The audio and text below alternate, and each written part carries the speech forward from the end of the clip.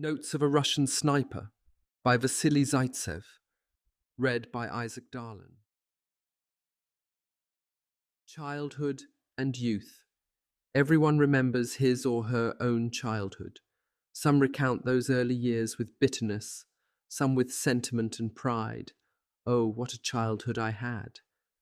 But I have never had the occasion to hear someone try to define when youth begins or ends.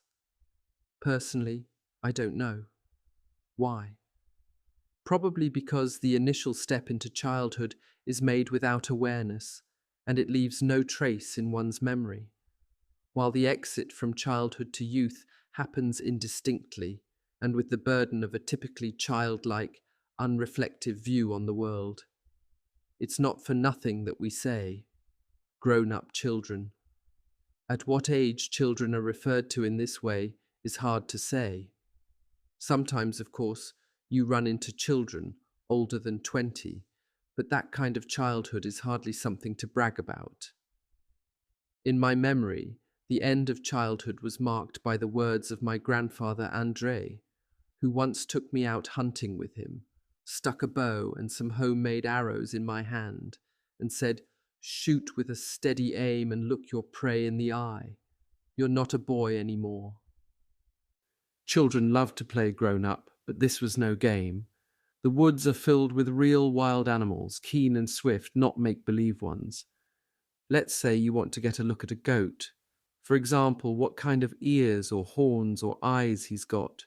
You must sit camouflaged in such a way that it looks at you like a bush or a scrap of hay.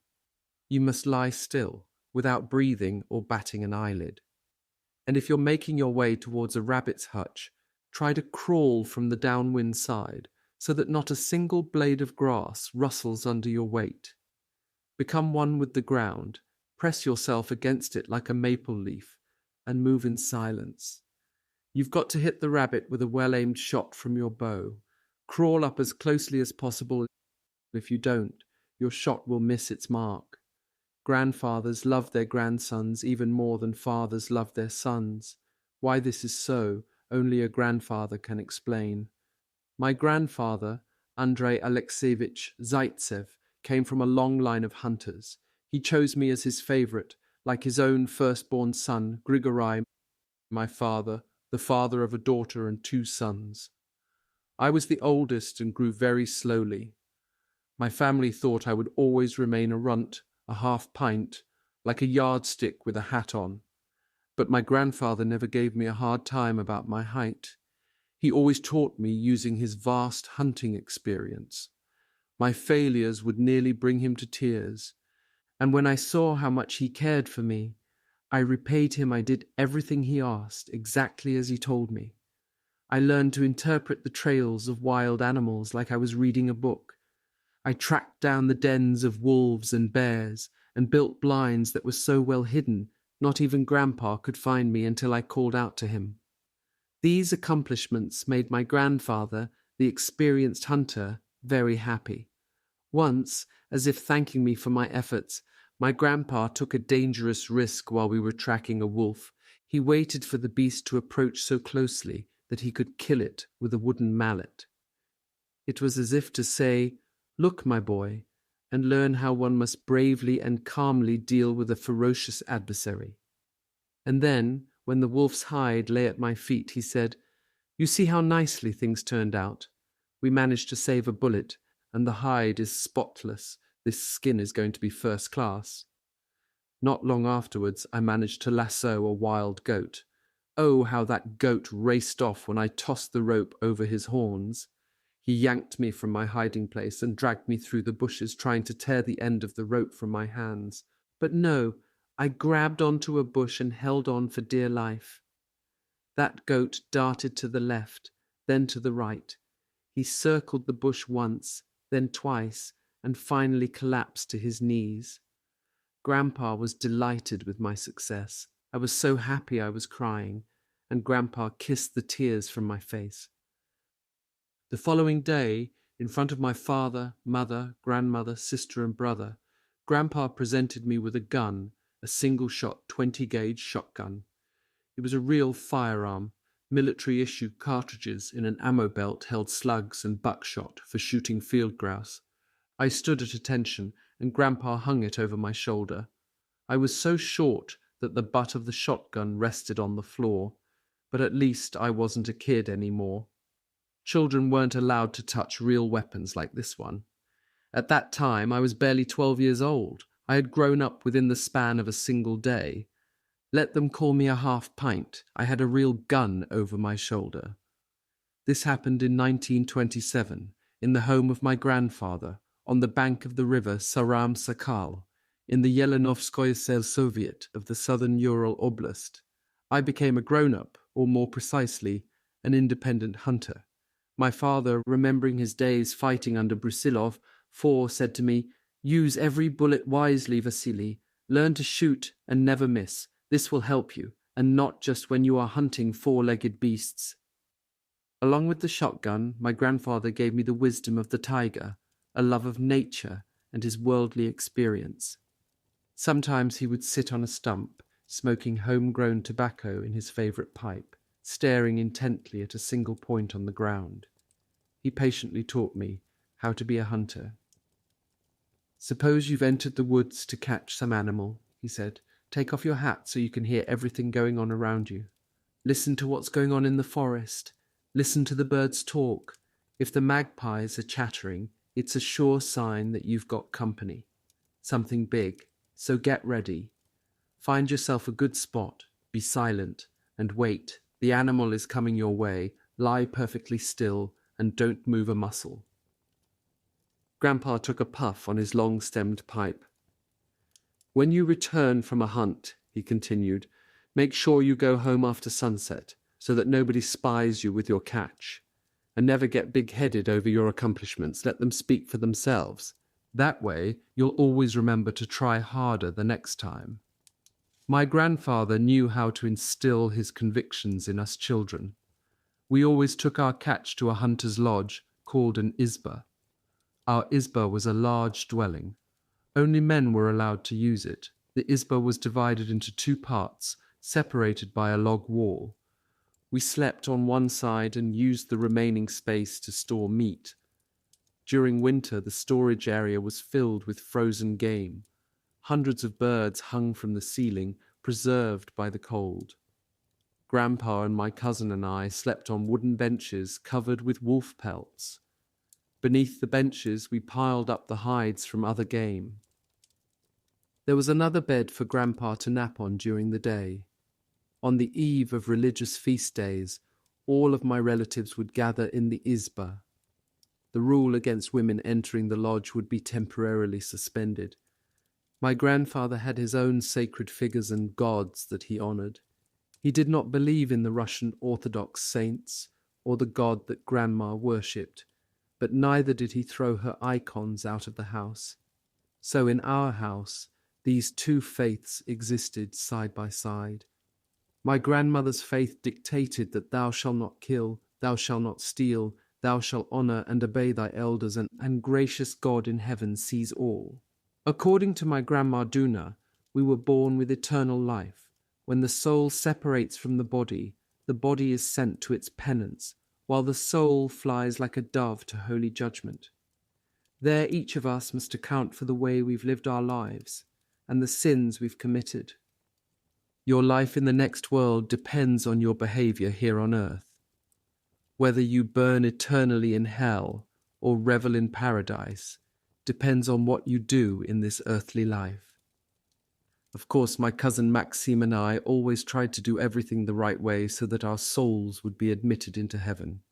Grandpa, however, saw things differently. He said to us, "Nothing can live twice, neither man nor animal. For example, today you bagged a goat, and you did an awful job skinning him. You ruined the hide with 2 big cuts." Grandpa would sometimes get angry and digress from his original line of argument. "If you ever do that again, I'll whip you so bad you'll still have the scars when you're as old as me." Maxime and I sat in the corner, holding our breath, as we knew Grandpa's character. He puffed on his pipe, then returned to the reasons behind his rejection of Grandma's religious beliefs. So you hung the goat's hide out in the cold, and every bird in the forest came to pick off the meat. Did you see any soul there? We sat in silence, blinking like two hamsters. Grandpa Andrew was working himself up into a proper rage. So all of a sudden you're speechless. Listen, this soul people talk about, have you ever seen one anywhere? I answered that we hadn't seen one. Well, Grandpa concluded, if you didn't see it, that means it's not there. There's skin, meat, and guts. The skin is hanging outside. The meat is in the soup, and the dog's got the guts for dinner. Remember, boys, the soul, the spirit, it's all make-believe. There's no spirits to be afraid of. A true hunter knows no fear, and if I ever see fear in your eyes, I'll whip your backsides. Cousin Maxime wore glasses and was always squinting. Maxime was 5 years older than me, but when we fought, I never gave in to him, and if I was losing, I would start scratching and biting. Maxime would back off, and Grandpa loved it when I stood up for myself. No matter what, I would always remain Grandpa's favorite. Nobody else in the family was allowed to punish me. Grandpa reserved that right for himself, but he would beat me for boasting, lying, being a telltale, or being a coward. My sister Polina often complained that we reeked like animals. She was right. In the winter-time, we spent more time in the company of wild animals than people. Our hands, faces, clothes, guns, traps, everything was smeared with badger oil. Even iron changed its smell after this treatment. We smelled like animals, and because of this, the animals of the forest were not alarmed by our scent. Every morning began with a command from my grandfather, always some piece of advice about how we were to comport ourselves in the woods. If you've caught a whole lot of rabbits in your traps and you can't carry them back in one trip, hang the remainder up in a tree. Of course, Maxime and I had been taught this long ago, but to interrupt Grandpa was strictly forbidden. We would leave the house at dawn, just as the sun was rising. Fresh, powdery snow crunched beneath our skis, the air pure and frozen.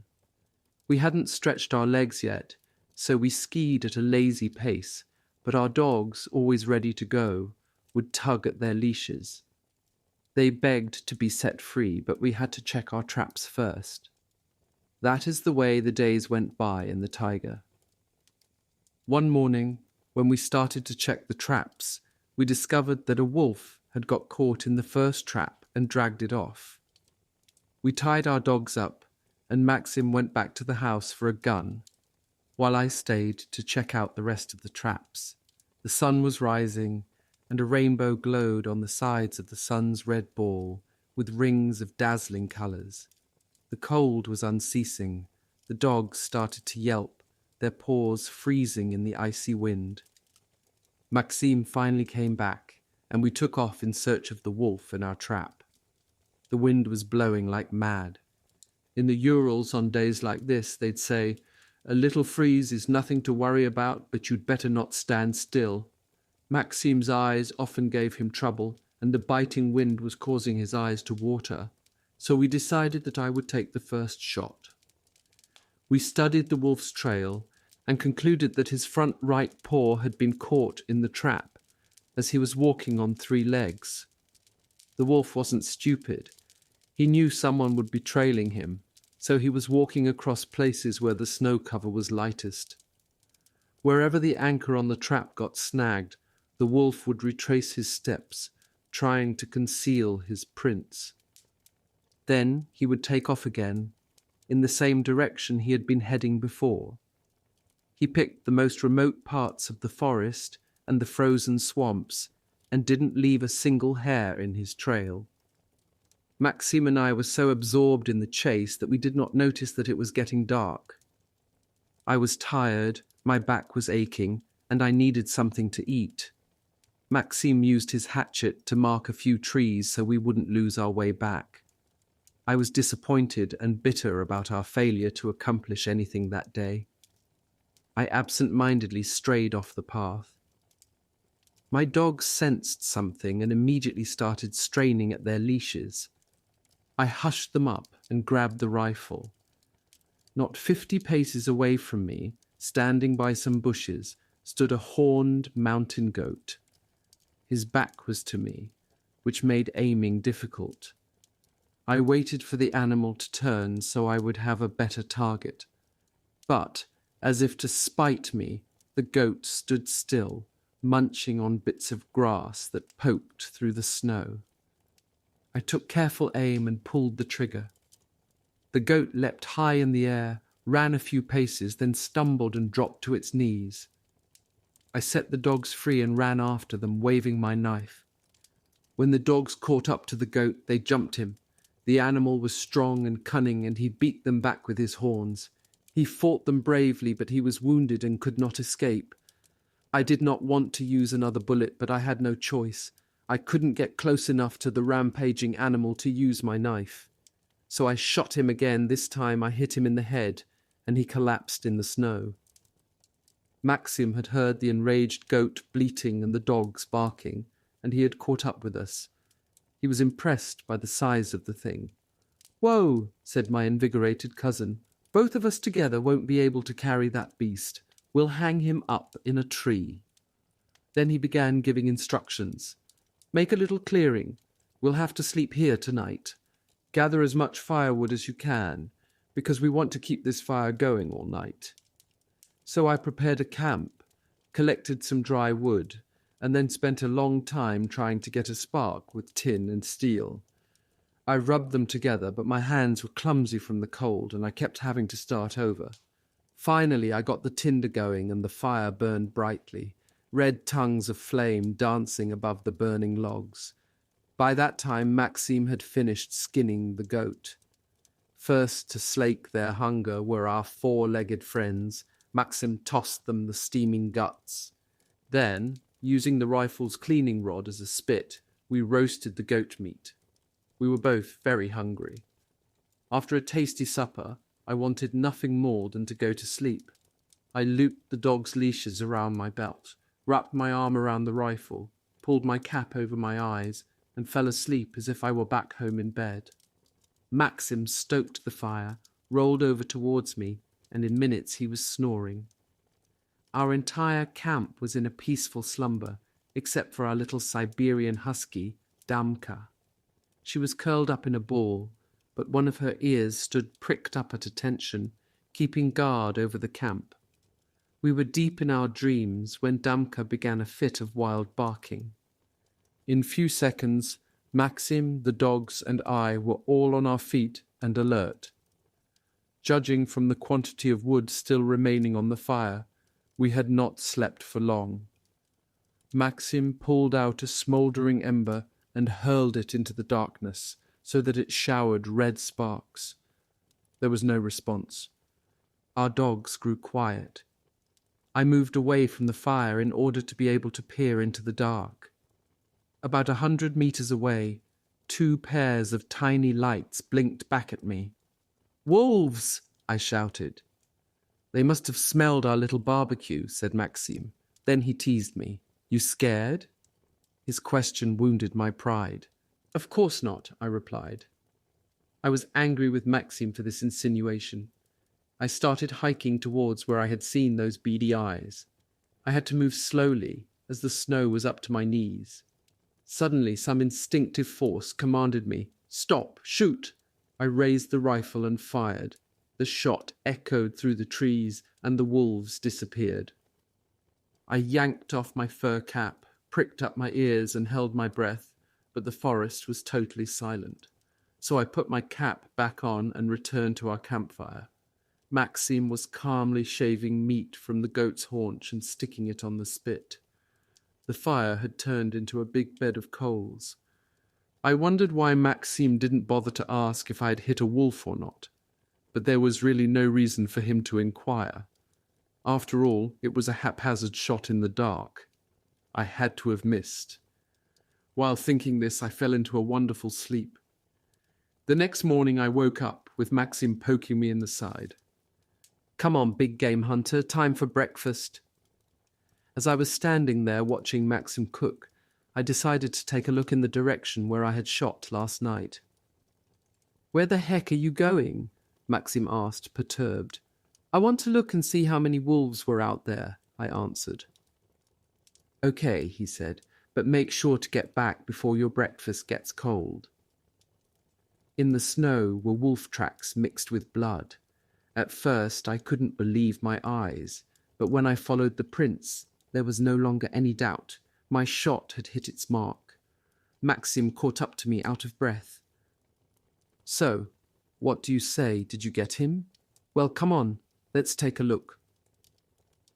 From where I stood, it looked like the nearsighted Maxim was following the trail with his nose instead of his eyes.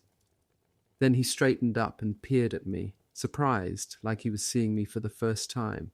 Nice job, cousin. That wolf's not going to get very far. We hiked over a rise, following the blood traces. Once we reached the top of the slope, we caught sight of the wolf. He was an old creature and was bleeding from his chest. He was lying motionless.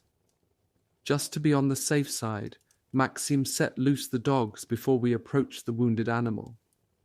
Damka circled the wolf and barked. The wolf showed no response. Maxim took a stick and hit the wolf hard on the tip of its nose, and the animal's body twitched and then stretched straight out. We still had to find the other wolf that had taken our trap. We set the dogs free, and in a couple minutes the forest erupted with barking. At first, Maxim and I thought the dogs were battling with a pack of wolves. But something strange was going on. The dogs were calling out to us, as if begging for us to come and help. We ran to them. Maxim had longer legs than I and reached them first. When I got closer, I couldn't believe my eyes. Maxim was holding a rope, the other end of which was hidden in a burrow. What could that mean? I wondered. This is the rope from our trap. The wolf's hiding in that burrow with the trap on his leg. Let's smoke him out. In half an hour, the wolf lay at our feet. We finished him off without the rifle, saving a bullet and preserving the hide. We did everything exactly like Grandpa had taught us. We returned home with our bountiful plunder, 2 wolf skins, a dozen rabbits, and a wolverine that the dogs had bagged by themselves. And surprisingly, no one in the family, not Grandpa, Father, Mother, Grandma, or my sister, acted in the least impressed. They looked upon what we'd been through as just an ordinary episode in the lives of 2 hunters. We had spent an entire night in the woods in bitter, freezing conditions, killed 2 wolves, and come back home. Nothing strange about that. And although one of the hunters was the notorious yardstick with a hat, nonetheless he was a good shot, and that meant he had the right to be called a hunter. And thus, without even noticing it, with a rifle slung over my shoulder, I crossed the threshold from childhood to youth. I had learned the art of tracking in the taiga. Later those skills would pay off in the struggle against the 2-legged predators who came, uninvited, to invade our motherland. Chapter 2. A sailor's shirt under a soldier's fatigues. Grandma had taught me to read and write. At the age of 16, I went to work as a construction worker on the Magnitogorsk project. While I was there, I finished my basic schooling and started taking accounting classes. In 1937, I was drafted. Despite my short height, I was admitted into the Navy's Pacific Fleet, and I was very satisfied with this. The blue and white stripes of the telnyashka have always been considered a symbol of courage and bravery. A sailor in his telnyashka stands out from afar. You can't lose sight of him, not in stormy seas or in a crowd of people. The blue and white lines seem to come alive and move, as if the sailor is wearing the ocean on his chest. Of course, a uniform shirt is merely external, just an object, but just try one on. Suddenly you want to straighten up and throw back your shoulders, and unless you're a pansy or some sort of sickly specimen, you immediately feel the urge to test your strength to do a couple of pull-ups or a few bench presses. And so it starts to have an effect on you.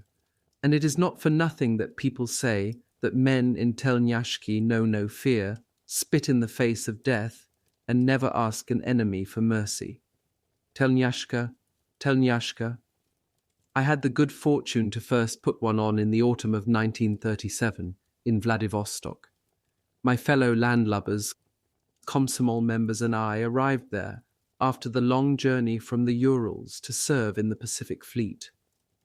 For a full 5 years I wore the Telnyashka with pride. I prepared myself for battle on the open seas, but ultimately I was called to fight on dry land. However, I couldn't leave behind my Telnyashka, so I kept its blue and white stripes hidden beneath my army fatigues.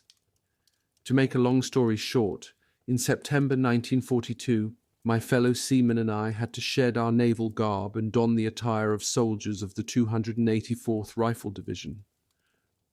My memory carries me off to the faraway shores of the Pacific.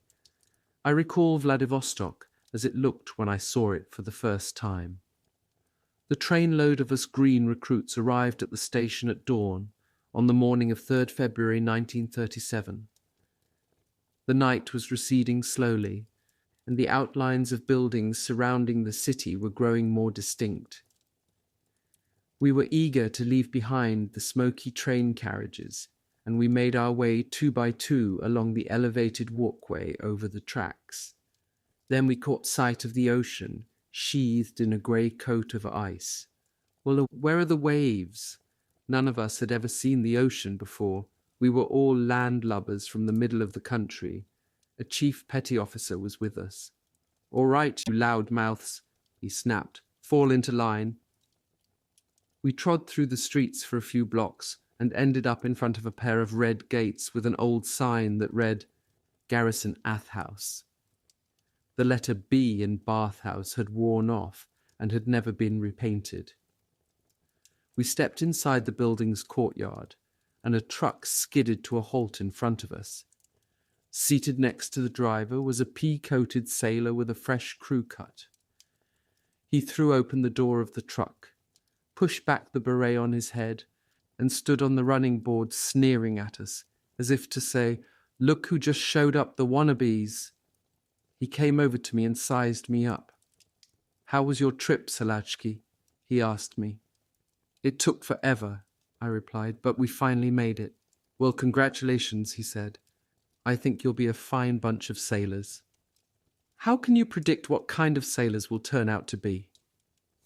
This was Sasha Grayezev, a friend of mine who was built like a gorilla. Sasha was a joker, just like the sailor standing on the truck's running board. "How can I predict?" the sailor mimicked him. "You sound like a real country boy, my friend. Just wait till they send you to the Guba, for then you'll get some education." "What's the Guba?" I asked, naively. "Oh, it's a special resort for seamen," said the sailor on the running board. "They only send a chosen few. If you'd like, I have a friend who can arrange a special 5-day vacation for you." "Just who is it I have the privilege of speaking with?" I asked the joker on the running board. The sailor pretended to be astonished and said to me, "You mean to tell me that on your way here from Khabarovsk, not one person bothered to inform you that your civilian clothes were to be handed over to assistant laundryman Nikolai Kuropi?" "Nikolai Kuropi, that's me." We listened attentively to this comedian, and because we didn't know any better, we joked with him as if he were not a couple of ranks our senior. "Okay," he said, "so it's not your fault. I'll have to give a good thrashing to the station master at Khabarovsk, that's all. But now I've got a job for you." He led us to the bathhouse and ordered, "Strip down to your skivvies." After a couple minutes, we landlubbers from the Urals couldn't recognize each other. Nikolai Kuropi carried off bundles of our suits, shoes and shirts. In his place appeared a chief petty officer, who introduced himself as Vasily Grigorovich Ilyin. Ilyin lectured us. "A sailor is nothing without his telnyashka, and yours will be issued soon enough. But in order for them to fit correctly, you first have to wash up and shave your heads clean as monks. Cleanliness is the mark of good health, and a seaman's strength." My comrades were handed electric razors. They started shaving each other's heads, Soon my hair was dropping in wisps by my feet. I felt a little sad. Farewell, dear youth. I was surrounded by the sounds of splashing water as my compatriots scrubbed themselves down. I did not have a basin, nor were there enough sponges to go around, so I wandered from bench to bench like a lost man. Everyone was shouting and splashing and having water fights, as if they were boys in school. I was left out and was feeling sorry for myself. I finally plopped down in a corner, assuming I would wait until the others finished. Then a skinny guy sat down nearby. His body looked withered and bumpy, like the twisted fibers of a rope. This fellow was named Okrim Vasilchenko, and he was Ukrainian. "Well, partner," he said, "we got to get washed up. Can you help me?" After the sauna and shower, Chief Petty Officer Vasily Ilyin handed me my telnyashka, and it really seemed that the shirt took a liking to my body. Those blue and white stripes really magnify your feelings of power and destiny. When you wear your telnyashka, it is like saying, "Let the seas rage around me, I will hold on and endure." Chief Petty Officer Ilyin was right about the telnyashka. It constantly challenges you to prove yourself. The war had been raging for over a year. After many requests to be sent to the front, I was finally included in a list of sailors to be transferred into the infantry. By that time, I had already reached the rank of Chief Petty Officer, which translated into the army equivalent of Starship Praporchnik, or Senior Warrant Officer. Along with the other sailors who had requested combat duty, I was loaded onto a train headed west. At last, to the front. What a long and tedious ride it was, the train's wheels clacking incessantly. I couldn't wait to reach our destination, and the slow progress of the train was infuriating. As we passed through the Urals, I remembered Grandpa teaching me to track, shoot, and camp out in the bitter frost under an open sky. But now was not the time to indulge in sentimental memories. Our country was in peril. To the front, and step on it. Suddenly the train was diverted into a dead-end siding at the Krasnofimsk freight station. There were shouts up and down the platform, "Everybody off!"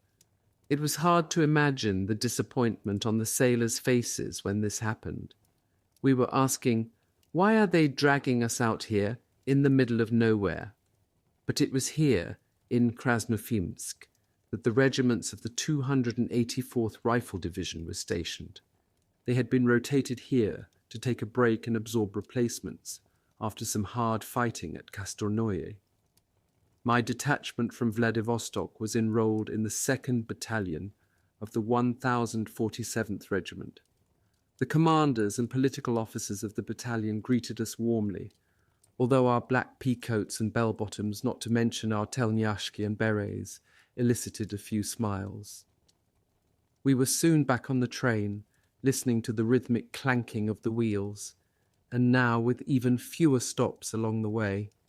Whenever I looked out the window, I saw the infinite oceanic expanse of the steppes.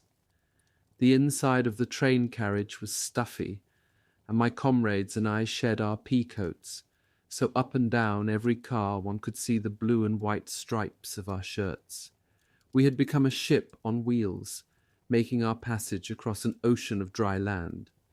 Ahead, a mirage made it look as if we really were heading into a stormy sea. Day, then night, then day again. Russia is a vast country. We wanted the train to hurry up. We wanted to get into action as soon as possible. But it wasn't to be. The train was brought to a halt. Somewhere up ahead, between us and our destination, Luftwaffe bombers had knocked out a bridge. We streamed out of the railway carriages and peered into the distance. We waited an hour, then 2, then 3. Out there somewhere, on the very edge of the steppes' expanse, something was raging, but exactly what it was we couldn't make out. 1 minute, black clouds would totally obscure our view, and the next minute a beam of light would break through, and the sun seemed to split apart into fiery fragments. That night we marched through the fields instead of taking the roads to minimize the possibility of air attack. The reference point visible to all, the hellish fires at the edge of the steppe, gave us the sensation of walking toward the edge of the world. But those fires were Stalingrad. As morning approached, the sun obscured the red of the flames on the horizon, but the dark crimson clouds became thicker.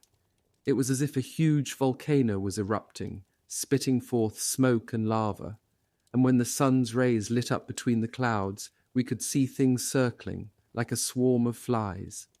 Our company commander, Starship Lieutenant Bolshapov, handed me his binoculars.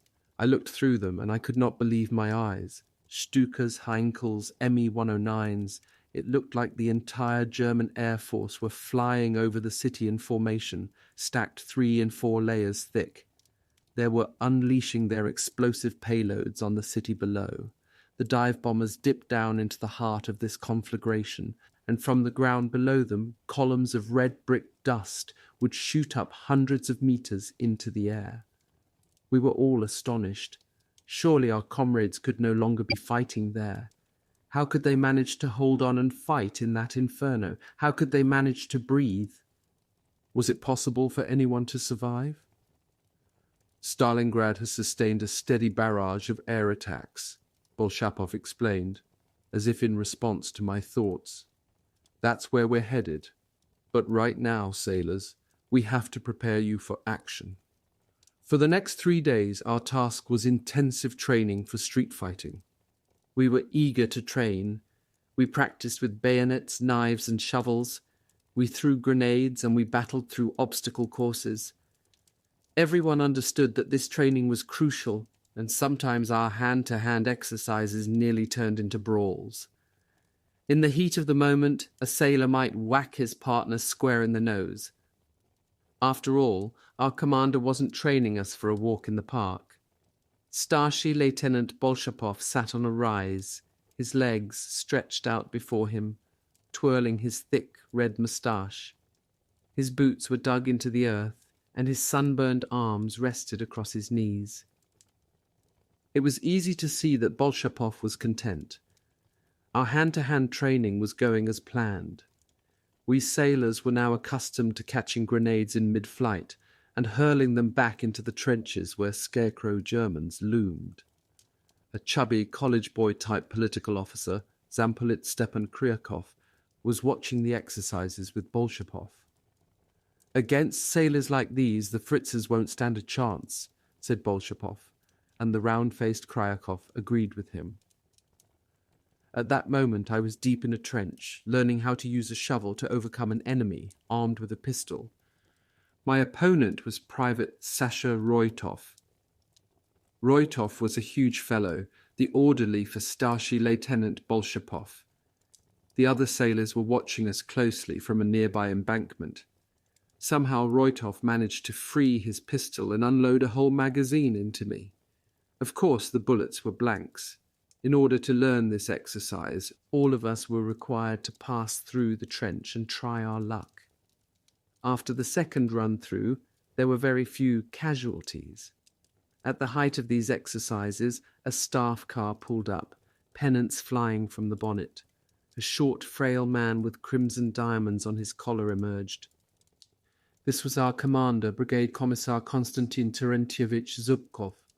He was calmly smoking a papyrosa, 7, and looking over towards the center of a circle of soldiers and sailors, where 2 men were battling it out.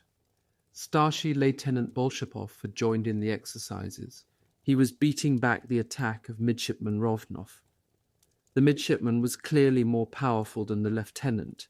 The midshipman was much taller, and he had about a 6-inch advantage in reach.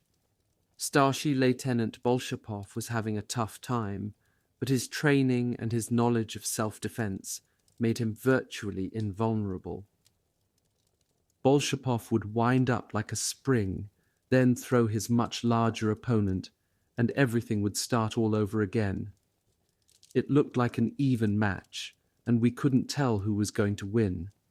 The seamen were rooting for their midshipmen, but the infantrymen were confident that the sailor didn't stand a chance of overcoming Starship Lieutenant Bolshapov.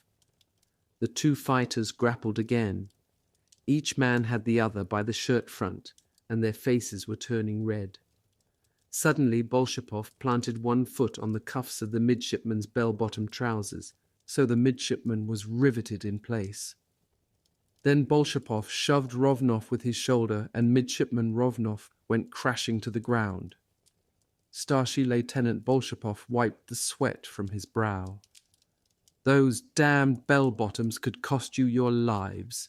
Starship Lieutenant Bolshapov then noticed the brigade commissar watching and called the company to attention. "At ease, men," said Zubkov. "Haven't you received your army uniforms yet?" Bolshapov wanted to spare us from the brigade commissar's wrath, but he had no choice except to make a truthful report. "These seamen have been issued fatigues, sir. They just haven't got around to changing yet." Everyone waited for the brigade commissar's response. He puffed his papirosa, blew a ring of smoke, and regarded us in silence. We wondered what he was waiting for, but no one dared to speak. Finally, the commissar flicked the ash from his papirosa and said, "So you're sorry to have to part with your navy get-ups, huh? But what about your warships, which were your home for so long? Did you want to leave them?" The brigade commissar's face had turned white, and his left hand clutched at his belt. Then he resumed, answering his own question. "You eagles have flown out of your nest. You've flown away, but you haven't been forgotten. Your old commanders are all thinking about you. They sent you here as proud sons of the Pacific Fleet, men of heroism and discipline. So where's your discipline now?" We stood silent and resentful, but we understood that the brigade commissar was correct. In the distance, Stalingrad was ablaze. Black smoke was rising in plumes above the city. Artillery pounded the earth, and enemy planes were bombing the city mercilessly. The emergency we faced made our obstinate pride in our navy uniforms irrelevant. Within an hour, we were transformed into Red Army infantrymen. The uniforms fitted badly and were very uncomfortable, but at least we kept our telnyashki on underneath the army fatigues. Chapter 3. The crossing. We boarded the trucks and prepared to move. The 2nd Battalion commander, Kapitan Kotov, was a stocky fellow with a pale complexion, blonde hair, and watery blue eyes. He was standing with his bandy legs wide apart, keeping his eye on his watch. A few meters away stood a small group of soldiers, the messengers from each company. I stood among them. I was the newest messenger for the machine gun company. We were discussing Kapitan Kotov. We had not yet served under him, and none of us really knew what kind of officer he was. Kotov was concerned with getting the trucks loaded on time, and he barely noticed us. All of us messengers were about the same age, so we felt like equals. After we finished loading the trucks, the captain and a nurse climbed into the lead vehicle. We were left with no superior ranks around, so I decided, as the most senior non-commissioned officer in our group, that I would take command. The first thing I thought to do was to break down our group into its respective units. "All right, get in the trucks," I bawled out. "I'll be in the number 2 vehicle. If you're late, you've only got yourself to blame. This is no drill. This is the real thing." A private named Pronishev took the seat next to me. He commented with a snicker, "Chief, you've never been in combat, but you're already scaring the rest of us." This man's words got under my skin. I was flustered and extremely angry. I shouted at Pronishev to fall in. Pronishev and I got stuck with the worst seats in the truck, sitting next to the rear tailgate, so that we were covered with red dust from the road. I was still angry at the Fritzes, at Pronishev, and especially at the fact that I was stuck being a messenger. I was angry at the world. Pronishev cleared his throat. "Look, Chief," he said, "don't get bent out of shape." Pronishev was a Siberian from a collective farm near Vladivostok. He was a typical country boy, and had a big Adam's apple that rose and fell as he spoke. "I didn't mean to get your goat," he said. "I'm just tired of hearing people talking about things they don't understand. For example, my profession is driving a tractor. Let's say I started lecturing a pilot about how to fly his plane. That would be ludicrous, eh? As for our job, I'll tell you about being a messenger. Everything is always out of control. Everything is turned upside down. You don't know who's who or where your side is or where the enemy is. What's a messenger supposed to do? Where do you run? When your side's retreating, that means everyone withdraws together. Soldiers help each other to reach safety. But the messenger is always alone." The dust from the road was making Pronyshev's voice grate. He cleared his throat and continued. "For example, at the Battle of Kostonoye, I took a message from regimental command through the forest to 2nd Battalion. I managed to deliver it successfully. Then while I was heading back, some Fritz motorcyclists cut me off. Thanks be to God I saw them before they saw me. What could I do? I rolled a couple of grenades in their path and blew them off the road. But I couldn't stop to congratulate myself. I had more communiques to pick up, so that's our job. In battle, you've got to be your own commander." I shut up. What could I say? Here I was, a greenhorn who had never seen action, and I had been stupid enough to belittle the messenger's job, which was vital and dangerous. I remembered my early days in the Navy and the first test of conscience I had there. It was a March morning in 1938, a bright day in spring, and Vladivostok's Bay of the Golden Horn was sparkling in rainbow colours, but I was feeling bitter and frustrated. The reason was that my career goal in the Navy had been to become a mine layer or a torpedo man, but instead I had been assigned as an accountant and payroll clerk. In the hope of being reassigned, I would deliberately make my handwriting illegible and make grammatical errors. For this, I was punished by being given extra forms to fill out. My commanding officer, like me, was named Zaitsev, Dmitry Zaitsev. I was bored and decided to play an adolescent joke, of the type I should have grown out of in high school. While drawing up a claims form, I surreptitiously changed the name of Rammer Discharger, for the turret of a battleship, into a certain unprintable word. I gave the form to Lieutenant Zaitsev for his signature and forgot about it. I thought that was that. But the following day, my little trick blew up in my face. First off, my conscience grew into a heavy weight. I was paralyzed, thinking that command would discover my prank and that Lieutenant Zaitsev would be held responsible for it. This was no minor infraction either. I had openly mocked the authority of a commanding officer. Day passed into night. I didn't know what to do with myself. I wandered, depressed, back to my bunk. When you've got a guilty conscience, other things start screwing up, and that annoys you even more. That night, the soldier on guard duty woke me up twice for failing to lay out my uniform correctly. I couldn't sleep and left the barracks before reveille, totally forgetting that this was against the rules. On my way out of the barracks, our petty officer intercepted me. "What are you doing up, sailor? Reveille's not for 20 minutes. Once again, stupidly, I decided to deceive a superior.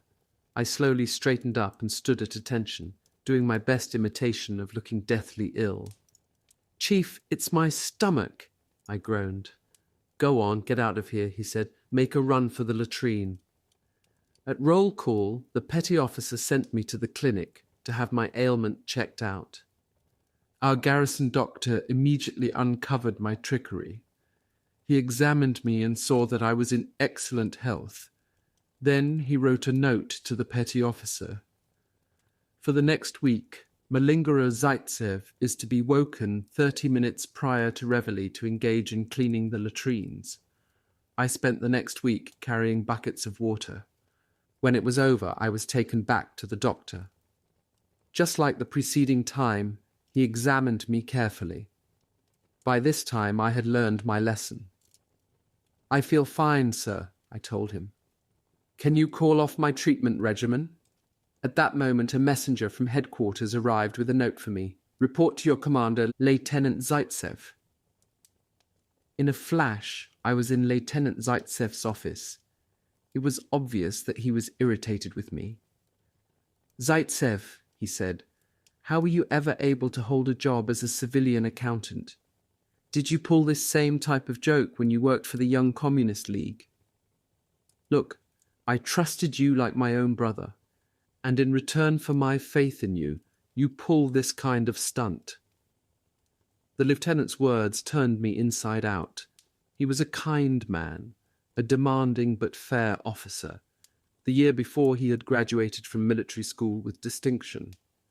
Because he had been an exemplary student, he was sent to command our section. Now he was being transferred to another unit, a demotion for his apparent negligence on the job. Here's why I'm being shipped out, he said. He laid a claim form on the desk. It was the form I had used for my prank. I recognized my handwriting. This affair is going to have a pretty sad ending. What an idiot you are, Seaman Zaitsev. I wished the earth would have swallowed me up so I could have disappeared. I apologized profusely and begged for the harshest punishment. The lieutenant regarded me closely. I'm not going to punish you, Zaitsev. Let your conscience do that.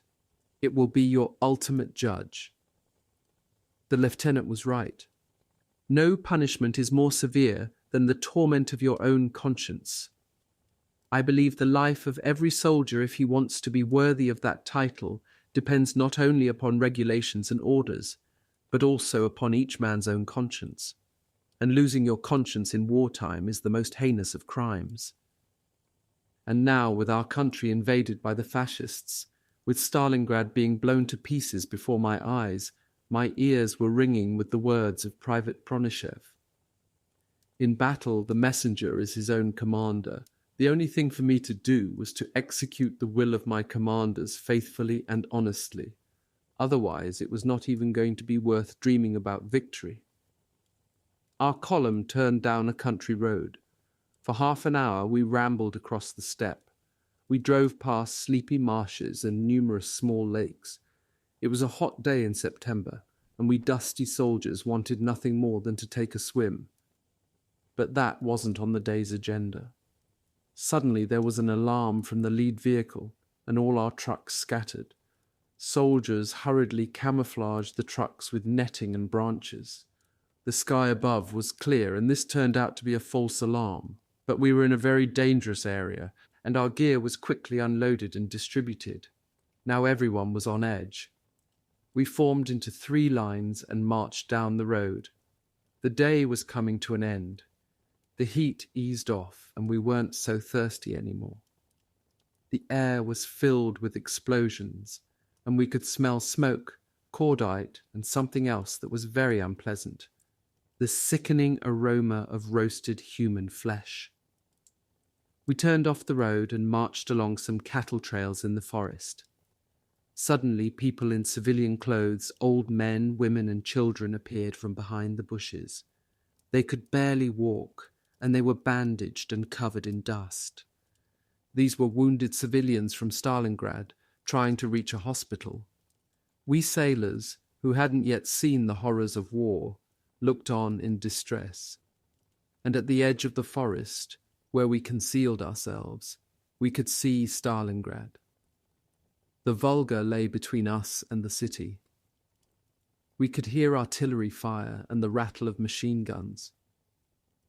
German aircraft, much closer now than those we had seen before, were relentlessly bombing the factory district.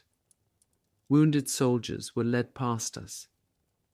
We wanted to ask them about the battle, but their appearance spoke for itself. They walked like zombies, moaning and groaning, and their columns led by a nurse or medic. Then we saw a sailor among them.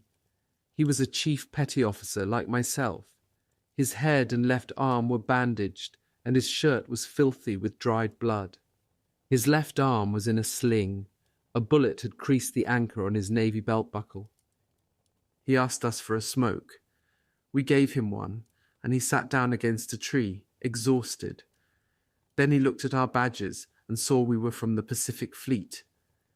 "Do any of you guys know Sasha Lebedev? He's my brother." "We have a guy by that name," replied Okhrim Vasilchenko. "Maybe," said the wounded sailor, "it's just another fellow with the same name." Obviously, the wounded sailor did not want to risk getting his hopes up and then being disappointed. "This Sasha plays the accordion, and he's got a fantastic voice," said Okhrim. "Yeah, that's him," gasped the wounded sailor. He was very fatigued, but he managed to drag himself back to his feet.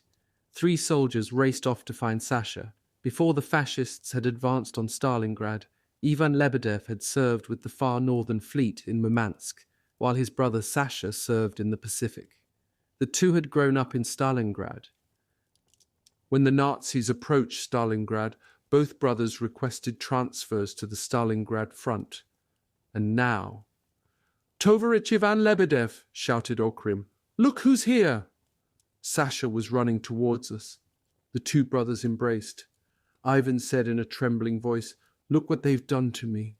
I can't even hug my own brother." It was then that he held up his bandaged arm, and we saw that his left hand and forearm were missing. The rest of us crowded around them. "What's it like in the city?" Okhrim asked. "It's rough, but we're holding." Ivan Lebedev looked at the sailors gathered around him. "We're going to hold to the end, brothers. We're going to make it through, honest. Don't worry about my arm. We made the Fritzes pay for it." He slid back into a sitting position, exhausted. "We're stationed by the Krasny Oktyabr factory," he continued. "We're fighting for every street and house. Everything is engulfed in fire. The Germans are using flamethrowers. Sparks shower down everywhere. They fall inside your collar and set your clothes on fire. There's places where it hurts to breathe." Ivan Lebedev winced as his wounded arm brushed against the tree. Then he continued, "I saw a Fritz officer pull out his pistol and draw a bead on our commander. I jumped the guy, but he got a shot off and hit my arm before I could finish him with my knife. After I took out their officer, the Fritzes got confused and our men charged. We were able to push them back." Ivan Lebedev fell silent. To us, it seemed as if we had been there ourselves, living through this combat with him. I didn't notice, but Brigade Commissar Zubkov had been leaning against a tree, listening to Ivan Lebedev's account with the rest of us. He shook Lebedev's hand. "Thanks for your story, Tovarich Lebedev. You've given these volunteers an idea of what to expect." The brigade commissar noticed that some of us had shed our fatigue shirts in favor of the telnyashki. Starship Lieutenant Bolshapov tried to make an excuse for us. "Right up until dark, Tovarich Brigade Commissar, they were soldiers, now they've turned back into sailors." The commander ruminated a bit. "In ancient times, Russian soldiers put on fresh clothing before going into battle. Let them wear what they wish." We walked down to the banks of the Volga and lay down on the warm sand next to the water. The battle across the river had exhausted itself for the moment, and things were peaceful, almost like a normal autumn evening. The Volga was rolling over and sifting tiny stones on the shore, and the pebbles rustled as if they were whispering to each other. This brief reverie was shattered by streams of large-caliber machine gun fire shooting off in all directions from Mamayev Hill. We watched a stream of tracer bullets as they tumbled into the middle of the river. "We don't need to worry yet. We're out of range," said Okhrim Vasilchenko. By the mooring across the river, the two sides were exchanging fire. Near some large petrol tanks, submachine gunners were at work, their weapons tapping out a steady rhythm, while from a ravine across from the fuel tanks, you could feel the earth trembling from exploding shells. Overhead, we could hear the rumbling of German night bombers. They were trying to hit the moorings, but the majority of their payloads fell into the river, and with every detonation, a wave of hot, steamy air washed over us. This was the soldiers' worst nightmare, to be attacked and to be unable to return fire. Okhrim Vasilchenko couldn't keep still. He tossed and turned, then growled, "What are we waiting here for? We should be crossing now while it's dark. If we wait for the sun to come up, we'll all be sitting ducks." Starship Lieutenant Bolshapov overheard him. "We'll be deployed across the river as soon as our supporting units arrive," said Bolshapov. "So what's your hurry?" We fidgeted in silence. The city truly looked like a smouldering and sulphurous hell, with burned-out buildings glowing like red coals, and fires consuming men and machines. Profiled against the glow of the fires were soldiers on the run. Were they theirs or ours? None of us could tell. A wagon train of horse-drawn carts from the 2nd Battalion approached. The carts were overloaded and bogged down in the sand. The horses were so tired that they were collapsing in their traces, and they were too exhausted to tear the wagons free. A company of machine gunners came up and helped to pull the carts out of the sand, so the wagon train could continue on towards the moorings. A tugboat pulled up with a barge lashed behind it. The barge's hull had been heavily damaged by shrapnel. We quickly loaded the wagon's contents onto the barge. Our machine gunners prepared their weapons for battle, and in the center of the barge they stacked up boxes of ammunition, so they would be ready to deploy as soon as we reached the shore. A sergeant was loading boxes into the hold, which was filling up with water. The boxes were full of canned meat from America. It was the second front after all. The sailors laughed at the sergeant. "What are you doing, Sarge? The second front is going to drown down there." Hand pumps had been rigged at the front and back of the barge, and sailors were busy pumping out water, which was seeping into both ends of our craft. The barge had so many holes in it, it had to be pumped out constantly, or it would have been sure to sink. Below decks, sailors were busy caulking leaks, and there was a chorus of hammers tapping. When we finished loading and the hammering stopped in order to maintain silence for our passage, the tugboat's motor started up with a muffled sound. It shook. The tow rope was yanked taut, and the barge creaked forward with a shudder, like a tired old horse. Tiny waves rolled against us, lapping gently against the barge's iron hull, then dissipating with a swish. The opaque darkness was like a blindfold, and all of us were anxiously peering ahead, trying to make out what was in store for us. You could hear the lap of oars to port and starboard, as sailors in small boats ferried men and equipment across the water. Sailor's luck was with us that night. The crossing went off without a hitch. Every one of us sailors from the Pacific Fleet made it across the Volga, towards the fire-spitting ruin of Stalingrad. This took place on the night of 22nd September 1942. Chapter 4. First combat. The tugboat's bow slid into the sand of the opposite shore. Its motor puttered for the last time and then fell silent, water continuing to gurgle astern. So we had made it the long-awaited left bank. A flare flashed overhead. Its bright light sent a reflection across our steel helmets, and we all froze. I cannot describe the feeling we had looking at each other as we waited to be hit with a fusillade. Fortunately, nothing happened. The flare went out, and the shore came back to life. By about 5 that morning, our entire 284th Rifle Division had crossed the river. I still can't understand why the Germans did not fire a single round at us as we crossed the Volga. Perhaps it was because the night was exceptionally murky, and we had been careful not to betray our presence with unnecessary sounds or movements. Perhaps they thought that we had given up sending in further reinforcements. More likely, the Germans simply let their guard down, presuming that the Russian army at Stalingrad was already broken, and that among the city's ruins there only remained isolated bands of kamikaze communists. The Nazis must have believed that all that remained for them to do were a few wipe-up operations, and the Red Army in Stalingrad would be kaput. Anyway, I will never know why or how, but the fact was that our division succeeded in crossing without a single casualty. Now there was no longer any doubt we would soon enter the battle. The baptism of fire for us sailors was going to commence on dry land in a devastated city. Who would begin it, and which of us would survive to see to the end? I was resigned to whatever was going to come. I had been repeating to myself that I was not going to retreat, even if I was staring death in the face. I knew that my comrades from the Pacific Fleet were thinking the same thing.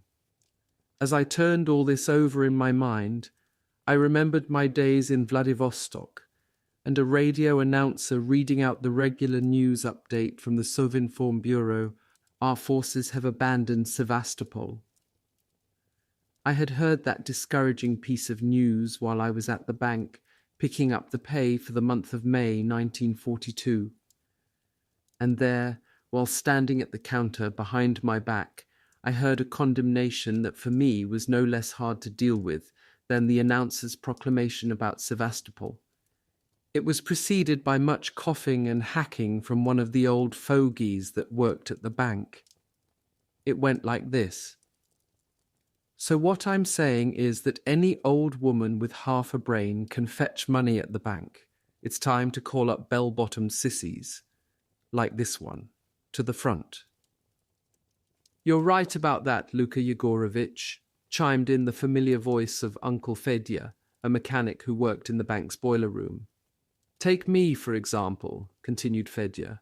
I hold 2 different positions, so on top of my job here, the upkeep of an entire bathhouse rests on my shoulders. What if the boss were to ask me, Fedya, to hop over to the bank and pick up paychecks for the staff? What's so hard in that? They shouldn't hand these loafers women's work, I tell you.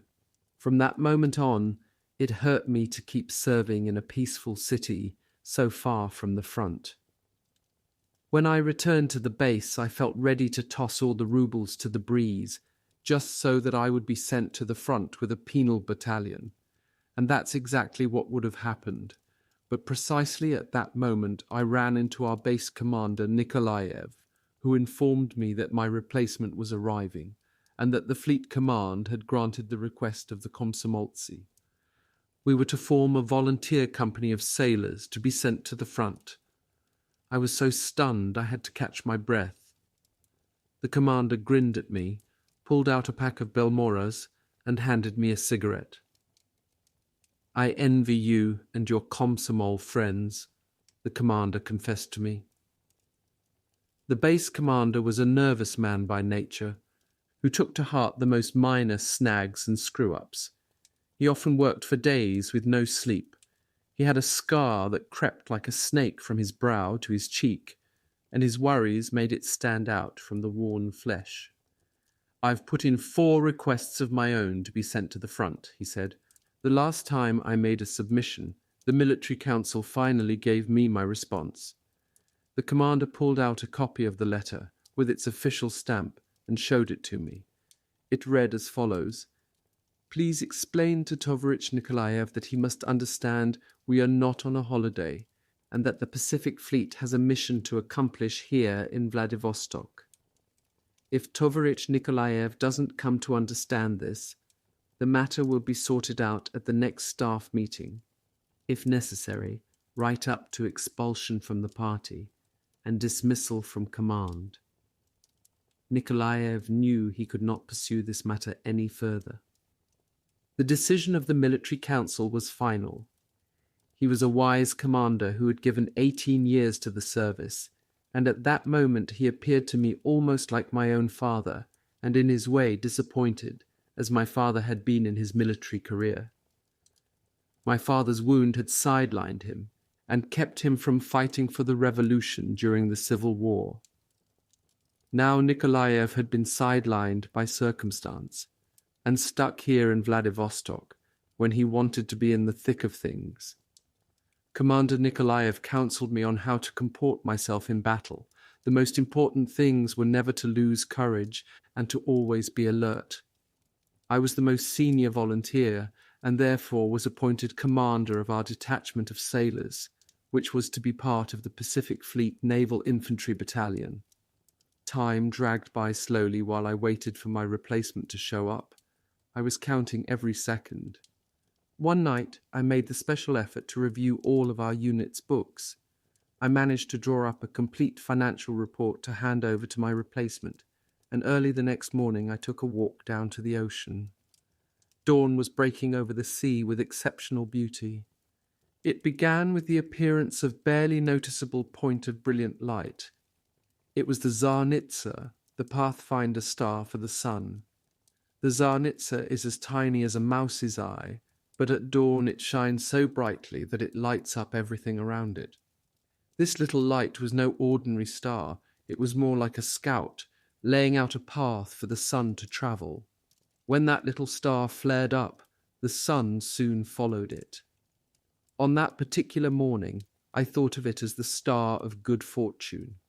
As the sun rose, the flowers, the trees, the birds singing, and the peaceful grazing animals, every living thing I saw was rejoicing and turning towards the sun.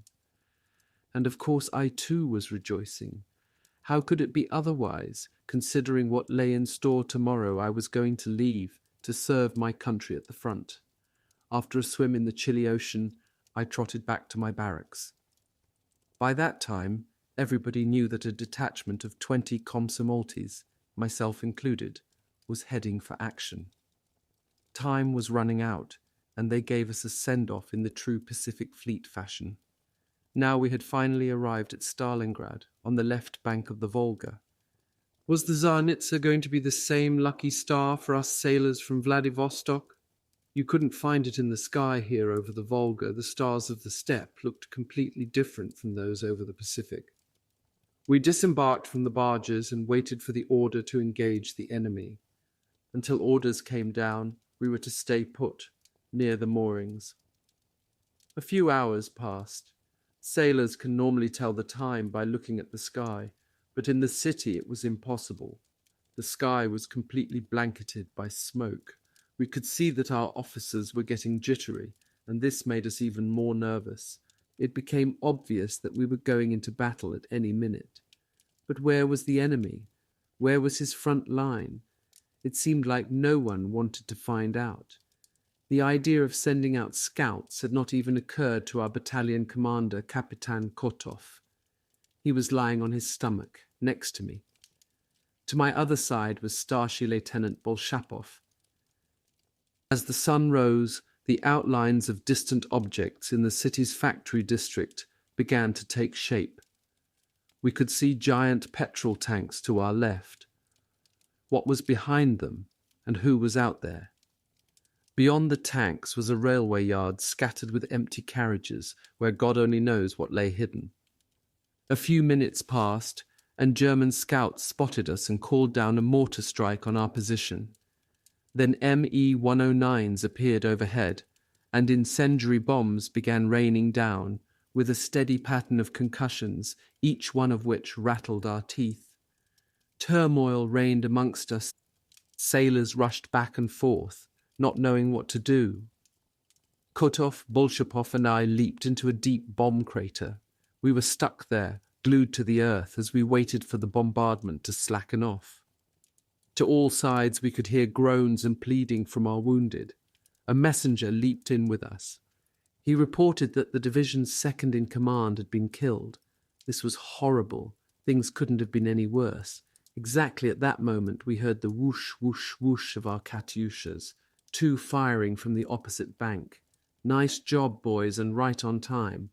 We could see the Katyushas pulverizing the Fritz's mortar batteries, with Fritz's being blasted into the air as each salvo hit the ground. What a sight this was! The yellow flames of the Katyusha's explosions, then men and pieces of men thrown into the air in every direction. Starship Lieutenant Bolshapov ran up a rise and raised his pistol. He shouted, "Rodina!" He dashed towards the huge petrol tanks where the Fritz machine gunners had taken up positions. It was as if a spring had shot me to my feet. I don't recall how, but I ended up at his side. I urged my fellow sailors to follow me. Our line, which had been wavering, suddenly pulled back together. Every one of us leapt to our feet. Our fear and hesitation had been eradicated. A united attack can embolden even the most timid. The Fritzes opened up with machine gun fire from our left. Their machine gun nests were well camouflaged, somewhere in the ruins by the Dolgi ravine. Our waves of advancing sailors dropped to the ground, and the attack stalled. Starship Lieutenant Bolshapov ordered me to run up to the shattered buildings and take out the machine gun nests with grenades. I obeyed his orders at once, without hesitation. Fortunately, the enemy fire flew past me, leaving me unscathed. As soon as the German machine gun fire was halted, our sailors again leaped to the attack. When the Fritzes caught sight of us and realized we were close to outflanking them near the petrol tanks, they called in another artillery strike. They were able to commanding officer ordinate it with an airstrike by the Luftwaffe. The German incendiary bombs lit a huge fire, and the petrol storage tanks began exploding. Everything was showered with burning fuel. Above us were gigantic tongues of flame, dancing with a deafening roar. Another minute, and we would have been turned into so much smoked meat. The soldiers and sailors who were engulfed in flames ripped off their burning clothes, but none of us halted our advance, nor did we drop our weapons. An attack of naked, burning men, what the Germans must have thought about us, I can only guess. Perhaps they took us for demons, or maybe saints that not even flames could stop. This might explain why they abandoned their positions and ran like rabbits, without even looking back. We beat them back from the road adjacent to the petrol tanks, and they didn't stop running until they reached the city's westernmost avenues. We took cover among the tiny freestanding houses that lined the street. Somebody threw me a tarp to cover myself. We stood around naked, some with tarps draped over us, waiting until new uniforms were brought up. A bunch of naked Russian soldiers had come through their baptism of fire. Metalev, our commanding officer, directed our fire towards 3 targets: the metalworking factory along the Dolgi ravine, the city's ice house, and Mamayev Hill, which long ago had been a cemetery. In the Dolgi ravine, we made contact with a machine gun company from Rodimtsev's 13th Guards Division. They had been decimated by fierce fighting at the city centre. German planes continued to circle above. Some Me-109s were hitting the Krasny Oktyabr factory and the northern slopes of Mamayev Hill. They were using incendiary bombs on other targets as well, and in some areas the earth was on fire. The air had been superheated so that our lips cracked from the scorching temperatures. Our mouths went dry, and some men had their hair fused together into a mass no comb could separate. Our battalion commander, Kapitan Kotov, was happy because our first advance was successful. The petrol tanks had been taken, and we now occupied a nearby, unfinished red brick house. We had captured the metalworking factory's office, and were inside the factory itself, fighting for its huge workshops, as well as those of the adjacent asphalt factory. Command gave us a breather. I looked around, and in every direction I could see the city burning around me. Flames were rising over homes, over the metalworking and asphalt factories, and in the distance, over the tractor factory. I ran my hands over myself. It was a reflex action. I was checking for bullet holes. Above me, a thick black column of smoke was rising high into the air. It moved noiselessly along the shore to the west. Like a black veil, it drew tight around Mamayev Hill and completely obscured the fighting there. The smoky clouds sank ever closer to the earth. The smoke crawled into the ruins of the buildings and into basements underground. It seeped down into the trenches and pushed away the breathable air. Rain was drizzling down, and the smoke drifted through the rain and out towards the Volga. German aircraft continued their bombing runs. At first we hid among the ruins, in craters and at the base of stone walls. None of these provided enough protection, so we ran across to the plant's farthest workshop to take cover beneath tables supporting presses and lathes. The bombing and artillery exchanges stopped again, and we were once more on the attack. Hand-to-hand combat ensued, hundreds of men locked in mortal struggle. I saw the sailors around me wrestling with the Germans. Suddenly a big German was on top of me. He hit me with the butt of his gun. Fortunately, the blow glanced off my helmet instead of my face. This was where our training on the other side of the river came in handy. I slipped behind him and got my arm locked around his neck, then managed to choke him while he thrashed around trying to shake me off, like a buffalo trying to dislodge a tiger from its back. Finally, the Fritz stopped struggling, and I smelled something foul. He had shit himself at the moment of death. The enemy soldiers melted away, and there was another lull in the fighting. We inspected the ruins of the metal-working factory everywhere. There were heaps of brick and twisted metal. Suddenly I spotted a young girl, very thin, with feeble legs that were scraped and bleeding. She was in a torn blue dress too big for her, and on her bare feet she wore little red boots that were ripped like her dress. She was walking at the head of a line of our wounded soldiers, leading them through an abandoned ravine toward one of our aid posts. A shell burst nearby, and fragments and clumps of dirt showered the wounded men. Then the Nazis' explosive bullets began whizzing by. The Fritzes were targeting our wounded, but the little girl just kept on leading them, ignoring the danger. I took cover and fired off the entire drum magazine of my submachine gun in the general direction of the fascists. I will remember the courage of that little girl as long as I live.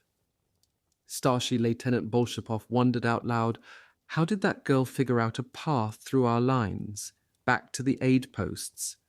What if the Fritzes discovered the path and were able to outflank us from the rear? Bolshapov ordered me to go with Sasha Roitov and find out where the path led, and to see if the fascists would be able to use it to infiltrate our lines. We grabbed our submachine guns and a few grenades each and ducked into the ruins. I was in the lead, with Roitov behind me, lighting our path with his torch. We stumbled through the destruction and ducked beneath the bent girders. We approached a massive steel door, opened it, and were immediately choked by the reek of kerosene, along with some other heavy, unidentifiable stench. Roitov covered his face with his shirt.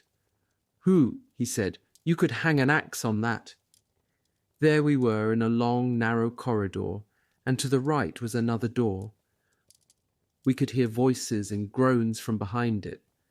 Who was there, the enemy, or our guys? We pushed against the door, but it wouldn't budge. It was locked from the inside. Roitov put his ear to the keyhole and listened. "It sounds like Russian," he said, and then he pounded on the door. In the closed space, his knock echoed like cannon fire. From somewhere behind the door, a deep voice demanded, "Who's there?" I recognized the voice as one of our fellow sailors, Nikolai Kolya Kuropi. "Kolya," I shouted, "open up, it's me, Vasya, and Roitov." We waited for what seemed like several minutes. The ground shook from time to time, reminding us that there was a bombardment going on outside. Finally, we heard the screech of an iron bolt, and the door swung open. In front of us stood a half-naked man. His face and chest were covered with burns. His left arm hung in a cloth that was tied around his neck. This was my Navy buddy Kolya, former laundryman, and more recently, the bookkeeper on the Poltavshina. He was a loudmouth and joker. There were 19 other men in the cellar, all of them wounded more seriously than Kolya. They had already received first aid. Nurse Klava Svintsova and 2 helpers were taking care of the wounded. But the wounded needed to be immediately evacuated across the Volga to a real hospital. 4. You could hang an axe on that, a Russian expression pertaining to a bad or heavy odor, similar to the expression, "You could cut that with a knife." It turned out that from this basement, You could reach the Volga by a hidden route, first by a labyrinthine path, through some ruins to an area of freestanding houses, then down into the Dolgi ravine. From there, the moorings were a stone's throw away. Medical personnel had used this route to get here, but had been disrupted when the Germans took over the plant's workshops. Up above the Nazis, down in this dank and mouldy basement, our wounded. A perfectly neighbourly arrangement, Collier cracked. He had found the spirit to joke, despite his burns. Foxes in the hen house. If only we could find a way through for the battalion to drive out the Fritzes from upstairs so we could move these casualties. Sasha Roitov had found something, and he called me over. I turned to look. It was a large rectangular air duct, over 2 yards in width. It was about 5 feet high. I stand 5 feet 3 inches, so I was able to walk through it with only a slight duck of the head. The air inside was clean, breathing was easy, and I could even feel a slight draft. I passed through it into the darkness. With my left hand, I held onto a thick braided cable which was hanging a few inches down from the ceiling. I kept my right hand on the butt of my pistol. The cable made a sharp vertical turn, and within 15 feet, I smacked into a brick wall. I fumbled about until I found a short set of wooden stairs. The 4 steps led me up to an exit, a square opening covered by a thick iron sheet. Light was shining through the chinks in the metal. From this vantage point I could hear a firefight immediately above. Machine guns chattering, shells exploding, but exactly where was I going to be when exiting this passage? I decided to look around and tried to budge the iron sheet with my shoulder. It was no use. The sheet seemed to have been welded in place. Sasha Roitov called from somewhere behind me, "Vasya!" He was like a big clumsy bear trying to squeeze himself through this passage. He was panting and out of breath. We both braced our shoulders against the iron cover, and we were preparing to shove it to one side when 2 powerful explosions thudded nearby, one after the other. Sasha and I looked at each other. Our ears were ringing. We waited, but we didn't hear anything more from above. I muttered 1, 2, 3, and we pushed up together. The cover budged, but it made a screech that could easily have betrayed us. Fortunately, the sound didn't draw any fire. We had managed to create an opening, but it was so small that only I was able to squeeze through. The bear-like Roitov was several sizes too large to follow, so I poked my head up like a mole and glanced back and forth. We had found our way into a storeroom for the machine shops. All around me were shelves filled with appliances and tooling. I could also see what was going on in one of the adjacent assembly workshops. It was full of Germans, maybe a whole company. They had gathered for lunch. They had their mess tins and thermoses in their hands. A cook from a field kitchen had delivered a pot of stew for them, and the cook was ladling it out. The Germans were acting relaxed, as if they were back in a mess hall in Munich or Cologne. They were oblivious to me, the Russian sailor, who was counting them one by one like sheep. I made a rough drawing of their positions, their firing points, the windows, and the Fritz's possible routes of escape. I gave the diagram to Roitov and told him to run back to report to Bolshapov, while I remained to keep an eye on things. A little slip of paper fluttered into my hands. It read "Pass" in Russian. The reverse had some writing in German I couldn't understand. Later I had it translated.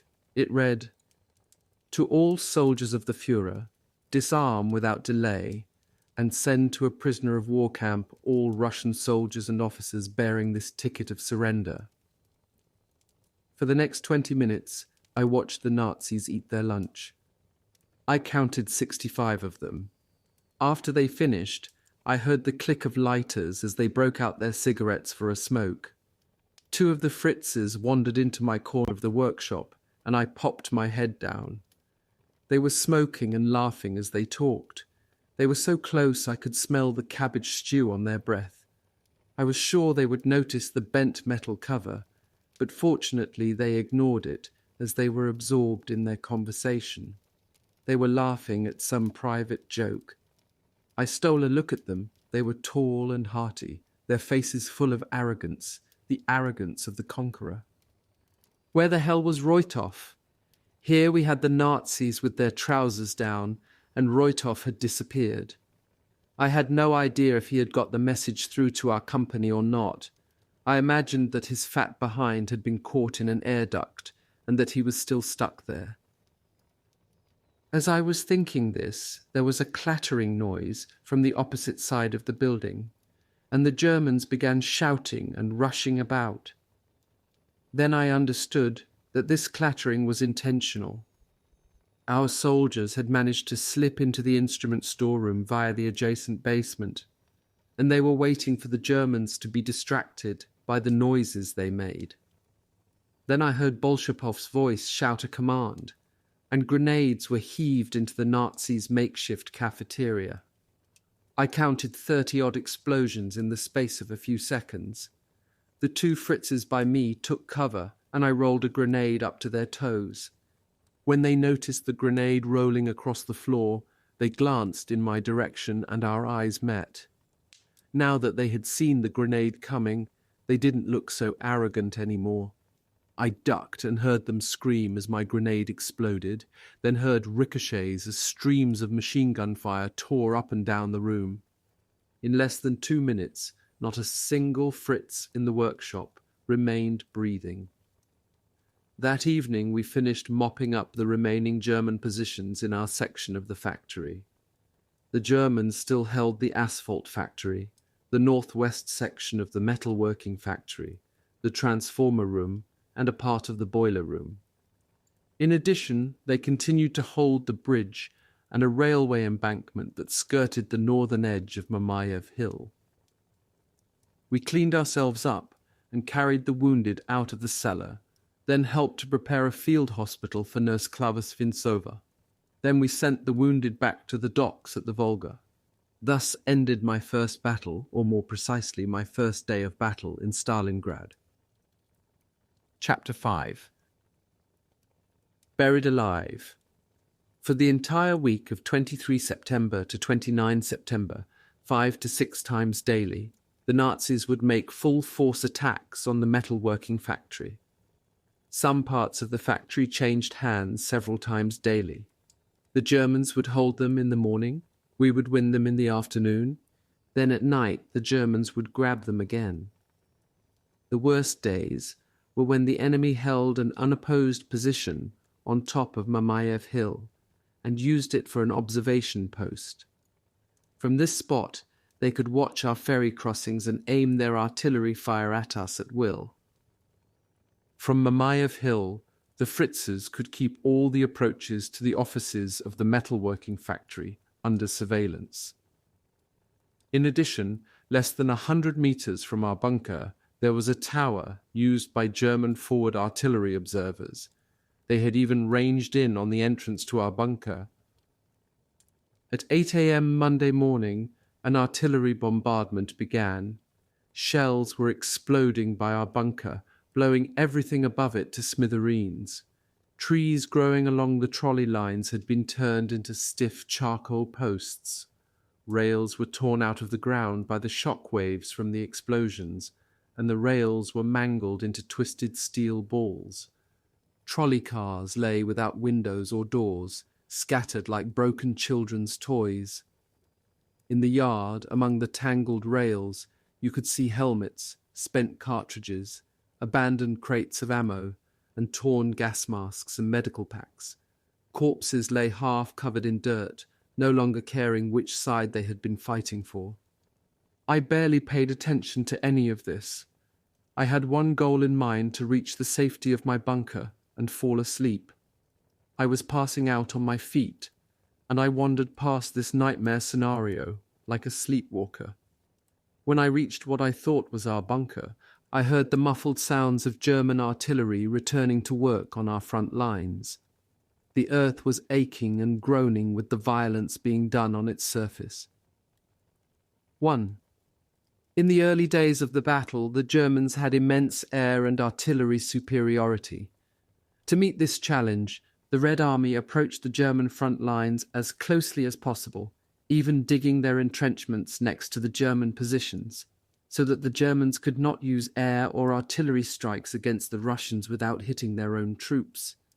Exhaustion pressed me against the wall of the bunker. I squatted down, then leaned back until sleep overpowered me. What a strong force it can be, neither the sound of pounding fists nor of shooting guns can call you back, when sleep wants to carry you away. I crawled to the center of the room and felt something soft underneath me. Explosions were shaking the bunker, but I paid no attention to them. I had slipped into a dream about the train ride from Vladivostok, and to me the explosions were like the shaking of the train on the tracks. We were somewhere near Omsk, and I had been summoned by our commanding officer to his car. I took a seat on a bench next to a young woman. She was smiling, a beautiful woman, dressed in uniform, with 4 triangles on her lapel, which meant she was a nurse. I could feel the warmth of her shoulder against mine, and as the train moved it tossed us against each other. How enjoyable! And I could see the nurse was enjoying this too. She had bottomless blue eyes, like a mountain lake, and her gentle gaze began to stir my heart. Meanwhile, our commanding officer was pacing up and down the car, pontificating about the dangers of our mission. "The enemy can derail us if we let our guard down," he said. "To make sure that doesn't happen, don't allow any unauthorized personnel into your car. You can allow access to railway personnel to clean up or deliver food, but pay careful attention to their activities." And so on. The commanding officer thought Fritz saboteurs might be riding with us, posing as soldiers or railway employees. The train slowed as it approached the station, and we got up from our seats. I stood up to let the young lady exit first, then took her by the hand, and we strode through the crowd of sailors on the platform. I introduced myself, and she told me her name was Maria Loskutova, but everyone called her Masha. Then she said, "I'll call you Vasya. It's nice to meet a Vasya." I had to laugh. "Russia's got 1,000,000 Vasyas," I said. "That's true," she replied, "but you're the first sailor I met named Vasily, and I think your name will bring me luck. Let's take a vow to help each other through the war, like brother and sister." I looked into those bottomless blue eyes and wondered, why does this beauty need me for a brother? But I gave her my word as a sailor that I would take care of her and protect her, as if she were my own sister. She gave her word that until the war's end, she would obey me like her own brother. With those words, we found ourselves back on the train. The brakes were screeching as the wheels skidded on the rails. At this moment I was distracted and half woke up, and the dream encounter with Masha Loskutova went out of my mind. I was in a dark space and noticed a multitude of fellow sleepers, but my dream was so pleasant that I was able to push back wakefulness and return to the bliss of sleep. As I nodded off, I thought it unusual that no one around me was snoring. Then the dream returned, with remarkable continuity. When we reached a station, my friend Kolya got the nail on his left index finger torn off in a sliding door. Myself and sailor Nikolai Starostin were called to escort Kolya to the medical aid carriage. I was not going to miss the opportunity to pay a visit to Maria Loskutova, as I knew she would be on duty at the medical aid post. The train halted at a signal post, and Kolya, Nikolai and I hopped out and ran back along the tracks towards car number 15. Number 15 was the only car in the train with private passenger compartments. It contained the division's headquarters along with the hospital and surgery. The 3 of us jumped onto number 15's running board as the train began picking up speed. We were hanging from the door, and Nikolai Starostin was knocking. At first there was no response, then the guard on duty sternly shook his finger at us. He only opened the door when Kolya displayed his blood-spattered hand and shouted about having been sent by our commanding officer to get patched up. When we reached the aid post, Nikolai Starostin pounded on the door.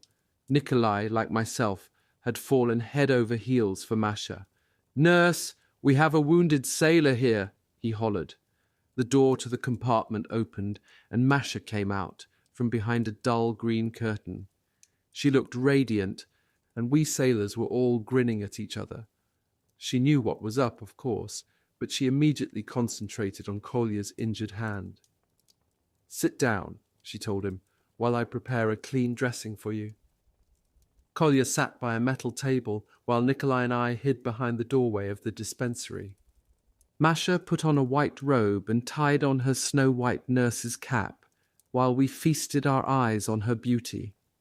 Even her starched uniform couldn't hide her curves. As she bandaged Kolya, she looked like a saint on a stained glass window. None of us could tear our eyes away from her. Then Masha opened up her notebook and asked Kolya's name. By now, of course, Kolya was as much in love with this girl as Nikolai and me. "I'll tell you, but you have to tell me yours first," he said. Masha was exasperated. "You sailors are all alike." Her voice had taken on a sterner tone. "Just give me your hand." "Sister," said Kolya, "just tell me your name, and I'll give you my hand and my heart as well."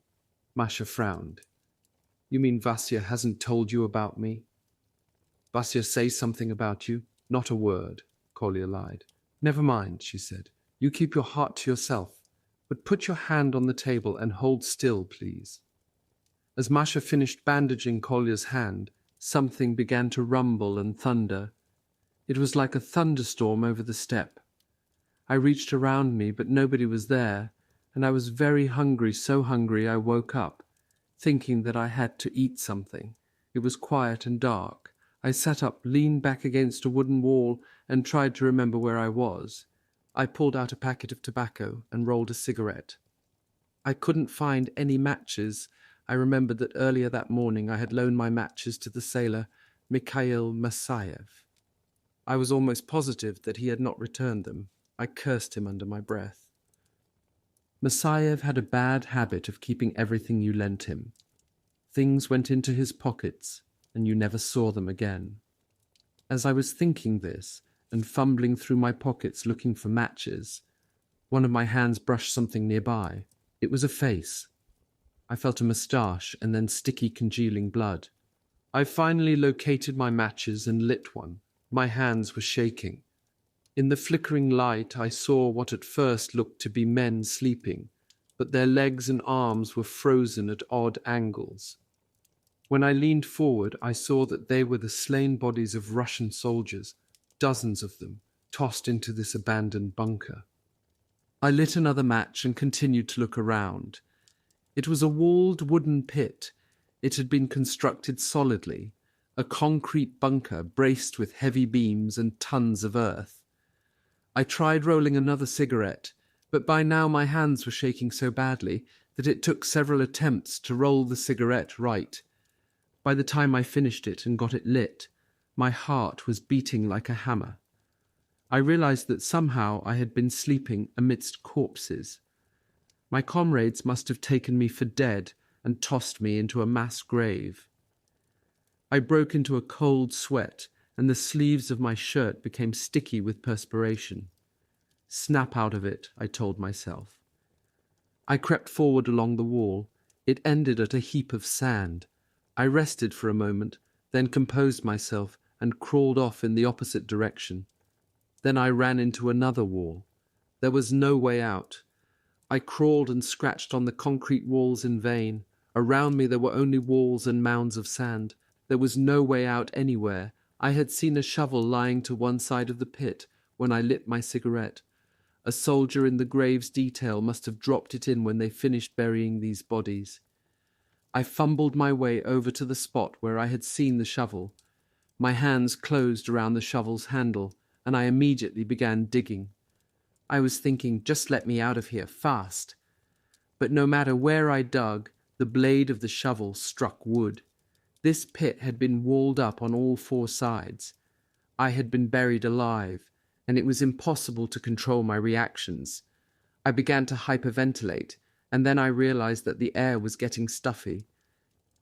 If I did not make my way out soon, I would suffocate like a bug in a glass jar. The tip of the shovel hit a wooden crate, and I stopped to see what was inside. Grenades, a whole box of them. Nearby, I stumbled over abandoned weapons and ammunition. I backed away from the boards and beams and began shoveling again. I tried to think methodically, to figure out a way to keep from digging in spots where I had already been. This was difficult in the dark, as I was panicking, terrified as my air supply diminished. I was throwing dirt towards the center of the pit as I kept digging away. Let me get to freedom. Let me see the sky. Let me see my buddies again, I muttered to myself. I would rather be killed in battle than buried alive. I put all my strength into the job, but I hit wood everywhere I turned. What can you do with a little field shovel? I collapsed onto the cool sand and tried to figure out which direction would get me out. I couldn't think straight. My ears were ringing, and with every passing minute, breathing was getting more difficult. It looked like I was doomed to suffocate, and the longer I sat there, the sooner death would come. I had to reach fresh air. I grabbed the shovel and crawled back over the beams to the hole that I had begun digging. I worked non-stop, flinging shovel loads of dirt behind me. Piles of sand were falling on my legs, lying heavier and heavier. I could barely breathe, and a lump was building in my throat. I couldn't inhale and couldn't exhale. I started seeing stars and rainbow-colored rings. With my absolute last strength, I shoved my legs against the wooden beams and bashed at the wall with my shovel. I hit the wall 3 times. On the final thrust, I broke through to emptiness like a swimmer breaking the surface. I collapsed face first into the sand. I was still having trouble breathing, and I was surrounded by darkness. But this was the darkness of the night sky, and not that of the tomb. When my eyes became accustomed to the dim light, I saw that I had managed to burrow out a pretty respectable tunnel, in between the timbers of the abandoned bunker. Less than 50 meters away, from the lower windows of the metalworking factory, German tracer bullets were flying towards the Volga. The bullets arced out through the night in streams, one stream going to the west and the other to the east. Parachute flares were shining overhead, illuminating the twisted rails of the tram lines. I saw that the only way I could return to the Russian lines would be to eliminate both the Fritz machine guns at the metalworking factory. I crawled back through the tunnel I had just carved, back into the burial pit.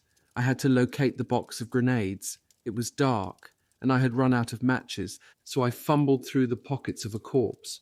This was a disgusting task, but necessary. In one guy's pocket, I felt a matchbox and a pouch with makorka inside. I immediately rolled a cigarette. Then I started tearing through the sand.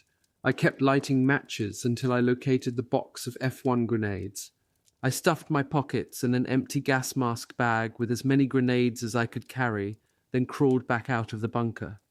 The Fritz machine guns kept up their staccato firing of tracers. A flare exploded, hanging overhead, and I froze.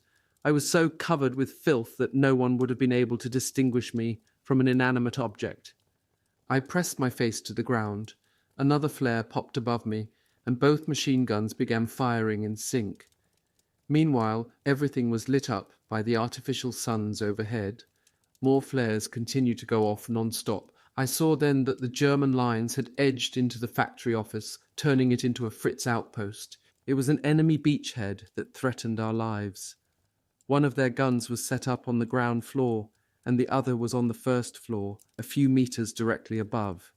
The guns rattled to life again. I inched along the wall until I was immediately below the sputtering gun on the ground floor. I heaved a grenade through the ground floor window. Then, without waiting for it to detonate, I tossed a couple more through the first floor window just above. The Fritz gunner on the ground floor spotted me and tried to depress his gun so he could fire at me. That was when the first grenade I had tossed detonated and blew him out the window. The subsequent grenade explosions destroyed the gun and the crew on the first floor. From the eastern and western side of the offices, I heard the Russian charge ring out the "Oorah!" and Soviet soldiers flew into the attack. Later I learned that it was our second and fourth companies. The Fritzes in the metalworking factory office were overrun, and that wing of the building was returned to our control. When our storm groups and officers reached the office and inspected the Germans' shattered machine gun positions, they began trying to figure out who it was who had knocked them out. These German gunners had had our troops completely pinned down, so that no one in the company had been able to move a hair, neither an inch forwards nor backwards. No one thought of me. I was still covered with filth and stood like an apparition against a wall, eavesdropping on our officers as they spoke. I was too worn out to interject a word. Then Kapitan Kotov's adjutant, Nikolai Logvinenko, bumped into me. Logvinenko was a pudgy fellow with wire-rimmed glasses, long dark hair and a droopy moustache. He had been questioning the soldiers and collecting material for an account of the battle. Logvinenko had already filled up a dozen pages of his notebook with his scrawly handwriting. When he caught sight of me, he wiped some filth off my face, then froze, dumbfounded. He grabbed me by the sleeve and hauled me off to see Starship Lieutenant Bolshapov. We entered into a deep bunker, lit by its own generator. Starship Lieutenant Bolshapov turned away from a map and looked up to meet us. I regarded Bolshapov with surprise. Why was he staring at me so intently? Finally he said, "He's alive. He's alive." I glanced behind me to see who the hell he was talking about. Starship Lieutenant Bolshapov vaulted to his feet and ran over and embraced me. "Vasya," he exclaimed, "I thought we had buried you." Nurse Masha Loskutova was in the bunker, treating the wounded. "You look ghastly," she said. She took a small mirror out and handed it to me. It was true, I looked like a recently exhumed corpse. My face and uniform were smeared with blood. Kapitan Kotov came in. He took one look at me and then turned to Starship Lieutenant Bolshapov. "What's up with this guy?" Kotov could not recognize me under the filth that was covering my features. "Is he wounded or something?" "No, Tovarich Kapitan," said Bolshapov with a grin. "This is Senior Warrant Officer Zaitsev. Zaitsev has been resurrected from the dead." Kotov took another look at me. "Get yourself cleaned up," he barked. "Then come back and make a report." In the corner of the office stood a big barrel of water. No doubt the fascists had been using it, and it repelled me to have to touch it, but at that moment there wasn't any choice. Nikolai Logvinenko showed up with a safety razor, and someone else discovered a blade, ancient but serviceable. A torn piece of bandage was my shaving brush. After I cleaned up, I reported to Kapitan Kotov's headquarters and recounted everything exactly as it had happened. Chapter 6. Without catching my breath, German bombers were again circling overhead. They continued to bombard the metalworking factory, the meatpacking plant, and the fuel depot. We had already grown accustomed to their tactics. Their first sorties would drop huge demolition bombs. Some of these were converted naval mines. These demolition bombs were fused, so they would sink into the earth and then explode, ripping apart whole city blocks. They were so powerful that a near miss could collapse our bunkers on top of us. During this phase of the bombing, we had to exit the bunkers and take shelter in open trenches. I witnessed one of these blockbusters as it raised an entire wall of the meatpacking plant from the ground and broke it up into small fragments. The air grew dark with a mixture of dust and smoke, and breathing became difficult. When the dust settled, we saw that the explosion had tossed a slaughtered German soldier next to the body of one of our fellow seamen, Leonard Smirnov. The two men lay with their unfeeling arms wrapped over each other, like children's rag dolls that had been tossed randomly into the dirt. Some of these huge bombs also hit the fuel depot. The steel sheets that made up the storage tanks and cisterns were ripped and torn as if they were made of cigarette paper. Delayed action anti-personnel bombs had also been dropped. Their tails stuck up out of the ground for everybody to see. These were disgusting objects. They were something you would not relish discovering, that was for sure. Shortly after one of these attacks, I was sitting next to Sasha Lebedev, the brother of the wounded sailor we had met on the opposite bank of the Volga. Sasha had just returned to our company from the field hospital. During our first day of battle, he had been scorched by a wave of burning petrol. The air around us was getting hotter. The Fritzes had occupied the transformer room again, and they were firing explosive bullets. Their mortars were also showering bombs down on us like pears from an overturned basket. The smoke and dust were becoming worse by the minute. I heard Sasha cough and looked over at him. Sweat was dripping down his forehead. I asked him what was wrong. "I'm fading," he said. "I can't breathe." Just as he finished saying this, a fragmentation bomb hit nearby. Sasha was thrown to the bottom of the trench, landing with his head by Starship Lieutenant Bolshapov's feet. Sasha was okay, merely shook up. Bolshapov looked down at him and said, "No worries, you'll get used to this." They stared at each other. Sasha's mouth hung open as he tried to catch his breath. "Listen, sailor," said Starship Lieutenant Bolshapov. "The Fritzes will shell us, shoot at us, then finally they'll charge. We'll greet them, smooth them out, and iron them flat. In other words, we're going to send them back empty-handed." A messenger from 4th Company arrived, his uniform smoking, his eyebrows scorched, his hair practically singed off. Through his torn trousers you could see bleeding abrasions all over his legs.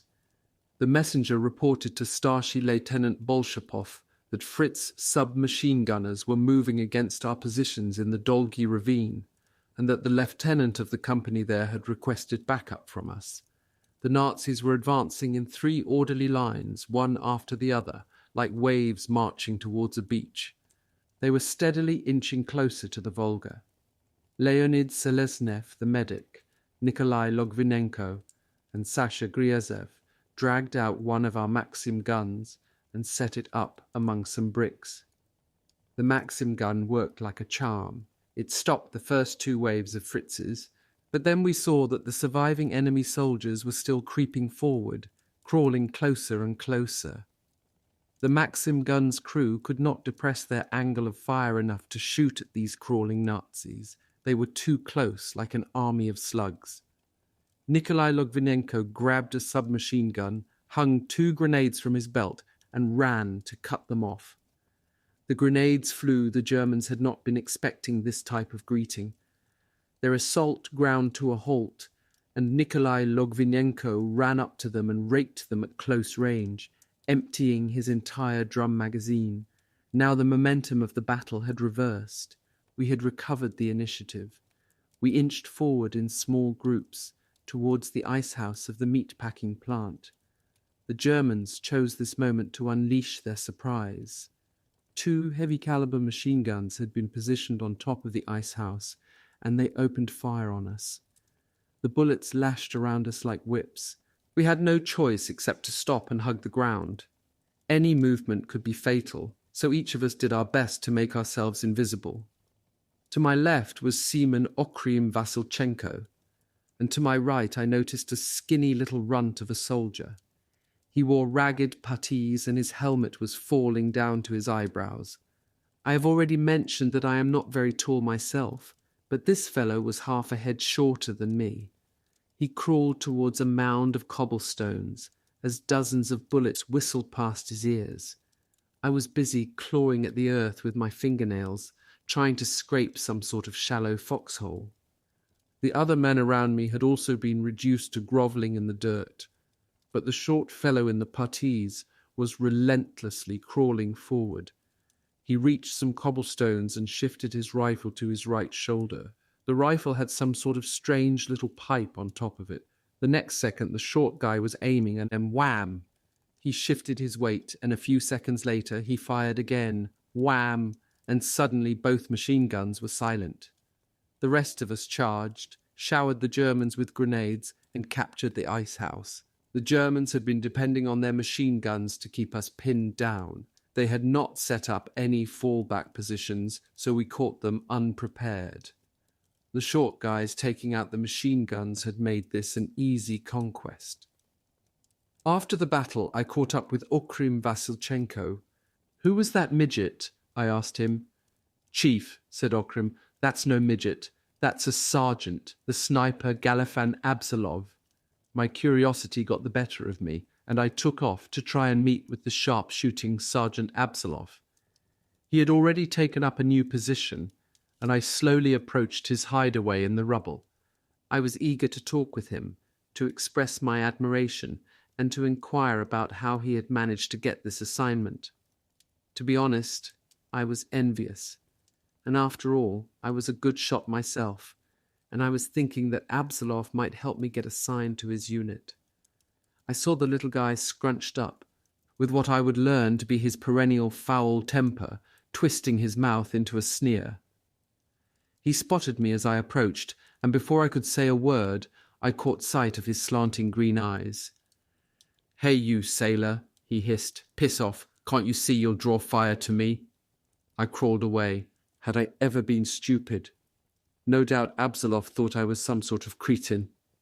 I told myself that I would search him out again that night, and then we could talk. All the soldiers, theirs and ours, who could still walk, had left the battlefield. The area around us was strewn with enemy dead and wounded. Their medics and stretcher-bearers crept about, providing aid to the wounded. My blood boiled at the unfairness of this spectacle. The enemy medics weren't helping all of their wounded, but only a chosen few, officers and specialists from their pioneer, assault engineer companies. They were leaving the rest of their men crying out, waving their arms and making desperate but futile pleas as they tried to awaken some compassion in these so-called medics. It would have been no trouble at all for us to pick off their medics, but we wouldn't stoop to targeting German medical personnel, not even those who were acting so despicably. Meanwhile, our 4th Company, under the command of Starship Lieutenant Yefendayev, mustered a final burst of strength. They started a firefight with a detachment of the enemy that had been withdrawing along the Dolgi ravine. Nazi planes returned to plague us again. They were like vindictive wasps. Their formations came in over the Volga, and then one after the other, the aircraft would peel off to dive-bomb our positions in the Krasny Oktyabr factory, and our recently established bridgehead at the base of Mamayev Hill. Meanwhile, the Fritzers had brought up some fresh meat, new replacement troops. As soon as the aerial bombardment halted, they threw these soldiers at our positions along the Dolgi ravine. I heard later that Hitler had stage-managed this battle personally, down to the company level, with his lackey Paulus always keeping him informed on developments. So it may have been Hitler himself who was ordering company after company to throw away their lives against the jagged wall of our defences. The German trenches and the adjacent ruins were brimming with field-grey uniformed, freshly shaven young soldiers. How many of them were there, difficult to say. It didn't make any difference to us. Our job was to wipe them out. We knew we could not let them reach the Volga. A Katyusha barrage from a battery on the far side of the Volga got range on the advancing German infantry. The Katyushas hit the ravine mercilessly, and the German attack was stopped before it began.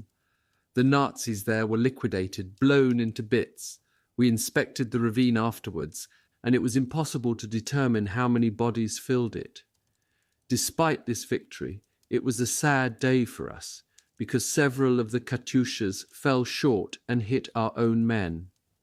Midshipman Itkulov was killed, and my fellow countryman from Krasnofimsk, Kuzma Afonin, was struck down by a fragment from a rocket which hit him in the head. Kuzma and I had served together at the same naval depot.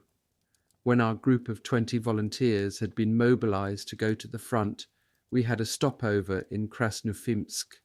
It was there that I saw the real beauty of his soul.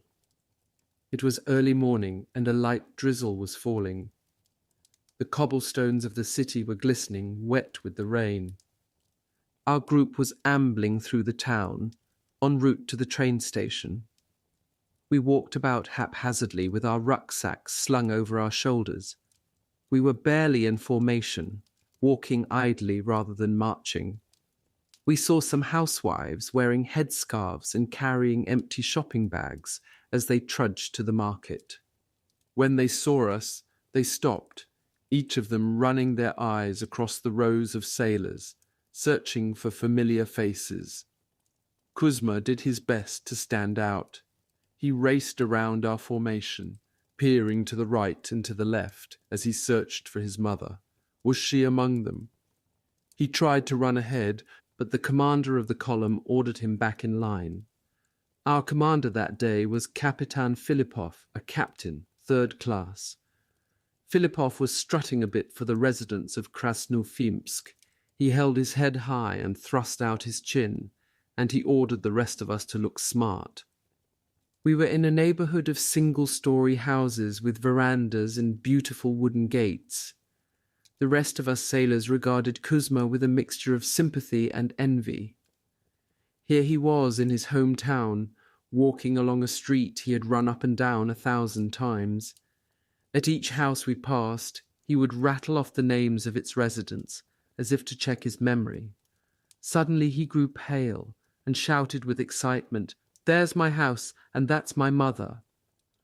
There was a short, grey-haired lady standing at the gate by the wickets. Excitement ran along our entire column like an electric shock. Kuzma requested permission to break formation, then he ran across the street. Meanwhile, the column stopped as the rest of us sailors watched the reunion. Kuzma's mother was wearing a dark blouse and a cardigan, with the sleeves rolled up to her elbows.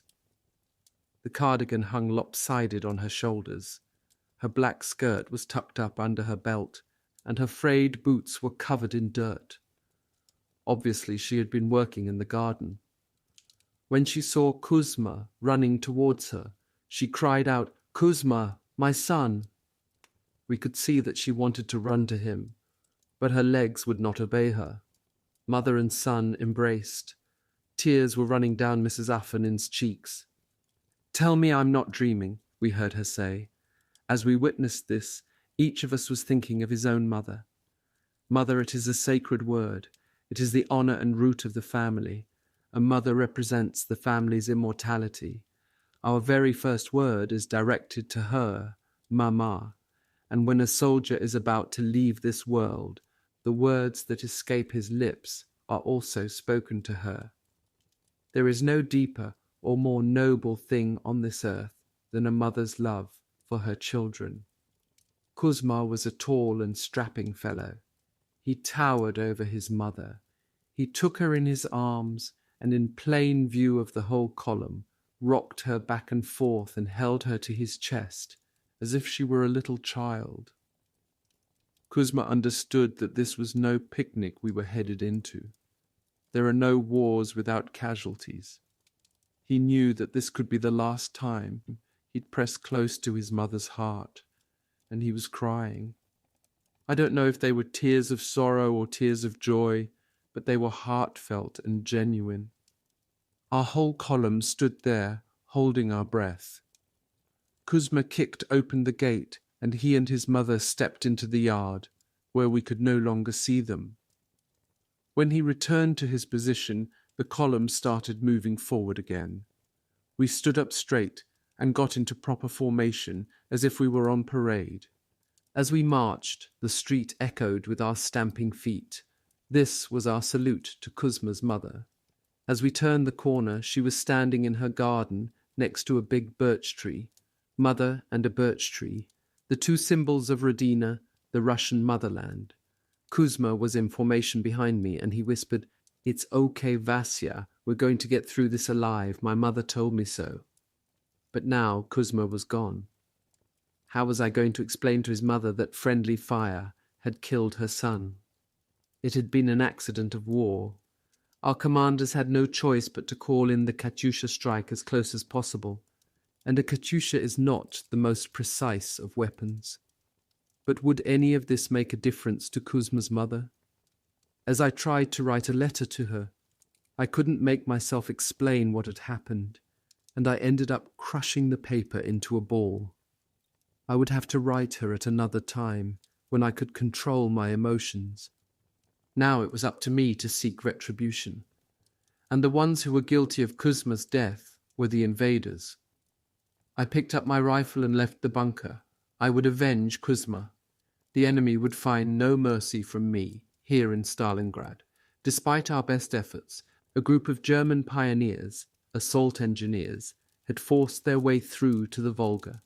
They cut off our 13th Guards Division, or what was left of it, which was commanded by the Soviet General A.W. Rodimtsev, by the direct orders of General Chuikov of 62nd Army. A reserve headquarters guards battalion and a reserve tank company were rushed to our sector. They were given the task of taking out the enemy pioneers. Our commanding officer, Major Metalev, ordered a group of U.S. submachine gunners to that sector under the command of Starship Lieutenant Bolshapov. This battle dragged on for several hours. A secure path between our regiment and 13th Guards was finally established. Only a brick 3-story building remained under German control. A brief pause in the battle allowed us to replenish our ammo, install new barrels in the machine guns, and lay minefields. The Germans were not interested in allowing us to consolidate our gains, or in leaving us to have a peaceful night. Just before dusk, their Stukas returned. Now we were holding Dolgi Ravine again, and the Stukas scattered their payloads into it. Everything hit us at once. All our survivors of the 13th, plus our unit and the special unit of guards from Army headquarters, raced to take shelter in the same place. I counted heads. We had suffered a lot of losses. Our strength was really down. I didn't know if we were going to have enough firepower to repel the attack that we knew was sure to follow the aerial bombardment. This time the Germans were employing their allies, the Romanians, as proxies. They were probably tired of burning up their own troops. So they had ordered the Romanians to advance on the Volga. We had learned that Romanian officers would roar at the top of their lungs when they attacked. They must have thought it would strike terror into us. As soon as we heard them screaming, we knew who was on the way, and we saw the first wave of attackers as they made their approach. All through this early period of the battle, we had very thin air support. Our air force could only muster night flights with plywood biplanes that were as slow as the last dregs of tea being poured from a samovar. These noisy biplanes would drop supplies for us, circle, and bomb the Germans and their allies. These biplanes were so slow that they were sitting ducks for ground fire. The enemy gunners could target them merely by the noise they made, and they were crewed by young women, by brave Soviet girls. The Nazis had succeeded in knocking down several of these biplanes, which crash-landed in the Romanian sector. We had reports of the Romanian soldiers raping and torturing the captured Soviet pilots. So you could say that we were sharpening our knives for the Romanians. We could barely wait for the opportunity to confront them. And now these fools were rushing at us, their officers shouting, as if their shouting would frighten us into surrender. Suffice it to say that very few Romanians left the field that day. Our sacred Russian steppe was fertilized with their corpses. Our sacred Russian steppe was fertilized with their corpses. Chapter 7. A quiet day. At that time, the only thing I had to put on my feet were tarpaulin boots meant for someone else. The boots were too big for me and kept flopping off. These boots had been made with iron caps at the toe and heel, so they were very loud. Any time I stepped on a hard surface, the boots announced my presence to the world, including any enemy soldiers who might be in the vicinity. Fortunately, no Fritzes had been around at an inopportune moment. In the factory workshops, it would have been easy for them to hear my steps. I was stomping down the steel staircase of the metalworking factory office and got the feeling that someone was watching me. I had unholstered my pistol when I saw that this someone was a shy young woman in a nurse's uniform. She emerged from behind a column at the base of the stairs. She had a medical bag thrown over her shoulder. This nurse, whoever she was about my height.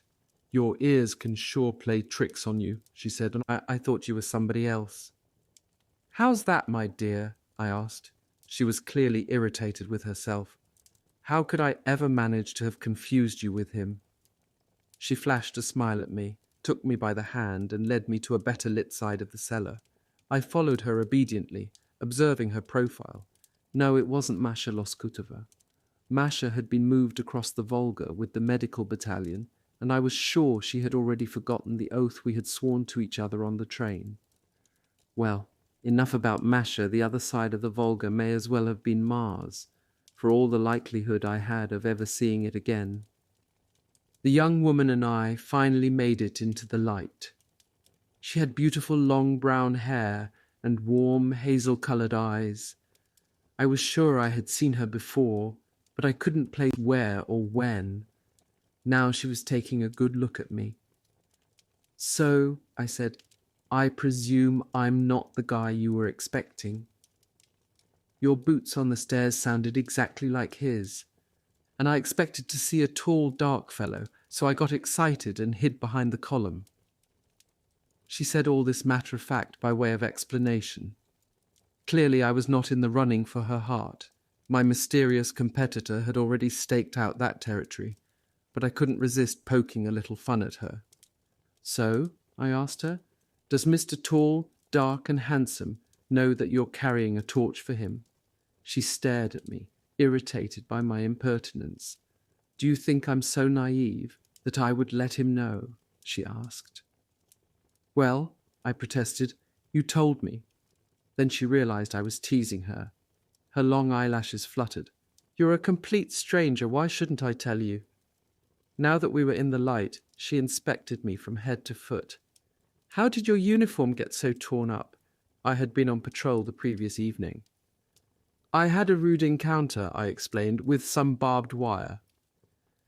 A needle and a piece of long green thread appeared in her hands. "Sit down, sailor, and take off your shirt." I didn't object. I was enjoying the company of a beautiful lady. Meanwhile, she sewed away like a professional tailor. I couldn't take my eyes off her. She was growing more beautiful by the minute. "Stop staring at me," she exclaimed. "You're acting like a lonesome dog, and don't get any ideas. You know I'm taken," I protested. "But that guy doesn't even know you exist." "I can't stand short, snub-nosed, blue-eyed men," she said. "As soon as I finish this, you bug out. Go crawl under some barbed wire." I felt obliged to make some reply. "You can hang a dog on a tall guy," I said. "Cats can be stuck to shrimps like you," she said, "and I can't stand the smell of cats." "Of course," I conceded. "You're right about that." "What, you goof? You're agreeing with me?" "Well, don't just sit there with your mouth hanging open. What more have you got to say?" I had to come up with a proverb that would make a sufficiently witty reply. There's a saying that goes, "Great is the figure of a fool, small is the piece of gold, but precious." She was working quickly and had almost finished patching my shirt. My companion backed away as if she had been scalded with boiling water, and she hurled the shirt, needle, and thread into my face. "You're so clever, finish it yourself." "I'll find my own precious thing, thank you. One, you can hang a dog on a tall guy, a Russian proverb with no English equivalent." She ran upstairs and vanished. I tried to follow her, but she had disappeared among the city's ruins. I sat down in the spot where she had just been sitting and sewed up the last hole in my sleeve. Then I tucked the needle and thread into my pocket, and with a bitter taste in my mouth thought to myself, matching proverbs isn't my forte. And that is the way 7th October 1942 began for me. This was a relatively quiet day. We repaired the water jacket on our Maxim gun, installed spare barrels on our submachine guns, filled our bandoliers with bullets, and laid out and sorted the various grenades we had. Russian, captured German ones with long handles, and donated Mills pineapples. As for the Germans, they were keeping to themselves and weren't making any moves. That night passed in tense expectation of what was to come. Dawn broke with the crackling of machine guns. Once the sun rose, street fighting broke out near the Krasny Oktyabr factory and the meat-packing plant. The earth by Mamayev Hill boiled and bubbled with artillery and mortar explosions. However, in our battalion's sector, in the portions of the metalworking factory that we held, the enemy was silent. I felt like shouting, "What are you bastards waiting for? Come out and fight!" The Germans finally got to us, about 10 a.m. First was the artillery, then came the mortars, then the Luftwaffe arrived to finish the job. Bombs were exploding everywhere. Suddenly everything stopped. Their planes disappeared and their artillery redirected its fire at targets deeper in our lines. We were sure an attack was about to come, and some of us kept busy by digging in deeper. Others lay motionless with their eyes wide open, not knowing what would happen next. But no attack followed. What had happened was that the Fritzes had come off worse from their last bombardment than we did. The night before, we had not prevented them from approaching our front lines, and many of them had slipped through, but they hadn't had any opportunity to dig in. Now their own heavy weapons had blasted their infantry to smithereens. They were unable to regroup and get up the momentum for another attack. They let the opportunity for a new attack slip by, and, in the interim, we managed to advance, unopposed, to new positions. Starship Lieutenant Bolshapov had some of our guys set up the Maxim gun in the boiler room of the metalworking factory office. It was next to the office where I had taken out one of the Fritz's machine guns not many days before. But now the location was an even better firing position. The most recent Fritz artillery barrage had flattened all the rubble and ruins, increasing the Maxim gun's arc of fire. Meanwhile, the Fritzes had moved up some fresh units and with these new replacements gone on the attack. The distance between us was less than 150 meters. Our machine gun halted their first wave, but not before they had reached the factory boiler room. In order to suppress our heavy machine gun, the Fritzes rolled out a small infantry field gun, positioned it by a railway engine and opened fire at point-blank range. Shells were exploding inside the boiler room. Our machine gunner and his loaders were forced to take cover. We had to destroy the cannon and its crew. But how were we going to do this with a sniper or with grenades? I caught sight of Galifan Abzalov, the midget sniper. Abzalov was always turning up unexpectedly and at critical moments. He was up on the roof of the metalworking factory. How he got up there under such withering fire, I'll never know. Abzalov shot 3 times, and then the Fritzes noticed him. He scooted to the side of the roof, then sprawled to one side, his rifle hanging over the edge. They surely couldn't have got him. Leonid Seleznev, our medic, a fellow who wore thick glasses and was too near-sighted to shoot at anything, gritted his teeth and made it up to the roof. He crawled across the tiles and hollered, "Abzalov, are you alive?" Abzalov replied, "2 snipers have me pinned in their sights. I'm stuck here till dark. Whatever you do, don't come any closer." The medic beat a quick retreat and reported Abzalov's situation to Starship Lieutenant Bolshapov. "All right," said Bolshapov.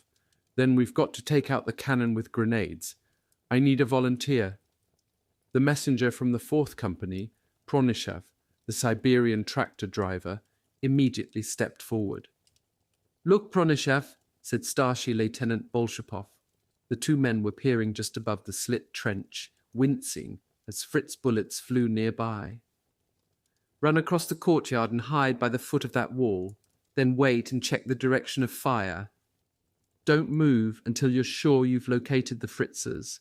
Then, as soon as their fire slacks off, crawl into the crater by the wall, and from there you can proceed to the railway engine. Once you're behind the engine, you can hit the cannon with grenades. We'll be giving you covering fire all the way. Don't take any foolish chances, understand?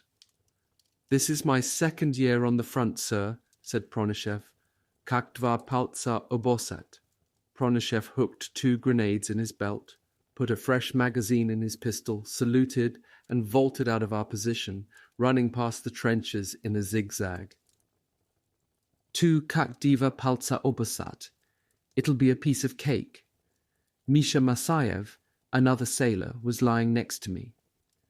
Do you think he can pull it off? He asked.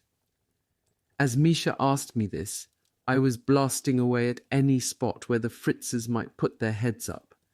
If we give him enough covering fire, I replied. Pronishev had made it across the courtyard, and he was supposed to continue following the lieutenant's instructions and creep along the wall to make his approach. Instead, he stood up and took off in a beeline straight for the railway engine. Bolshapov stood up and shouted at him, "Get back, you fool! I order you, get back!" Pronishev ignored the lieutenant and continued barreling forward like a football player intent on making a goal. The lieutenant was shouting himself hoarse. The rest of us held our fire because we were afraid of hitting Pronishev. Pronishev ran across the open bridge and skirted the boiler room. He came up on the transformer room. The Germans held their fire. They must have been astounded either that or they thought that Pronishev was running over to surrender to them. He reached the transformer room and had only another few meters to make it to the vantage point behind the train's engine. Then the Germans came out of their stupor and opened fire, and Pronishev halted, turned his face to us and collapsed. We all went numb. Starship Lieutenant Bolshapov turned pale. For a minute he was silent. Then he spoke up. "That's what taking a stupid risk will get you." The lieutenant looked as if he was ready to tear out his hair. He turned to the rest of us, his eyes glaring, and asked, "Who can rid us of that damn cannon?" Misha Masayev and I exchanged a glance. The look Misha gave me told me to proceed. I cleared my throat. "Starship Lieutenant," I said, "permit Masayev and me to execute the order." Misha Masayev was a tall and powerful Tatar with long arms and a smartly curled moustache. He was one of the larger men in our company. Politruk Danilov had also joined us. I overheard him ask Bolshapov in a low voice, "Are these sailors for real? Can they pull this off?" "They'll come through for us," Bolshapov had replied. Danilov studied us, then asked, "Eto smojesh? So what's your plan?" "First, we'll transit the wall by the workshop. Next," and I pointed to a trench that stood by the wall. "That trench is full of Fritz corpses," protested Bolshapov, "and that route will leave you exposed to enemy fire. There'll be no stupid heroics." "Sir," I said, "allow me to explain. When we held that position a few days ago, I reconnoitered it. The trench abuts an underground heating duct. We can crawl through it. We go through the duct. We exit by the engine, and voila! The Fritz's cannon will be in grenade range." Starship Lieutenant Bolshapov and Politruk Danilov held a brief, hushed conversation. "All right," said Bolshapov, "but don't rush it. Remember, we can't help you from here. Everything is riding on you guys, so don't screw up." Misha Masayev and I took off through the Germans' abandoned trench. Because of the intensity of the battles of the past week, the Germans had been unable to retrieve any of their dead, and the corpses were soft and rotting. Neither Misha nor myself had anticipated how bad the stench was going to be, and we were practically choking. We had to tread carefully. If you planted your feet on one of the bodies, it would push right through. When we reached the heating duct, we crawled in on all fours. First me, then Misha. It was dark, wet, and stifling. The floor beneath my hands was slippery and sticky. It was big enough to enter, but once you were inside, because it was so narrow, it was impossible to turn around. Misha, with his wide shoulders, was having trouble. I could hear him gasping and grunting behind me, and I had to stop and wait for him. Misha finally caught up to me. "Keep crawling," he admonished me. "What are you waiting for?" The heating duct changed directions, and we were relieved to have some fresh air coming through. There had to be a fracture or some outlet nearby, as our breathing became easier. We reached a fork, and I guessed that we should make a right. After 5 more minutes of crawling, we ended up in a brick-lined pit, covered by an iron roof. It was one of the inter-workshop drainages that linked the factory's plumbing system. We sat there and tried to figure out if we were beneath the part of the factory occupied by the Germans, or under the boiler room, where our Maxim gunners were stationed. I tried looking through some slits in the iron cover. We were impatient at being cooped up. I knew we had to get on with our job as soon as possible, and our job was to take out the Fritz cannon. "What's up?" Misha asked. "I can't see a damn thing," I responded. The two of us heaved off the cover, and it clattered to the floor. We saw that we had found our way into an enormous workshop. Its walls were charred by the ferocity of the battles within. It was full of lathes and unfinished machine components. Everywhere dead soldiers lay across them, dead sailors from the Pacific Fleet and dead Nazis lying next to each other. The bodies were on their backs, their stomachs, and curled up on their sides.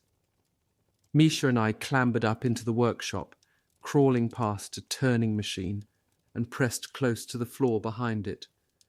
There was no roof to this room. It had long since been blown away, and we could see the sky. Planes were circling overhead, engaged in an air battle. Soviet fighters had finally been moved up, and were starting to chip away at the enemy's air superiority. After we caught our breath, Misha and I started sliding towards the boiler room. Misha bolted and rolled, making it safely. "Vasya, come on," he called. He was pressed against the wall, waiting for me. I made ready to dash after him, but the enemy had spotted us and opened up with rifles and submachine guns. Something scorched my right leg, and immediately the leg felt much heavier. It was difficult to drag it across the floor. I inched slowly over to Misha, while the enemy kept on shooting. By the time I reached Misha, my trousers were drenched in blood. "You're wounded?" he asked. My leg was not hurting, so I shook my head no. Inside the boiler room were 6 of our submachine gunners and 1 machine gunner, the sailor Plaksin.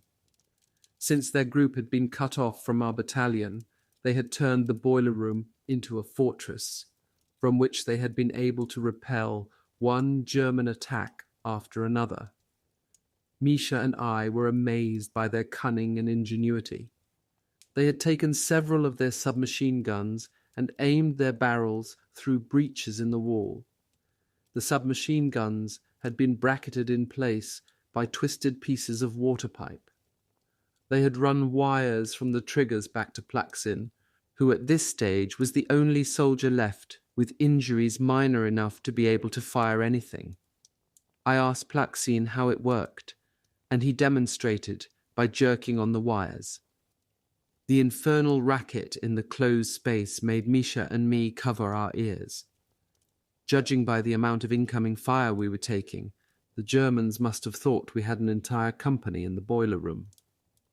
Plaksin, Misha, and I decided on a plan to hit the Germans' mobile cannon. Misha and I would approach the railway engine while Plaksin covered us with the Maxim gun. We started off crawling, explosive bullets whizzing and cracking inches past our faces. A green flare fired off, and Misha and I slid into a crater. "Misha," I said, "did you see that? It's Bolshapov's signal that he's seen us." Our troops began to direct heavy fire towards the Fritzes around us, but it wasn't enough to pin the Fritzes down. Misha hissed like a goose. "Starship Lieutenant Bolshapov can't do anything for us out here. This is up to us." He thumped his big fingers against his chest. "Listen," he said, This Tartar from Kazan doesn't scare so easy. I'll show them what sailors are made of.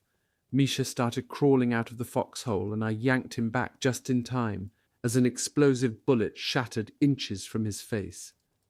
We spotted the German riflemen and directed Plaksin's fire to them by shooting a red flare in their direction. Plaksin opened up. The pounding of the Maxim was right behind us. He turned the Nazi rifleman into shredded Limburger. Plaksin had bought some time for us, and I crawled out of the foxhole, pulling myself forward with my elbows. My right leg had stopped bleeding, but it was dragging behind me.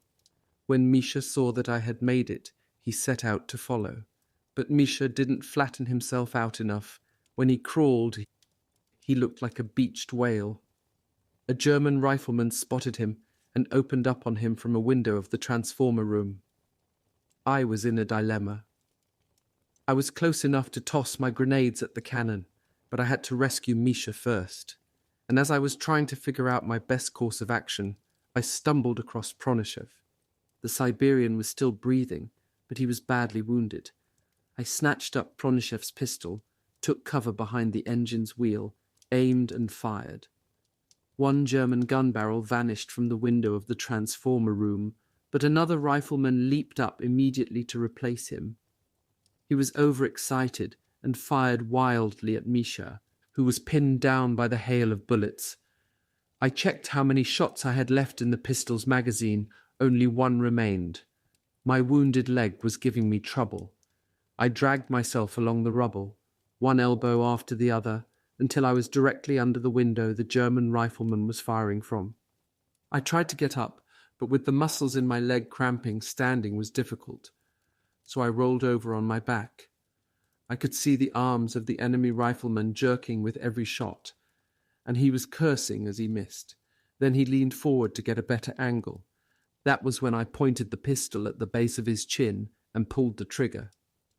The slug went through the top of his skull and hit his helmet with a clang. The Fritz tumbled out of the window, his nose smashing against the concrete. Misha saw that I had created an opening for him, and he leapt behind the train engine. Finally, one of us had achieved the vantage point. From this position, the Fritz cannon was less than a dozen meters away. Misha stood up straight.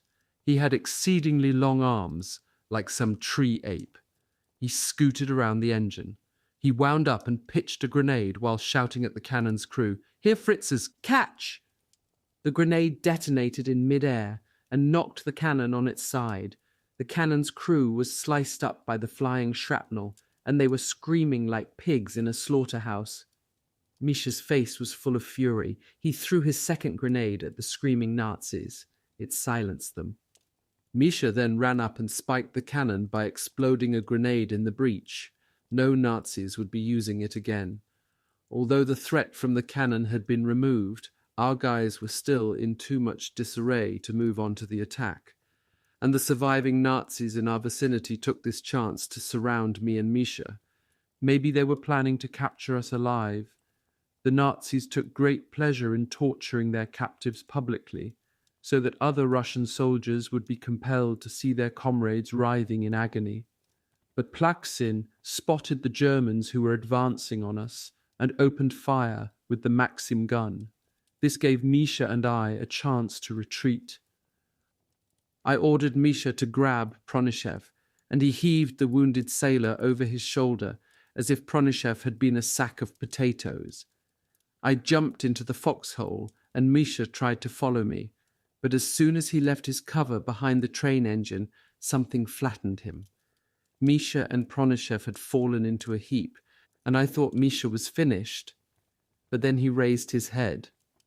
A bullet had hit his helmet and stunned him, nothing more.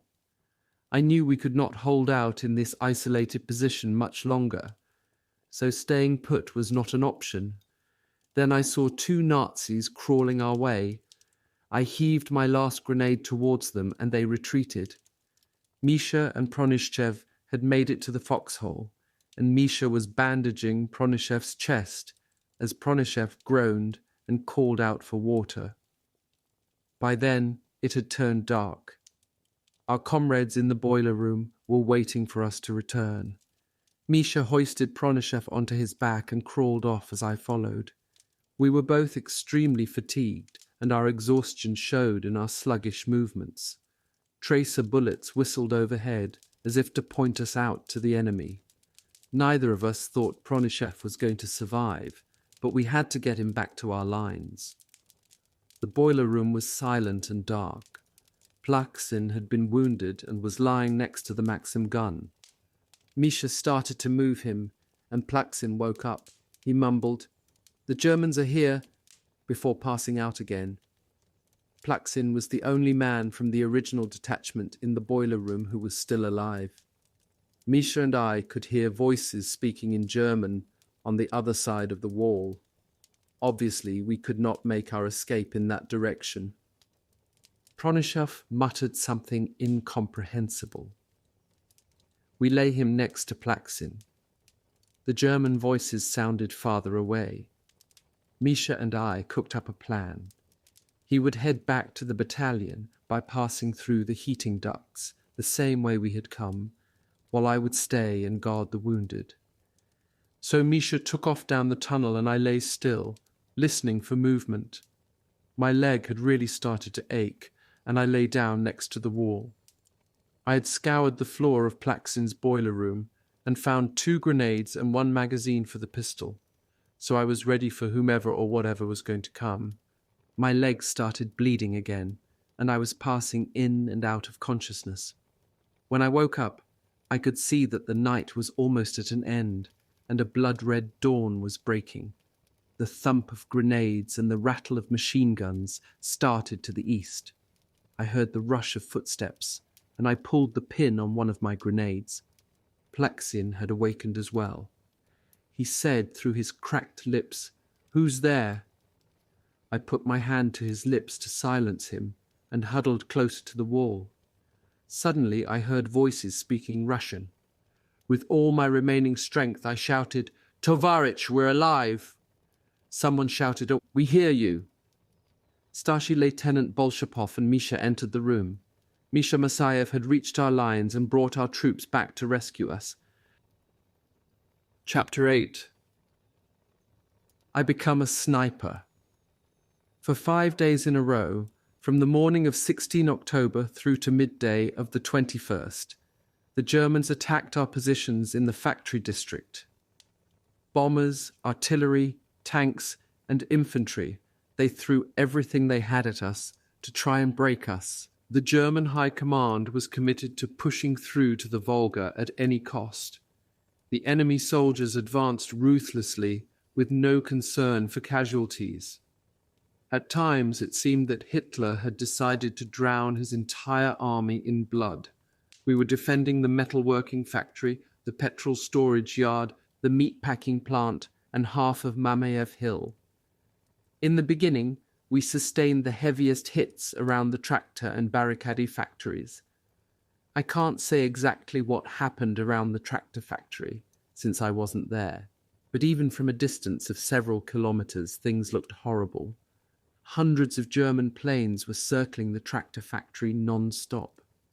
We heard later that on 17 October alone, the Luftwaffe carried out 700 sorties against the tractor and barricade factories. I calculated that the enemy dropped 6 bombs per Soviet defender in a single day. At the time, the tractor factory was being defended by 3 reduced-strength divisions, all of them badly mauled. One of them, the 112th, later had its 600 survivors converted to a regiment. The fascists met with fierce resistance. Our soldiers managed to defend and hold that area. We had learned to live under fire, and to the enemy it must have seemed that the stones, the bricks, and even the dead were firing at them. The German response was to unleash relentless bombing and shelling in an attempt to turn the city to dust. They even destroyed our dead by running over them with the treads of their tanks, so there would be no bodies to recover. It is difficult to sit by and watch while your comrades are suffering. You feel as if you should be there in their place. That is just the nature of the Russian soldier. And so we appealed to our divisional commander, Nikolai Batyuk, to send a detachment of us sailors to the tractor factory as reinforcements. But Batyuk refused, saying, "That's exactly what the enemy wants us to do, to thin our defenses here and leave this position exposed." Colonel Batyuk, the favorite of the 62nd Army, whom we nicknamed Bulletproof Batyuk, was right.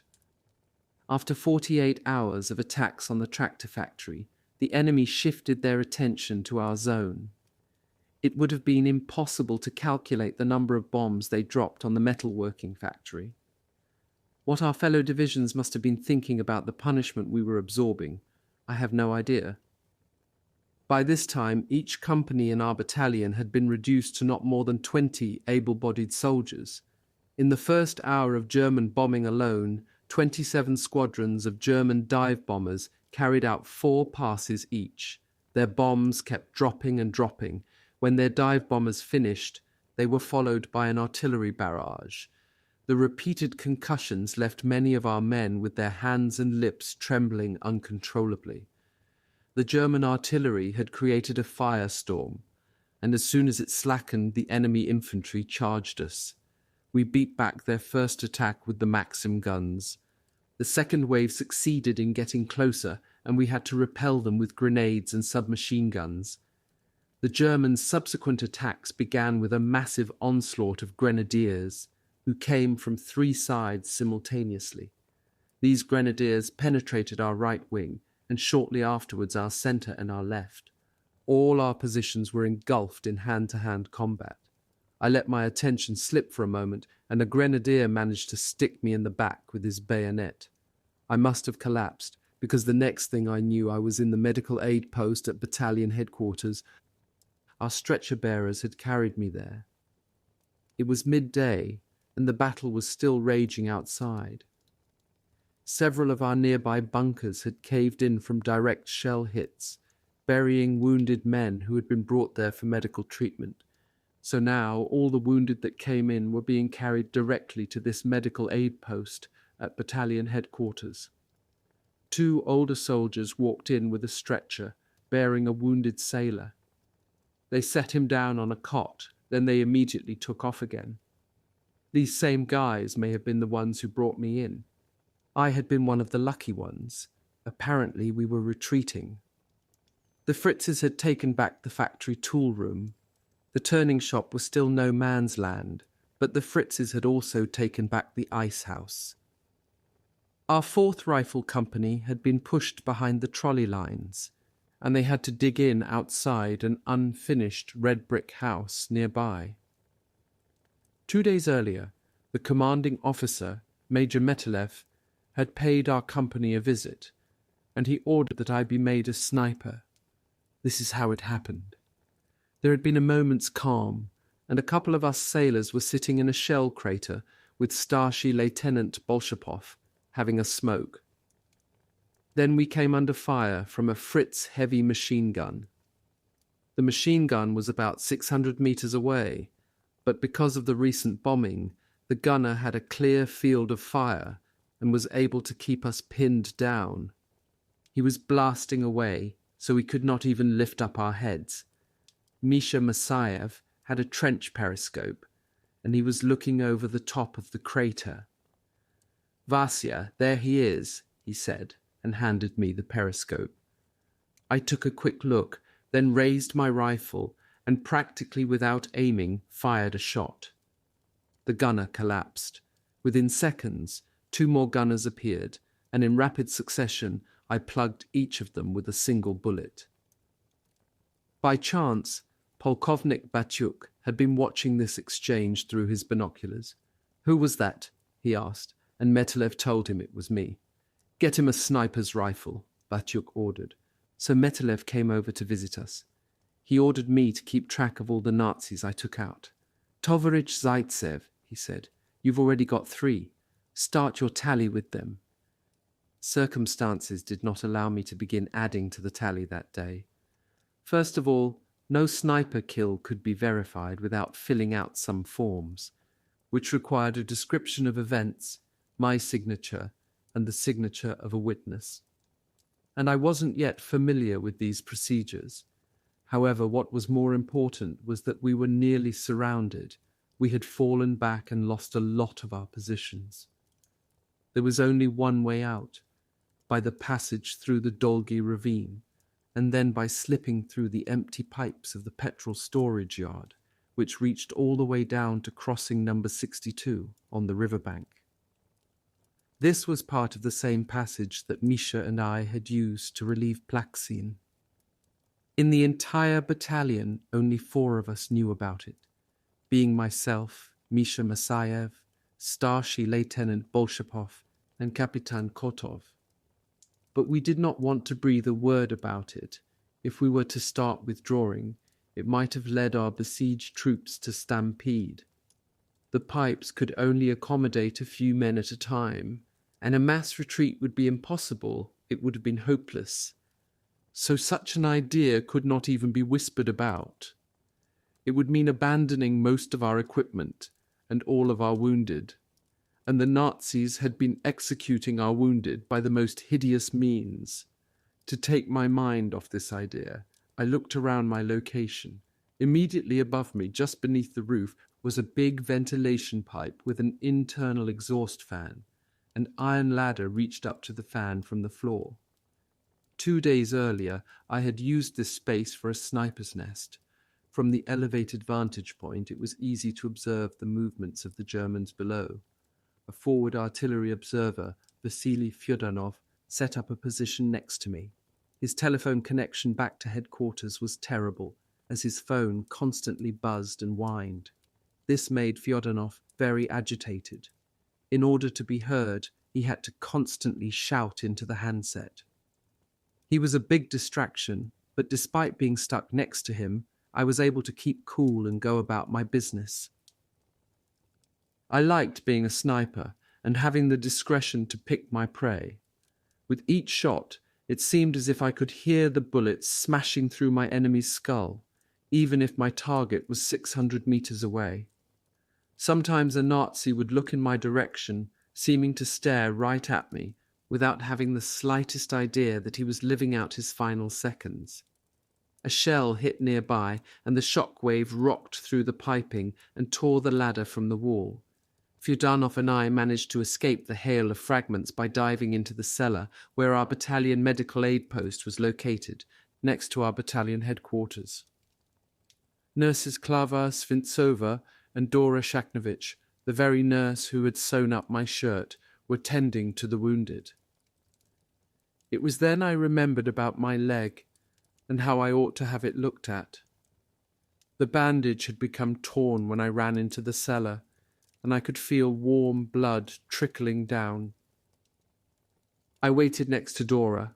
She was finishing bandaging the head of a wounded soldier. She raised her gentle brown eyes and spoke with feigned severity. "You never give up, do you? So the barbed wire stuck you again?" "Not this time," I said. "Why do you keep hanging around and pestering me?" she asked. "When you're in love," I said, "you're in love." "You've certainly picked the right time to tell me about it," she said. She continued to bandage the sailor's head, without paying me any attention. Finally, she finished with him, dabbed some cotton with alcohol, and cleaned off her hands. "Well, out with it, lover boy. What's up this time?"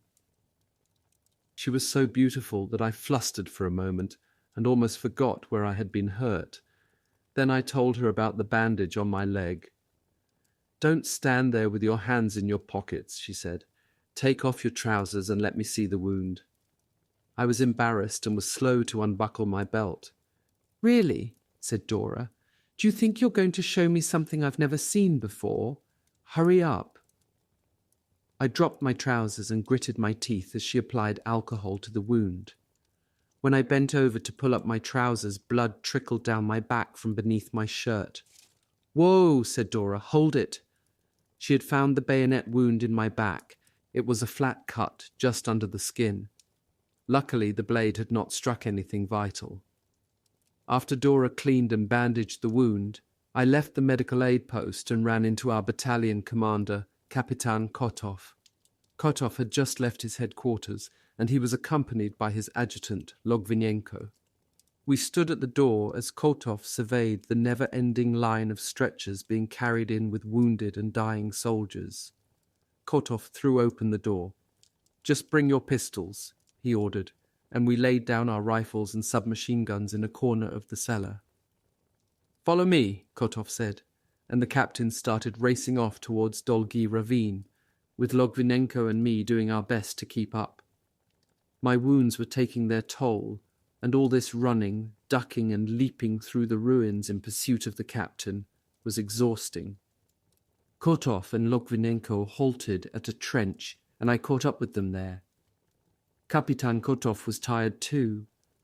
He leaned up against a wall of the trench, gasping.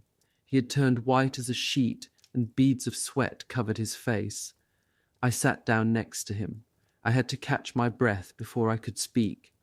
"Capitan," I said, "we've just abandoned the wounded." It was the voice of my conscience speaking to myself more than speaking to the captain. But Kotov stared at me, his gasping making him resemble a fish out of water. It seemed like my words startled him out of a kind of stupor. "We won't get a medal for this one, will we, Capitan?" I asked. Kotov recovered his composure. He brushed the dirt off his uniform, scanned the horizon, and spat in the direction of the Fritzes. Then he took off at a run, heading back for our positions. Logvinenko and myself loped behind him, keeping low to avoid enemy machine gun fire. By the time we returned to the cellar, the entire room and the floor above were crammed with casualties. The wounded had been laid out in two enormous halls, and our overworked medic, Leonid Seleznev, was rushing between the floors, trying to keep men alive until a doctor could treat them. Wounded soldiers were literally crawling in from all sides. A reserve company of submachine gunners was covering all the approaches to the building. The captain, Logvinenko, and I were too ashamed to look each other in the eye. We had panicked and run towards the Volga, leaving these helpless souls behind. It was shameful. I was angry with myself and agitated. I smoked cigarette after cigarette to try and calm down. Then I climbed up the broken ladder to the first floor, back to my old sniper's nest. Bullets were flying in through the windows and doorway, and I had to flatten myself like a worm. I inched my way over to a crack in the brick wall and took cover behind a pile of boards. When I peered out, I managed to scan the surrounding area below. I could see that a Fritz heavy machine gunner had targeted our building. Unfortunately, this gunner was over 500 meters away. I had forgotten my rifle in the medical aid post, and I had to back out, inches at a time, so that the pile of boards I was using for my protection would remain intact for the future. I was almost out of the position when I heard Logvinenko behind me. "Vasya, why are you wriggling around like that? Did you get wounded again, or is that some new dance you've learned?" Logvinenko had the typical Russian soldier's ability to crack a joke in the worst of circumstances. I asked Logvinenko to retrieve my sniper rifle from the cellar. As he had not been wounded, he was able to return in a flash and hand it to me. I crawled back behind the planks. I adjusted the sights for 550 meters and looked to see if the wind would throw off my shot. Most of the smoke from the battle was wafting straight up, a sign that there was very little wind that day, so I didn't have to compensate for it. It always intrigues me to look through good optics at an enemy hundreds of meters away. Beforehand, you could only see him as a small and indistinct shape. Then suddenly you can see the details of his uniform and whether he is short or tall, skinny or fat. You can tell whether or not he is shaved that morning. You know if he is young or old, and if he is an officer or a soldier. You can see the expression on his face, and sometimes your target will be talking to another soldier or even singing to himself. And as your man wipes his brow, or lazily moves so that his helmet shifts, you can find the best spot to plant your bullet. I was lying behind the pile of boards, where I was not exposed to enemy fire. I put a round in the chamber, rolled into a firing position, and sighted on the German machine gunner. Even at this distance, it was easy to lay my crosshairs across his face. His helmet was tilted back, so I was able to center my crosshairs between his eyes. I pulled the trigger. The machine gun stopped firing instantly as the gunner collapsed over the barrel. I dropped the gunner's 2 ammunition carriers, neither of whom could react fast enough to take cover. They twitched for a few seconds and then they were still. All it took were 3 well-aimed shots, and the threat to our side was eradicated. Our battalion came back to life. Our signalmen, messengers, and ammunition carriers leaped into action. Although I had been designated as a sniper several days before, it was really only after this incident that Stavka, General Staff, began to take me seriously. Subsequently, they understood how vital I could be to a rifle company. Prior to that, the brass would look at my height and say I was useless and only good to be a clerk. To be honest, there had been many humiliating times like that when we sailors first joined the ranks of the riflemen. I remembered back in Krasnofimsk, when a railway carriage of Army Headquarters brass inspected our unit of sailors. We were standing in formation. A couple of hard-looking infantry officers, their chests covered with medals, were running the inspection. They were men who had clearly seen a lot of action. As they approached, our commanding officer slapped his hand against his briefcase as if to announce, "What do you think of our sailors? We've spent 5 years training them for battle on the high seas. You want to test them out on land, try them, they're ready." The brass divided us up into different units, and each commander was selecting the men he wanted. I could see that they were all going for the biggest and strongest looking sailors. They were sifting through us like a sieve. The big guys like Afonin and Starostin were immediately snatched up by the artillery. They would filter out the small fry and keep the big ones for combat. Obviously, this process did not favor me, a bookkeeper and a clerk. Frontline commanders had no need for my type, or what they presumed was my type. I even heard one colonel say, "What the hell do I need with your clerk? My unit's got more dead weight than it can handle as it is." Our formation of sailors got thinned out as each fellow was assigned to his new unit, until I was the last one standing there. I was fuming with shame and resentment. I was prepared to go anywhere, do anything, just let me go where the fighting was, for God's sake. It is agonizing to feel that you are superfluous and unnecessary. I approached an artillery Starship lieutenant. He was wearing the Order of the Red Banner on his chest. I discovered later that this was Ilya Shuklin, who was the commander of the anti-tank rocket forces at Stalingrad. He had distinguished himself at the Battle of Kastorny. He needed 1 man to round out a gun crew. Our commanding officer saw that I had been left with no assignment and he felt bad for me. He also approached Ilya Shuklin. "Why not take Senior Warrant Officer Zaitsev? He's finished high school, and he's a competent young man. He'll suit you fine." The commanding officer handed Ilya Shuklin my personnel card. Shuklin took one look at it and snapped, "I need an artilleryman, not a bookkeeper." This sad day finally ended with my being drafted as a bookkeeper for the 2nd Battalion. Before we left Vladivostok, I had been put on temporary assignment with Lieutenant Trofimov's company. Trofimov was one of our instructors in hand-to-hand combat. During the demonstrations, he would scream at his opponent, "Come on, hit me like you really mean it." No matter what move you tried on him, you could never lay a hand on him. When he saw me, he snickered and commented, "Your arms are a bit short for fist-fighting, aren't they? Tovarich Starshi Praposhtik." Trofimov had dumped me at the personnel department of the aviation unit. I reported to the aviation unit as I was ordered. I found the major in command sitting behind his desk. He had gold-rimmed glasses and was wearing a spotless Air Force uniform with a Sam Brown belt. He was bald as an egg, and his baldness exposed a glossy, paper-thin scalp. His bald head, combined with his thick lips, heavy chin, and fleshy nose, gave him a harsh and imposing appearance. A heap of personnel cards lay on his desk. I saw that my card was sitting on top of the pile, and it noted that I was an excellent marksman. The Major stared at me silently, as if he were trying to find some redeeming qualities in me that no other superiors had been able to discover.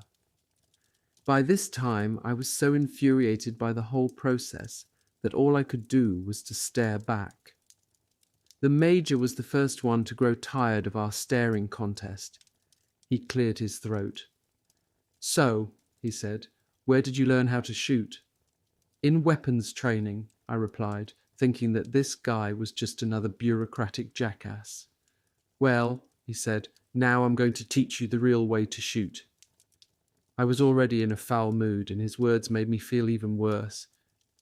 Sure, this chump was going to teach me how to shoot, and meanwhile the war would be over. "Excuse me, sir, you want to teach me how to shoot? I guarantee that I'm already a better shot than you. For more than a year now, I've been begging for a transfer to the front. Let me shoot at fascists, not paper targets."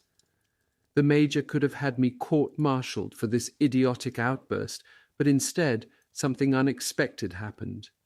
He got up from behind his desk and shook my hand with a firm grip. He said, "Why, you're a real sailor, not some pansy. Lots of guys will jump at the slightest chance to weasel out of going to the front. Cart them off to wherever you want. Just don't send them to war. But you've got some backbone. Fine, I'll work on it. Consider your request granted. You're dismissed." After he said this, I was ready to hug this bald, goggle-eyed old soldier. I never would have believed that beneath his steely exterior there was an understanding soul. So that is how my assignments were juggled, and how I missed out on the school for riflemen and signallers, and ended up in Starship Lieutenant Bolshapov's machine gun company. Bolshapov was a severe and demanding officer. He was also extremely intelligent. On one of our train stops, en route to Stalingrad, he pointed to a Maxim gun that was stored nearby. "Know anything about this?" he asked. "A little," I answered. "Here, put this over my eyes." I handed Bolshapov my neckerchief and had him tie it so I was completely blindfolded. Meanwhile, a small crowd gathered. Then I proceeded to dismantle and reassemble the weapon. When they took off the blindfold, I could see that Starship Lieutenant Bolshapov had a big grin on his face. At the next stop, the battalion commander, Kapitan Kotov, approached me. "Starship Lieutenant Bolshapov tells me that you're familiar with the machine gun, and your service record says that you're an excellent shot. But tell me, how does a bookkeeper like yourself stay in practice, when you're lucky if you see a target range once a year?" Kotov's question angered me. I had volunteered for the front, but these officers still presumed I was incompetent, because I had been a bookkeeper. It was as though I wasn't a real military man. "Careful what you say, Tovarish Kapitan. I might be a better shot than you." Kotov was astonished at my audacity, and the soldiers and sailors nearby who overheard my remark were all taken aback. But since I had tossed down the gauntlet, Kotov had to respond to my challenge. We stepped off the train. "Roitov!" he shouted. Sasha Roitov was his orderly. "Roitov, measure me off 30 paces and set down 3 bottles." Roitov located some bottles and paced off the range. Starship Lieutenant Bolshapov was standing beside Kapitan Kotov, and Bolshapov appeared to be nervous about how I was going to perform. After all, he was the one who had recommended me. The sailors from the nearby train carriages had all heard about the contest and had gathered to one side, while the regular soldiers from Kotov's battalion gathered on the other. This was going to be a contest between the army and the navy. Kapitan Kotov unholstered his parabellum pistol and started to take aim. "Now I'll demonstrate how a real marksman shoots," he said. He took careful aim and pulled the trigger. His first shot kicked up some dust, almost a foot off the mark. The soldiers groaned while the sailors all chuckled. "Just warming up," said Kapitan Kotov. He was embarrassed and was turning a bit red. He shot again, and this time he hit the first bottle. By the time he emptied his magazine, only one bottle was still whole, but it had fallen so that it faced us and on a much smaller and more difficult target. The captain loaded a few bullets into the parabellum and handed it to me. "All right, Chief, let's see if you can live up to your recommendations." I took the pistol and raised it theatrically, in the style of duelists of the 19th century. When I levelled it, I smoothly pulled the trigger and shot the bottle straight through. My fellow seaman laughed and said, "There's a sailor for you." The soldiers groaned. "Luck, luck," they chanted. "One shot doesn't prove anything," huffed Kapitan Kotov. "I doubt that you could pull that off again. Why don't you try a different target?" He pulled off his hat and tossed it to Roitov, and Roitov ran back to place it next to the broken bottles. I had 3 bullets left. "But Tovarich Kapitan," I protested, "you'll end up without your hat." Kapitan Kotov folded his arms. "Proceed, Zaitsev," he told me. I quickly put all 3 shots through the Red Army star emblem on top of the hat's visor. The sailors were cheering while the army guys were left shrugging their shoulders. "Not bad," Kapitan Kotov conceded. When I tried to return his parabellum, he refused, and he presented me with the belt and holster as well. I was so stunned by the magnitude of his gesture that I was speechless. "Senior Warrant Officer Zaitsev," he said, "I'm issuing you this pistol and 100 bullets. Welcome to our battalion." He put his hands on my shoulders.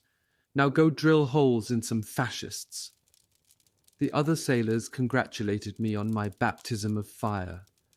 One doubter cropped up, claiming Zaitsev just got lucky, but the others rebuked him, saying, "Have you ever heard about the hunters that come from the Urals? No? Then button up, wise guy." Night had fallen, and flares were going off intermittently, so that blinding light alternated with pitch-black darkness. I went downstairs to find Kapitan Kotov.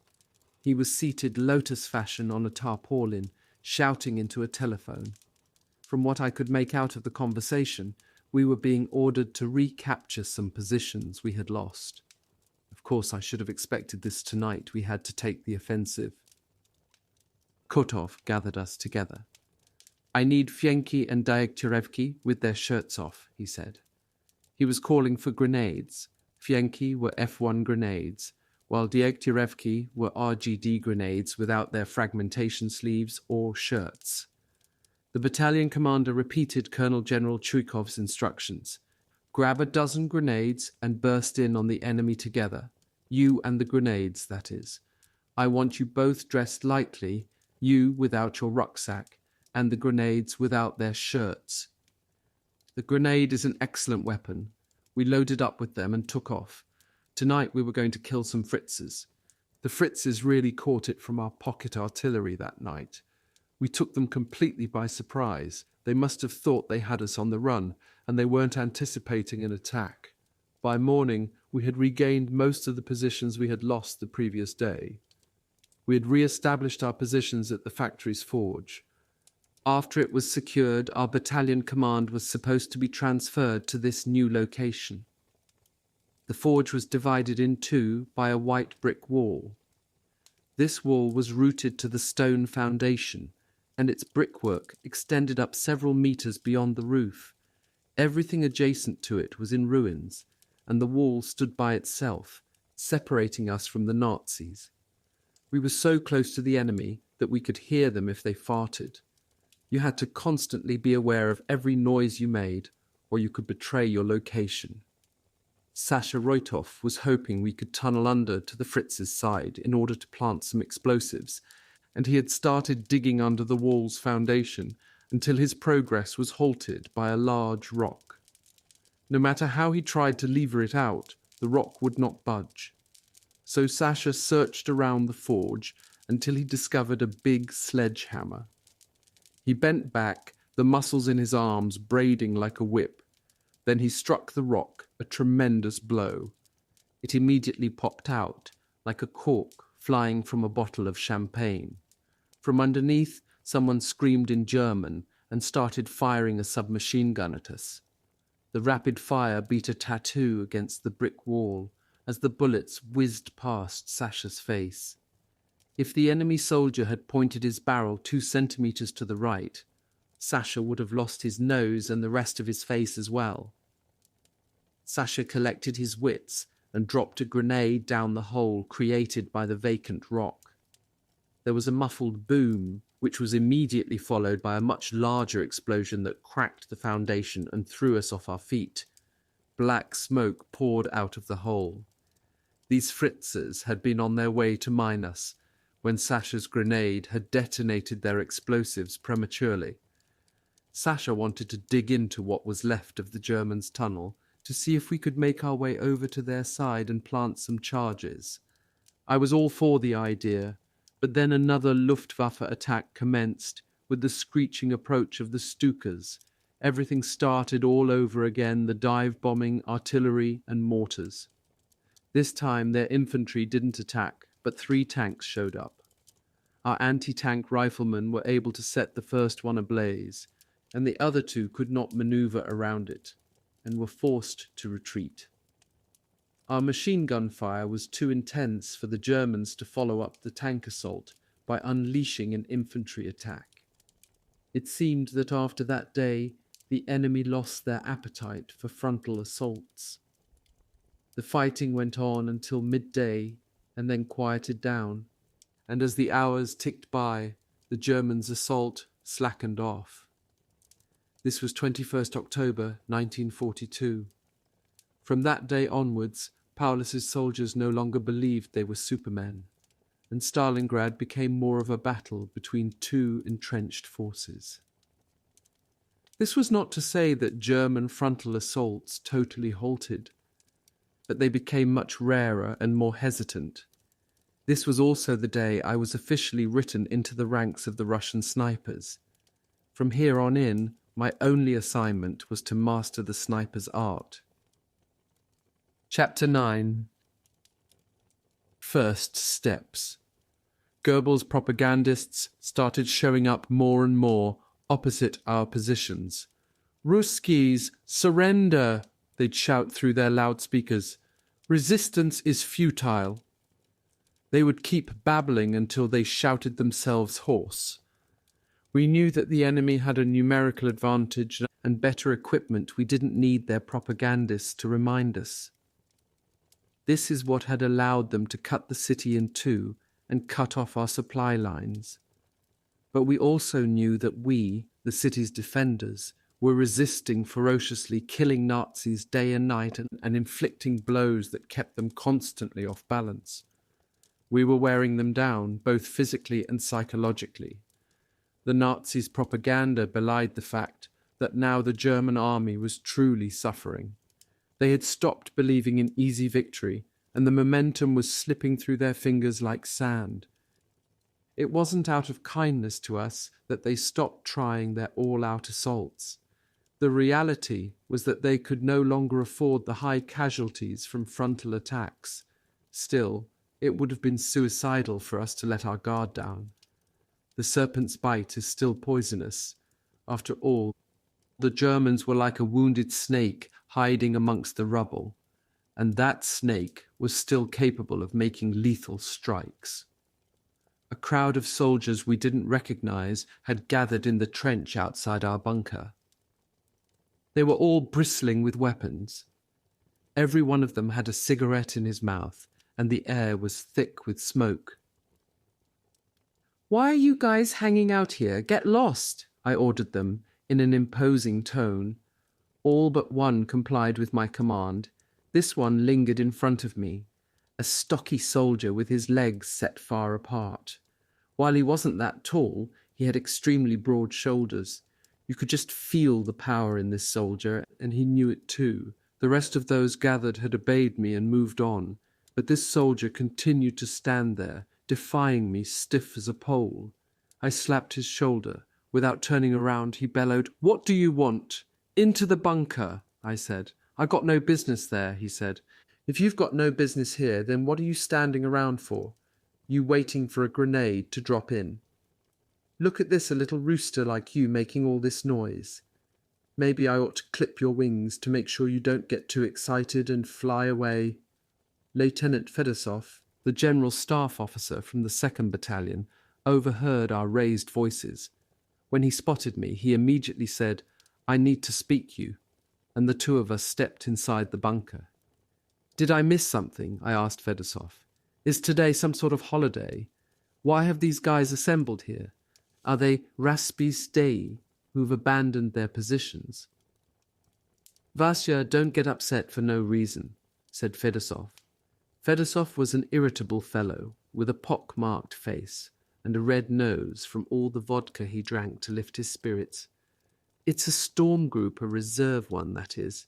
Whenever there's an assault planned on a fixed position, we send groups like this to the scene." Both of us had to make reports at battalion headquarters. En route, Fedosov explained the makeup of the storm groups to me. They draft the strongest and most foolhardy men they can find for these groups. "So I noticed," I replied. "Just now, one of them threatened to clip my wings. Don't take it personally.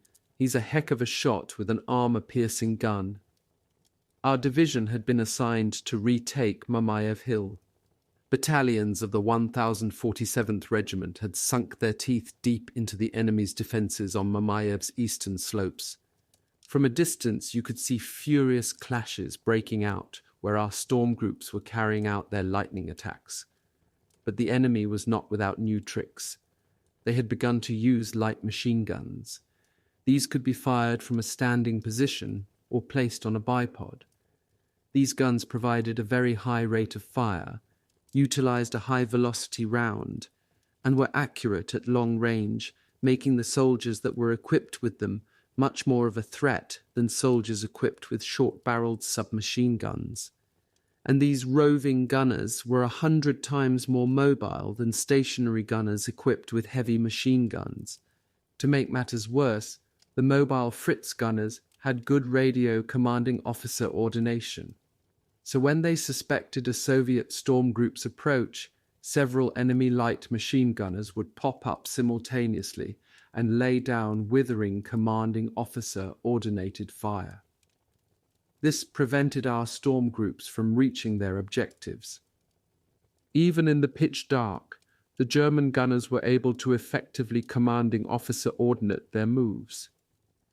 The result was that they were robbing us of our ability to operate at night, which had been our time of advantage. These Fritz mobile machine gunners were more of a threat to us than any pillboxes or fortified emplacements, because they could appear and disappear in a flash. We never knew where they would come from next. My bandages were wearing out and exposing my raw skin. I had to return to the medical aid post to get the bandages replaced. While I was there, I ran into the battalion's Zampolit, senior political instructor Yablochkin. Yablochkin was a man of medium height with a barrel chest, a booming voice, and a double chin. Somehow he managed to always be wearing an elegant fur hat. "You have new orders," Yablochkin told me. "From now on, make eliminating those roving machine gunners your top priority." "Please be reasonable, Tovarik," I protested. "You can't expect me to do that by myself." "I understand," he affirmed, "and that's why I'm giving you this order as a komsomolyets. I want you to look around this room and pick out a couple sharpshooters, and then I want you to train them to eliminate those roving gunners. Is that clear?" I had been ordered to start up a sniper school. "Well, brother, how goes it out there in the Dolgi?" I asked one soldier. He coughed up some blood, looked me over from head to foot, and said dryly, "It ain't picking daisies." If I was going to recruit any snipers, it would have to be from among these walking wounded. This was the clay I had been given to work with. I noticed a young soldier staggering out, his gait unsteady. He was wearing a sweater, and his big feet were clad in waterproof boots that he must have taken off a dead German.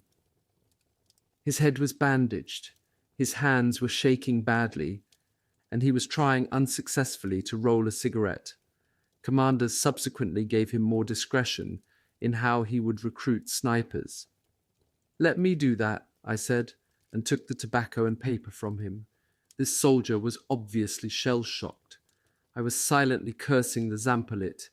How did he expect me to pull together a unit of snipers from dregs like this? I introduced myself. "Senior Warrant Officer Vassili Zaitsev," I said, and put out my hand. "Mikhail Lubozhenko," he said, and we shook hands. He had a fluid baritone voice, like a singer in a church choir. "You're Ukrainian?" I asked. "From Dnepropetrovshchina," he affirmed. "How'd your head get so banged up?" I asked. "I'm a sapper," he said. "At least I was a sapper. I was in Lieutenant Kuchin's zone. We were building a bunker, but the last time the Fritzes shelled us, some boards collapsed and knocked against my—" and he tapped his head.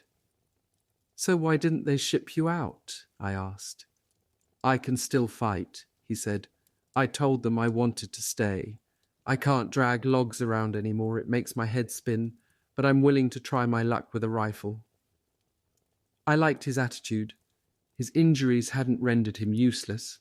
Certainly he was no coward.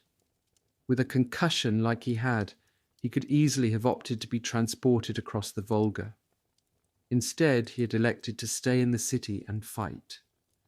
I invited Mikhail up to the first floor to have a go with a sniper's rifle. I explained my assignment to him and camouflaged the white bandages on his head with some shreds from a discarded uniform. We enlarged my hide with some construction materials we found, so that it was big enough to provide cover for 2 people. Mikhail found himself a spot adjacent to a bombed-out wall. Mamayev Hill was shrouded in smoke from the base to the peak. A Luftwaffe attack was just winding up there. Just before the Luftwaffe flew over, our artillery had been hammering the Nazis for a couple of hours. Despite all this mayhem, the smoke was slowly clearing. Mikhail had sharp eyes, and he was the first to notice when German soldiers started running across to the railway embankment in order to dig new trenches. "What do I do now?" he asked me. "Those Fritzes are 400 meters away." I showed him how to adjust the telescopic sights on the sniper rifle for the correct distance. "Aim at your target's chest, but don't shoot yet," I said to Mikhail. "Wait until he turns to face you." "All right, Chief," he said, "but why's that?" "Think of this like a game of billiards," I explained. "You're always trying to set up your next shot. If you shoot him now, while he's turned away from you, both he and his shovel fall into the ditch. But if you wait and get him when he's facing towards you, his shovel stays up on the near side of the embankment. That way, when the next guy grabs the shovel, you can get him too." The rifle banged. I jumped. I wasn't used to being a teacher, and somehow the discharge sounded louder than if I had been shooting myself. I looked through my binoculars in time to watch the Fritz who had been digging sink into the trench. Seconds later, some fool reached up to retrieve the shovel, and Mikhail shot again.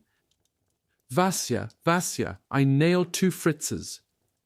Mikhail Lubozhenko was overjoyed. "Nice shooting," I congratulated him. I was scouting the battlefield through my binoculars when I noticed several Fritz rifles swinging over to line up on us. "You're learning fast," I told Mikhail, "but let's get our asses out of here, or it's us who'll get nailed." As if to emphasize my words, high-velocity bullets whizzed past us like angry bees. We slid down the ladder, where we were safe from the Nazis trying to avenge their lost comrades. And thus began our snipers' training school. I, the professor, had in reality been the school's first student. Up to now, I had only learned from my own mistakes. A sniper must be courageous and have an iron will. This description fitted Sergeant Nikolai Kulikov to a T. Kulikov later became one of my students, and subsequently my friend and one of our best snipers. Kulikov was a sinewy soldier of medium height.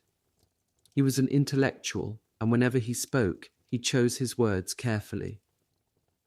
The day I first met him, I saw him in action, and what follows is a description of the incident that so impressed me.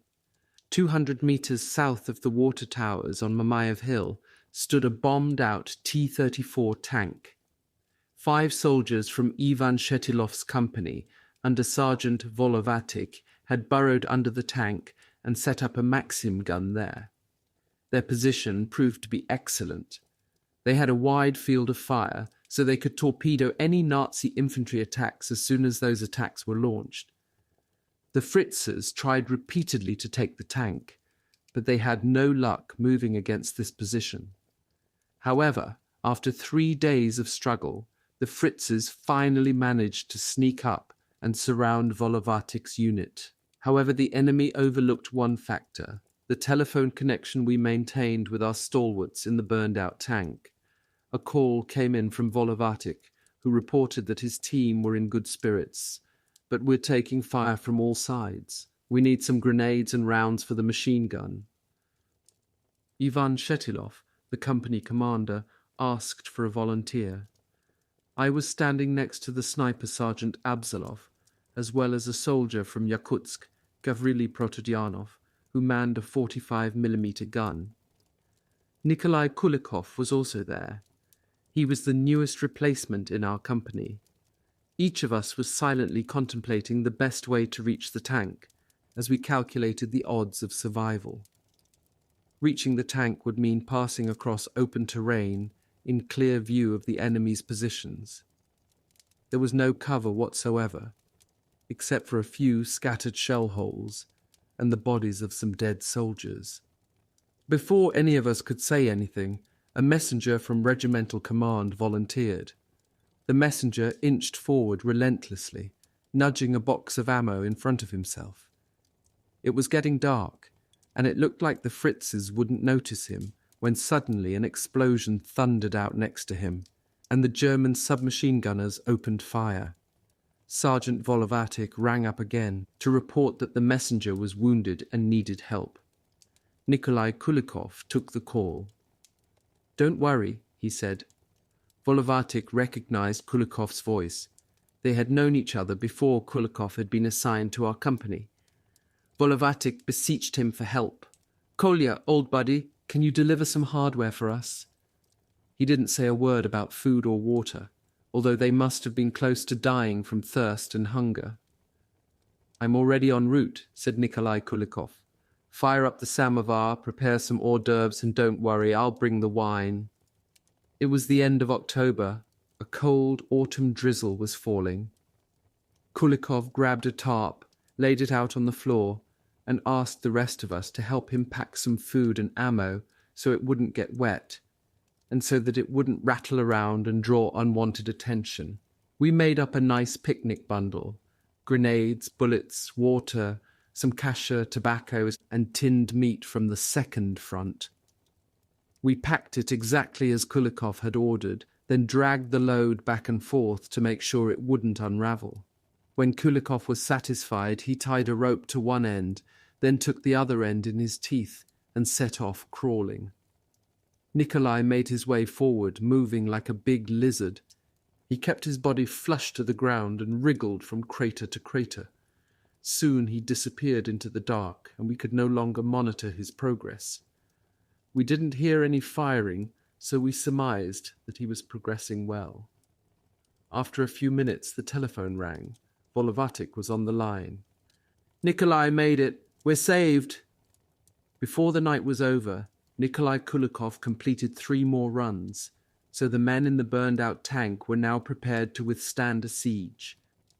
After Nikolai made his last run, Volovatic called to inform us that Nikolai was on his way back.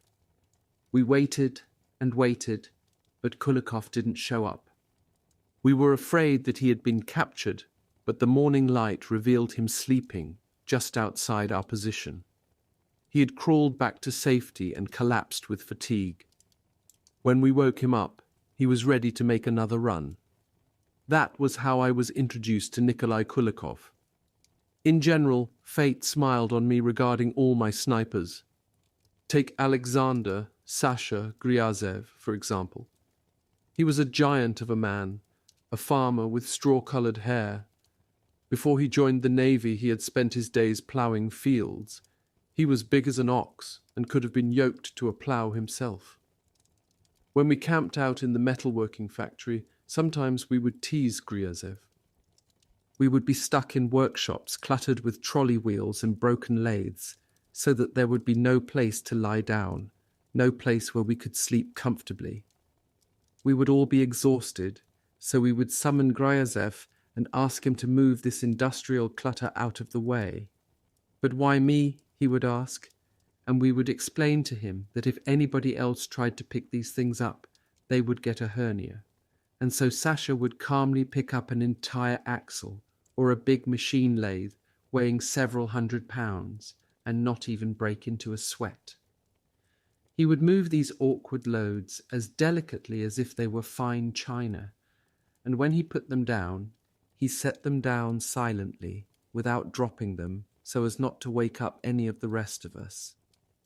In a few minutes the room would be clean and bare, and we had room to stretch out full length and sleep. In battle, Sasha often used an anti-tank rifle to take out enemy pillboxes or blast other fixed positions. Our anti-tank rifles were 2 feet taller than I am, and very heavy, weighing more than 40 pounds. But the anti-tank rifle was like a toy in Sasha's big mitts, and he could tote one around all day without getting tired. In battle, he knew how to select the perfect position and level shots from the anti-tank rifle directly into the embrasures of the enemy's strongpoints. In his hands, it worked perfectly as a one-man portable cannon. Once Sasha Roitov, the tiger hunter from Ussurisk, as his friends called him, decided to play a prank on his namesake, Sasha Gryazev. Roitov brought out a 60mm iron rod, ran it through the safety lock on the anti-tank gun's trigger, bent the rod around one of the factory's columns, and wound up both ends. As I watched Roitov, I thought, bending iron is easier than unbending it. Who's going to be able to undo that? The sun was sinking quickly and had already started to dip below the horizon of Mamayev Hill when, like a bear from his den, Alexander Gryazev emerged from the rubble. He had been on guard duty that day. He strolled in, took a look around, and like a child reaching for his favourite toy, he walked over to his anti-tank gun, and there it was tied to the column. He immediately realised it was a prank, but he acted like he didn't know anyone was watching. He simply muttered, "Two can play at this game," and calmly leaned over and grabbed the rod by its twisted ends. His neck grew beatered, his veins bulged and filled with blood. The metal resisted, then started to creak and finally gave way. He flung the rod to the side, where it landed with a clang. Later, dinner was brought to us. The snipers were gathered in the factory's forge. Roitov and Gryazev, the two Sashas, sat next to each other and ate in silence. They had quickly become good friends and could sit next to each other for hours at a time, without either of them saying a word. Dinner wound to a close. We stashed our spoons back into our bootlegs, and the bowls were collected for washing in the Volga. It was the closest water available. "Well, sailors, I don't suppose anyone would object to an after-dinner smoke," offered Okrym Vasilchenko. "Leave Gryazev and me out," said Roitov. "Your Makorka never helped anyone." This, for some reason, rubbed Gryazev up the wrong way, and he turned to Roitov. "Thanks for the concern. Now just how were you trying to help me when you tied my gun to that column?"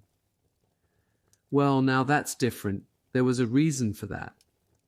They had both got up and were standing in each other's face. They were both enormous men, over 250 pounds apiece. "What kind of reason?" "I'll explain. Let's say some Fritzes burst in on us, and we, according to prearranged plan that is, all take off to hide. The Fritzes meanwhile go straight for your armor piercer, but it's locked up. No matter how hard they try, they just can't break it free. You see, I would have saved your weapon for you." Gryazev backed up a step, smiled, and decided to play his own joke on Roitov. Thank you. Allow me to shake the hand of the kind man who's rendered such a thoughtful service to me. Sasha Roitov knew what to expect. He took a wider stance and offered Gryazev his broad and calloused palm with its thick, knotty fingers. They locked hands, squeezing tighter and tighter. It seemed someone's fingers were bound to crunch at any moment, but neither man would consider easing up.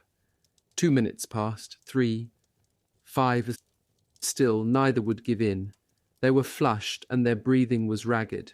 Finally, both men's powerful shoulders started shuddering. Sasha Roitov was the first to give in. Enough, or my hand will wither away. Gryazev released his grip, and we could see that tiny drops of blood were oozing from under Roitov's nails. Damn gorilla could have crushed my hand, said Roitov. Gryazev smiled. A hydraulic press couldn't crush that shovel of a palm you've got, said Roitov. Then they gave each other a hug and walked off together. With their broad and powerful hands, Roitov and Gryazev could each comfortably handle a sniper's rifle. The following night, Misha Masayev and I were returning to our company. We followed barely discernible trails through the rubble, all the time worried that we would run into a minefield. In front of the metalworking factory, both our side and the Fritzes had planted mines thicker than potatoes in a garden. We caught sight of Starshий Lieutenant Bolshapov. The lieutenant was a dapper fellow, and as he stood next to our Maxim gun, he was trimming his moustache. He was holding a mirror in one hand and a small pair of scissors in the other. Whenever a parachute flare lit up the sky, the lieutenant took advantage of the illumination to make a few cuts with the scissors. In the adjacent workshop, we could hear Fritz soldiers talking and singing. They were celebrating having captured this particular workshop, which had already changed hands more times than I could count. It sounded like there were quite a few of them on the other side of the wall, definitely more than the 3 of us could take on. Masayev and I wondered if we should rouse some more of our company for an assault. We started to ask the lieutenant about this, when he silenced us by raising a finger to his lips. "Everyone's asleep," he whispered. "They've been at it for 3 days straight, and it's useless to try and wake them. I was on guard duty, but now you guys are going to relieve me." The lieutenant smiled. He was in a cheery mood. Clearly, he didn't think there was anything especially dangerous going on in our zone that evening. Misha tried to protest, saying that we hadn't had any sleep either, but Bolshapov cut him off. "Someone's got to do this," he said, "and now it's your turn. Zaitsev, you're in command. Whatever you do, don't nod off, because you have to sound the alarm if these Fritzes," here the lieutenant tapped on the wall, "decide to go on the warpath." The lieutenant vanished to join the other sleepers. Misha and I wanted to sleep too, our eyes closed by themselves. I started dozing, and everything that was going on around me took on the haze and incoherence of a dream. I asked myself, why is the sound of that grenade going off so much softer than usual? Why does that grenade's explosion look like a rainbow-colored bouquet of flowers? As you would only see something like this in a dream, I realized I was falling in and out of sleep, and my mind began to fill with troubling thoughts. Maybe the Nazis had already slipped past us. I imagined a bunch of Fritzes, their faces smeared with camouflage paint, sneaking past me with their knives held between their teeth. "What have I done?" I admonished myself in my sleep. "I haven't lived up to the faith the lieutenant put in me. I haven't protected my friends. How can I look anyone in the eye after this?" I cursed our medical system for not having issued us benzodrine pills to stay awake in emergencies. I am convinced that there is no torture worse than depriving a man of sleep. I bit my tongue so hard that the sharp pain woke me up like being drenched with a bucket of cold water. I could taste a salty liquid in my mouth and realized it was blood. I spat, and Masayev turned to me. "Hey, Chief," he said, "you spit just like a camel." "It's nothing," I said. Then Masayev confessed, "I took my knife to my arm." "Did it work?" I asked. "It kept me alert," he said. Masayev held up his arm to show me several small slices he had cut into it. "I sharpened my trusty Finnish knife just for this purpose." We staggered back towards the crack in the tool workshop's wall, where he had first listened to our Fritz neighbours. We approached slowly, inching along through shell craters blown in the factory floor. It appeared that the Fritzes had moved on. There was no noise from the other side of the wall, and we could not discern any movement. We lowered ourselves into a deep crater, pressed close to the ground, and inched upward, in order to peer through the crack at whatever the enemy was up to. At first we couldn't see anyone, and we were ready to enter the tool room. But just as I started to wriggle through, Masayev spotted the boots of German soldier. Masayev seized me by the arm, and we both froze. We could hear the measured pace of the Fritz's boots. He was pacing the length of the wall like a caged animal. Metal caps shone on his heels. He came right up to the hole we were hiding in, so we could make out the thick soles on his enormous boots. He must have been a size 12. While this Nazi was strolling about, Masayev and I figured out a way to catch him. We were going to lure him with bait and land him like a fish. Masayev had looted a gold pocket watch from a dead German officer. The watch was a real treasure, with a solid gold case, and it had a long chain. When the Fritz paced away to the far side of the room, Masayev placed the watch in a crevice between two bricks and ran the chain back so he had a good grip on it. This way, if the Fritz tried to reach it, Masayev could yank the chain and jerk the watch backwards. We could observe the success or failure of our trick through other peepholes at ankle level. The German's heavy boots approached once more. He stopped about a few meters shy of the watch and stood there silent. We knew he must have seen the watch and that he had to be figuring out the best way to snatch it. The Fritz stood there for a minute, and then, much to our surprise, his feet turned and he walked away. Masayev was getting cold feet. "He must have gone for help," Masayev whispered, agitated. "Let's get out of here, otherwise him and his buddies will catch us when they come back." "Relax," I told Masayev. "He won't want to share it with anybody. He'll come back soon alone." We heard the knock, knock, knock of heavy boots approaching. The soldier reappeared, by himself as I had predicted. He had a long, thin board in his hands, with a nail protruding from one end, the perfect tool. Pretty clever, I thought. I was watching Masayev's face. Obviously he was sorry to part with the watch, but there was nothing he could do. We had started this game, and now we had to see it through. The Fritz tried and tried, but he couldn't knock the watch free with his board. He nudged the watch around, but it only got wedged deeper between the bricks. Masayev and I had to bite our tongues to keep from laughing. The Fritz was getting more and more worked up, like a real gold miner.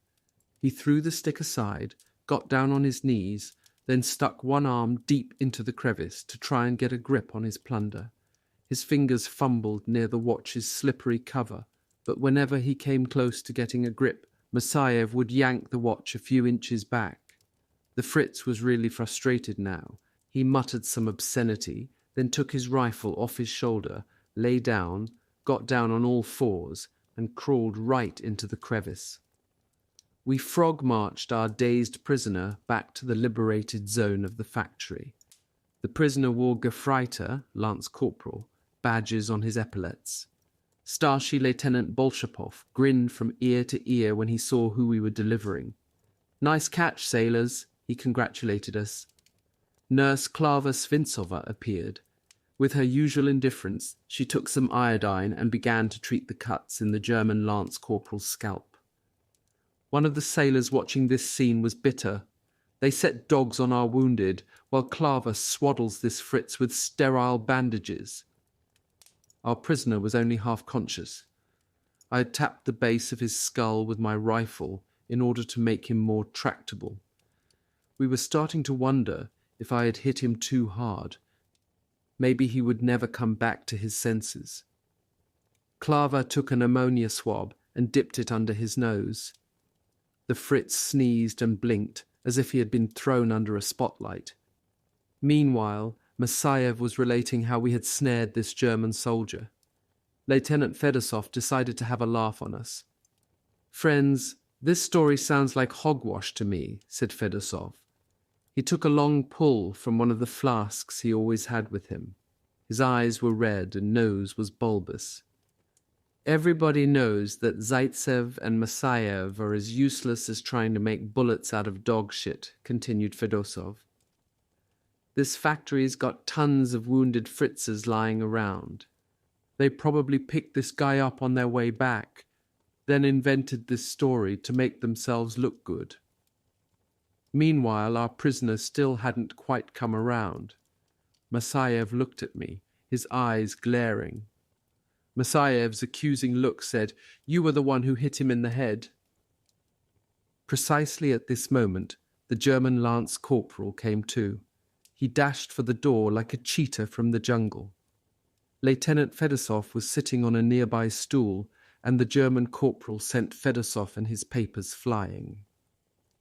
The Fritz would have made it out the door, except that Roitov snared him and spun him around by the elbow, then tripped him up and sat on him, pinning the Fritz to the ground. The lance corporal's eyes became bloodshot, and his nostrils flared like those of an enraged beast. We had caught a truly hot-blooded fighter. When a translator showed up, the Fritz corporal kept repeating the same statement. "I never surrendered. Russian soldiers don't fight fair." It was only 9 o'clock in the morning, and during daylight hours it was impossible for us to send a prisoner back across to the other side of the Volga. Since we had a long wait until sundown, and we had many other more pressing things to worry about, we tied up our captive and put him in Klava's care at the field hospital. We wrapped him up like an Egyptian mummy and left him leaning against a radiator. Masayev and I then had a real sumptuous breakfast. I can still remember how good it tasted, but it made us sleepy, as if we hadn't been tired enough already. Sleepless nights and exhaustion were gaining the upper hand on us, and our strength was waning. Starshий Lieutenant Bolshapov granted us a 3-hour break, and Masayev descended to the cellar, opened the iron door, grabbed a place among the wounded soldiers, and was immediately snoring. Nikolai Logvinenko showed up, looking for me. He had come to take me to Kapitan Kotov for a debriefing. Logvinenko gathered up his papers, and he, Starshий Lieutenant Bolshapov, and I clambered through the rubble until we reached the factory office. Since the last time we had recaptured the building, the battalion headquarters had been moved into another section of the cellar. This room was large and had double steel doors set in the wall. Kapitan Kotov had inherited a beautifully carved wooden writing desk and a plush black sofa they had been used by the factory's management before the Germans invaded. Field telephones sat in leather military-issue cases on top of the carved desk. It was an odd jumble of civilian elegance and military necessity. From the cellar's window, a tall tower was visible. Somewhere on top of it, the artillery observer Feofanov was sending instructions back to the artillery commander, Ilya Shuklin. Shuklin was sitting by Kapitan Kotov. Shuklin had a smile on his face, but Kotov appeared to be very upset. He was pale, white as a sheet, and his hands were shaking. I could tell that the burden of command, while we were taking so many casualties, was eating away at him. My legs were giving out, and I was swaying from side to side. When the adjutant informed Kotov that I had arrived, the incensed battalion commander looked me up and down, saw how far gone I was, and snapped at Logvinenko. "Take him out of here and get him some sleep." I staggered up out of the cellar, barely able to keep my eyes open. It was approaching noon, and it was getting warm. As usual, German planes were buzzing overhead, and the smell of smoke and cordite from their bombs hung in the air. By this time, I was so accustomed to them that I would have felt something was wrong if there were no Fritz planes around.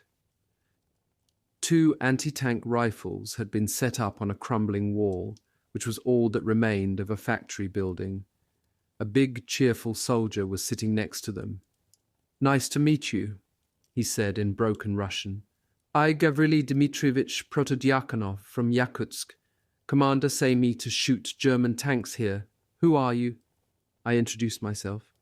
"Good to know you, yes, good. You need much sleep. Go to my room. Blanket and pillow there. Have good sleep." Gavrili took me to his bunker and I collapsed on his bed. It was made from boards and old ammo boxes, but at that point it seemed like the most luxurious feather bed I had ever seen. For Yakutsk is the major city of the Sakha Republic in northeast Siberia. Much of the population speaks a Turkic language, and Russian is a second language for them. On the 24 October, our sniper group Gryazev, Morozov, Shaikin, Kulikov, Dvoyashkin, Kostrikov, and myself was transferred to the territory of a neighboring regiment on the eastern slope of Mamayev Hill. We were assigned a position at an elevation of 102 meters, a very awkward and dangerous location. Our trenches had been dug into the hillside at an angle, and we were about 150 meters from the Nazi front lines. Before we got this assignment, the zone had been defended by a company of our anti-tank gunners, but during the preceding week, their commander had been wounded and sent to the field hospital. His soldiers remained, but without their commander, they were suffering tremendous casualties. Their dead were buried right there, in the trenches. Only a small number of soldiers in the unit had survived. They would crawl from one gun to another, giving the enemy the impression that more men were still alive, and that they could still present a formidable defense. A small spring trickled through the area. Its clear waters were a magnet for the Nazis, luring them to its banks. Our guide was a corporal who had been part of the anti-tank unit. He told us that despite the danger of attack, the Fritzes made trips to the spring early each morning, bringing jerry cans and canteens. They were even building a bathhouse there. "It's a perfect stakeout for a sniper," the guide commented. Early that morning, I asked our guide to lead Gryazev and me to the spring, but the guide wasn't interested. "The place will be swarming with Germans," he said, "and when they approach, they do a reconnaissance by fire. They'll hit every shell hole with grenades, and they'll machine gun any bush big enough to use for cover."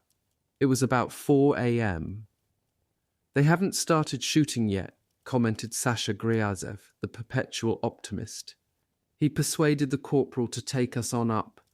It was quiet, really silent. There weren't even any flares going off.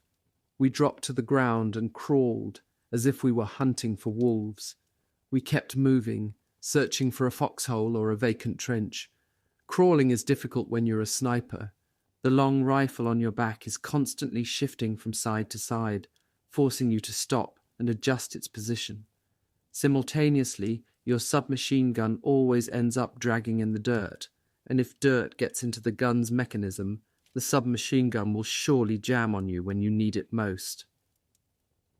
We hid at the base of the ravine and listened as the Fritz above emptied his machine gun, blasting at shadows. They never hesitated to burn ammo. The Fritz machine guns had a higher rate of fire than our guns, so it was easy to differentiate the sounds. Suddenly some bullets traced a pattern over my head, on the far wall of the ravine. Dirt tumbled onto my face. "Damn it," I said, "he's made us." "Don't worry," said the corporal. "He's firing around himself in a circular pattern. He wasn't shooting at us." Sure enough, the machine gun moved on, riddling the eastern wall with fire. "When he quits," said the corporal, "we can hide behind that ledge." He pointed out a barely visible ridge. "My company should be there." We waited, and as soon as the gunner completed his circuit, He stopped to reload. We ran behind the ridge and hid, but our anti-tank company wasn't there. This new spot was completely deserted. We were all breathing hard from the run. Sasha turned to the corporal. "So where's your guys?" Sasha asked. "Damned if I know," said the corporal. "Listen, they're around somewhere. I'm going to walk along and talk out loud. I have to do something to signal my men, so they don't shoot me thinking I'm a Nazi. I'll shout out if the Fritzes grab me. But if the coast is clear, I'll come back and retrieve you guys. Don't come out until I give you the all clear, okay?" Griazev and I told him we agreed, and the corporal started off. Then he remembered one last thing. "If the Fritzes nab me, it's up to you to hit their trenches. Our Maxim guns are over there." He pointed to the south. "From the near side, you can fire on the railway bridge and the slopes of Mamayev Hill. From the other side, you can hit the water tanks. And there's 2 submachine guns buried with some ammo by the north end of the trench. The spot is marked by a German helmet." The corporal trotted off through the dark, while Griazev and I hid and waited. Soon we heard his voice calling out, "Doroga, Doroga." Doroga is a good Russian word. By having people say it, you know immediately if you've got a Russian or a German heading your way. Germans can't pronounce it properly when they say it. It always comes out sounding like Toroka. That word would trip up even a German scout dressed like a Russian. As soon as he said Toroka, we would nail him. The corporal's voice disappeared. Where the hell was he? We waited, afraid even to smoke cigarettes because they might give us away. We thought the Fritzes might have slit the corporal's throat before he had a chance to yell. We were getting more nervous by the minute. Finally, the corporal showed up, out of breath. I asked him if he had found anybody. "Only 2 of our guys are left," he said. The corporal was so upset he could barely speak. "They're waiting for you," he muttered. "A company of Fritzes has been trying to surround them since last night." "So what are we sitting here for?" snarled Griazev. "Let's go." "Slow down," I warned Griazev. "First we have to collect the ammo the corporal told us about." We crawled to the hidden stockpile and picked up as much ammo and as many grenades as we could carry. Then we followed the corporal to join the survivors of his company. We could smell them before we saw them. They had been glued to the same positions for several days, never leaving even to relieve themselves. The first survivor we saw had his bony hands tightly gripping a Maxim gun. He was emaciated and unshaven. His eyes were wild and his clothing was ragged. Without turning his head, he said, "The enemy. Look, you see there?" He pointed to some silhouettes on the horizon. "They're getting ready to make a move for another trench," said the wild-eyed gunner. "If we allow them to take it, they'll be within mortar range of our docks on the Volga. They'll be able to hit every boat we send across." Griazev was enraged. "I can see them fine," he said. "I'll send them a few pineapples, 6, to have a party with." In the moonlight, Sasha and I looked at the massacred bodies of the Red Army soldiers around us. The survivors had no opportunity to bury them. The bodies were those of young men. Some of them looked no more than 18 years old. Sasha shut one young soldier's eyes. "Vasya," he growled, "I'm going to make the Fritzes pay, for all of them." The odds were badly stacked against us. I had to cool Sasha down a bit. I grabbed one of his bear-sized paws and said to him, "So you hit them with a few grenades, then what? They must outnumber us 30-1, and you don't even know the terrain." "Chief, have you got a better idea?" "First," I said, "we learn the lay of the land and figure out how to set up an ambush, so we can pin them in their trenches." "Why bother with all that?" Griazev was pulling away from me, and I could not keep my hold on him much longer. "Give me a pair of grenades," he said. "Listen, you dumb ox," I told him. "In the trench, their field of vision is limited. They won't be able to see where we're shooting from. That trench can be the perfect trap, like a firing corridor, and we can block their escape with grenades. Now, do you get it?" Gryazev reluctantly agreed that he understood. Instead of singing birds, morning was announced by the spitting of machine guns and the whistle of rounds flying overhead. We had set up our sniping position at the very front edge of our lines. Our orders were to take out the Fritz officers, then their non-commissioned officers, and finally to use grenades on their equipment. During the night, 5 more snipers from our group joined us. Sasha had spent the night brooding, and in the morning his temper overwhelmed him. He waited for a moment when I was distracted, then filled an empty gas mask bag with grenades and set off crawling towards the machine gun that was covering the Germans' advance to their new position. Sasha reached it without being spotted and flung 2 grenades. The Fritz gunner and his loader were killed instantly, and their gun was rendered useless. As expected, an uneven firefight broke out. Our only possible escape routes were cut off. Retreat was impossible. We dug in for a siege. 24 hours passed, then another 24. We managed to hold out. With our sniper rifles, we could control the access to the spring, and pretty soon the Fritzes were getting parched. We made sure to expedite this by shooting holes in all their jerry cans. We thought it was an excellent joke, and we listened to the Fritzes cursing and whining as their water drained away. "Pretty soon they'll be drinking their own piss," said Nikolai Kulikov. I was fuming over the revolting life in the trenches the Germans had imposed on us. Lice had colonized my body. I was scratching constantly, as we all were. I hated the Germans more than ever. "We have to keep them from reaching clean water," I instructed the other snipers.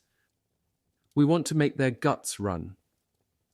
So our sniper group forced the Fritzes to give up their excursions to the spring, and we were also able to turn most of their mortar crew into casualties. This way, we kept them from being able to lob a single mortar bomb at the Red Army positions on the docks. The second night, a messenger from battalion headquarters reached us. The orders he brought were, "Do everything possible to hold your positions." What that meant was, do not even think about retreat. It was late October and autumn had arrived. The weather changed constantly. One minute the sun was hot, and the next we would be at the receiving end of a cold drizzle. This was the weather of the steppe. We sat through 4 days of this, awake and asleep, our guns always clenched in our hands. Some nights we had rain and cold winds. We would huddle in the corner of a trench, shivering as freezing drizzle fell. The water pooled at the bottom of the trenches. This constant damp would lead to various forms of misery. In the mornings there was always a chill, and we would wake up to discover our asses had frozen to the ground. The fascists never gave up. They kept slithering down the hill towards our trenches, but when they came too close, we were always able to repel them with grenades. As the Fritzes were coming down a steep incline, we had to make sure to throw our grenades far enough so they did not roll back down into our own positions. Gryazev's long arms were well suited to this job. He was like a watchman on a ranch patrolling a fence. If an enemy came within throwing distance, he would heave a grenade at them. He never missed. His aim was remarkable. When the grenades went off, all you could see was dust and smoke. But once the air cleared, the Fritzes' limbs would be scattered in various places, along with shreds of their uniforms and their weapons. Gryazev could drop an enemy at 100 paces, throwing uphill. He truly had a magic arm. One time I picked up a few grenades and he took them from me, admonishing me, "Vasya, your arms are too short. We can't afford to waste any of these." As our third night on Mamayev Hill was drawing to a close, not a single star was visible. Heavy clouds obscured everything. The German positions were less than 100 meters away. We could hear the metallic clink of pots and pans and heels knocking against each other as the Germans scraped the mud off their boots. We could overhear entire conversations, but neither I nor Gryazev could figure out a word. As it happened, both of us had enrolled for German courses in high school, but we had spent the days skipping class. Now we were cursing ourselves for it. We were always shaking with fatigue. At night we had to observe the enemy's activities. No one could really sleep. Sometimes we would catch a glimpse of the Volga and watch the wind ripple across the water's black surface. The frigid sky overhead only made us more weary. We watched clouds hovered over the city's ruins, and the biting wind grew colder and colder. The Fritzers had apparently not had any fresh water since we arrived, and they were getting desperate. Our plans at keeping them pinned down were working perfectly. On the fourth morning, their soldiers issued forth out of their trenches, and small groups began inching forward towards us. Even with their bodies pressed close to the ground, the descending Germans had no cover. They were approaching us on a downward slope, so the entire length of their bodies was exposed. We didn't even need our telescopic sights. It was like shooting fish in a barrel. The element of surprise, if that was what they were after, was lost. This was their final attempt on us, while we were posted at position 102. Our sharpshooting and supply of grenades helped us carry out the divisional commander's orders. The position remained in our hands, and judging by the looks of things, we wouldn't be leaving it any time soon. None of us were even thinking about retreat. Chapter 10. A difficult position. It was day 4. We were waiting for nightfall to take up our new posts. At last the sun began to set. It painted the cirrus clouds a bright pink. The droning motors from Nazi aircraft died away. The sky over the city grew dark, but it still took a long time for the sun's light to completely disappear from the horizon. By midnight we had finished setting up our snipers' posts. Exhaustion and thirst were setting in. The vengeful Germans had cut off our path to the spring with a string of mines, but thanks to our machine guns and snipers, the spring was off limits to them too. We had been reduced to a stalemate. This was another evening with no dinner. We were tortured by hunger, and even more so by thirst. Our mouths were like cotton, and our tongues were swollen. We worked in silence. We all understood each other's misery. No words were necessary. I could tell everyone was dying for some sleep, if only to lie down a few moments and regain some strength. So I granted the others a break while Kostrikov and I stayed on watch. Kostrikov and I agreed on a distress signal to use with our flare pistols. Then we split up. I distinctly remember the whisper of the evening breeze, the flickering embers of cigarettes in the enemy's camp, and the barely perceptible aroma of tobacco smoke. That made my desire to smoke even stronger, but none of us had any cigarettes. The muffled clang of metal against metal and random excerpts of German conversations I kept overhearing were driving me crazy. I had to have a smoke. As if he'd read my mind, Kostrikov started rifling through some dead Fritz's pockets. In no time he hit pay dirt. We lit up and the tobacco took away our fatigue. We suspected that the Fritzers were preparing a trap. We were setting up decoy positions, and we knew they had to be doing the same. Outsmarting them was going to demand all our cunning and vigilance. I drove a shovel deep into the earth, placed my ear against the handle, and listened to it as if it were a stethoscope. A shovel in the ground, like a stethoscope against someone's chest, conducts vibrations. But with my shovel, the vibrations came from the summit of Mamayev Hill instead of from someone's beating heart. Somewhere nearby, the Germans were chiseling out rock or driving in a stake. A little farther away, they were dropping something heavy onto the ground, maybe boxes of supplies or sandbags. I didn't hear any digging. However, very close by, I heard steps. Nazi jackboots were marching up and down in their trench, thumping loudly against the earth. They were changing their guards. I woke Nikolai Kulikov, who had been sleeping nearby. He jerked up like someone had scalded him with hot water, his rifle in his fist. "Where are they?" "Nowhere," I said. "Relax. It's your turn to keep watch." While Nikolai rubbed his eyes, the Fritzes continued changing their guards. A new enemy machine gunner took up sentry duty above. He was obviously a greenhorn. Despite the darkness, I easily lined him up and picked him off. Nobody came to replace him, as the enemy realized that the machine gun position was too exposed. I was in command of our little detachment, and therefore was obligated to check that everything was okay before I hit the sack. So I made the rounds of our positions, and found that the snipers had all crashed out, and that those who had been relieved were huddled up and resting. I returned to Kulikov's position. In our trenches shelter, soldiers' greatcoats lay on the ground. These were the final gifts from comrades long dead and buried. I burrowed underneath a coat and drifted off to sleep. Kulikov stayed standing at his machine gun, because he was afraid that if he sat down, sleep would overwhelm him. He said it was better to fight it off by standing up, never mind that he presented a bigger target. Kulikov woke me just before dawn, as we had agreed. The first thing he said was, "Chief, this thirst is driving me nuts." He could barely talk as his throat was so parched. "I thought that getting through the night would be easier than the day," he said, "but I was wrong. Every minute it grew lighter. One after the other, the snipers approached me, all asking about water. "We'll get by, relax," I assured them. Their lips were cracked and their faces drawn. Then a spark of inspiration flared up in Kostrikov's eyes. He flopped down on the ground, wiggled his legs like a happy dog, tossed his head back and cried out, "Boys, we've got water!"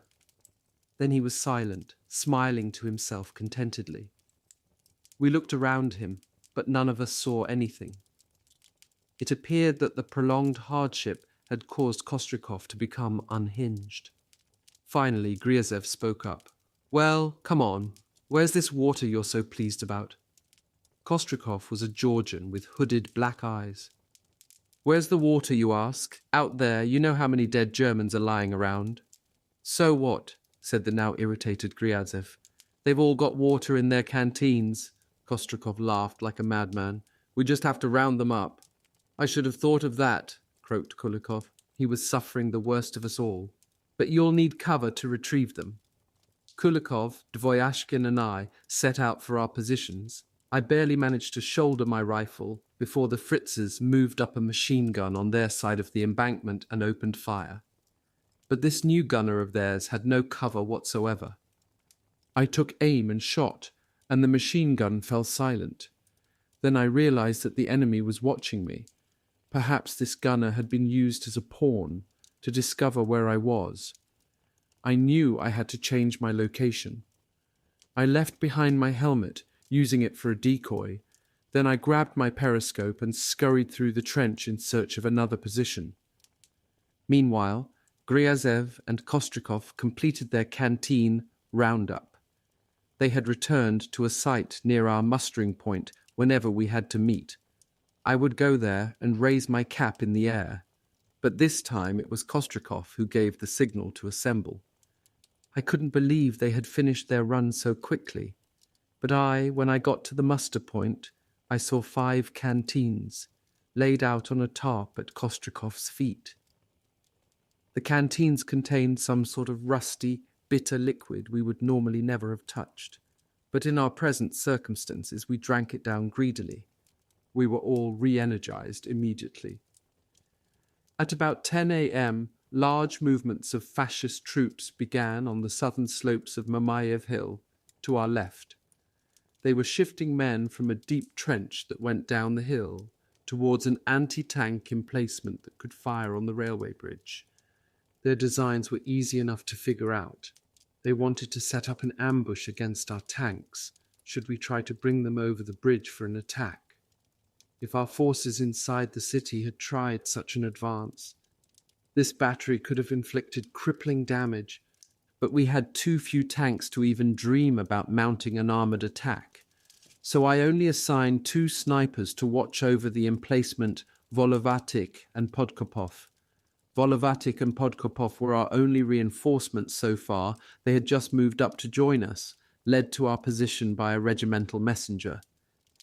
These two took up excellent positions, camouflaged themselves, and started picking off members of the battery's gun crew.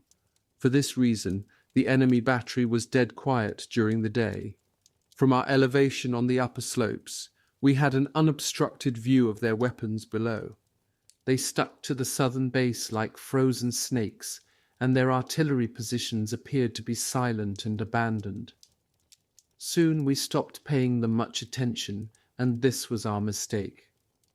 More German troops had slipped into those positions, but they stayed clear of the emplacements we could target and diligently kept themselves hidden. They were obviously plotting something, but what? I took a good hard look. I was surprised to see that the German line had sprouted antennae, that is, they had built narrow, shallow trenches at right angles with circular foxholes dug on the ends. How the hell could we have missed this? When had they managed to construct them? Last night? It did not seem possible. Had my shovel stethoscope deceived me? I could not believe it. At that moment, Volovatic spotted a new group of enemy soldiers assembling near our landmark number 5, which was a wrecked anti-aircraft gun on the hillside. It was no more than 80 meters away. Before I managed to say a word, Sasha Griezev had picked up 2 grenades and darted off down the trench. "Stop! Get back here!" I yelled. Sasha halted and turned to me with a real hangdog look. "Chief, permission requested to kill the enemy. I'll take out the entire position with one go," he said with a chuckle. Then he continued in a more serious vein. "Chief, they're not all for you to kill. Let the rest of us chalk up a few." This rebuke caught me by surprise, but I should have anticipated it. The rest of the guys had been keeping track of their kills. I wasn't the only one. We'd set up daily personal head counts. Each sniper had to confirm his kill with an eyewitness's signature. It was true, I had quite a few more than anyone else. Sasha Griazev's own signature attested to this. So what could I say to him?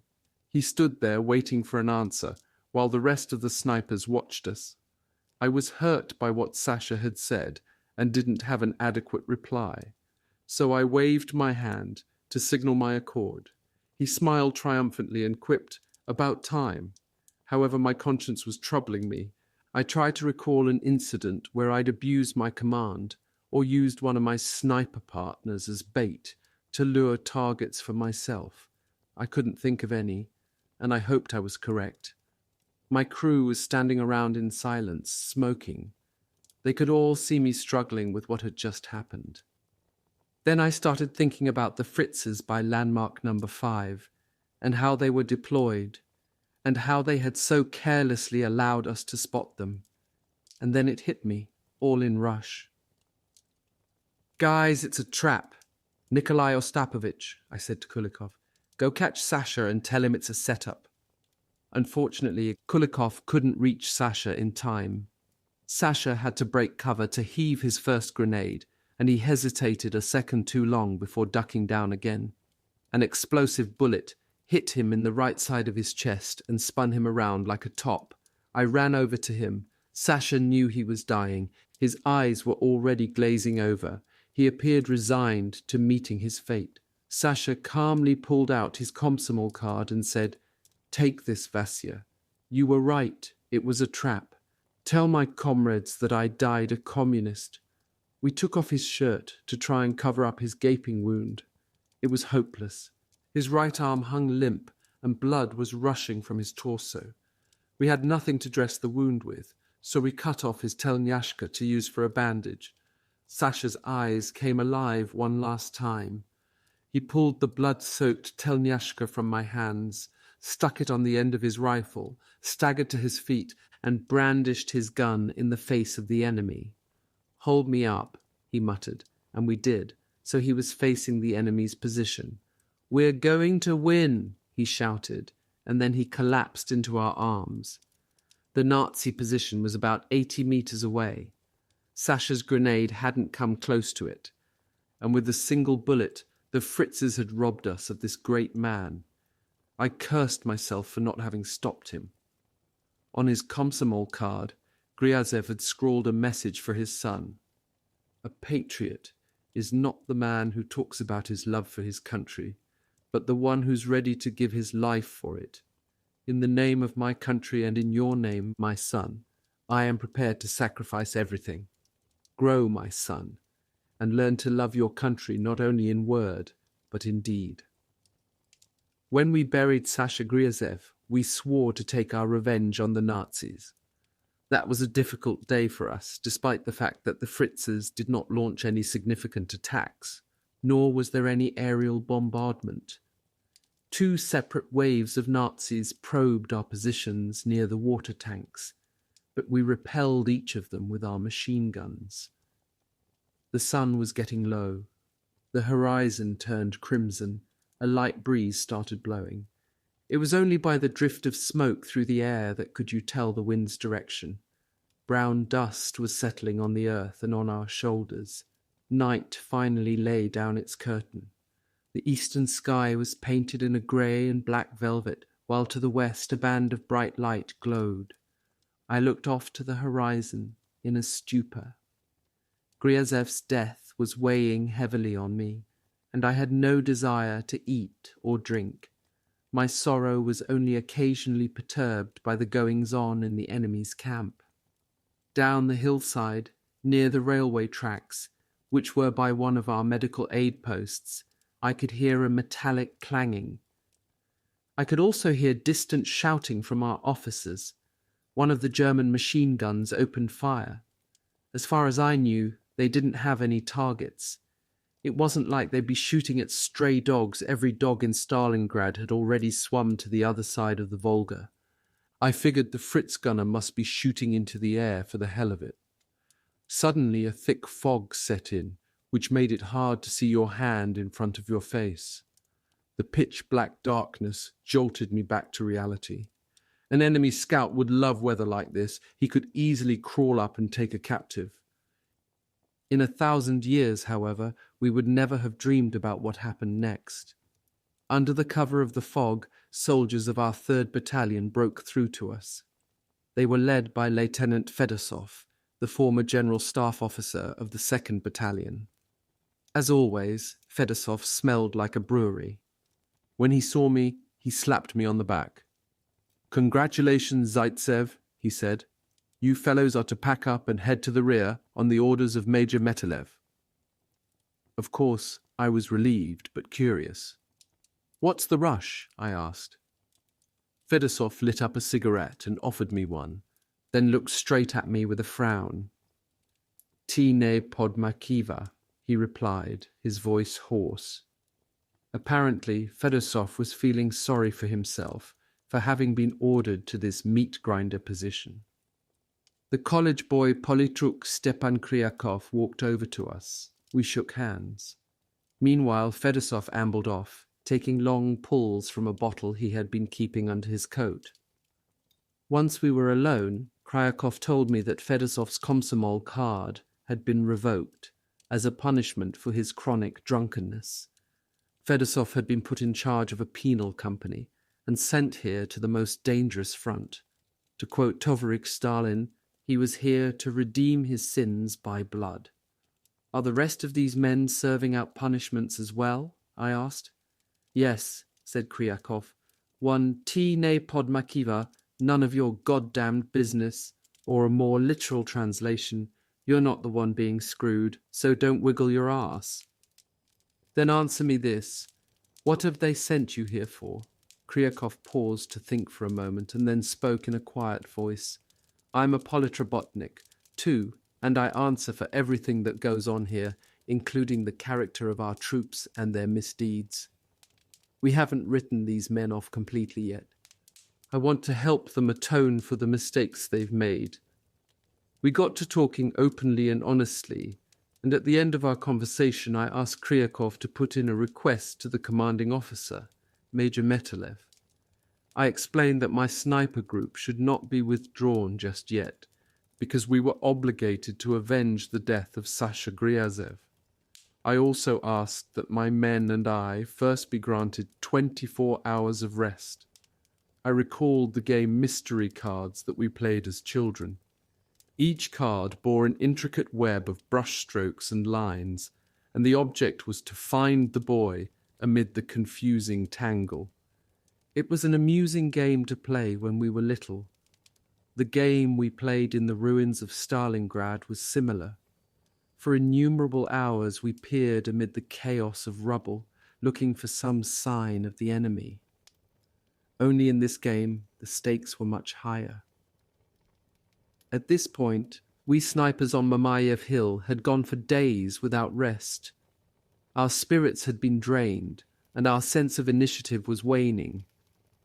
We knew that danger was hiding behind every corner, but lying in a dirt shell hole all day and staring at an unchanging panorama of rubble led to exhaustion.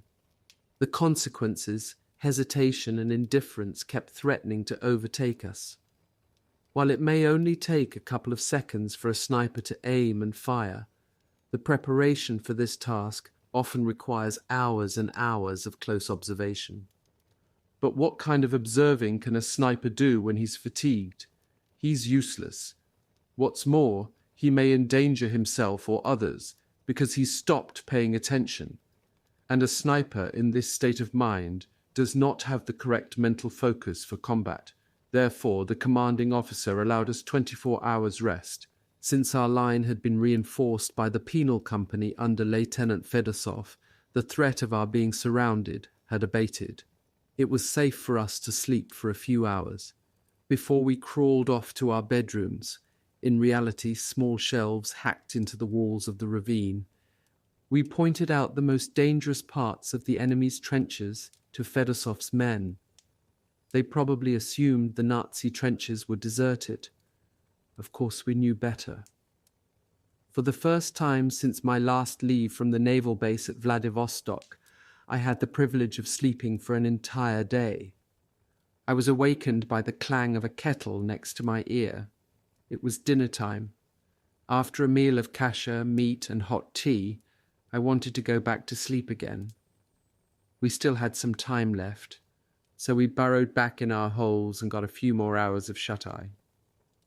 We awoke to the sound of shelling in the ravine. We had had some new dry uniforms delivered, and I put one on. What a feeling to put on dry clothes after days of wallowing in soaking rags. A Nazi machine gun was rattling somewhere nearby. I picked up a trench periscope and used it to scan the horizon. These periscopes had excellent optics and were good for observing from fixed positions. I could make out tracer bullets sinking into the cliffs above, with a muffled pounding. I was more than curious about where these bullets were coming from. I had to find their source and take it out of commission. You ask? Out there, you know how many dead Germans are lying around? So what? Said the now irritated Gryazov. They've all got water in their canteens. Kostrikov laughed like a madman. We just have to round them up. I should have thought of that, croaked Kulikov. He was suffering the worst of us all. But you'll need cover to retrieve them. Kulikov, Dvoyashkin and I set out for our positions. I barely managed to shoulder my rifle before the Fritzes moved up a machine gun on their side of the embankment and opened fire. But this new gunner of theirs had no cover whatsoever. I took aim and shot, and the machine gun fell silent. Then I realized that the enemy was watching me. Perhaps this gunner had been used as a pawn to discover where I was. I knew I had to change my location. I left behind my helmet, using it for a decoy.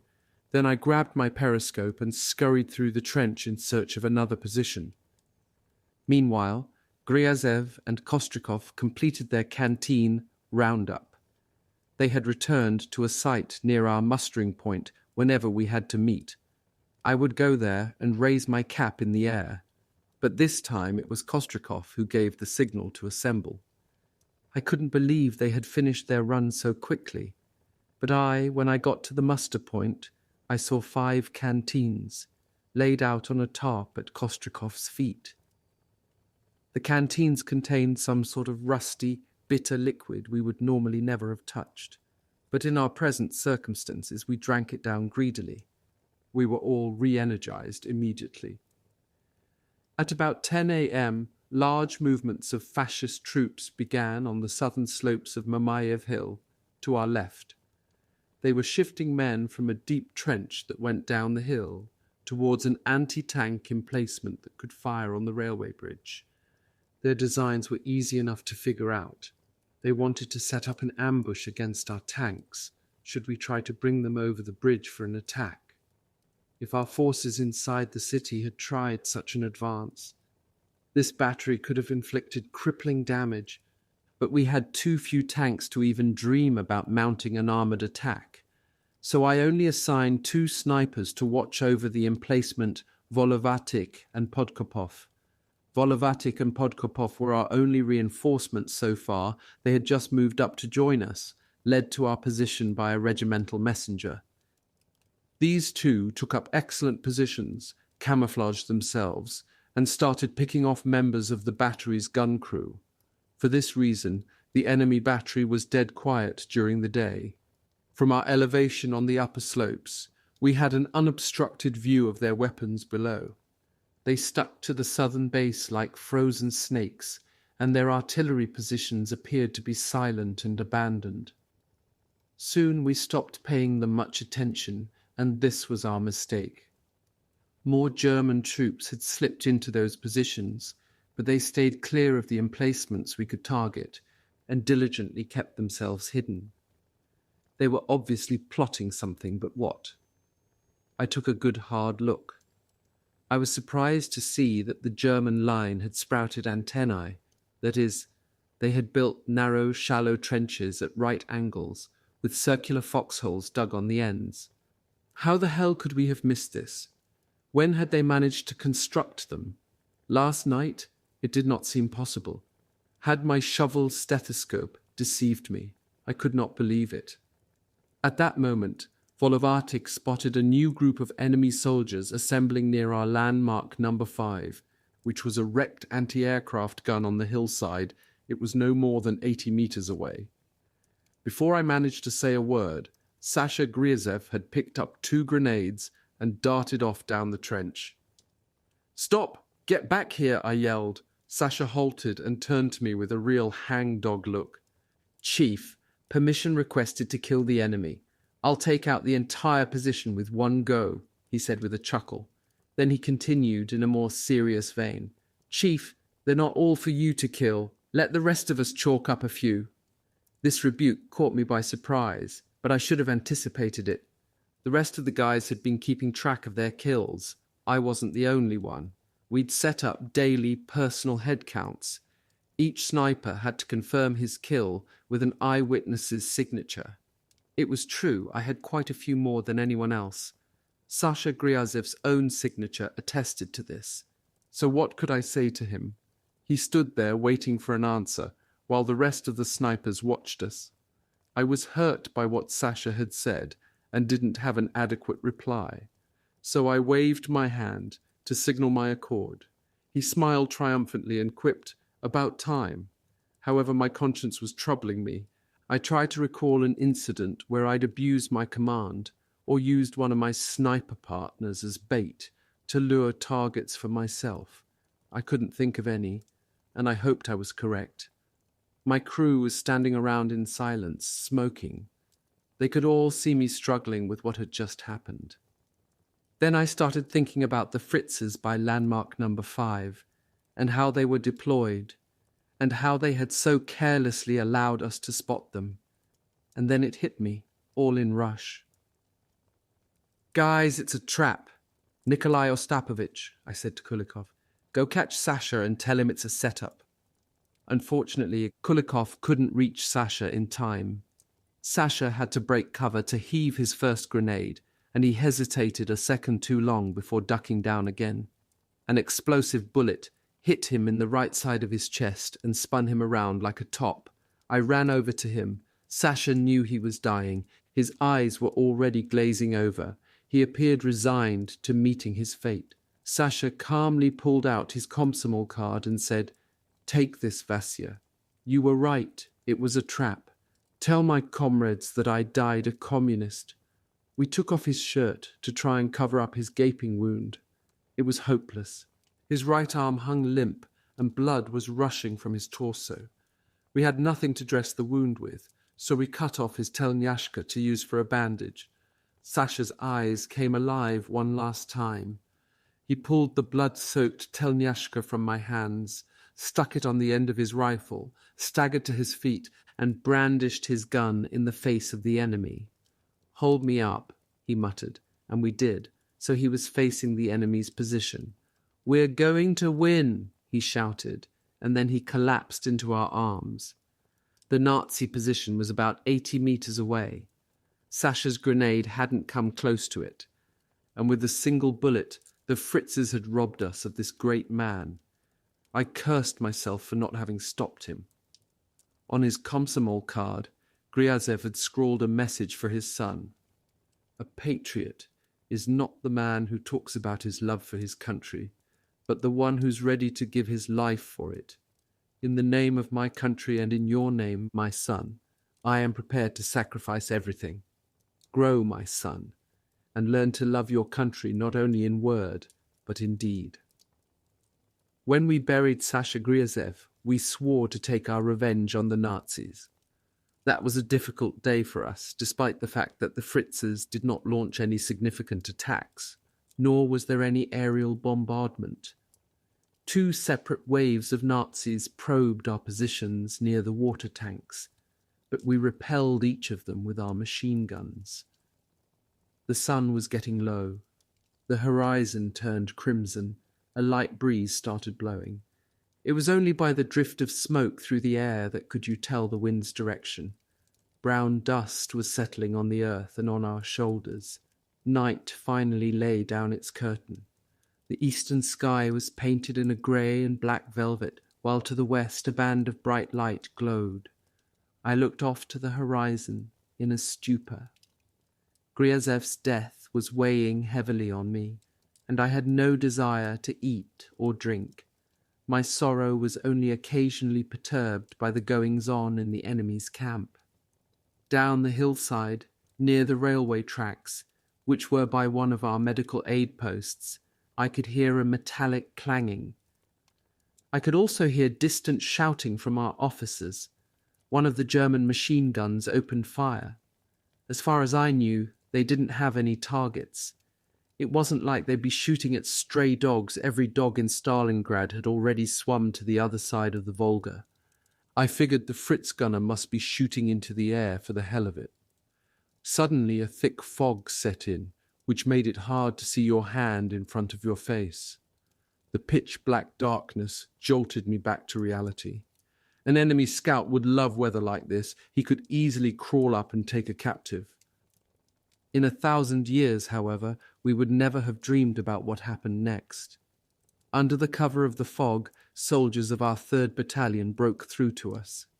They were led by Lieutenant Fedosov, the former General Staff Officer of the 2nd Battalion. As always, Fedosov smelled like a brewery. When he saw me, he slapped me on the back. "Congratulations, Zaitsev," he said. "You fellows are to pack up and head to the rear on the orders of Major Metalev." Of course, I was relieved but curious. "What's the rush?" I asked. Fedosov lit up a cigarette and offered me one, then looked straight at me with a frown. "Tine podmakiva," he replied, his voice hoarse.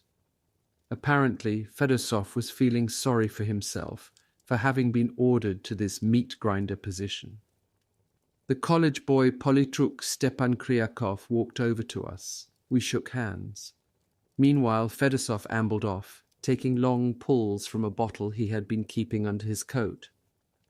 Once we were alone, Kryakov told me that Fedosov's Komsomol card had been revoked as a punishment for his chronic drunkenness. Fedosov had been put in charge of a penal company and sent here to the most dangerous front. To quote Tovarich Stalin, he was here to redeem his sins by blood. "Are the rest of these men serving out punishments as well?" I asked. "Yes," said Kryakov. "One Tine podmakiva, none of your goddamned business," or a more literal translation, "You're not the one being screwed, so don't wiggle your ass." "Then answer me this. What have they sent you here for?" Kryakov paused to think for a moment and then spoke in a quiet voice. I'm a politrobotnik, too, and I answer for everything that goes on here, including the character of our troops and their misdeeds. We haven't written these men off completely yet. I want to help them atone for the mistakes they've made. We got to talking openly and honestly, and at the end of our conversation I asked Kryakov to put in a request to the commanding officer, Major Metalev. I explained that my sniper group should not be withdrawn just yet, because we were obligated to avenge the death of Sasha Gryazev. I also asked that my men and I first be granted 24 hours of rest. I recalled the game mystery cards that we played as children. Each card bore an intricate web of brushstrokes and lines, and the object was to find the boy amid the confusing tangle. It was an amusing game to play when we were little. The game we played in the ruins of Stalingrad was similar. For innumerable hours we peered amid the chaos of rubble, looking for some sign of the enemy. Only in this game the stakes were much higher. At this point, we snipers on Mamayev Hill had gone for days without rest. Our spirits had been drained, and our sense of initiative was waning. We knew that danger was hiding behind every corner, but lying in a dirt shell hole all day and staring at an unchanging panorama of rubble led to exhaustion. The consequences, hesitation and indifference kept threatening to overtake us. While it may only take a couple of seconds for a sniper to aim and fire, the preparation for this task often requires hours and hours of close observation. But what kind of observing can a sniper do when he's fatigued? He's useless. What's more, he may endanger himself or others because he's stopped paying attention. And a sniper in this state of mind does not have the correct mental focus for combat. Therefore, the commanding officer allowed us 24 hours rest. Since our line had been reinforced by the penal company under Lieutenant Fedosov, the threat of our being surrounded had abated. It was safe for us to sleep for a few hours, before we crawled off to our bedrooms, in reality small shelves hacked into the walls of the ravine. We pointed out the most dangerous parts of the enemy's trenches to Fedosov's men. They probably assumed the Nazi trenches were deserted. Of course, we knew better. For the first time since my last leave from the naval base at Vladivostok, I had the privilege of sleeping for an entire day. I was awakened by the clang of a kettle next to my ear. It was dinner time. After a meal of kasha, meat, and hot tea, I wanted to go back to sleep again. We still had some time left, so we burrowed back in our holes and got a few more hours of shut-eye. We awoke to the sound of shelling in the ravine. We had had some new dry uniforms delivered, and I put one on. What a feeling to put on dry clothes after days of wallowing in soaking rags. A Nazi machine gun was rattling somewhere nearby. I picked up a trench periscope and used it to scan the horizon. These periscopes had excellent optics and were good for observing from fixed positions. I could make out tracer bullets sinking into the cliffs above, with a muffled pounding. I was more than curious about where these bullets were coming from.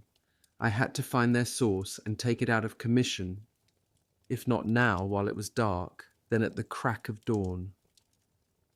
I should have been able to find the shooter by following the brightly lit tracer bullets, but the machine gun had quickly fallen silent, as if the gunner suspected someone was looking for him. Dvoyashkin approached and sat down next to me. A noise came from within the ravine, the knocking of empty jars or pots. A German machine gun opened fire. I realized this was the same gunner I had noticed before. "What's he shooting at?" I asked. "Who dropped the bowl down there?" "Our wounded are being brought into the medical aid post in the ravine, and that's the clatter of their mess kits falling when that son of a bitch hits them," answered Dvoyashkin. I was enraged. "He's hunting our wounded, is he?" I was angry with myself for not having eliminated this criminal earlier. I decided there and then to find him and put a halt to his activities. The fighting started up again at dawn. I changed my position amid the smoke and noise. This enemy gunner had been granted a day's reprieve to keep working his malicious deeds because our snipers in the sector had all been granted 24-hour leave. So now he had the mistaken impression that he could operate with impunity, and he was getting careless. He should never have kept using tracers. They led me straight back to him. I found the scavenger and put him in my crosshairs. His gun fell silent.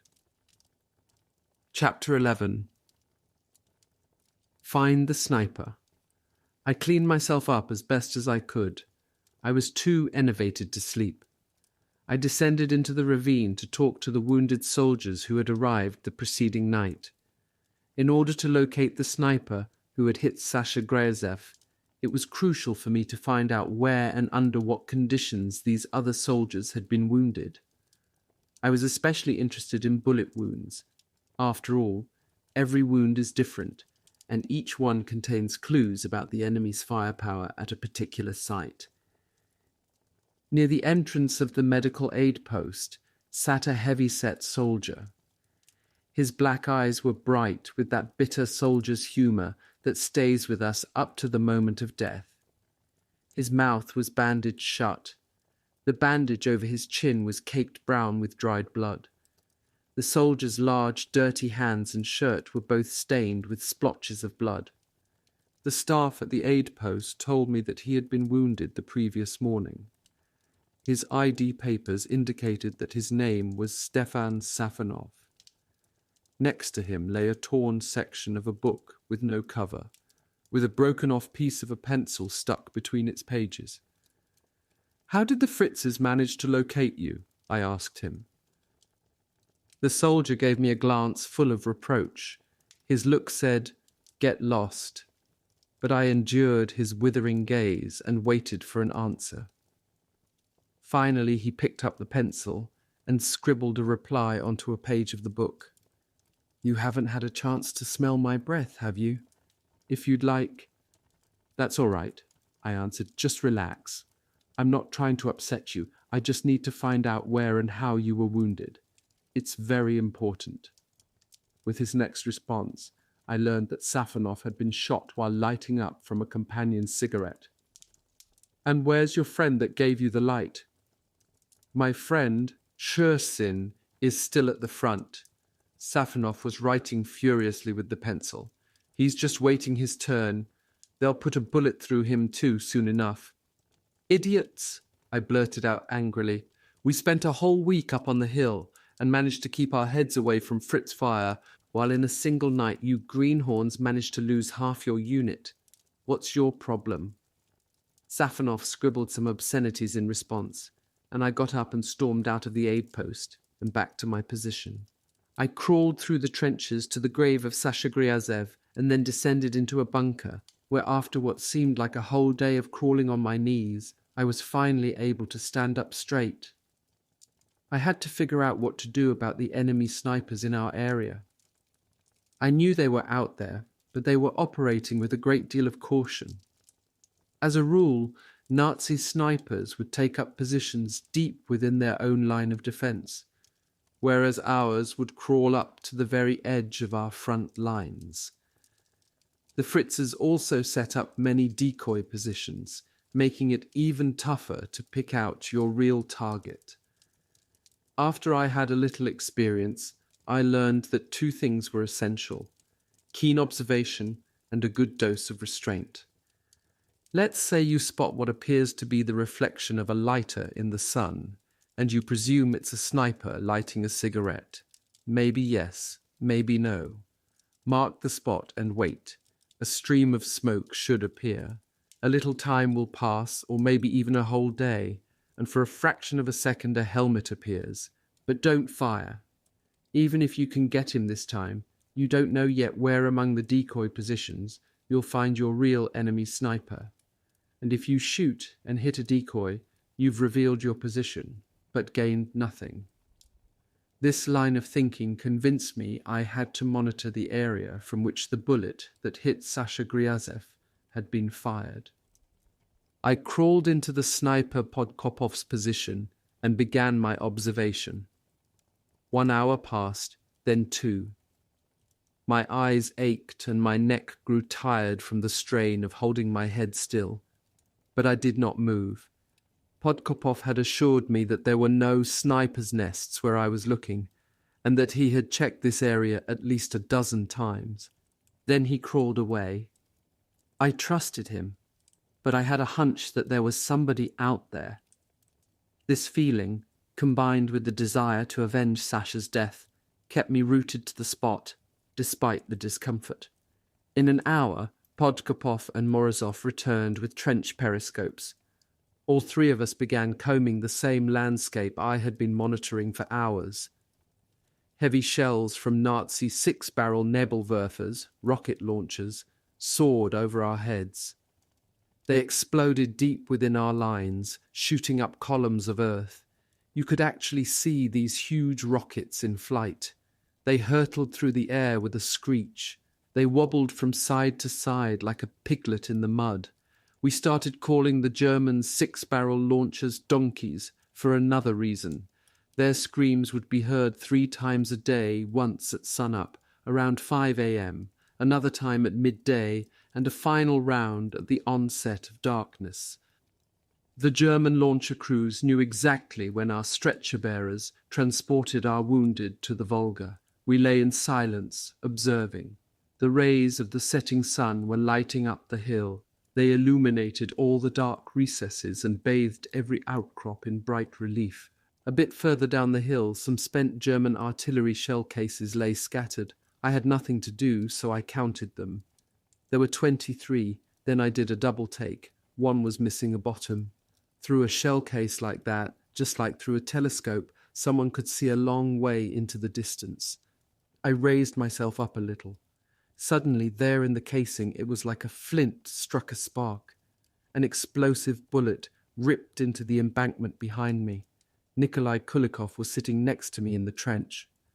"Chief, are you still alive?" he asked. I was a bit shaken, but damned if I was going to admit that to Kulikov. "I'm rolling a cigarette, aren't I?" "What happened?" Kulikov asked. "Did you get wounded again?" "I'm alive and well," I replied. "Then why'd you jump like that?" "We've been doing a poor job of following the enemy's movements," I replied. Then I explained to Kulikov what had happened. The German sniper, through his hard work and cold calculation, had earned the right to a first shot, and he took it. He had shot for the Russian sniper. Over dinner, we debated a plan of action. Nikolai Kulikov and Podkopov voted to advance on the pile of shell cases after nightfall. Shakin and Kostrikov disagreed, insisting that the sniper wouldn't be so stupid as to maintain this position. Morozov and Kuzmin suggested waiting until the Germans launched a general assault. Then, beneath the cloak of chaos, we could launch our counterattack, directed at the sniper's position. "For us to do our work, a little background noise is best," said Morozov. To tell the truth, this type of vendetta, where we committed so many resources and so much time to locating and eliminating one Fritz sniper, was against established procedures. But we were all burning to avenge Sasha Gryazev. I was too beat to decide on anything. "Let's sleep on it," I suggested. My friends knew that I preferred to sleep in the evenings because I had trouble getting any shut-eye during the early morning hours. So we deferred the decision while I crawled off into a corner and hit the sack. I awoke at 1 in the morning. Nikolai Kulikov was busy cleaning his rifle. The rest of our crew was still asleep. When Kulikov saw that I was awake, he grabbed his rifle and took off into the darkness. I picked up my submachine gun and a pack full of grenades and followed. The night was uncommonly quiet, the calm before the storm. We presumed the enemy was preparing a new assault. I took a position not far from my sleeping comrades and tuned my ears to the silence around me. I remember my encounter with our army commander, Colonel General Vasily Zaitsev. This happened immediately before a battle launched by the enemy on the morning of 16 October. The GOC had invited several of us to his bunker to receive awards. Chuikov regarded us. He was a short, dark man with wavy hair and a very intense gaze. He spoke that morning with a surprising calm. By defending Stalingrad, we're tying the enemy hand and foot. The outcome of this war and the fate of millions of Soviet citizens, our fathers, mothers, wives, and children, depend upon our determination to fight here to the bitter end. This does not mean, however, that we should let ourselves be guided by foolish bravery. He placed in my palm a medal that read, "For Valor." Our resolve to fight amid the ruins of Stalingrad under the policy "not a step back" is fulfilling a mandate of the people, the GOC continued. How could we ever look our fellow countrymen in the eyes if we retreat? I felt the general was directing his question to me. He knew that I had been born in the Urals, and knew that my family, grandfather, father, and mother, as well as many of my comrades, were there now. No, there was no way I could face them, my eyes filled with shame and disgrace, if we were to give up Stalingrad. I answered the general, "We have nowhere to retreat. For us there is no land beyond the Volga." For some reason, these words appealed to Chuikov and to his assistant from the Komsomol, Ivan Maximovich Vidyuka. Vidyuka was a tall, cadaverous-looking fellow with bushy eyebrows. He clasped my hand and held it for a long time, repeating, "That's the spirit, that's a Komsomolets for you." The night I was hunting for Gryazev's killer, Vidyuka came around to visit our positions. But now, how would this night end, and what would morning bring? I hoped my plan would work. I realized that I should have called Viktor Medvedev to help me. Medvedev was a good man. He liked to critique the more sluggish snipers. Recently, he had discussed some of his experiences with a group of new trainees. He walked up to them, and without saying a word, unrolled his tobacco pouch. It was made of red silk and decorated with embroidery. He showed it off as if to say, "Just imagine the time and love my girl put into making this." 2 empty cartridge cases rolled out of the pouch. "This is all I wanted to say to you," he declared. "Let's head into the field. I think we'll come to understand each other better there." That was right, Victor. A soldier learns the sniper's art through practice rather than through talking about it. I recalled some words of Colonel General Chuikov. The work of a sniper is not to wait for the enemy to stick his head up, but to force the enemy to show himself, and then, without delay, to put a bullet in his head.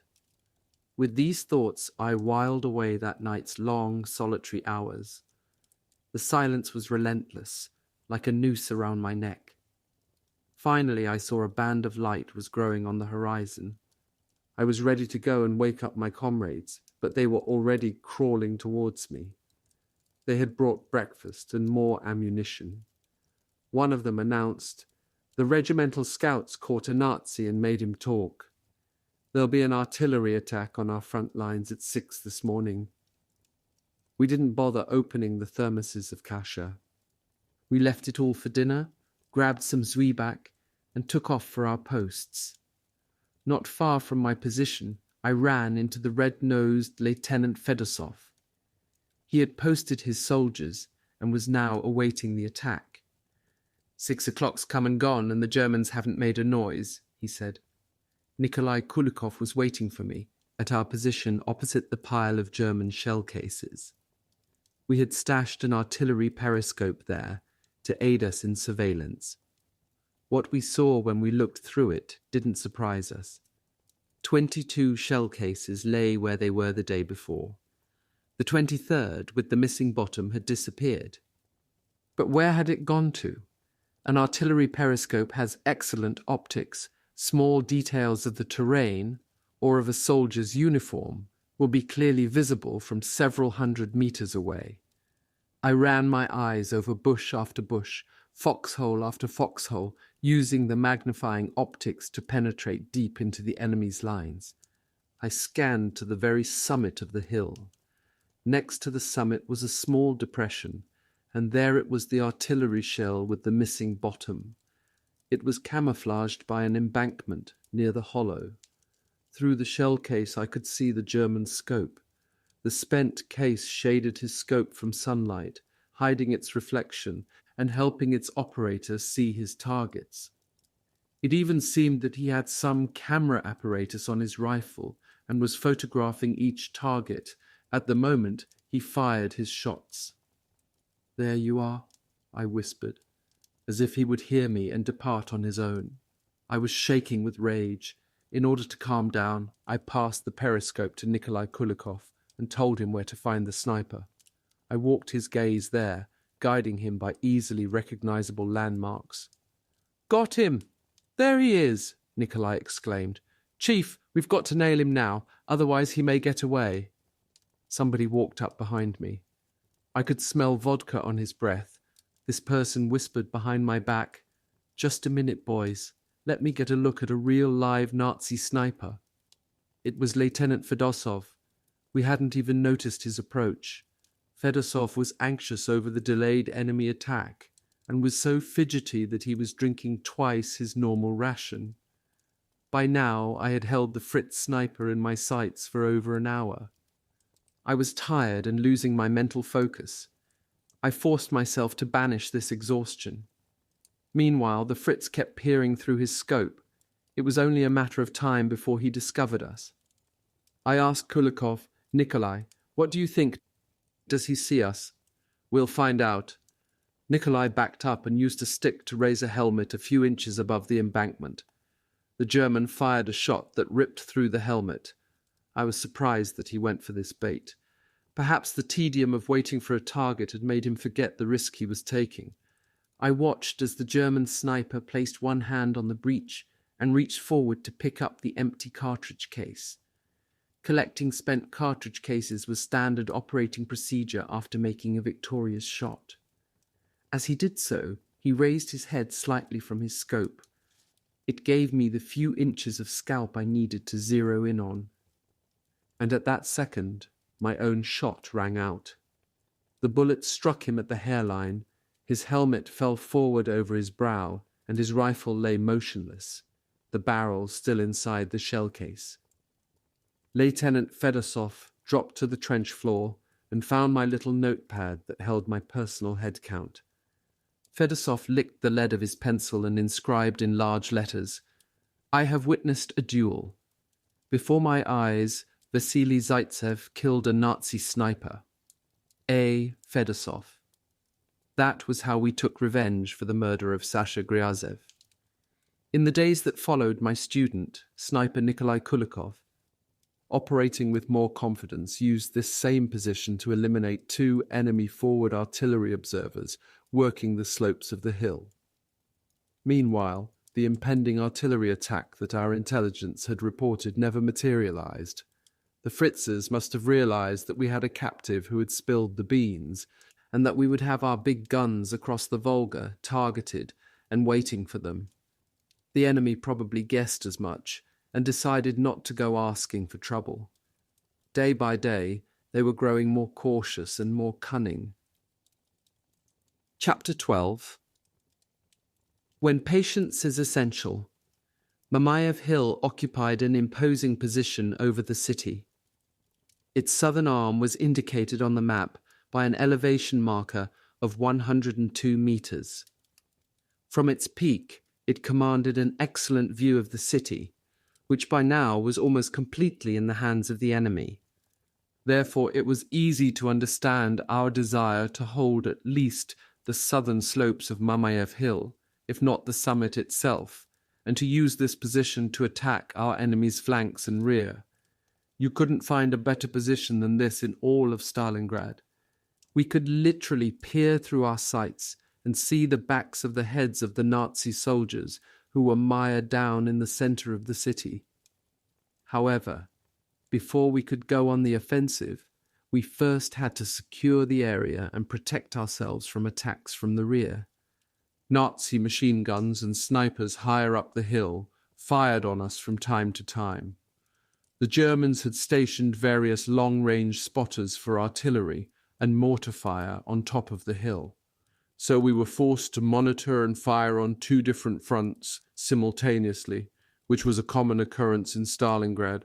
It was often difficult to distinguish your front line from your rear guard. Everything was always mixed up. Once we had secured ourselves from German fire from above, we turned our gaze in the opposite direction down the hill, towards the approach to the southern slope.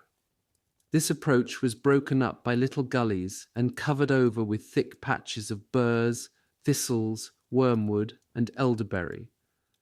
Our numbers had diminished as the services of the snipers had become in great demand. Viktor Medvedev and his partner had been called to the area surrounding the meat-packing plant. Shaikin and Morozov were working the territory near the ice house, while Abzalov and Nasirov were stationed at the shooting range in the metalworking factory, instructing new snipers and making the Germans in that area keep their heads down. As a rendezvous point for the snipers in my group, we selected a low, cramped trench near the source of the twisting stream that led to the Tsaritsa River, and then on to the city centre. "Last night," I said to my comrades, "we heard the jingle of pots at the bottom of the ravine. There's a reservoir there, surrounded by thorny bushes."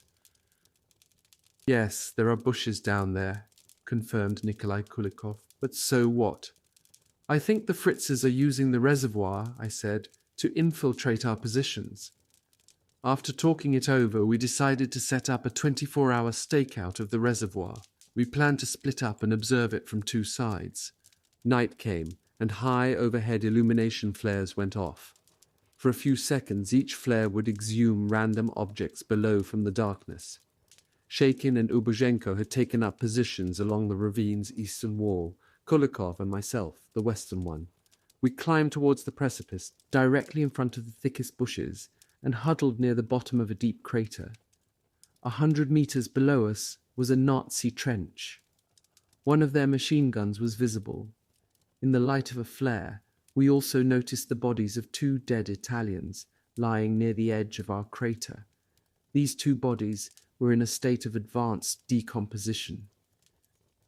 "The Aryans bury their own kind, but they leave the Itais to feed the vultures," whispered Nikolai. "Vultures deserted this hellhole a long time ago," I replied. Sitting in the bottom of a shell hole and counting gunshots was, to put it mildly, a tiresome assignment.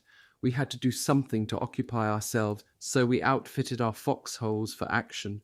We raked in the soil from the edges of the crater and trampled it down beneath ourselves. With each hour, the crater became shallower and shallower and our positions higher and higher. Both of us wanted to smoke, but because the smoke would have been a dead giveaway, we had to resist. As they say, endure, Cossack. My exhaustion became harder to ignore. My back was aching from the intense strain of such an uncomfortable position. But at last our work was coming to a conclusion. I had built myself a fine foxhole and could finally sit comfortably, observe and shoot. To my right, Nikolai was having a harder time. His position wasn't quite as accommodating, but he wasn't complaining. He was already conducting surveillance. Meanwhile, as it began to grow light, I was wondering how our comrades on the other side of the ravine were faring. Just then, in the clearing in front of the thicket, a German soldier emerged with a bucket in his hand and a submachine gun around his neck. He halted and looked around as if he was waiting for someone. Moments like this one were so common in war. A man stands there not knowing that his life is hanging by a thread. I held the soldier's head in the crosshairs of my scope. I could clearly see his trembling lips, his white, even teeth, his straight and slightly 5 minutes went by. The soldiers emerged again, but now they were straining under the weight of the full buckets. We could see that hiking up the rise was a challenge for them. The water sloshed around inside their pails, but the soldiers never spilled a drop. Water was dear to them, and indeed it was going to cost them dearly. Kulikov hissed at me like an angry goose, but I wasn't ready to shoot yet, and I forbade him to shoot as well. Strong is the fighter who is able to master himself, I said in a whisper. I had resolved not to open fire that day. First, I had to find out if there were any Nazi officers at this site, and if so, of what rank. I also wanted to pin down their approaches to the spring. My nerves were stretched to the limit, so I decided to have a smoke and try to relax. I lowered myself to the bottom of the hole. That way the smoke would dissipate before it wafted overhead, and had just lit up when Kulikov called to me, "Just look at what these swine are doing." I put down my cigarette and picked up the artillery periscope. What I saw was tempting. On the same spot where the lone soldier had stood with bucket in hand, several Nazi officers were now washing themselves. They had undressed to the waist, and a private was pouring water over their backs from an aluminum cup. On the ground nearby lay 3 caps, bearing officers' silver lace. "Look at how these Mudiki are living it up!" Kulikov was furious. He was gripping his rifle so tightly his hands were turning white. "These intruders act so carefree while we're filthy, stuck with these stinking corpses. Let's show them how to have some fun, eh? Let's see how they dance to our music." "Not a chance," I said. "We're giving them a one-day pass, and quit your talking. Chit-chat interferes with our work." I had offended Nikolai Kulikov. He slid down to the bottom of his foxhole and lit up a smoke. "A soldier who's afraid to pull the trigger doesn't belong in battle," he hissed. "Kolya," I said, "I know it's our job to go after the officers, but those guys are lieutenants. If we waste bullets on junior officers, the big shots will never show their faces." "We should take the opportunities that present themselves," protested Nikolai Kulikov. Up on the summit, shooting broke out. I could hear the rumble of tank engines from behind the water towers. I could see the Germans running from the spring. From the clearing they descended into a trench and disappeared beneath the bank of the ravine, into deeply dug trenches. From there they could withstand bombardments and gunfire without any problems. The Germans were certainly efficient. They had turned that part of the ravine into a fortress. The approaches to their entrenchments were covered by a pillbox that held 2 machine guns. They could slide shut the embrasures in the pillbox with steel plates.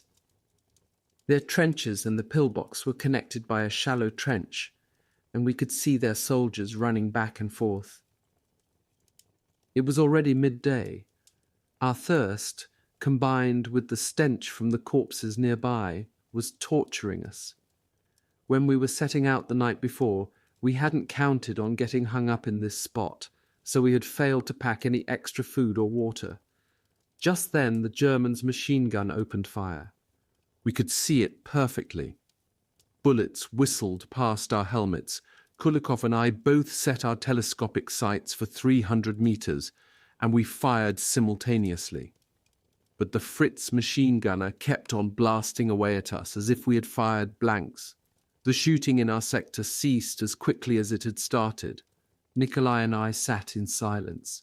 We were both ashamed because we had missed. Kulikov's head was down and he was wheezing.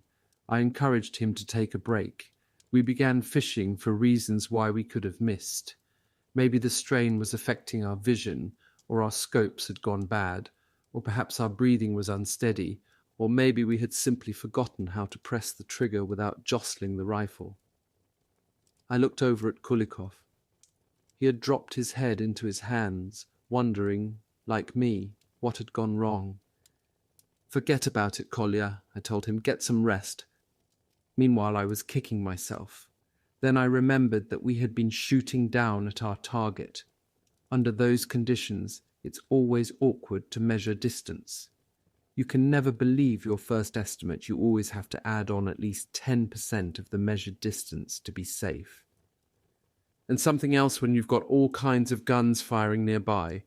The air around heats up and seems to ripple before your eyes. It's a heat mirage, and it makes your target appear closer than it really is. You have to take this into account and either tack on a few meters or fire a test shot at something close to your target in order to correctly gauge your distance and zero in. Down in the ravine, the Nazis' machine gun opened fire again. Kulikov pressed his eye to his scope. "Listen," I said, "I've got him set at 350. You shoot for 400. We aimed again and fired simultaneously. The machine gun fell silent. Nikolai had killed the gunner, while my bullet had fallen short. When dusk came, Nikolai and I returned to the rendezvous point, where things were business as usual. The other snipers were swapping stories of their kills. Every dead Nazi made for an elaborate tale. Okrim Vasylchenko was keeping score. He was writing on a chunk of plywood with a pencil stub. "I'll be rating you all on a scale of 1 to 5, he announced. Then next to each of our names he scrawled 1, 2, 3. Next to my name, Vasylchenko wrote a 0. "You need to get yourself in order, Chief," he said. "You keep this up and you'll end up blacklisted." A soldier from the 3rd Battalion delivered dinner to us. He placed a sack filled with bullets and grenades next to the thermos of kasha and quickly ran off. Not long before daybreak, we left our rendezvous and took up different positions. I had decided to blockade the enemy's pillbox and their officers' bathing area.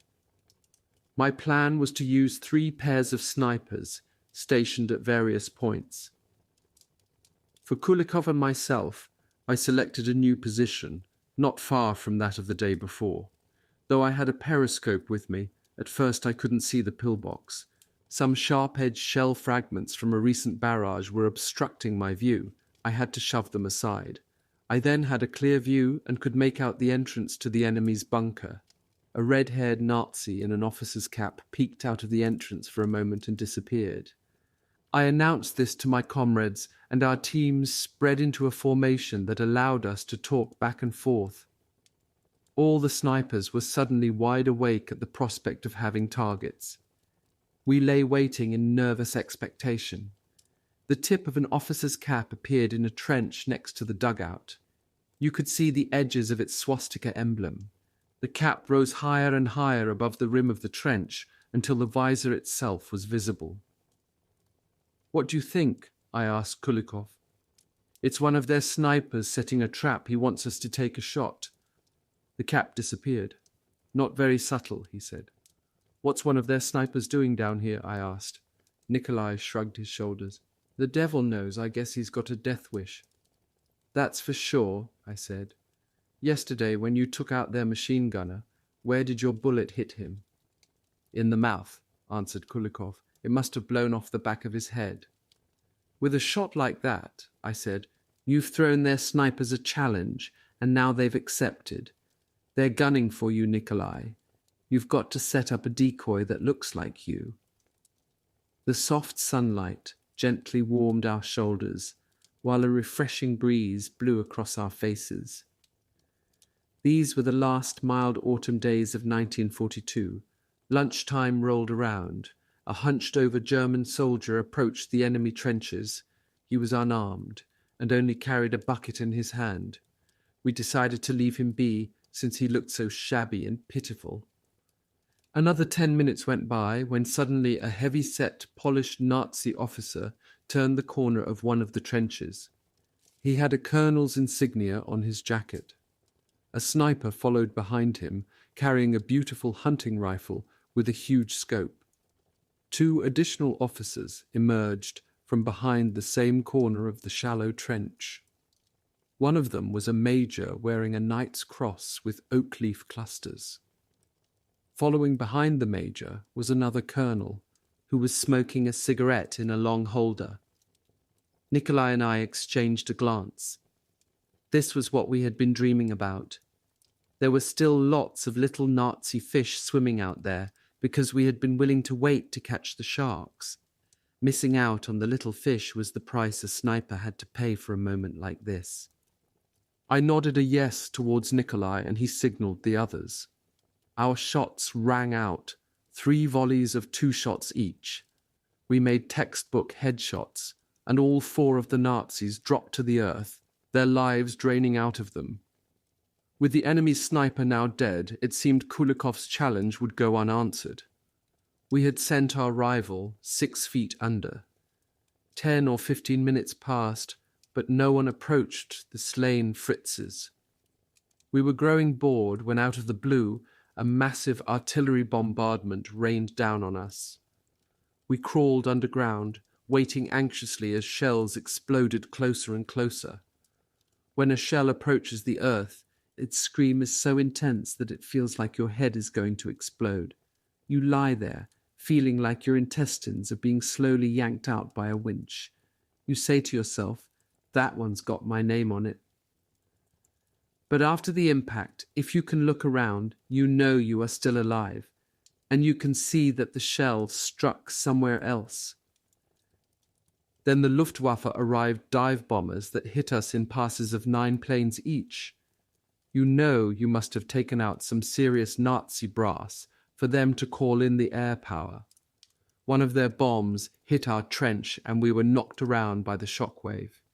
Vasilchenko and I were momentarily deafened, while Kulikov and Morozov got off with just a scare. For over 2 hours, bombers, artillery, and mortar fire relentlessly pounded our position. When things at last had grown quiet again, an irritated Lieutenant Fedosov showed up. "What the hell did you guys do to get those Fritzes so riled up, huh?" The Fritz bombardment had also damaged the enemy's artillery emplacements near the railway tunnel.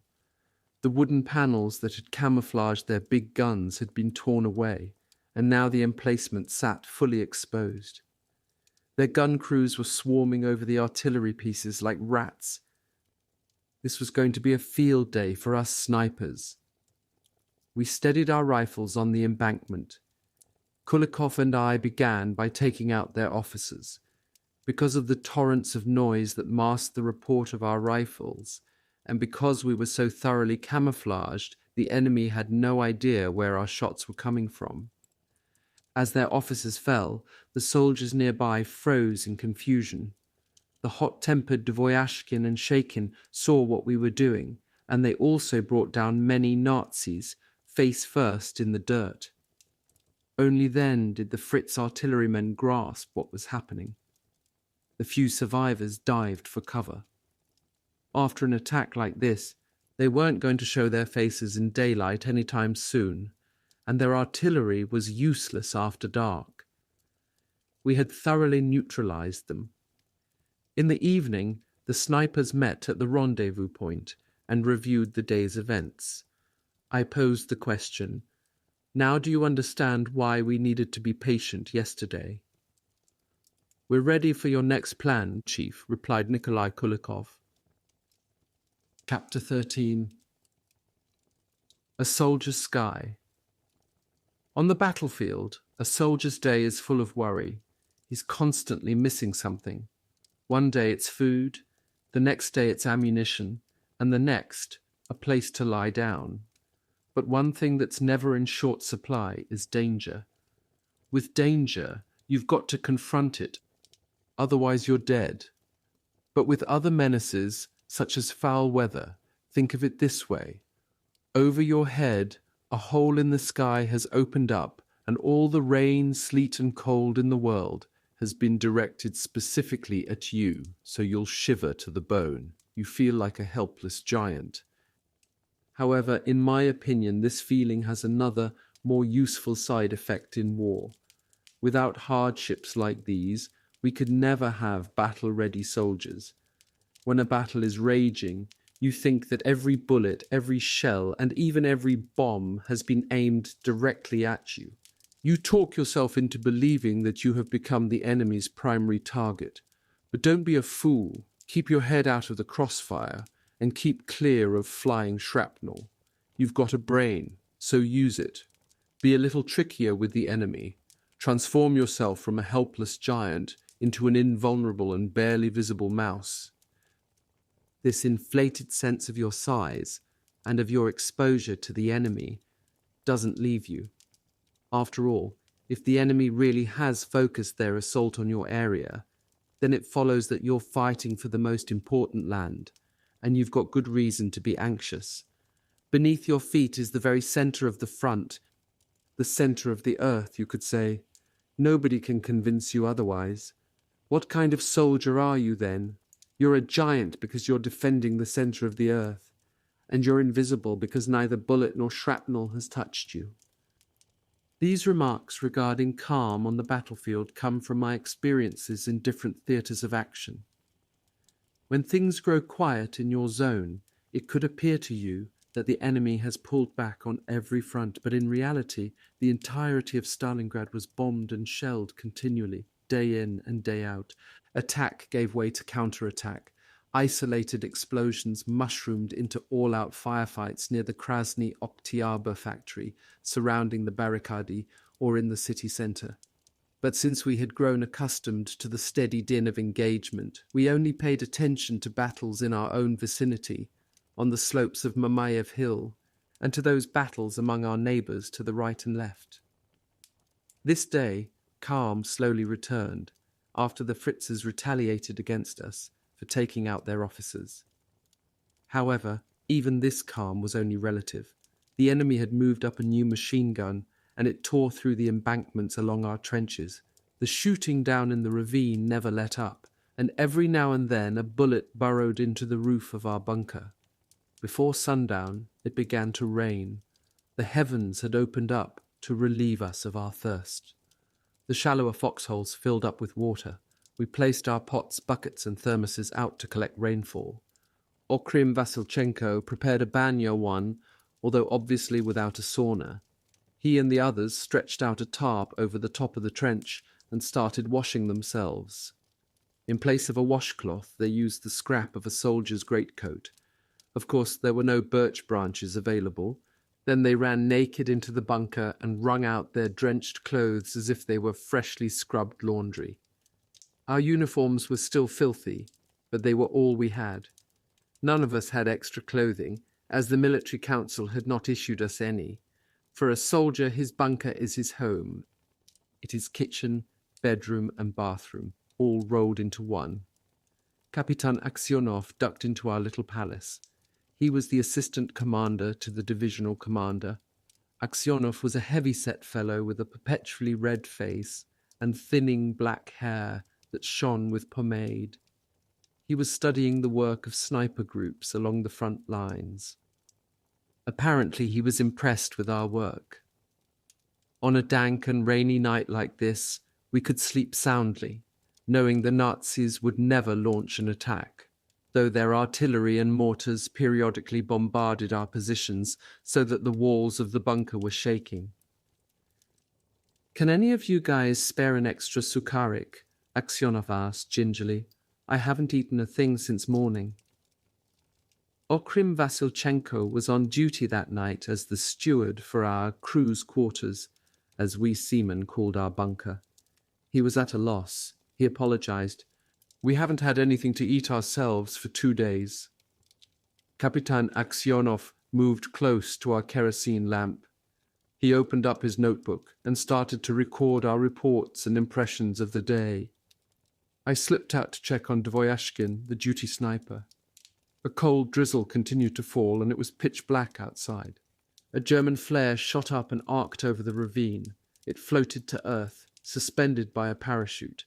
Rocking back and forth, the flare was descending so slowly that it looked as if it would hang up there until morning.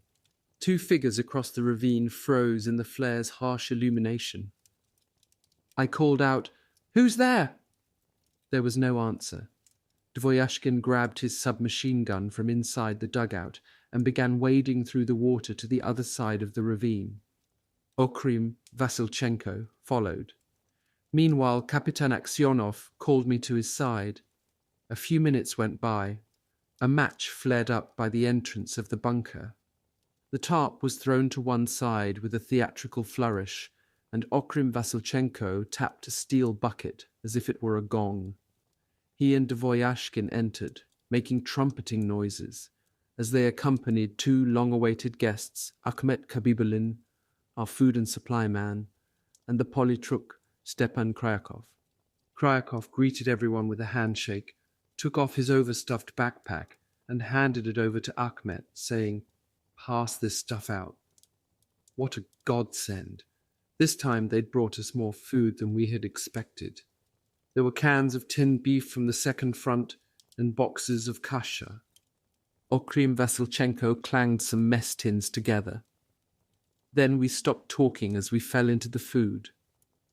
All you could hear were lips smacking and food being gulped down. We were all starved. Even Kapitan Aksionov kept repeating, "Kasha, it's a fine thing, isn't it?" We knew that Kryakov, as always, had brought updates from inside Stalingrad, fresh newspapers and letters from home. Vasilchenko had barely collected our mess tins when Kryakov reached into his jacket, pulled out a packet of letters, and tossed them underneath the lamp. We had passed all of them out within the blink of an eye. The bunker fell completely silent. Each soldier held his breath and read the news from home. Only Okrym Vasilchenko was left wondering what to do with himself, as the rest of us enjoyed this fleeting moment of pleasure. He didn't wait for letters anymore. His family were all in occupied territory near Poltava. It was difficult to look at him during moments like these. I felt like we should put aside reading the letters until he wasn't around. But how could anyone resist when they have just received something from home? Kryakov wasn't oblivious to what was going on either. He knew about Okrym's situation, and all of a sudden he raised an envelope over his head and announced, "I've got a letter here from a girl in Chelyabinsk. She's requested that it be delivered to an exceptionally brave soldier. Who do you think I should give it to?"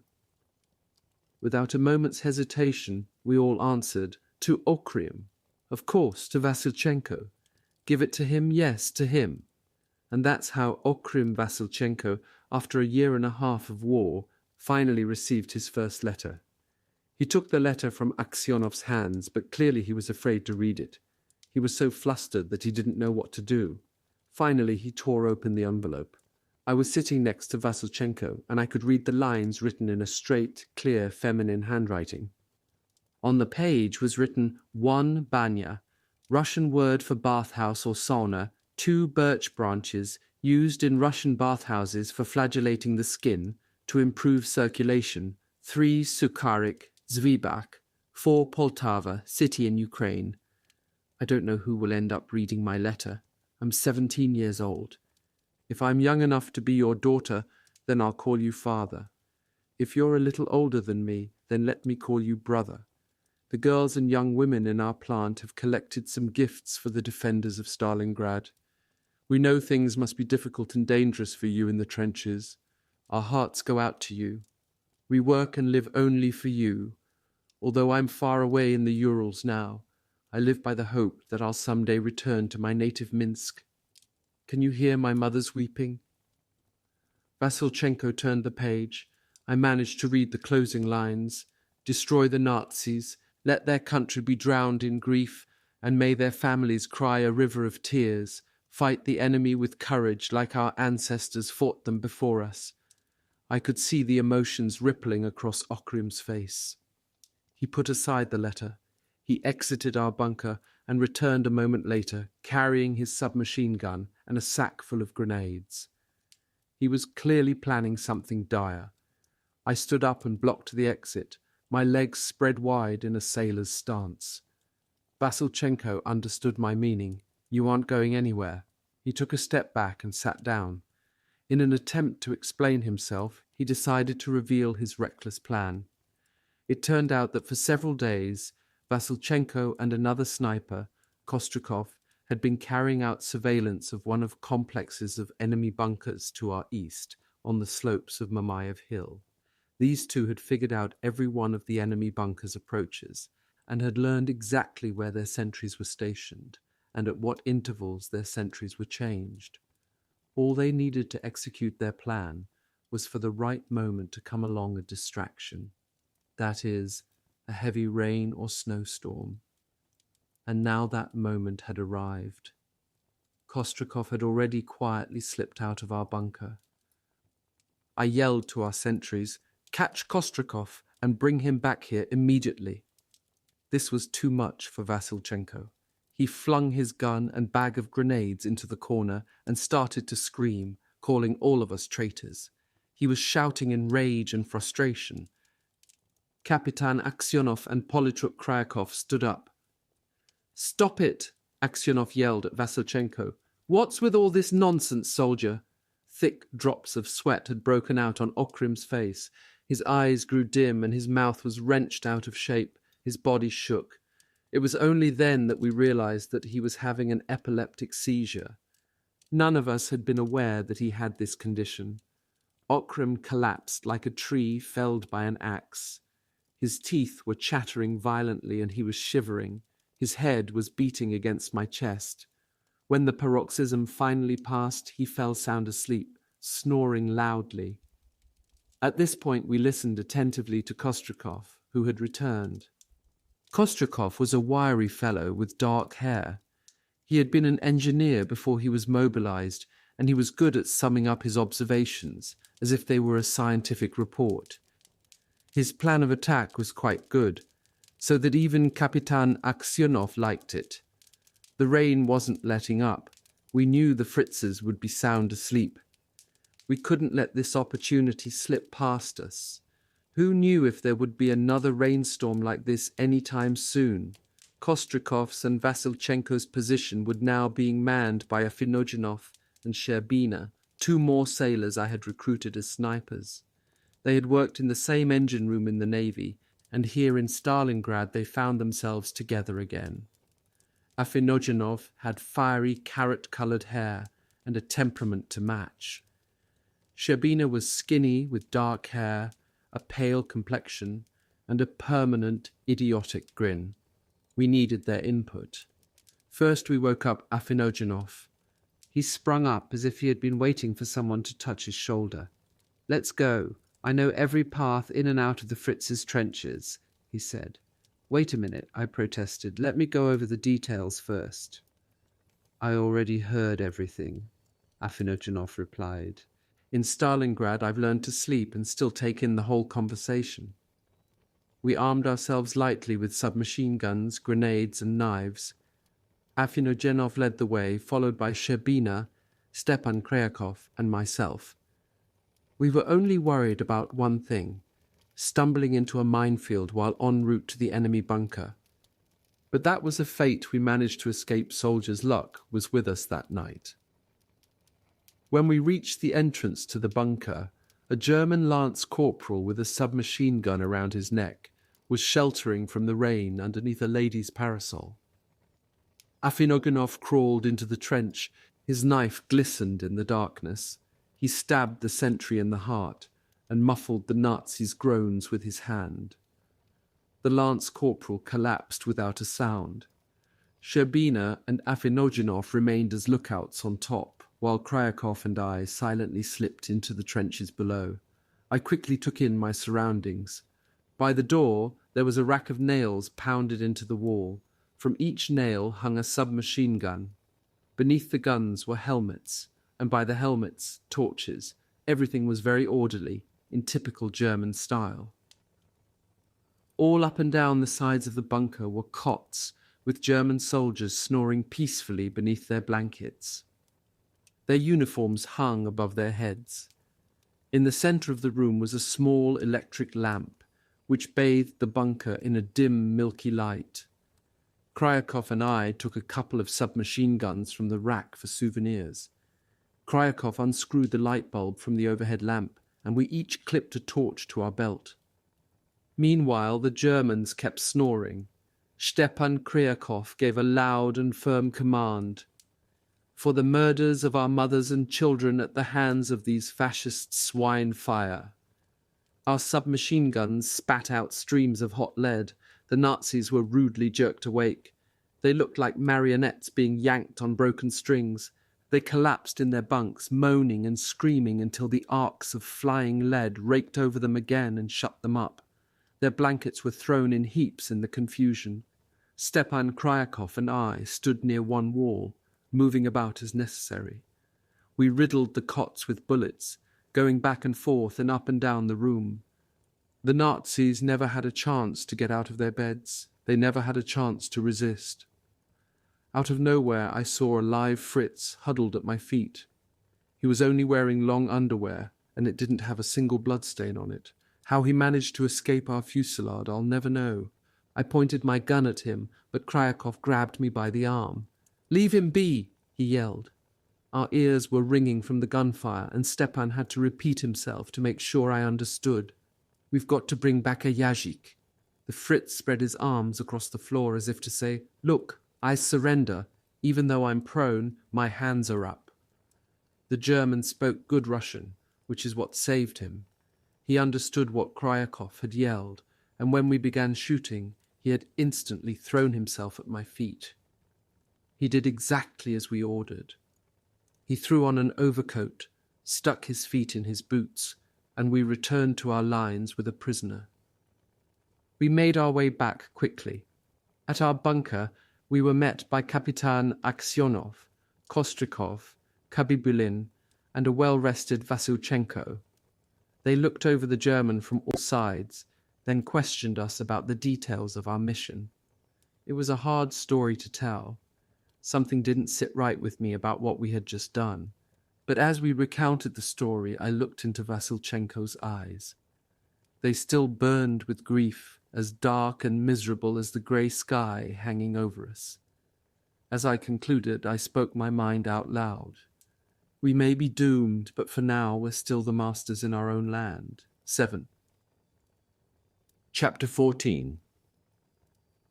My obligation. The soldier's constant worry is how to survive and defeat the enemy. The dead are only present at the morning roll call. It's the living that fight the battles. My obligation went further, to turn soldiers into snipers. Every living thing fights to prolong its own life. Of course, I also wanted to live a long time, if not physically, then at least in spirit. It was my belief that every sniper I trained would be capable of avenging me, and could protect our comrades from a premature death.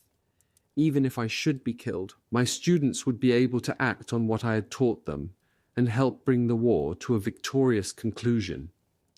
For that reason, the sniper's art determined my every thought and action. On the first day of our operations near the Krasny Oktyabr factory, a new sniper named Gorozhayev caught my attention. He was a blue-eyed fellow of average height. His face was engraved with worry lines, such as you would never see on a young man's face in peacetime. He had a short neck and a heavy chin. He acted sullen and withdrawn. He had reason for this. Gorozhayev had sat for a long time with his partner at the front, without getting a kill. What's more, that morning a Nazi sniper had nearly put a bullet through his head. Fortunately, the shot had glanced off his helmet and left him unharmed. However, it was a serious warning to the novice sniper. Be on guard, change your tactics before it's too late, or give up being a sniper altogether. Gorozhayev has already made his report and was embarrassed by his failures. I sat down next to him, took out my tobacco pouch, tore off a strip of newspaper and rolled a cigarette. Gorozhayev did the same, and we lit up. It was easier for Gorozhayev to look at me, his teacher, through a cloud of cigarette smoke. His sullen countenance disappeared, and he confessed, "I can't get the hang of being a sniper. I look through a periscope all day until I see stars, but I still can't locate a target. Shooting with a submachine gun is much easier. They give the command and you blast away. But as far as being a sniper, everything is more complicated." "It's not more complicated," I corrected him. "It's about awareness and self-control." "If you say so, Chief," he conceded, reluctantly. I calmly explained that from the first glance the sniper must identify his target, immediately size it up, and then destroy it with a single shot. Since a rapid assessment of elements in the field was not always possible, the important skills for the sniper to cultivate were patience and the ability to map every detail in his head. Small changes that appeared insignificant could in reality be targets. The sniper had to be able to react instantaneously when a worthy target exposed itself. I closed the conversation by saying, "I want you to work with me tomorrow morning." At 4 o'clock the following morning, the snipers had finished breakfast and were heading out to their positions. Gorozhaev accompanied me to a new position across from the railway yard, where a Nazi sniper had been picking off our soldiers and commanders. But first, I led my new partner to the bunker of the deputy battalion commander, Starshий Lieutenant Arkhip Sukharev. Sukharev had just been wounded in the area where this Nazi sniper was working. He was waiting to be evacuated to the other side of the Volga. We entered the bunker and found Sukharev lying on the ground beneath a blanket. Nurse Klava Svintsova was preparing to dress his wounds. Dora Shakhnovich was helping her, holding a plasma bottle in her hand. The lieutenant sat up and straightened his legs. His face was pale and drops of blood had collected at the sides of his mouth. He appeared to be in agony. His gaze fell on me. His eyes expressed a great deal, including an undeserved reproach directed at us, as if to say, "How is it you snipers didn't get to that Nazi sharpshooter before he put a bullet in my back?" I didn't try to explain or justify myself. I just wanted to make sure that Gorozhaev saw the lieutenant's gaze, and he did. Gorozhaev felt it, and he understood how important a sniper is in the eyes of a commander. Without a word, we left the bunker. A furious battle was raging in the factory's district.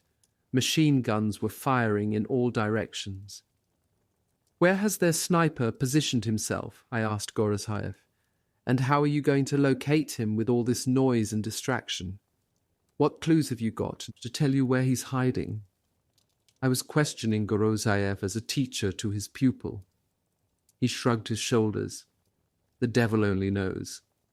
The devil himself wouldn't know where this Fritz is hiding. To begin with, you need a witness who can tell you where and how Sukharev was wounded." We managed to locate a soldier from that company who recounted the following.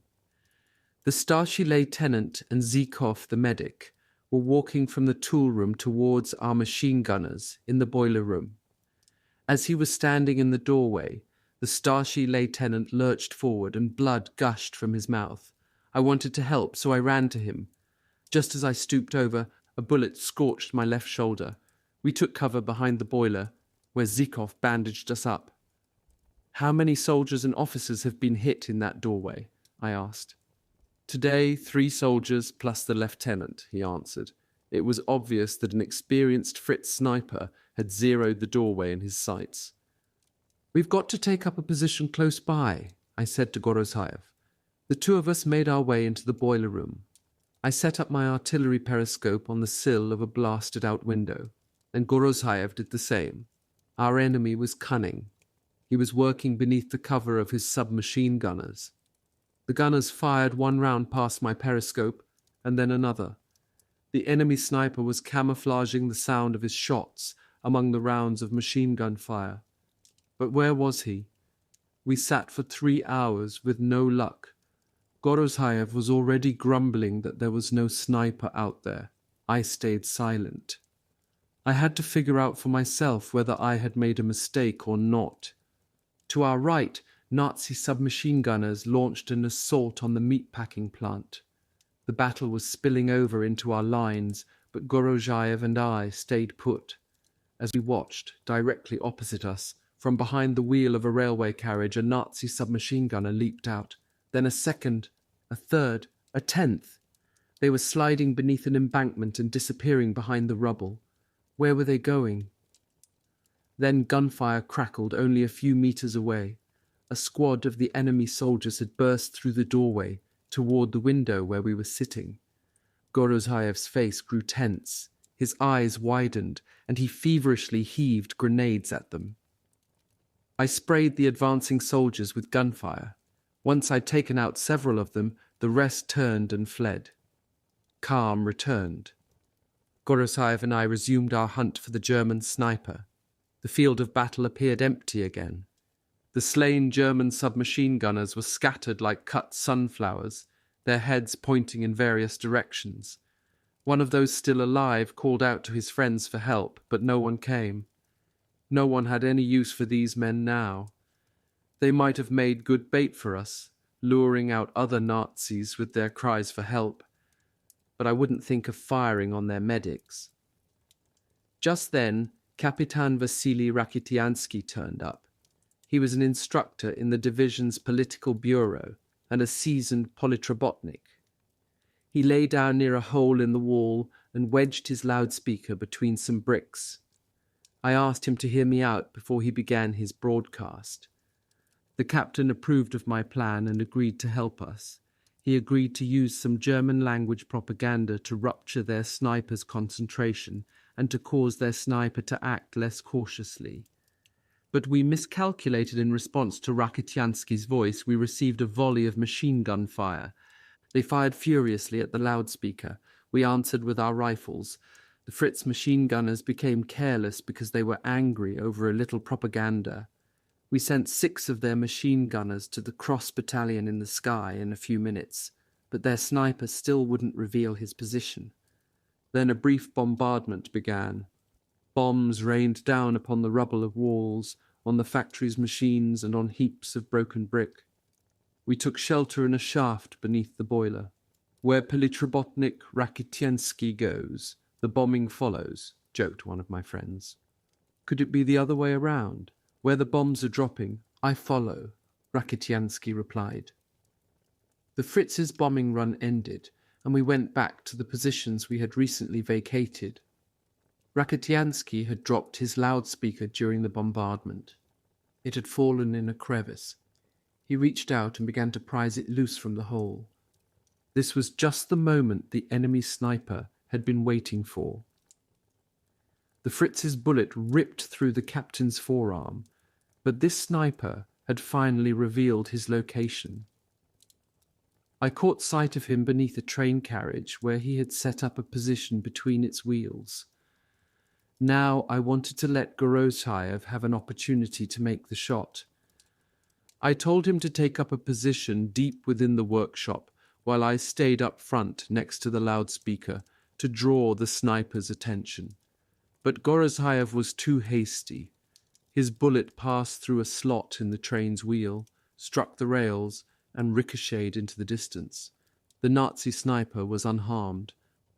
What's more, Gorozhayev's shot had warned him to be on his guard. We spent that night in the workshop.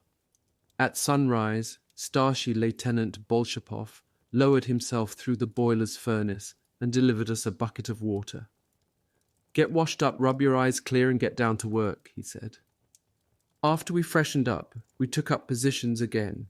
I did surveillance while Gorozhayev stood ready with his rifle. "What do you have to do to make the Nazi show himself?" I asked Gorozhayev rhetorically. "I don't know," he answered. "Then watch." Kapitan Rakitiansky's loudspeaker lay untouched. I stuck my hands between the bricks, reached for the edge of the loudspeaker and turned it on. It crackled with electricity. Rakitiansky had taught me some German obscenities, and I shouted one into the loudspeaker. My distorted voice echoed back and forth between our position and the railway yard. Gorozhayev must have understood some German because he started to laugh. A shot rang out. The bullet flew just over my ear. Yes, their sniper had taken up his position before us and was waiting for an encounter. 2 more shots, one right after the other. The Nazi was shooting fast and straight. He had me trapped against the bricks next to the loudspeaker. I only had to squirm a little bit, and an explosive bullet would whistle by my head. 1 hour went by, then 2. The sun was warming my right side. I played dead. I could talk with Gorozhayev, but I didn't dare move my head or my arms. I turned my eyes into the sun and was blinded by its rays. I closed my eyes tightly and hit upon an idea. Try to blind their sniper with reflected sunlight. I called Gorozhayev and told him, "Take a mirror and bounce the sunlight into that guy's eyes." Gorozhayev took his knife and started to prise the mirror from an artillery periscope. Meanwhile, another bullet singed the air a few inches from my nose. "Hurry up," I told Gorozhayev. Gorozhayev fiddled with the mirror, and when he figured he had the Fritz blinded, he said, "Okay, Chief." I held my breath. I hoped Gorosayev knew what he was doing. I darted from the spot where the Fritz had me pinned. No shot rang out. Then I took a dummy I had previously prepared and shoved into my place. From what the Nazi could see, nothing had changed. He altered his position to escape the glare from the mirror. Now we could clearly see him through the train wheels. We had to find another position that would give us a clear view of at least the Nazi's head. I figured he was breathing easy now, thinking that he had killed one of our snipers near the loudspeaker. Meanwhile, Gorosayev and I were crawling to the side, looking for the perfect spot. We were careful to stay hidden from sight. About 30 meters east of the boiler room stood a huge vat that had once held tar, and on top of it sat a platform for a hydraulic hoist. A short ladder led up to the platform. We climbed up and then lowered ourselves down into the vat. The dry tar that still lined the walls of the vat was sticky, and its stench was irritating. We pulled a board off the platform above and placed it beneath our feet. The sides of the vat had several small holes, and we selected the least conspicuous ones for our peepholes. From this location, the railway car where the Fritz sniper had positioned himself was in full view.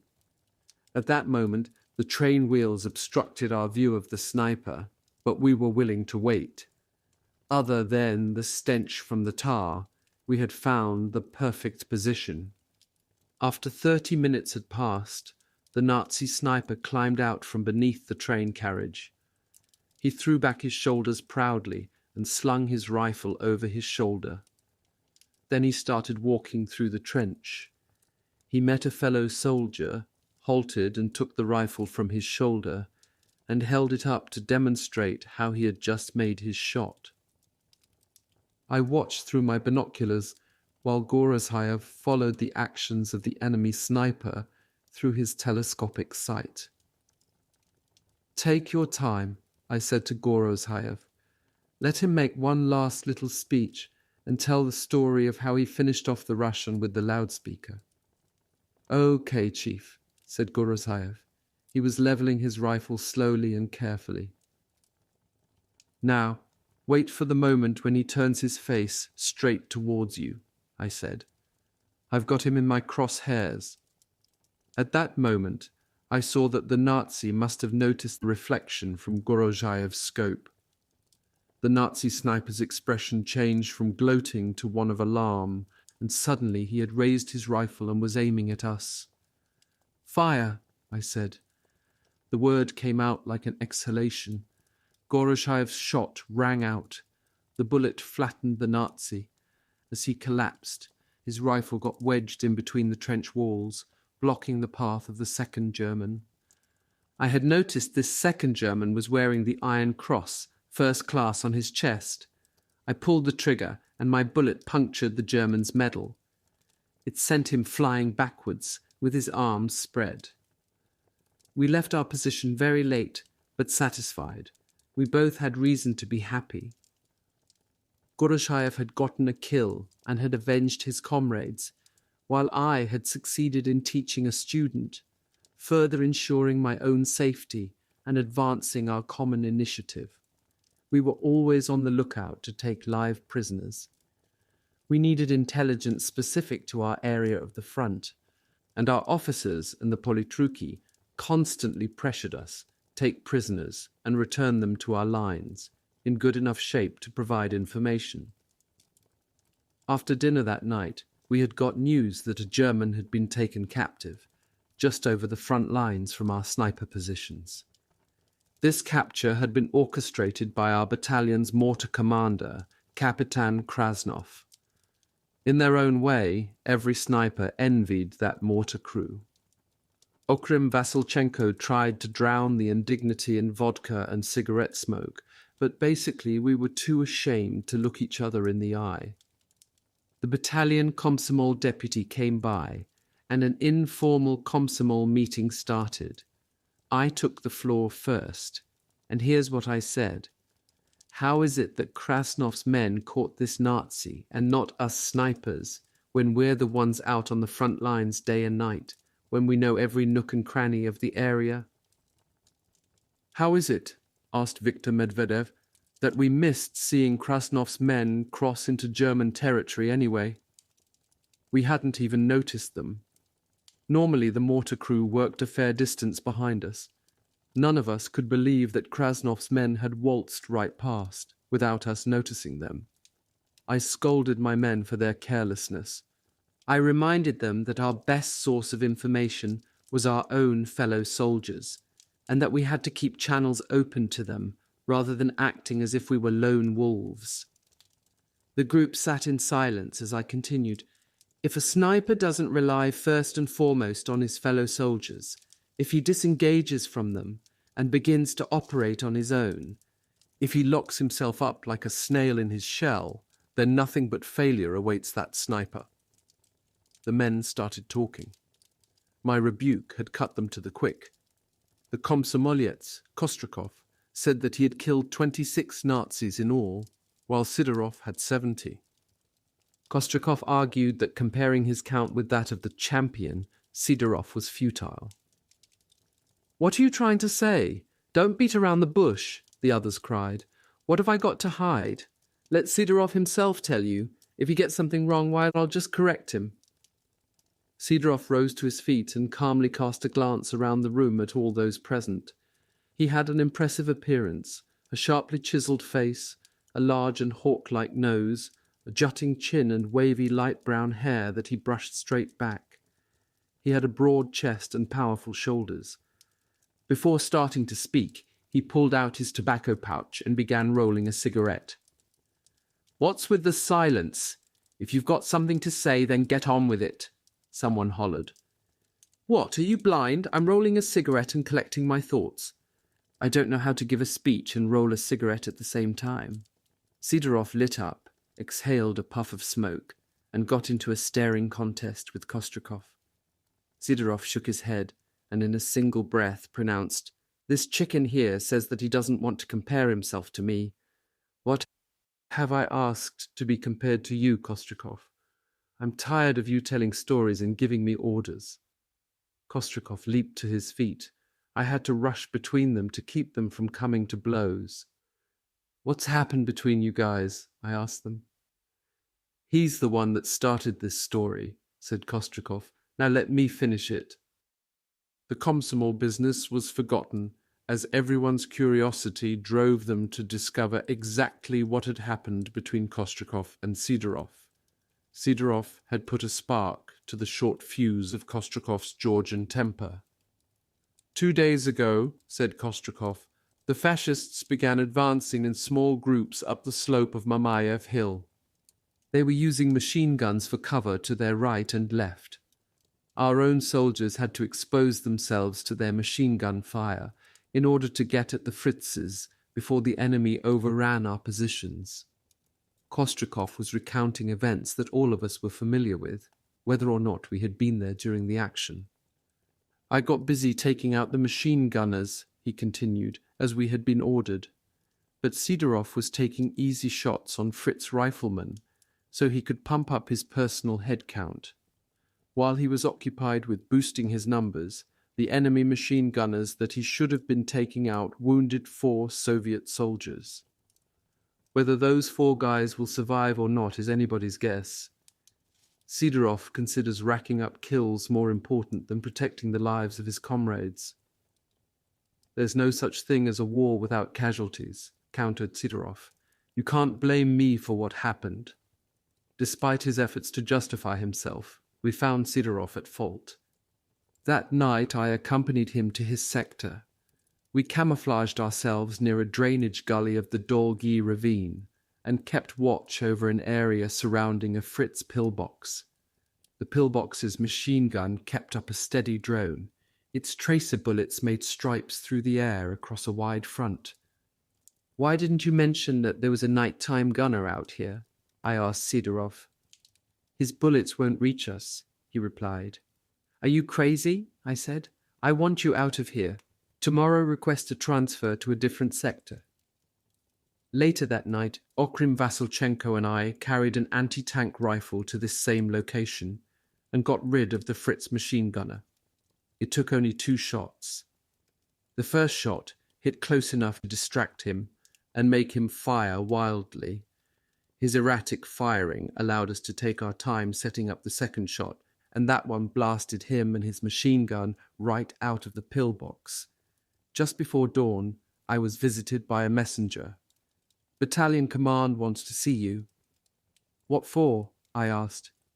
"You'll know in a minute. The battalion commander had you summoned. He said, 'Let Zaitsev see just what kind of scatterbrains he's got for snipers.'" In the battalion command bunker, the prisoner captured by Kapitan Krasnov was being interrogated. The captive, a stocky private, was begging the captain not to shoot him, claiming he knew a great deal, and promising that he would reveal everything once we took him to headquarters, but not here. Clearly he believed that once he talked and we had no further use for him, we would execute him. This private had been brainwashed by Nazi propaganda. We took very few prisoners during this stage of the battle, because most of the Germans would fight to the last bullet rather than surrender. So the interrogation drew to a close, but I did manage to find out the details of how this captive had been taken prisoner. 2 days earlier, Kapitan Krasnov had learned from our scouts about a Nazi anti-tank emplacement, and he decided to see for himself whether or not their report was accurate. Krasnov planned his expedition thoroughly, down to the last detail. He and 2 soldiers tossed captured German camouflage cloaks over their uniforms. The captain threw some telephone equipment over his shoulder. He and his men wore German submachine guns around their necks and hung German-issue grenades with long handles from their belts. Kapitan Krasnov, who enjoyed an adrenaline rush, had decided to tempt fate. He and his helpers passed unnoticed through our positions and across the front line. They crossed the barbed wire and the minefields of no man's land and reached enemy territory. The captain discovered a telephone cable, and he and his men decided to follow it back to the enemy's command post. Soon they ran into a German soldier repairing the phone line, and this soldier started complaining to them about how all the breaks in the line were running him ragged, how he was hounded day and night, and how his battery commander regarded him as an ass. "That's okay, soldier, we'll give you a hand," said Krasnov, who knew a little bit of German. The German lineman was alarmed by Krasnov's accent. "Are you Serb?" he asked. "We're Serbs," Krasnov answered. He realized that if he were to continue with this deception, he was running the risk of being found out, so he signaled, and his men knocked out the Nazi, stuffed a glove in his mouth, and dragged him back to Russian territory. "But how did you manage to move unnoticed through our own lines?" I asked the captain. The captain smiled as he considered his reply. "When a fisherman sees his bobber jumping up and down, you could set fire to his trousers and he still wouldn't notice it. It's a psychological phenomenon. You should take this into account and not chew out your snipers, but you've got to teach them to be more cautious." I could say only one word to that: thanks. In a sniper's work, you cannot discount the psychological factors involved in hunting an important target. If you get too carried away by the heat of dueling with a cunning enemy, you stop noticing what's going on around you. You quit taking the necessary precautions. Kapitan Krasnov had taught me a valuable lesson. Chapter 15. Trust. At dusk we made our way to the artillery emplacement of Ilya Shuklin, one of our division's most distinguished tank destroyers. He had already made a name for himself at the Battle of Kastornia, and his crew, every last one of them, was as brave and daring as the commander himself. One of Shuklin's men hailed us. He held a submachine gun in his hands, and grenades hung from his belt. He suddenly appeared in front of us and pointed his gun's muzzle at my chest. "Halt!" he commanded, "or I'll drill you." I calmly pushed aside the gun's barrel and replied, "Feofanov, Don't be a fool. We're all on the same side here. Just checking, answered the soldier. This was my friend, Vasily Feofanov, who later became one of my students. Feofanov gave a whistle and another soldier emerged from behind a concrete wall to replace him. We headed for the cellar to see the battery commander. Not far away loomed the famous smokestack with its punctured side. Telephone cables from practically every artillery regiment in the army led up to the structure. It was the central node for all of the Red Army's artillery spotting activities. The enemy knew this, and despite the hundreds, perhaps thousands of their shells and bombs sent to destroy it, our observers' work there never stopped. Recently, however, Nazi snipers had showed up on the scene, and they had begun to pick off the Soviet forward artillery observers. As the observers went, so did the precision of our artillery bombardments. The artillery crews asked their commander, General Major Pozharsky, for help, and that is how we snipers ended up as Shuklin's guests. In spite of my first impression of Ilya Shuklin, he was a kind man with an open heart. When Shuklin wanted to reward a soldier for a job well done, he would take him in his arms and give him a bear hug. And now I was in his clutches. "Oh, Vasily, how could I have turned you away back in Krasnofimsk? Then, of course, how could anyone tell just by looking at you? You must admit, you weren't much to look at. Anyway, listen to what's happening now. German snipers are putting heavy pressure on our observers in the smokestack. They won't let our guys get near it, and we haven't got a clue where these heinies are shooting from. Please, Vasya, help us." The artillery was thundering above, but here, deep in Shuklin's underground headquarters, no one paid any attention to it. Machine gun fire and the explosion of grenades weren't even within earshot. Shuklin guided us around the bunker. "This will be your room, Tovarich snipers. Relax and get your weapons ready for action." He pushed back a tarp that served as a door to a room outfitted with 3 cots. Morozov, Shaikin, and Kulikov stayed there, while Vasilchenko, Gorozhayev, Volovatich, and Dreiker situated themselves in a neighboring section. "Chief, let's you and me head to my quarters," offered Shuklin. "An intelligence officer from the Army's political division has arrived, and he's interested in hearing how you'll be preparing for a duel with the Nazi snipers. He's one of us, a seasoned vet who comes from the Urals." We cut across the corridor, turned a corner, and entered the commander's room. In place of cots were real bunk beds. A table built from scrap lumber stood in the center of the floor, and on it sat a sliced loaf of rye bread and remarkably a plate with a heap of fried homemade blini. The smell was intoxicating. At the other end of the table, next to a lamp, a fair-haired man sat, buried in his notebook. He wore the badges of a captain or senior politruk. I recalled having seen him on the day I arrived in Stalingrad, when we were crossing the Volga. He had been leading the sailors away from the moorings.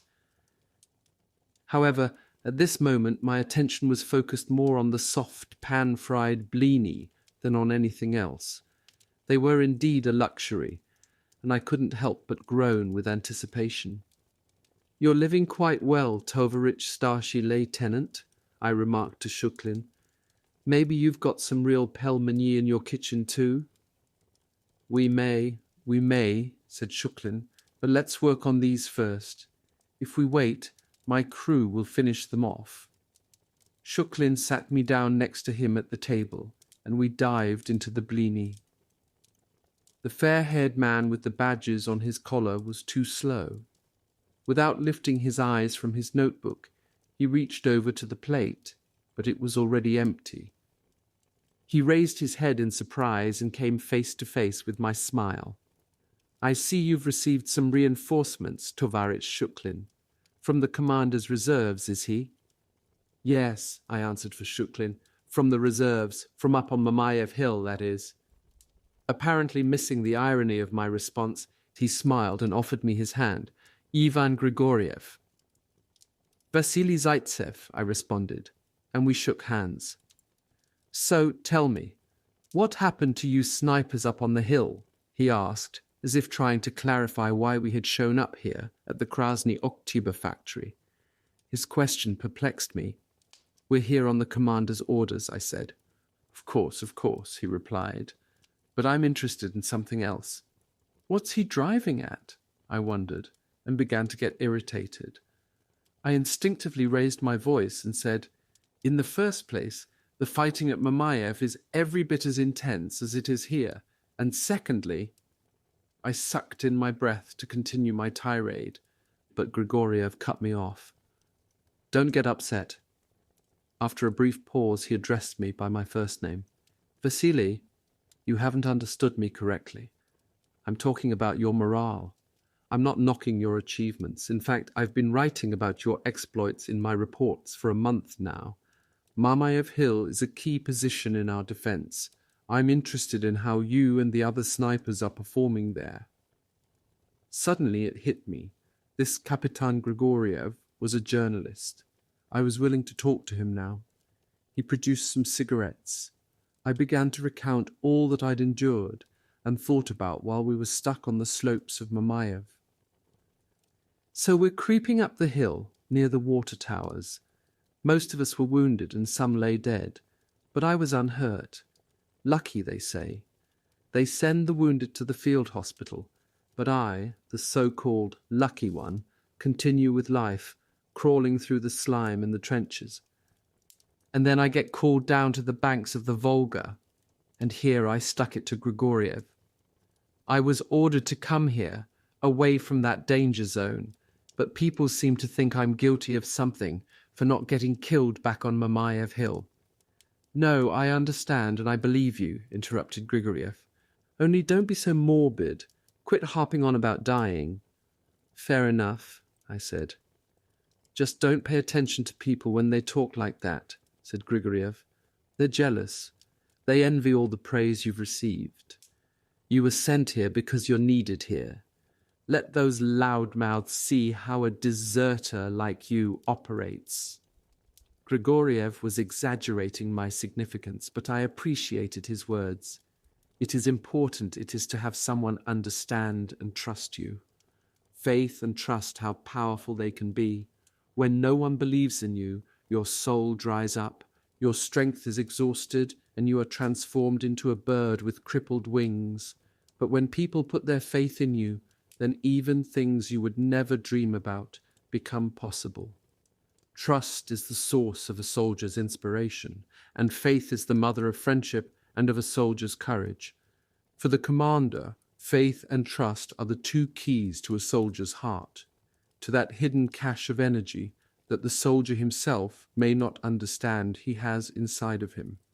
I can say, based on my own experiences, that if my comrades had not believed in me, if they had ever doubted the results of my solitary sniper missions, then probably I would not have taken the risks that I did. What's more, to maintain others' confidence in my results, I never recorded a shot as a kill unless I was completely sure that my target was dead. Therefore, there were occasional discrepancies between the kill figures reported in dispatches and those in my own personal record book. Observers would sometimes inflate my kills because they would simply count how many shots I had fired. To them, 3 shots meant writing a 3 for the number of kills. Of course, those observers could not see my targets as well as I could, so they never knew any better. Whether or not my bullets actually penetrated their intended targets, only I knew this. This sort of scorekeeping saddled the snipers with a tremendous responsibility. It was the law of mutual trust coming into effect. We had faith in the monitor's numbers, and they took us at our word when we said we had hit a target. We didn't want our troops walking around with their heads up as long as there was any possibility of enemy sniper fire in our zone. So I had signs posted that said, "Caution, this zone is under the watch of Nazi snipers." I hung these signs in areas where I happened to be leading a hunt, and I never took the signs down until after I was positive that I'd done away with the enemy sniper. I spoke to Grigoriev about all of this. I told him about the sniper's honor, about my comrades, and about the new things I had discovered as I looked into the tactics of a sniper group. Later, this all became the object of a discussion in one department of the Stavka, General Staff. Grigoriev managed to record my ramblings and somehow passed them on to the High Command in the form of an article. After Grigoriev left, I knew I had to get back quickly to the battle with the enemy marksmen that were picking off our artillery spotters.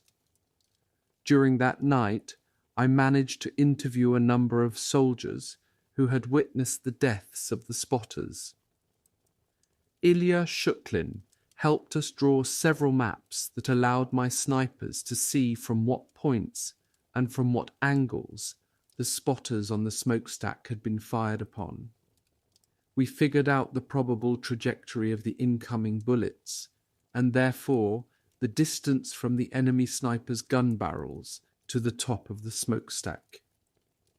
Our calculations, sketches, and even a detailed analysis of the bullet-riddled housing of the periscope used by our artillery observers suggested to us a plan of action for the following morning. Here in this new location, in contrast with our position on Mamayev Hill, the view of the horizon was obstructed in every direction by debris from the bombed-out factory. Everywhere you looked, you saw warped steel reinforcements, upturned metal structures, collapsed roofs, and twisted walls. In order to get a clear shot at our fellows on top of the smokestack, an enemy sniper would have to back up a good distance from the obstructions, or find an opening amid the rubble that afforded an unobstructed path for his bullet. There was no other choice for them, so we began hunting for every such opening and tracing them back to their sources. Our scopes allowed us to literally see the whites of the Nazi soldiers' eyes, but we knew we had to take our time. We restricted our shots to enemy snipers and to the most dangerous of their machine gun posts. By midday, I had used up an entire magazine, as had my partner Nikolai Kulikov. Morozov and Shaikin had gone through 2 magazines apiece, and Goroshayev and Vasilchenko were also doing okay. That evening, in order to make sure we'd been successful, I asked Shuklin to post a mannequin up on the smokestack, but the foolhardy Ilya Shuklin decided to climb to the top himself. He was an officer, and obviously I couldn't stop him, but as he crept up the smokestack, my heart was pounding furiously. He yelled into his telephone, "Artillery! Give me 1 round on reference point 1 and fire." A minute passed, and I heard the peal of the battery. "Good shooting. Now, give me 2 rounds on reference point 2. Fire." That was how Ilya Shuklin rang in the night with an artillery salute.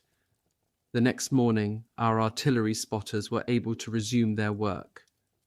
As our emplacements on the far side of the Volga began to fire, I noticed how exhausted I had become. My head was throbbing and my eyes ached like someone had rubbed broken glass into them. I was dying to sleep, if only for an hour, and I lay down in the first cellar I came to. I fell asleep, not suspecting that the resumption of work by our spotters was going to incite a frenzied response from the enemy. I was dozing when something hit me hard in the shoulder. I leapt up and grabbed my rifle. There was a buzzing noise all around me. Bricks were falling from the ceiling and the walls were engulfed by huge tongues of flame. I finally spotted a way out, dashed out of the cellar and pressed myself close to the ground. Bombs were exploding to the right and left 1, 2, 3, and they were close, only 30 or 40 meters away. The force of the shock waves rolled me over several times, so that I ended up in the bottom of a ditch. I glanced up at the sky and saw rows of dive bombers hurtling straight towards the ground, then pulling up at the last possible second and showering the earth with plumes of fire. When the air raid finished, Nazi foot soldiers leaped to the attack. Under the cover of the bombardment, their men had assembled near the walls of the factory, and now they were pouring in through the openings in the walls and rushing along the passages between workshops. I could hear their shouts and the guttural barking of their officers. As if they'd been waiting for that moment, our machine guns opened fire. Grenades started going off, and by the sound of their explosions, I was able to sort out our men from the enemy. I ran to the aid of my comrades. My location was excellent, and I was able to fire accurately on the Nazis who had managed to penetrate our lines. I kept shooting down to my last bullet. It wasn't until evening that the battle began to subside. I needed to check on my snipers. Our rendezvous point was the smokestack, as it was an ideal landmark visible from all sides. En route to it, I passed through remnants of the 39th and 45th Divisions. There I found everything turned upside down. Despite our resistance, the enemy had managed to capture the northern portion of the Krasny Oktyabar factory. This had allowed them to move right up next to the banks of the Volga. In response to this crisis, Colonel General Chuikov was calling in reserves, including a large number of fighters from the Bugunsky and Tarashansky regiments of the 45th Shores Division. Their assignment was to wipe out the Nazis who'd just broken through to the Volga. At dusk, I reached the smokestack. In the clearing, just east of where we had arranged to meet, I found snipers Kulikov, Goroshayev, Shaikin, and Morozov. Vasilchenko, Volovatik, and Dryka failed to show up. After we had cleaned up each other's cuts and bruises, we took off to search for the three who were missing. It took us until morning to locate them at a medical aid post by the banks of the Volga. Dryka, Volovatik, and Vasilchenko had not come there of their own volition. Volovatik and Vasilchenko were shell-shocked and unable to stand on their feet, while Dryka had a fever and was vomiting.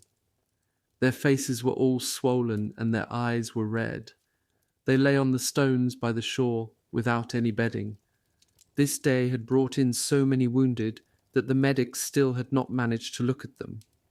At this time, the crossing wasn't operating. Not a single boat was headed over the Volga. I collected my snipers and took them up along the Bani ravine to the position of our own 284th Division's command. We were assigned lodgings in 2 bunkers with some heavy weapons, non-commissioned officers. The first to visit us was Nikolai Logvinenko. He had received a new field commission, so now he was Chief of Staff of the 2nd Battalion, and he came to regimental staff by the orders of Kapitan Petersky. Then we were visited by Brigade Commissar Konstantin Terentievich Zubkov. The nurses Lyuda Yablonskaya and Zhenya Kosova were tending to the wounded. Brigade Commissar Zubkov noticed that our uniforms were in shreds, and he ordered that we be issued fresh clothes. Chief of Supplies Mikhail Babayev brought us uniforms. After we washed, visited the barber, and were freshly shaven, we started to look like new recruits only in mismatched clothes. Everything was several sizes too large for me. My shirt hung over me like a sack, and my boots were huge. They flopped everywhere I walked. Zubkov brought the divisional commander, Colonel Nikolai Filipovich Batyuk, to see us. To be honest, I was expecting a good dressing down for what? I could have only guessed. It's impossible to anticipate what a commander will get upset about. Batyuk was an intimidating officer. He always looked dissatisfied with something. He couldn't tolerate frivolous reports, so most of his staff did their best to remain silent around him. As the senior sniper, I started to report our achievements and losses. The divisional commander looked us over, stared straight at me and burst out laughing. His laugh was contagious, and the bunker started to feel a little warmer and more relaxed. "Who dressed you up like this?" Batyuk inquired, looking at our new clothes. "Nurse Yablonskaya." "What does she want to make you look like?" "Fritz's," joked Kulikov. "Don't worry," said Batyuk. "You still have a long time until your wedding. Zaitsev, you look like a scarecrow," he continued. "Head over to the brigade commissar's bunker and get changed into something your own size." I hesitated. and Batyuk regarded me with a raised eyebrow. "Well, what are you waiting for?" he asked. I exited, then immediately got lost trying to find the entrance among the various adjoining bunkers. In front of one of them, a short, academic-looking type was smoking a pipe filled with Zoloeto Runo tobacco. 3. You have a long time before your wedding, a Russian saying. A more precise translation would be, "It'll heal before your wedding comes." "Tell me, Professor," I said to him, "is this the Commissar's bunker?" He looked me square in the eyes and responded, "I've been waiting for you, Scarecrow. Come in." As soon as I entered, a very attractive young woman approached me. She was wearing a soldier's blouse that had been tailored to fit extremely tightly, and she had a wide officer's belt that held a small holster for a revolver. She offered me her hand. "Lydia," she said simply. "Vassili Zaitsev," I replied. She began showering me with questions. "Is it true what they write in the papers about you, using a mirror in a duel with that Nazi sniper? Where do you get the mirror? How did I hear about this, you ask? Our brigade commissar collects clippings from the papers about your exploits. Here's Alyosha Afanasyev himself. He's the one who writes those articles." She tilted her chin towards the professor. "I apologize," Afanasyev said. "I didn't recognize your face and thought you were some kind of propagandist here for a meeting with the commissar. He's having a conference today. Are you really Zaitsev?" I pulled out my Komsomol ID and handed it to Afanasyev. "Wonderful," he said. "This will make a great story. Vasily Zaitsev comes to visit Brigade Commissar Zubkov." Zubkov entered the room. He smiled and said, "Afanasyev, there will be no such article. Instead, you can write, 'Sniper of the 284th Rifle Division in talks with Lieutenant General Chuikov of the 62nd Army.'" Zubkov walked over to the corner, picked up a leather briefcase, pulled out a notebook, and sat down. He said, "Sit a little closer and let's talk. Our time is short. Speak." "About what, Tovarich Commissar?" I asked. "Well, give me your life story." He had his pen ready to take notes. "Zaitsev, Vasily Grigorievich, born in 1915, in the woods, in the Urals." The Commissar interrupted me. "Wait a minute, Vasily. How am I to understand that? Born in the woods. You mean in a country village? The way you've put it, it sounds like you were born in some primeval forest, under a tree." "No, Tovarich Commissar, I was born in the bathhouse of a woodsman, at Easter time. When I was 2 days old, my mother saw 2 teeth in my mouth. Some old villagers said this was a bad omen that foretold that wild animals were going to tear me to pieces. My father fought in the imperialist war as a soldier in the 8th Guards Army of Brusilov. He was invalided with a wound and returned home in 1917. When I was little, I was given the nickname Basurman. There were no schools around. My grandfather taught me to track and hunt. I was a good shot and knew how to set traps along rabbit trails, trap kusachai with snares, and I could lasso the horns of a wild goat from a tree. I got carried away with reminiscing. Then, in the doorway, appeared Podpolkovnik Vasily Zakharovich Tkachenko. Tkachenko was the head of political operations for the 62nd Army. The brigade commissar clapped his notebook shut. "Fine, Vasily. We'll continue this next time. But now, go get changed." Afanasyev and Lydia were waiting for me in the neighbouring room. A pressed and laundered uniform, complete with a new field cap, was lying there on the bed. There was even a handkerchief. Next to the bed there was a pair of leather boots, a bit worn, but very well made. As Lydia exited, she said, "After you've changed, please join us for dinner." I was surprised by the uniform and the boots. Everything fitted as if it was tailor-made, except for the belt, which needed a few more holes. The uniform turned out to have previously belonged to Brigade Commissar Zubkov. I have never looked so sharp. I had been transformed from a ragged frontline soldier into what Lydia called a fop.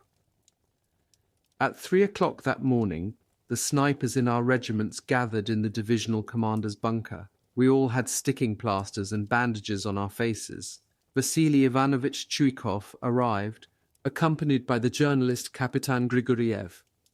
General Chuikov went around the room shaking hands. He greeted each of us individually. Then, smiling, he said, "It's good to see you fellows all patched up. Looks like the enemy gave you quite a licking, eh?" "Tovarich, Commander," I answered for everyone. "These bandages can't stop us from fighting the enemy. Just give us your orders." Chuikov regarded us. His gaze was so intense, you felt like his eyes could burn holes through you.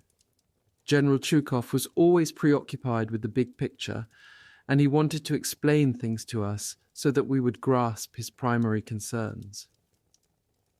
"You fellows are fighting brilliantly," he said, "and making short work of the fascists. But for every enemy soldier you kill, 2 more of the scum sprout up. Now we've got a crisis in another sector. The enemy has succeeded in seizing the northwest portion of the Krasny Oktyabr factory. I won't bullshit you. It's a tough fight. That's where we can really use your sniper's talents. I'm aware that 3 of your comrades lie wounded." Chuikov glanced at Grigoriev. Then he continued, "But that happened for a simple reason. You got so caught up in the heat of battle that you forgot your assignment. You turned into submachine gunners, into normal infantrymen. A screw-up like that demands severe criticism, especially for you, Zaitsev. It's your job to watch out for every sniper in the group." Chuikov glanced at his watch. He was in a hurry. He stood up and handed the notes he'd been using for my interview to Grigoriev. "I'm not going to waste any more of your time. You have a specific mission. Kill the enemy, but remember, you have to pick your targets carefully. We pay for every mistake in blood, so let each one of you give this mission some thought. Try to see this struggle from a broader perspective. Then it will be clear to you how you must act. I wish you success." With that, General Chuikov exited the bunker. I remained behind, alone with my thoughts. The fighting at Stalingrad had taught me a great deal. I had matured and become stronger. I knew that I was a different soldier than the one I had been just a month before. Chapter 16, Wronged. Chapter 16, Wronged. The situation was becoming desperate. Despite our ferocious resistance, our all-out counterattacks, and the daring missions of our storm groups, the Germans had somehow managed to seize a part of the Krasny Oktyabr factory, and with it a direct approach to the banks of the Volga. What's more, the Soviet regiments around the Barricadi factory had been cut off from our main forces. We understood that a success like this had the power to inspire the Germans with hopes of an easy victory. If the Germans believed that they had the imminent possibility of capturing the left bank of the Volga, they would trumpet to the world that the Bolshevik stronghold at Stalingrad had fallen, and now all that remained was to finish off the last elements of the Red Army. Given our situation, each of us had to ask himself, have I done everything in my power to repel the fascists? Have I fulfilled the hope of the people expressed in the letter to Tovarich Stalin? The enemy will be stopped and defeated at the walls of Stalingrad. Yes, conscience advised, no, not advised, but commanded that one forget his wounds, ignore his exhaustion, and push all individual concerns out of his mind. Each of us had to mobilize his will and every ounce of strength towards stripping the enemy of any hope of victory at Stalingrad. The conscience ordered us to enter battle and to scorn death. This situation demanded that we not wait for instructions, but rather that we seize the initiative and act so that the enemy would know who was in charge. In those heated days at Stalingrad, I wasn't as aware of this as I am today. More likely I was driven by intuition, without thinking about things so deeply. Anyway, during the battle there was no time to think, only to act. I knew that everyone assembled in the bunker with General Chuikov. At that moment, my snipers and all the commanders and Politrobotniki understood the gravity of the situation. Everyone, that is, with the exception of Kapitan Pitoski. 1. A letter was written to Stalin in November 1942 by the soldiers, commanders, and political instructors on the Stalingrad front, pledging to hold the city. Maybe, as soldiers are prone to doing, I judged him too harshly. But even now, after so much time has passed, I still can't see things any differently. Immediately after the meeting with Chuikov was over, my snipers and I rushed to our positions in the Krasny Oktyabr factory. We ran straight for our destination, through trenches and over foxholes, without stopping to rest. I knew that we had to reach our new positions before the sun came up. We had to assume positions on the flank of the Germans that had made the breakthrough to the Volga. From there, we could pick off the Nazi officers and non-commissioned officers. Daybreak found us at a fork in the Bani ravine, on the right branch leading to the factory's housing quarters. This was an ideal spot for us to move about almost unseen and fire on the enemy flank. However, the Germans weren't sleeping either. Their scouts had already picked up on our movements. Barely 5 minutes had passed before they began shelling the ravine. Columns of earth and smoke shot into the air. We were trapped in a barrage, and the sky around us grew dark with dust and smoke. Everywhere was seething with explosions that rocked the nearby banks of the ravine. Half an hour passed with no relief. Then the Nazis split their fire, redirecting part of it to the north, while continuing to pound the area around us.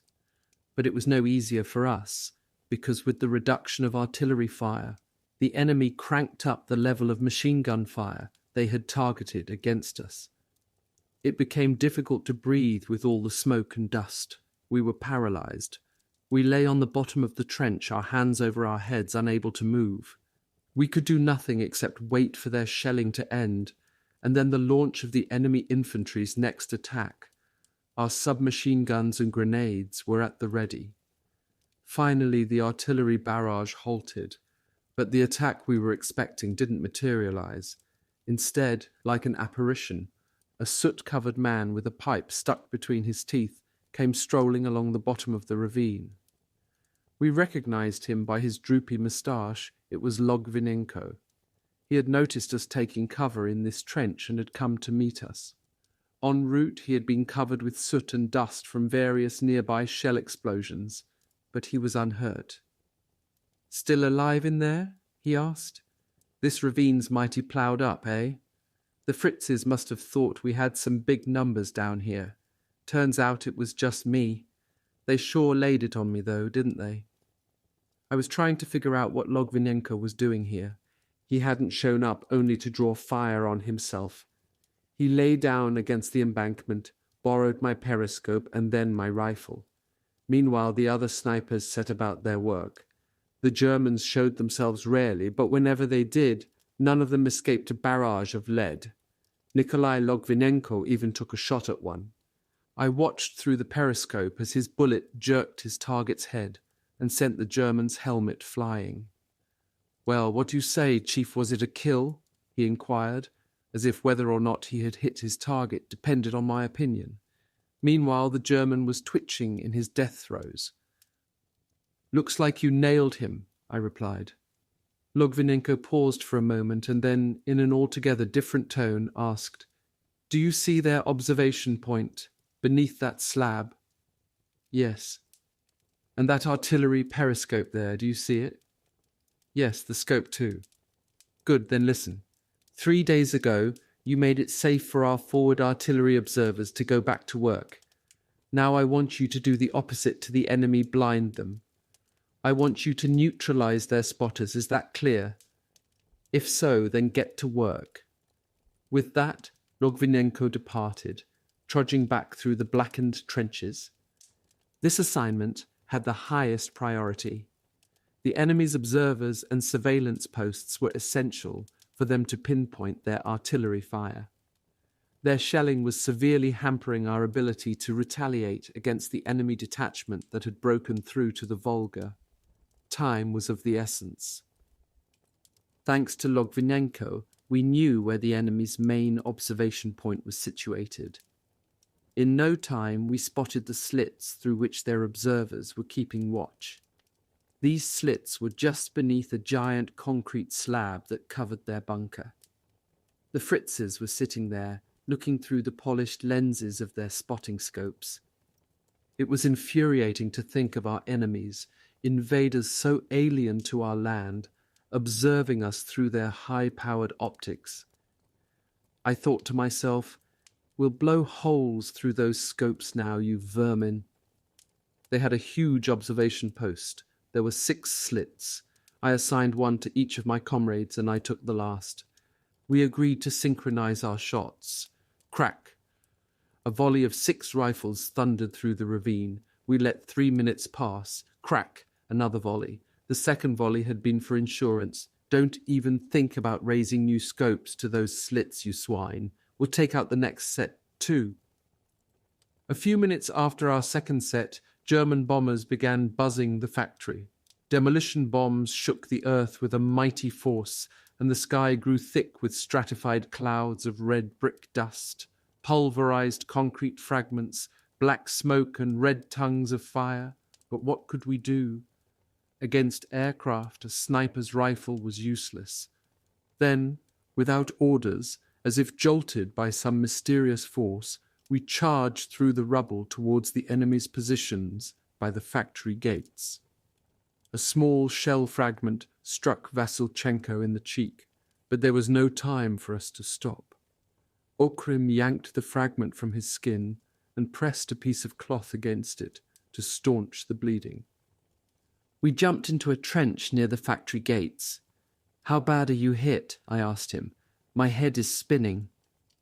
German aircraft continued to circle like vultures. Their machine gun rounds beat down on the brick gates above our heads. One bullet grazed my helmet and then exploded and stung my elbow and shoulder with fine shards of shrapnel. Instinctively, I sprang up. It was a stupid move, but there are some things that can make a soldier lose control over his actions and take off running, not knowing where or why. To make matters worse, the longer you operate around the explosions of bombs, mortars, and artillery shells, the longer you live with machine gun fire, the more comfortable you become with them, and the less you sense their danger. Something like this was affecting me. I was half crazed, standing straight up, completely exposed to enemy fire. Fortunately, Vasylchenko managed to catch up with me, grab me, and yank me behind a heap of steel reinforcements. "Chief," he shouted, "what happened?" I caught my breath and regained my composure. As I looked around, I saw our soldiers huddled in ditches to the right and left. The enemy's strafing didn't allow them to lift their heads. Meanwhile, the Nazis were strolling along their own front line, with their heads held high. Their soldiers had grown cocky, thanks to their air power. When we saw them acting this way, we were insulted. It was hard to choke down our rage. They must have thought we were totally incompetent and unable to strike at them anymore. "It's time to teach them a lesson," said Vasylchenko, raising his rifle to his shoulder. I followed his lead. Directly in front of us, 4 Nazis were ambling along at a leisurely pace, crates of ammo on their shoulders. They were laughing and joking. Without exchanging a word, Okrim shot the first one and I the second. We ventilated the other 2 with our next volley. Unfortunately, after his second shot, Okrim's rifle jammed. Overhead, the thrum of the Luftwaffe's bombers grew louder. I dragged Okrim with me, and we ran for cover by the foot of the factory walls. The exploding bombs were chipping away at the walls, and we seemed to be losing more and more of our cover every second. Okrim Vasylchenko hung his head, depressed. What good was he without his rifle? But just then I managed to pop the jammed round out of his weapon, and his sour expression changed to a smile. At this point, given how close the enemy had approached, what we needed was submachine gunners, not snipers. despite the admonition we had just received from General Chukov. So Vasilchenko and I were once again transformed into submachine gunners, leading counter-assaults and showering the enemy with grenades. Viktor Medvedev joined us, and during the frenzy of one counter-assault, a group of Fritzes ambushed him from behind and knocked him over the head. They immediately gagged him and dragged him off. How my voice found so much strength I'll never know, but I hollered, "Follow me," and my voice rang over the battlefield like a church bell. We darted through the wasteland of upended railway carriages and followed the path the Fritzes were using to lead Victor away. We raced in front of them and cut them off. The Fritzes scurried around, trying to find cover amid some flattened wooden houses, but we had caught them in a place that had been completely levelled. We were able to free Victor and also managed to take one Nazi alive, a big, ginger-haired fellow wearing a woman's fur coat. This is where my troubles began.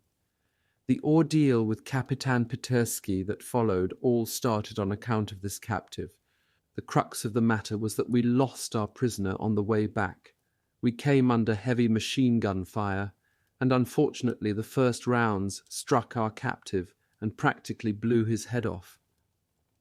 We were trapped by the enemy's fire, and we spent a long day cowering in the bottom of a bomb crater. Meanwhile, Viktor Medvedev lay unconscious, his scalp swimming in blood. It was not until sunset that we managed to reach the bunker of Yevgeny Shetilov, commander of the 3rd Battalion Submachine Gunner Company. That was when we found out that Kapitan Petersky had been searching for me since early morning. He had sent out messengers to locate me, but no matter where they searched, nobody, not even the experienced scouts, had been able to track down a single sniper from our group. Kapitan Petersky was very angry. It was his opinion that the snipers in our group had become arrogant after the meeting with General Chukov. Kapitan Petersky managed to convince all the regimental commanders to regard us with suspicion, as if we had been AWOL and shirking our duties. So this was why Yevgeny Shetilov, who had known me since my first days in battle at Stalingrad, addressed me sternly and suspiciously. "Where have you been?" Shetilov had thinning hair that he slicked back with pomade, and his shoulders were always slumped. He leaned forward and peered at me.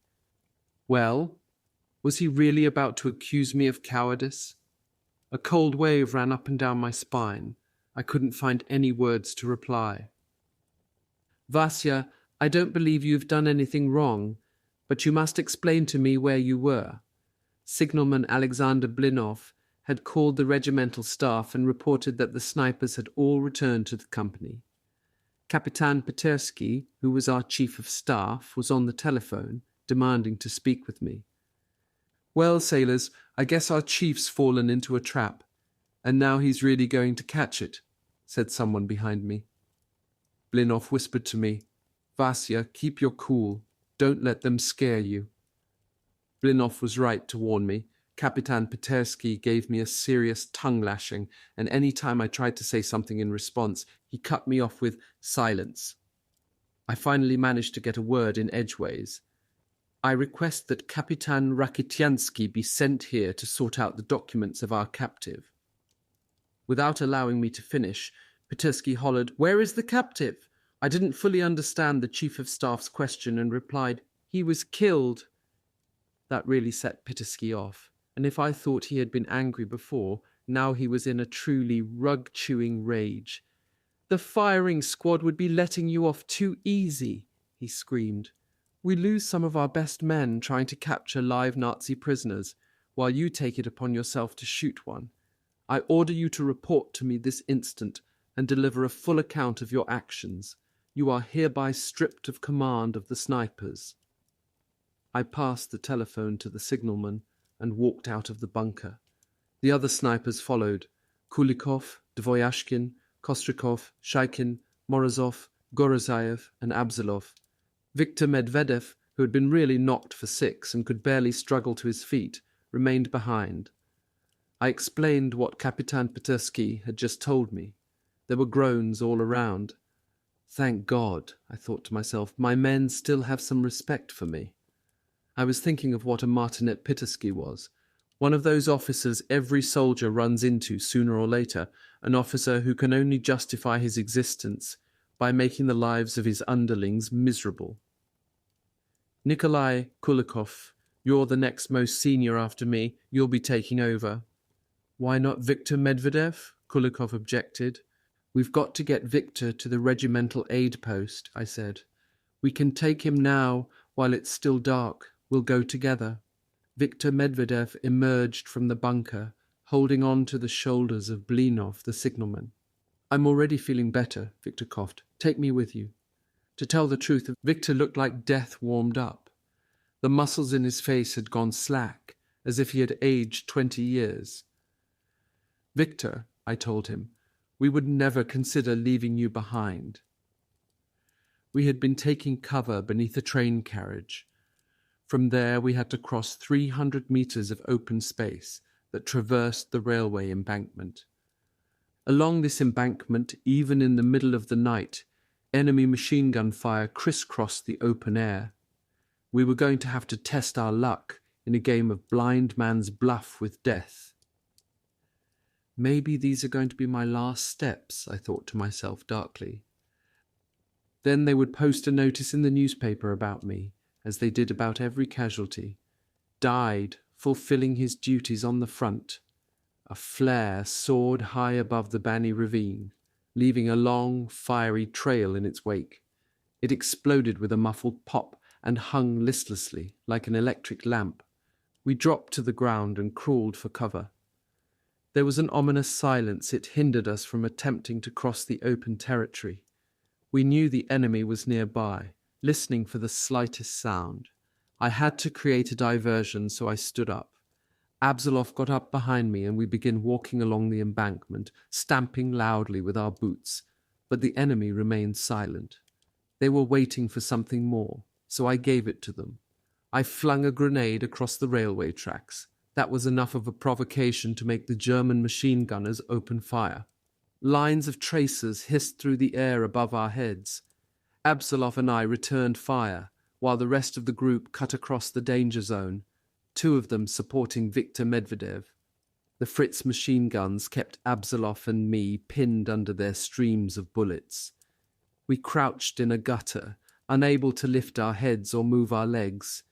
Their fire wasn't letting up for a minute. There was a drainage pipe by our feet. Neither of us had any idea where it would lead, but anything was better than staying stuck, crouched in a ball, while so much hot lead was zooming past our faces. Absalov and I both slid into the drainage pipe and began crawling. We could hear shells, mortar fire, and grenades exploding. Every detonation resonated through the pipe, echoing as if it was right on top of us. If the enemy caught us down here, we'd be toast. All they'd have to do was to shoot through the pipe. There was no way they could miss us. We had to get out of there fast. Finally, we glimpsed some light ahead. The pipe led us to another drainage canal, this one lined with concrete. A flare lit up the sky again, and we pressed ourselves close to the canal wall. Nearby, we could hear the racket of a firefight, the dull bang of grenades, the crackle of submachine guns, and the steady drone of heavy machine gun fire. "Where are we?" Absalov asked. "Are we in Fritz territory?" "No," I said to Absalov. "I think we're among friends here. We'd know if these were Germans firing nearby. They use explosive bullets while we use standard ones." We lay there in silence. The muffled sounds of voices approached. I couldn't understand what was being said, but it was definitely Russian they were speaking. The soldiers were walking through the dark, stumbling over things and cursing. Another rocket flared up overhead, and in its light we spotted them. 2 submachine gunners, Russians. Now we could make out their conversation clearly. They ought to be right here. I'm sure I saw them fall here. "Well then, smart-ass," asked the second soldier, "where are they?" "Right here," I hissed. The gunners dropped to the ground. Then, realizing we were Russian, they spoke. "We're looking for a couple of Fritzes." Absalov's famous temper showed itself. "While you're at it," he sneered, "make a side trip and take us back to your headquarters." On the way back to headquarters, we heard, much to our relief, that our fellow snipers had all safely reached the medical aid post on the Volga. At daybreak, I arrived at Kapitan Petersky's to deliver my report. I had been more or less paralyzed with dread about the meeting with him, but there was no way to avoid it, no matter how unpleasant the task was going to be. I delivered a full account of events leading up to the death of the prisoner, in accordance with procedure. I even clicked my heels. Petersky was a tall, vain man with a waxed mustachio, in the fashion of the Tsarist era. He glared at me, as if he'd seen something peculiar in me. Then he asked, "Well, what should I do with you? Send you off to a penal company, or up to Mamayev?" "Sir, if you please, send me where the danger is the greatest." "Fine. Medvedev will assume your command. The group will stay around the shooting range and work the northern edge of the Krasny Oktyabar factory. But as for you, leave at once for Mamayev Hill." He must have assumed this was a death sentence. Apparently he had forgotten that I had previously been stationed on Mamayev Hill and had survived. "To the hill, yes, sir," I replied with obvious irony. I turned to walk out. "As you were," Petersky commanded. I whirled around to face the captain, repeated his orders, and in an even more pronounced movement turned back towards the door. "As you were," I heard the captain shout, but I had already exited the bunker and was making my way in the direction of Mamayev Hill. Chapter 17. TYURIN and KHABIBULIN. I arrived at the 3rd Battalion alone. Sergeant Absalov had stayed behind at staff headquarters. The stubborn and hot-tempered Bashkir couldn't come to terms with Kapitan Petersky's decision. The insult was weighing on my mind as well. However, as they say, every cloud has a silver lining. I was sitting next to the submachine gunner company commander's bunker, stripping and cleaning my rifle, when Lieutenant Shetilov approached. Shetilov knew about my recent ordeal, and he stood in silence for a moment, then matter-of-factly said, "Hey, Vasya, why don't we go take a look up the hill? It seems a Fritz sniper has built himself a nest there." Yevgeny Shetilov knew just how to set me right again.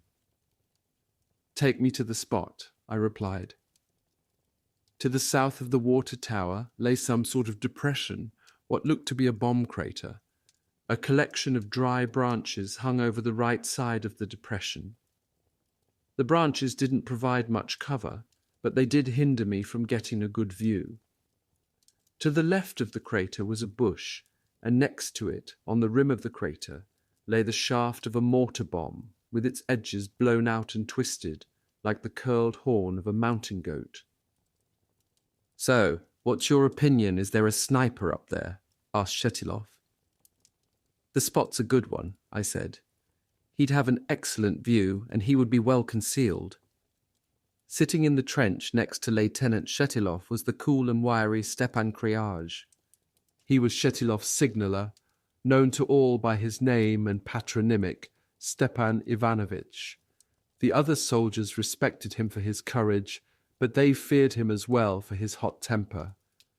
When he'd smoked his cigarette down to the butt, Stepan spoke up. "If I were a sniper, I'd pick a spot right over there." Stepan Ivanovitch stretched out his arm to point, but before he'd finished his sentence, an explosive bullet struck him in the wrist. Obviously, no one is happy when their comrade is wounded, and although I wasn't happy when Stepan Ivanovitch was shot, suddenly my bad mood and my feelings of bitterness towards Kapitan Petersky evaporated. Now there was no longer any need for distractions or idle conversation to keep my mind off the ordeal with Petersky. Fate had thrown me into a contest with a sharp-eyed enemy sniper, and I could not allow myself to be distracted by my own minor concerns. To begin, I set up a couple of decoy positions to draw my enemy out. By this method, I hoped I could gain a better view of him. "You've got to provide me with a helper," I told Shetilov, after we'd taken Stepan Ivanovitch to see the medic. "Vasya, as you know," said Shetilov, "we're short of men here." "I only need one guy," I protested. I need to set up 2 or 3 firing posts. There's too much digging. I can't manage it all by myself." Shetilov hummed a tune to himself as he pondered whether or not to grant this request. "All right," he said, having decided in my favor. "I'll send someone up soon. Be patient, Vasya." I returned to my position. While I waited for the helper, I had to keep working. I estimated the height from which the opposing sniper must have shot, and then scratched a mark in the wall of the trench. Then I began digging armrests into the wall of the trench. After an hour, I had succeeded in building 3 potential sniper positions. This was merely to be cautious. If I was going to get into an all-out duel, I wanted to have several possible backup positions ready and waiting. As bait, I left a helmet atop the embankment at the 3rd position. It was a crude tactic, but for the moment it would have to do. If the helmet didn't draw my opponent's fire, I would make a dummy later. I had scarcely backed away from the helmet when there was a tremendous clang, and the helmet was knocked to the bottom of the trench. By the shape of the dent, I was pretty sure that my opposing sniper had shot from the same position he had used to fire on Stepan Ivanovitch. "Got you," I thought. "If you're so anxious, I'll just have to pacify you before the day's out." I went back to surveying the enemy positions with the artillery periscope. At midday, I spotted an armoured shield. It was the type of shield our heavy machine gunners had fixed in front of their Maxim guns. The shield was lying upright on the ground, at a distance of 600 meters, camouflaged behind a bush and some dried grass. Between the branches, I could see a black spy hole, the space that had formerly accommodated the Maxim gun's barrel. From time to time, the tip of a sniper's rifle muzzle would gleam through the shield's opening.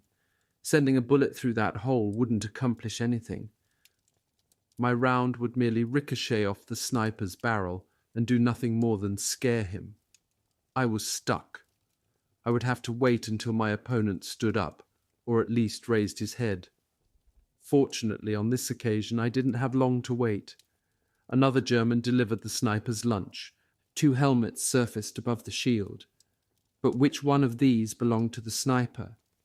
Just then, something flashed in the sunlight, a cup from a thermos. "Aha," I said to myself, "they've brought the sniper hot coffee. Now who's going to take a drink? Not the fellow who had just made the delivery." The coffee had to be intended for the thirsty sniper. One of the 2 threw back his head.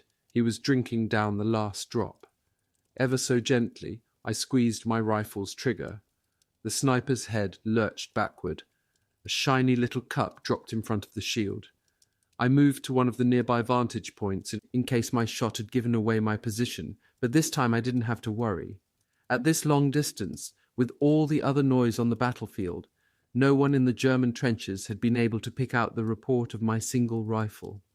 And as it was early afternoon, there was too much light for anyone to have spotted my muzzle flash. A few minutes passed. A Russian soldier approached. The soldier was about 40 years old, with broad shoulders, thick beetle brows, and a fixed, grim expression. His head bounced on his neck like a turtle's. He managed to creep up next to me. TYURIN, I thought to myself, what a surprise. This turtle-necked fellow was a neighbour from my village. I was very glad to see someone from home. However, for a prank, I decided to remain silent, as I wanted to wait and see if TYURIN would recognize me. He introduced himself. "They call me Pyotr Ivanovich TYURIN." "Greetings, Pyotr Ivanovich," I replied. "What can I do for you?" "The company commander sent me over here," he said. He was shifting his weight from one foot to the other and glancing uncomfortably around himself, as if he expected to take a Fritz bullet at any second. The commander said to come out here and find my countrymen from the Urals. I guess the commander must have meant you. So then, I said, you're going to be my helper. He immediately became insulted. Who the hell are you to be ordering me around? You're Tovarish from the Urals, that's who, I answered, barely able to keep from laughing. Pyotr TYURIN, nicknamed Poryatchikov, one still hadn't recognized me. Tell me plainly what you want from me, he said. TYURIN was irritated and appeared to be ready to march away. On the hillside to our right lay an abandoned trench. I nodded towards it. Is there any way that trench can accommodate a sniper's position? Swamps can accommodate horses, TYURIN replied, getting more testy by the second. He thought I was playing games with him. But the horses lose their hooves. We've lost 3 machine gun crews in that trench. Our company has named it the Trench of Blood. The enemy's got it zeroed in. See for yourself if you're fool enough. But go out there and you're a dead man. I couldn't believe TYURIN hadn't recognized me yet, and I had to suppress a laugh. My Tovarik from the Urals was offended that I saw something humorous in his description of the Trench of Blood. He narrowed his eyes, furrowed his brow, and sunk his head into his shoulders, looking like a turtle as its head recedes into its shell. What's so damn funny about it? TYURIN was so angry he was spraying spittle when he talked. I'll turn around and leave you by yourself. I've come out here to help you in this stupid position you've chosen, and all you do is poke fun at me. TYURIN clumsily rose to his feet and turned his back to me. Oh no, I thought, he's really going to leave. I remembered how stubborn he was. Poryatchikov, I blurted out. Wait. TYURIN spun around. His beetle brows raised and his eyes opened wide. He thrust his head forward and stared at me, perplexed. Vasily, is that you? Grigory Zaitsev's son? Machine gun rounds cut short our conversation. Explosive bullets ripped into the embankment above, showering us with sand and debris. TYURIN was shaking. He closed his eyes and pressed tight against the trench wall, hollering, We've been targeted and now we won't even be able to poke our heads up. Relax, I assured him. All we have to do is to set a trap for their gunner. TYURIN pointed. He's 600 meters away. You can't trap anybody at that distance. I explained to TYURIN a sniper's methods of hunting his prey. I wanted to calm TYURIN down. I took a stick and drew a diagram on the trench wall, showing him the angles from which I could get the enemy gunners in my sights. All we have to do is get one of them, I explained. That'll scare the rest of them away. Vasya, protested TYURIN. Don't you know the Fritzers have got their own sniper in this zone? He spoke in a voice barely above a whisper, as if the Germans might be in the next trench, eavesdropping on us. Poryatchikov, I said, don't worry, I already plugged up his ears with lead. My Tovarich suddenly livened up. He looked to one side, then the other, and then set about digging furiously with his shovel. Wait a minute, TYURIN. Call me Pyotr Ivanovich. Fine, Pyotr Ivanovich, I said. But please, let's wait until it gets dark to do the digging. For now, bring me a periscope, a sheet of plywood, and some nails. Whatever you say, Vasya. But wait, what are you going to do? What about their sniper? He's dead, I reminded him. Dead and gone. I pointed my fingers to my head like a pistol and pulled the trigger. Kaput! It was getting cold. TYURIN rubbed his hands together and blew on them. Vasily, remember to be careful. He turned and crawled away through the trenches, his head sunk below his shoulders, exactly like a turtle's. For the next 2 hours, I worked on camouflaging my primary position, just off to the side of our main trench. When I finished, I sensed how tired I'd become, and how desperately I needed to sleep. TYURIN came to mind, and I started to feel sorry for him. I shouldn't have sent the old guy for plywood. We could have taken care of the construction later. I leaned back against the trench wall and quickly fell asleep. 2 hours had gone by when, through a haze, I heard the voice of Pyotr Ivanovich. He was marching up and down the trench, searching for me.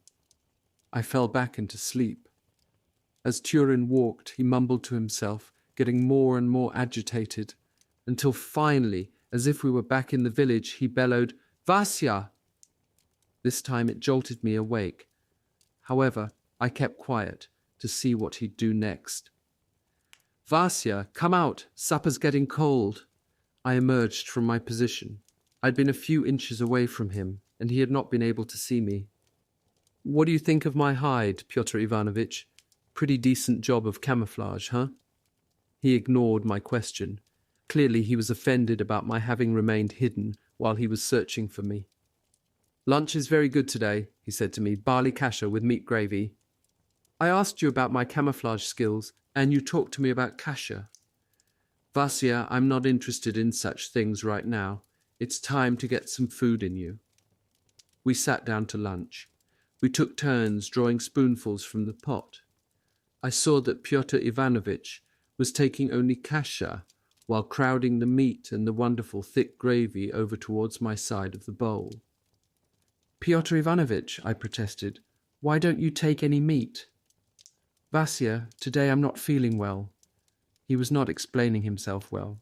But to change the subject, he said in a soothing tone, "Drink some tea and then get a little shut-eye, all right? An hour at least. You look all dishevelled. Your eyes are red and swollen. While you take a rest, I'll get the nails and plywood you need." The meal made me feel content. A blissful tranquility came over my body. My back was resting against a heap of cool sand on the bottom of the trench, and I fell asleep immediately. I woke up sometime later that night and couldn't believe what I found. Pyotr Ivanovitch had wrapped me up in his own greatcoat, put a knapsack under my head, and bundled my feet in a sweater. It occurred to me that you probably couldn't have found a softer, warmer bed in all of Stalingrad. TYURIN was a few meters away, digging furiously, heaving shovelfuls of dirt over his shoulder. "Pyotr Ivanovitch," I said to him, "you'll freeze without your coat. Why did you—" "Vasya," he told me, "don't worry, I'm not cold. My work is keeping me warm." It turned out that while I had been sleeping, Pyotr Ivanovitch had cleared out a new path from our trench. As dawn broke, the Nazis decided to greet us with an airstrike. On this occasion, their aircraft only dropped light explosives, but at least 36 must have fallen directly into our trench. Smoke, dust, and the musty smell of explosives permeated everything. The black clouds of this attack hadn't settled before the first heavy-caliber artillery began slamming into our trenches' embankments. We managed to get out by TYURIN's newly cleared path, seconds before 2 overhead beams came crashing down. The blasts of the heavy shells made our bunker rock like a cradle. "Mandavoshka!" TYURIN shouted. "Then Stiervo!" "Pyotr Ivanovitch," I asked, surprised to hear my friend using such language, "who are you cursing over there?" "You know well who. We'll have to dat pizdi—" He was cut off in mid-sentence by an explosion just outside the bunker. It was either a bomb or a mortar bomb, I couldn't tell which, but it caused our bunker's entrance to cave in. Only a tiny shaft of light peeked through the debris. TYURIN and I had been knocked to the ground and buried under the dirt. I ran my fingers over my body. I didn't feel any broken bones and was able to raise my head, but the dirt had clogged my nose and covered my hair. I could hear TYURIN by my side reciting every curse he ever knew, so I figured he must be okay. "Well, Pyotr Ivanovitch," I said, "get up. Let's start digging our way out of here." There was no response. I moved around in front of him. He had been deafened by the blast, but when I motioned with my hands, he understood my gestures. After the shelling, the Nazis began an infantry assault, which was what we expected. Their method was to move their ground forces up after they had softened us up with their artillery. We could hear their charge, but we couldn't see exactly where they were rushing. We were still buried in the trench of blood. The two of us worked furiously, but we were careful to be quiet, because I could hear the tread of stampeding soldiers up above. We had no clue as to whether the heavy boots pacing above belonged to the enemy or our guys. TYURIN raked away sand with his big paw-like hands. He scraped and scraped until his fingers were bleeding, as if it were hot coals and not sand that he was digging. Finally, he broke through to the surface. Now we had a narrow space through which we could have a look at what was happening in front of our trench. It was about 6 inches high and a foot wide, big enough to see out of, but not yet big enough to squeeze through. My eyes fell on the broad back of a Fritz in SS uniform. I could have practically reached out and tapped him on the shoulder. At first I thought he was an officer, but then I saw that he was a private first class. He had a submachine gun. His shoulders shook as he squeezed off a few rounds. When he turned a bit, I saw that he was standing next to an MG-5 set up on its own tripod. The Fritzes had to have just moved it up, setting it up literally on top of us, where the MG crew had gone off to. Who knew? I grabbed my submachine gun, poked it through the opening, and squeezed the trigger, but nothing happened. The breech of my submachine gun was jammed with sand. I was so furious I could have torn the gun apart with my bare hands. Meanwhile, the German private's shoulders shook again as he blasted away at our troops. TYURIN was poking me and trying to see what was going on, but there was only room for one of us, so I elbowed TYURIN aside. Then I pulled the pin from a grenade and deposited it by the private's toes. I ducked back into our hole a fraction of a second before shards of hot metal sprayed over our heads. TYURIN pressed his shoulder to a support beam, but he couldn't muster enough force to shake it loose, so he reversed his position and used both feet to push open a way out for us. I bent over the slain private and grabbed his submachine gun. There was another dead Fritz submachine gunner lying nearby. I must have gotten both of them with the same grenade, so now I had firepower, but where to shoot? The air was a thick haze of dust and smoke. By the sounds of the battle, I could tell the fighting had penetrated deep into our lines. I would have to attack the enemy from behind. I tinkered with the submachine gun in my hands, but couldn't figure out how to fire it. I had never used this German weapon before. Then I heard a blast of rapid submachine gun fire from behind me. My heart skipped a beat. I turned around, expecting to get drilled, when I saw TYURIN firing away with the other dead Nazi's weapon. TYURIN may not have been the cleverest fellow, but he had more experience with the German submachine guns than I did. Then I spotted a German pioneer captain about 50 meters away. His back was to me. He was holding up a pistol and gesturing to his men, who were obscured by the haze of dust and smoke. I tossed aside the submachine gun, picked up my rifle, and shot. The captain sank into the dirt. Then I searched for another target, but with all the smoke I couldn't distinguish anything. TYURIN, meanwhile, had exhausted the magazine in his submachine gun. He dropped it, crawled over to the MG, and turned it to the right and left. He tested his footing, took aim, pulled back the cocking handle, and squeezed the trigger. It was a very well-designed weapon. It kicked in like clockwork. The advancing Nazis ended up trapped between two fronts. They rushed about in confusion, scattering everywhere. Now the trench of blood was sowing death in their ranks. TYURIN kept firing. Every now and then he'd adjust his grip and bellow, "Aha, you Svolochi! Caught you now!" The enemy mortar crews finally figured out that we had taken the MG and were using it against their men. They showered us with a savage volley. I was knocked down, temporarily deafened, and seemed to be swallowed up by the earth. I don't know how much time passed, but when I opened my eyes, I saw TYURIN and a couple of submachine gunners from Shetilov's company. Someone said that we had beaten back the enemy's attack and had re-established our positions. There was a buzzing inside my head and a lot of talking going on around me. Coloured circles were swimming before my eyes. The trench was spinning and the recently bombed earth was radiating warmth like an oven. TYURIN was unfastening the buttons on the top of my shirt so I could breathe.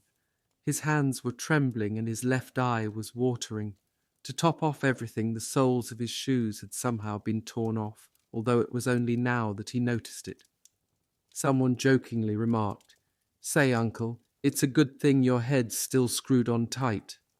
TYURIN later relieved a dead Nazi of a pair of round-toed German boots.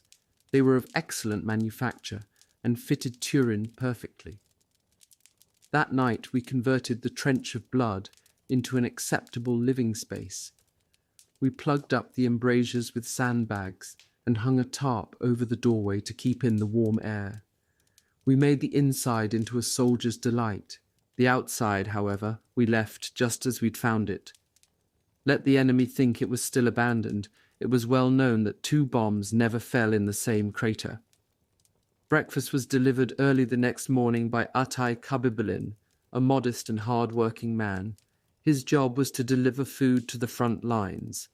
KHABIBULIN was a square-shouldered man in his 50s, with a wispy grey goatee and narrow Asiatic eyes. After setting down a thermos of stew in front of me, he gave me a cheerful embrace and then slapped me on the back a couple times, saying, "Okay, Tavarich, now we eat big and then tea." At that moment, TYURIN awoke, jerking up as if he had been scalded with boiling water. His expression was angry. He was jealous that someone else was taking over his position. He looked ready to pounce on KHABIBULIN, so I quickly introduced my old acquaintance. "This is my old friend from the front lines," I began. KHABIBULIN. "From the front lines, eh?" TYURIN mimicked. "A hamster, Nachprovodsky Homyak, Frontovoy, a hamster from the front." "What you say, hamster? Not true," retorted KHABIBULIN, taking offense. Then he began telling TYURIN the story, already familiar to me, of how he'd come to fight in the war. Russian was his second language, and his speech was sometimes halting. A Bashkir from the village of Chishma, KHABIBULIN had ended up in the army purely by accident. He was seeing his son, Sakaika, off to the front.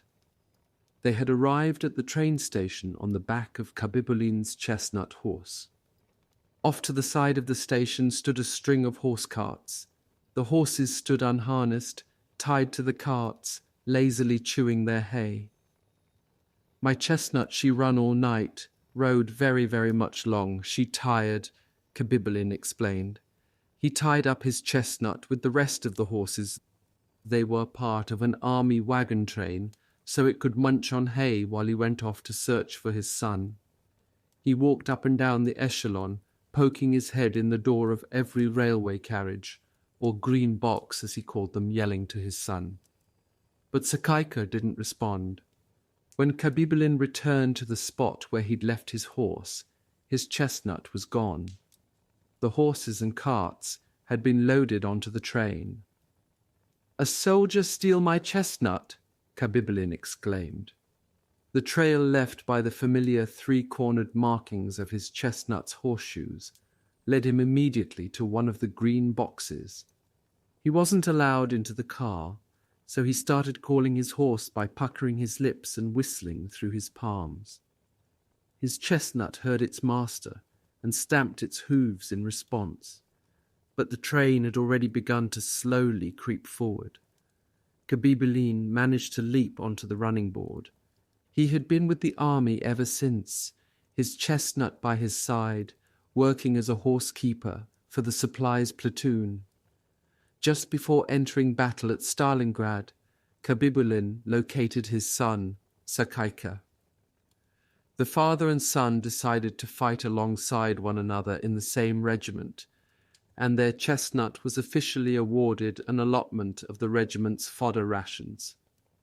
"Baba Fyedya is good person," KHABIBULIN said. Baba Fyedya was the name KHABIBULIN gave to the supply platoon commander, Starshina Fyodor Babkin. Babkin had set aside one additional horse and a 2-horse wagon for KHABIBULIN. Their regiment entered into fighting at Stalingrad, and in those first days they took extremely heavy losses. KHABIBULIN found his son lying bleeding among the wounded. He carted Sakaika off in his wagon to the army hospital, then left the horses and wagon behind in the rear of the division. He then returned to the battle to fight in place of his son. I remembered that day I had seen KHABIBULIN with tears in his eyes. My Sakaika hurt very bad. Bomb kill my horse. I carry bullets for soldiers, but you call me names. KHABIBULIN grew silent. TYURIN softened. Forgive me, he said. From that moment on, the two men seemed to understand each other better, although on occasion TYURIN was still ready to pounce on KHABIBULIN for one reason or another. KHABIBULIN began to visit our bunker more and more often. He would bring meals as well as crates of bullets and grenades. He was like a pack horse, never going anywhere without something on his back. If he brought bullets in one direction, he'd carry a wounded soldier on the way back. He couldn't speak the best Russian, but he knew what our soldiers in the trenches needed most. Abzalov, the midget sniper, was also a Bashkir, and he and KHABIBULIN would speak to each other in their native language. KHABIBULIN called Abzalov my Sakai. In return, Abzalov paid KHABIBULIN special attention and addressed him as Ata, meaning father. During the course of the battle, KHABIBULIN was awarded the Medal for Honorable Service. I think he was more thrilled by this recognition than I had been when I received my Order of the Red Banner. After 2 months of battle, KHABIBULIN was an experienced and brave soldier. 7 Nakprovodsky Homyak Frontovoy, literally, an eagle on the go wears out his feet. It describes someone who's very busy or energetic. 8 Bashkiria is an autonomous republic within Russia. It is located east of Moscow, between 50 and 60 degrees longitude, 50 and 60 degrees latitude. Its capital is the city of Ufa. Bashkiria borders Kazakhstan. One day, KHABIBULIN made a mistake that would cost him dearly. We had just taken a shelling, and one of the hits had been near enough to leave me shaking like a man who was palsied. For a few hours, I couldn't even close my hands to grip my rifle. Then we heard the chatter of a German machine gun, and KHABIBULIN stumbled into our bunker, his lips blue. He was unsteady on his feet, and he collapsed face forward. It was then that we noticed the 2 dark spots on his back and blood coming from one arm. TYURIN tore off KHABIBULIN's greatcoat and shirt and applied coagulant to KHABIBULIN's wounds, bandaging up KHABIBULIN's shattered elbow. KHABIBULIN, for his part, didn't groan or even make a sound. I put a flask to his lips, but KHABIBULIN only smiled and shook his head from side to side. "Your drink me no take. Please," I said, "at least take a sip. You'll feel better." "Just a drop at least," TYURIN urged. "After all, you delivered it to us with your own hands."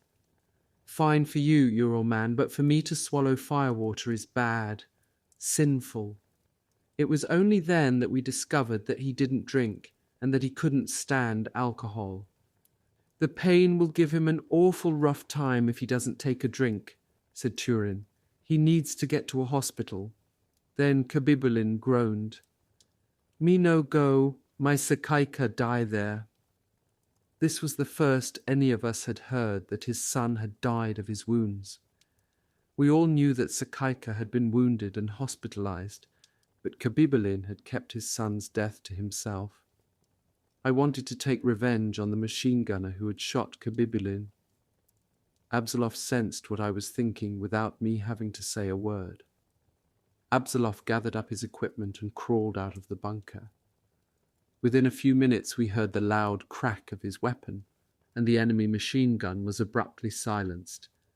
Abzalov clambered back, his face flushed. He looked at me and nodded his head. Yes, revenge had been exacted. After sunset it was safer to evacuate KHABIBULIN. TYURIN managed to get KHABIBULIN on his feet. The two of them, their arms around each other's shoulders, made their way to the entrance of our bunker. On their way they ran into the division's head of political operations, Vasily Zakharovich Tkachenko, who had come in with a group of my snipers. These snipers and our bureau chief were not in the habit of making way to let either of the porters pass. "Move aside," said TYURIN to the snipers. How about some respect here? The Urals and Bashkiria are coming through TYURIN and KHABIBULIN. Chapter 18. Duel. That night our scouts captured a German soldier and dragged him back with a potato sack over his head. During his interrogation, he admitted that the Wehrmacht command was seriously concerned about the damage being inflicted by our snipers, and that a Major Konings, the head of the Wehrmacht's sniper school near Berlin, had been flown in for the express purpose of taking out, as the captive put it, the Russians' main rabbit. Our divisional commander, Polkovnik Batyuk, was in a cheerful mood. For our boys, a major is child's play, he joked. They should have flown in the Führer himself. Hunting that bird would have been a lot more interesting, eh, Zaitsev? That's right, Tovarich Polkovnik, I replied. However, in truth, I was apprehensive. I was worn down, tired to the bone, and fatigue is the sniper's worst enemy. The sniper who is fatigued becomes hasty and loses his accuracy. Or when a shot comes up, he vacillates. His confidence in himself has been eroded. Also, I was calculating my odds and the probability of my continued survival. Every day, on average, I was killing 4 or 5 Germans. This had continued since my arrival in Stalingrad. And every day, I watched my fellow Russian soldiers being killed or wounded. As day after day passed without my being hit, I kept thinking this was like having a run of luck at cards. I knew it couldn't last forever. When I had first arrived in Stalingrad, the average life expectancy for one of our soldiers on the Stalingrad front was 24 hours. Since then, our army had greatly improved on this figure. This was in part due to the success of our snipers, and I was proud of this. But the press I was getting had attracted the enemy's attention, and now a German major had been assigned to wipe me off the map. When I spoke to Polkovnik Batyuk, I agreed that the German major would be easy meat for me, but even as I spoke those words, I was one main rabbit/hare, or head rabbit/hare, is a literal translation. Zaitsev may mean to imply that the Nazis knew his name, which means rabbit, and were punning on it, or the captive's use of head rabbit was just like saying head honcho or big cheese, thinking that Major Konings must be one crafty fox. The Germans were no pushovers, and what was more, to be the director of their sniper school, Herr Konings had to have competed successfully against the best marksmen in the Wehrmacht. I was turning these things over in my mind when I heard the divisional commander say, "So now you've got to eliminate this super sniper, but be careful and use your head." I had already learned how to quickly read the trademarks of different Nazi snipers by the characteristics of their shooting, as well as by their camouflage techniques. I was able to pick out the more experienced shooters from the beginners, and the cowards from the patient and determined. For a long time, however, the characteristics of this new super sniper remained difficult for me to identify. Our daily observations provided us nothing useful, and we could not pinpoint what sector he was in. He must have been changing his position frequently and searching me out as carefully as I was searching for him. I tried to analyze my own experiences and those of my comrades, to come up with a prudent plan of action. If I couldn't enlist the help of soldiers from fellow units, ordinary riflemen, machine gunners, field engineers and signallers, my chances for success were slim. I had to develop sources. Our daily observations provided us nothing useful, and we could not pinpoint what sector he was in. He must have been changing his position frequently and searching me out as carefully as I was searching for him. I tried to analyze my own experiences and those of my comrades, to come up with a prudent plan of action. If I couldn't enlist the help of soldiers from fellow units, ordinary riflemen, machine gunners, field engineers and signallers, my chances for success were slim. I had to develop sources of information from Soviet units in different parts of the city. Typically, After I had located an enemy sniper and ascertained his precise location, I would call over, for example, one of our machine gunners. I would give him an artillery periscope and then direct his view to the most noticeable landmark I could find. From there, I would guide the machine gunner's periscope along from one reference point to another. And then, when he had spotted the Nazi sniper, when he'd witnessed how craftily the sniper was camouflaged, this machine gunner would become my learned assistant. A demonstration like that took an hour, sometimes two. Some of our snipers reproached me. Soldiers have no need for a show like that. If you need an assistant, the company commander can get you one. All he has to do is say the word, and then there's not a soldier who won't run to you. That was all true. But I preferred to speak to the ordinary soldier in the trenches with his awareness of the events around him. When we came to understand each other, then a harmony of the minds resulted, and I would obtain the results I was looking for. Furthermore, in the process of setting up decoy positions and positioning dummies, I got a chance to watch my fellow snipers. Some were brave and energetic, but made for lousy assistants. They were too hot under the collar, their energy levels fluctuated. In a protracted battle against another sniper, you could never depend on a soldier like this for help. After the very first brush with danger, he would be likely to make up an excuse to leave you. He would suddenly remember more important business somewhere else. In reality, though, this person had simply expended his reserve of courage. You frequently see characteristics like these among inexperienced snipers. Analyzing your own fellow soldiers was one thing, but deciphering the characteristics of the enemy's snipers was much more difficult. For me, only one thing stood out about them: they were all very persistent. However, I had found a way to deal with this. First, you prepare a good dummy and discreetly put it into position. Then you move it from time to time. A dummy, if it's to look like a person, must change its poses now and then. Next to the dummy, you set up your actual position, making sure it is superbly camouflaged. The enemy sniper shoots at the dummy, but it remains alive, and that's where the Nazi's persistence begins to work against him. He'll shoot a second time and try for a third, but by that time, you've got him in your sights. Experienced Nazi snipers moved into their positions under cover of machine gun fire, in the company of 2 or 3 assistants. Thereafter, they worked alone. When facing such a lone wolf, I would usually pretend to be a beginner, or even an ordinary infantryman. I would dull my opponent's vigilance, or simply play around with him a bit. I would set up a decoy to draw his fire.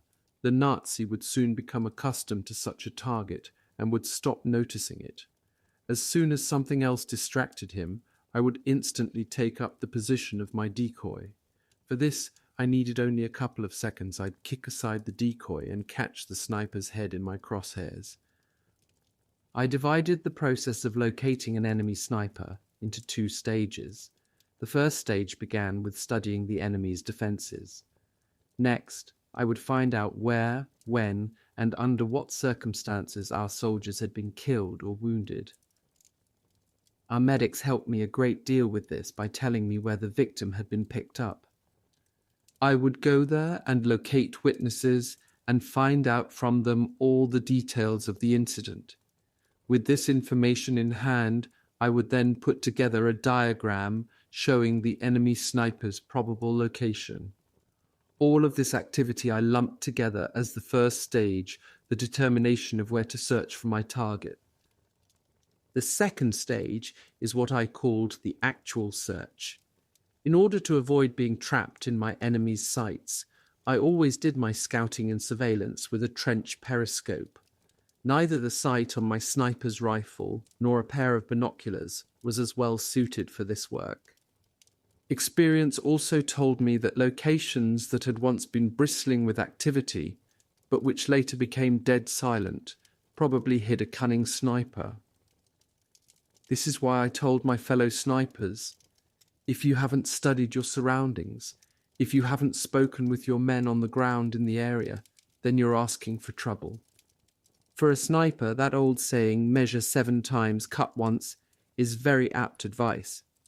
Only through hard work, a little inventiveness, careful study of your enemy's characteristics and strengths, and feeling out his weak points, can a sniper truly become ready to eliminate his enemy with a single shot.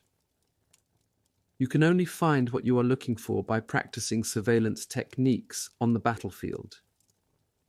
Acquiring the right techniques is not that simple. Every time a sniper heads out to his position, he must keep himself 100% camouflaged at all times. A sniper that doesn't know how to carry out surveillance, while camouflaged, is no sniper at all. He's nothing but a sitting duck, waiting for the enemy to pluck him. When you go out to the front lines, conceal yourself from view completely. Lie there like a stone and merely observe. Study the area and put together a little map of the prominent landmarks. Remember, if you make a careless movement and give yourself away, if you show yourself for just one instant too long, you're the one who will pay with a bullet to the head. Such is the life of a sniper.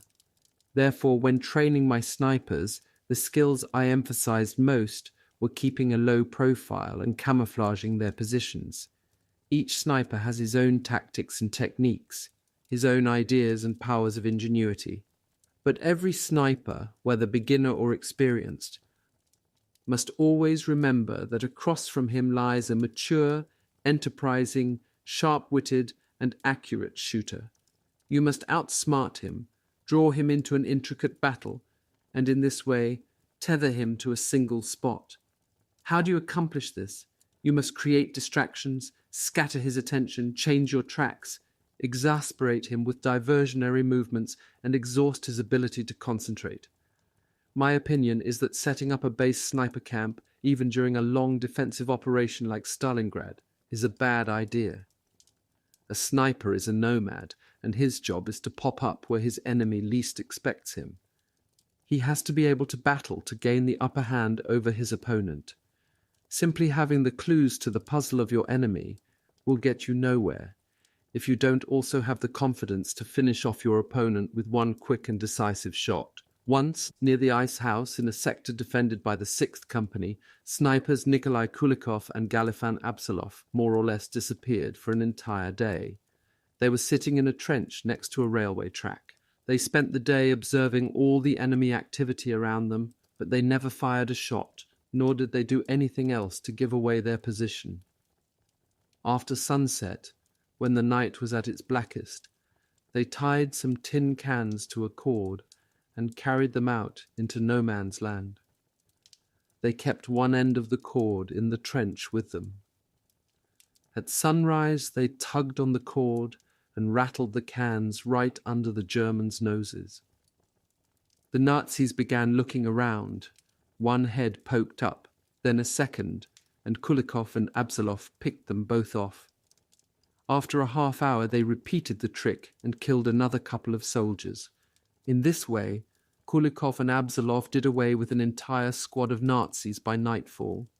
During another period of relative calm, I ran into 2 other snipers, Afinogenov and Sherbina, on the front lines. They were casually ambling my way. Afinogenov had taken off his helmet. His red hair stood out against the leaden colours of the trenches. We greeted each other, stepped off the path, sat down on some rocks, and lit up cigarettes. I asked them where they were headed, and they told me they were going back to the company. "The Nazis have gone underground," said Sherbina. He had his usual idiotic grin pasted on his face. "They're nowhere to be found," he continued, "so we're going to take a break." I was irritated by this. "You're foolish to leave now," I told them. "This is precisely the time to fire some test shots and correct your aim." The 2 agreed to follow me, and I led them back out to the district of our shooting range. En route, I discovered that neither Afinogenov nor Sherbina had done any test shooting for potential targets. They considered this unnecessary. They had simply walked amid the rubble, up and down the entire front line, and opened fire on any enemy soldier they saw. They missed fairly often, But how could they expect any different outcome? You can't immediately determine the distance to your target.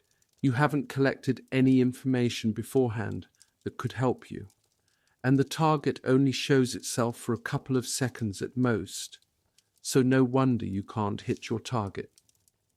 You have to prepare a couple of positions ahead of time, study the area in front of you, select several landmarks and make an exact determination of their distance from you.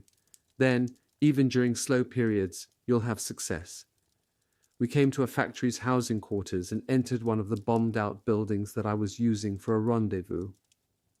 I showed my comrades the location of enemy pillboxes, machine gun nests, observation posts, and networks of defense.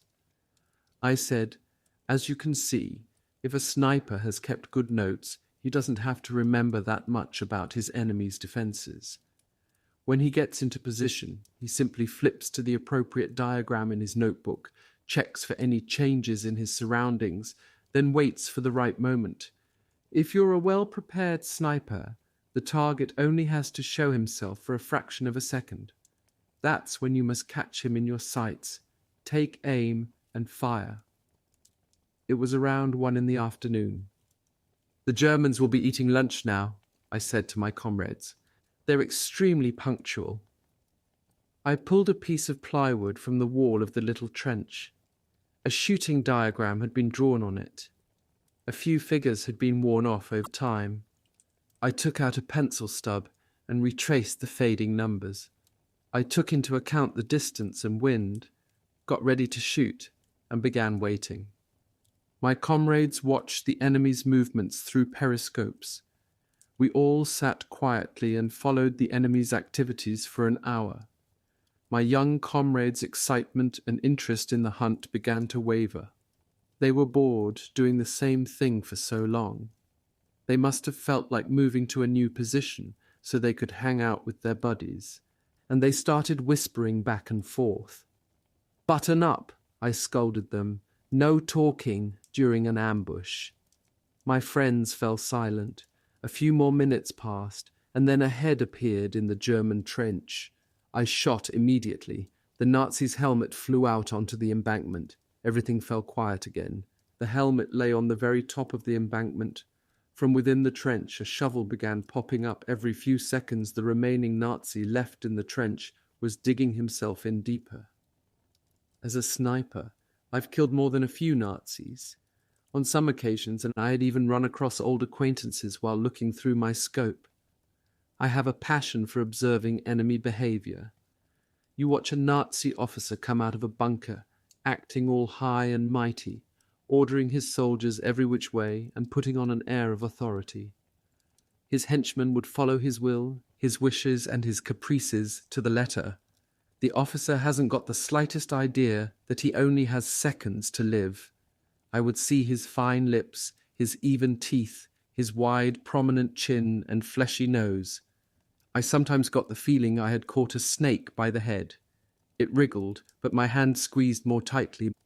My shot rang out. Before I removed my finger from the trigger, the snake would be thrashing in its death throes.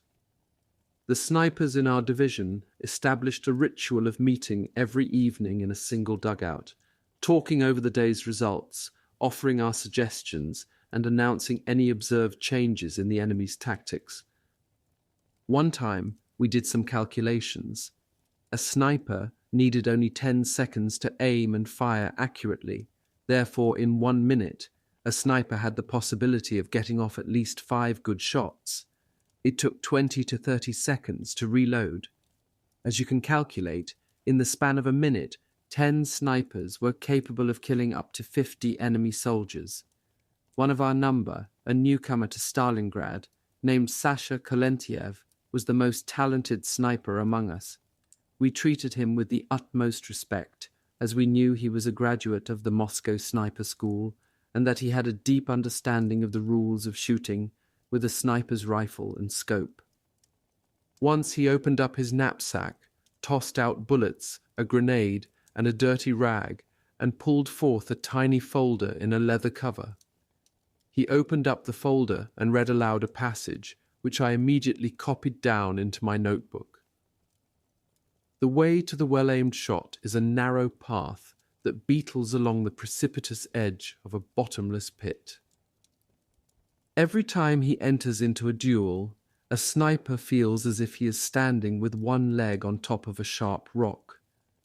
In order to hold out and not fall into the abyss below, there are several things that are absolutely essential: courage, training, and unshakable poise. The victor of a duel will be the one who is first able to conquer himself.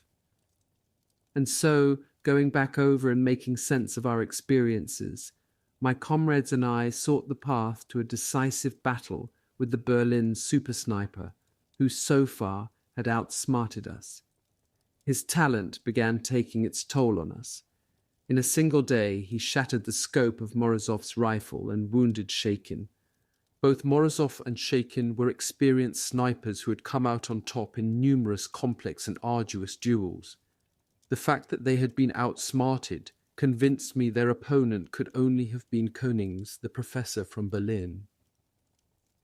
At dawn, I took Nikolai Kulikov and went out to the same positions where Morozov and Shaikin had been stationed the day before. Before us lay the same old, long-studied front line of the enemy. We noticed nothing new. The day drew to a close. All of a sudden, a helmet rose into view and moved slowly along the trench. Shoot? No, it was a trap. The bobbing of the helmet was clearly unnatural. It was being carried along by the sniper's assistant, while the sniper himself waited for me to fire and betray myself. So Kulikov and I sat still until nightfall. "Where can that blasted cur be hiding?" asked Kulikov, as we left our position under the cover of darkness. "That's the rub," I said. "We don't have a clue." "And what if he's not here?" asked Kulikov. "Maybe he left a long time ago." Something told me that a sniper as skillful and as patient as Konings could have sat opposite us for an entire week, if he had to, without moving a muscle. It was necessary for us to be especially vigilant. A second day passed. Whose nerve would break first? Who would outsmart whom? Nikolai Kulikov, my trusty friend from the front, had become obsessed with this duel, like me. He no longer doubted that our target lay in front of us, and now he also had his heart set on winning this face-off.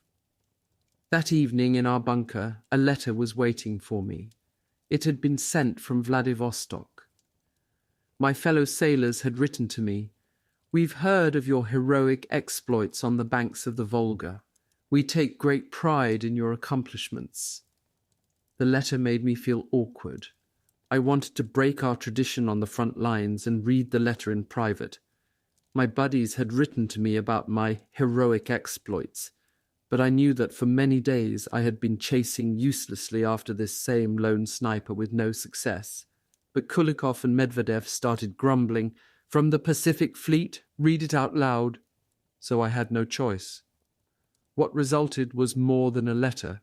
It was as if a Pacific wave had crashed through the room, carrying with it all sorts of fond memories. Viktor Medvedev spoke up afterwards. "We've got to write them back immediately. Write them, Vasya, and tell them we won't let them down. Tell them we'll uphold the sailors' honor." On our third day of surveillance, Polytruk Danilov accompanied Kulikov and me to our position. The morning began as usual. The darkness was dissipating, and with every passing minute, the enemy's emplacements grew more distinct. Fighting started up nearby.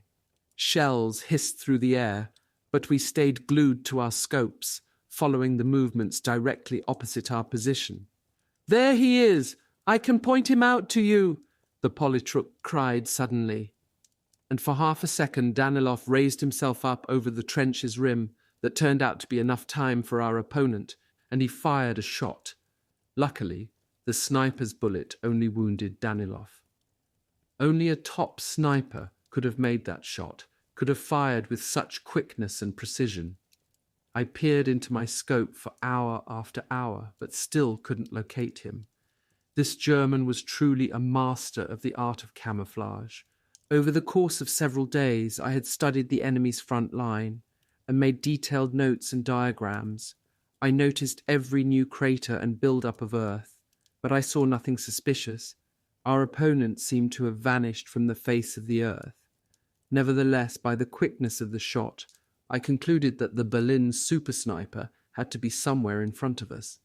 Kulikov and I continued the surveillance. To the left, a bombed-out tank. To the right, a pillbox. Was he in the tank? No.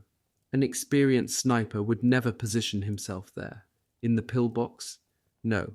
He wouldn't hide there either. The embrasures had been sealed shut.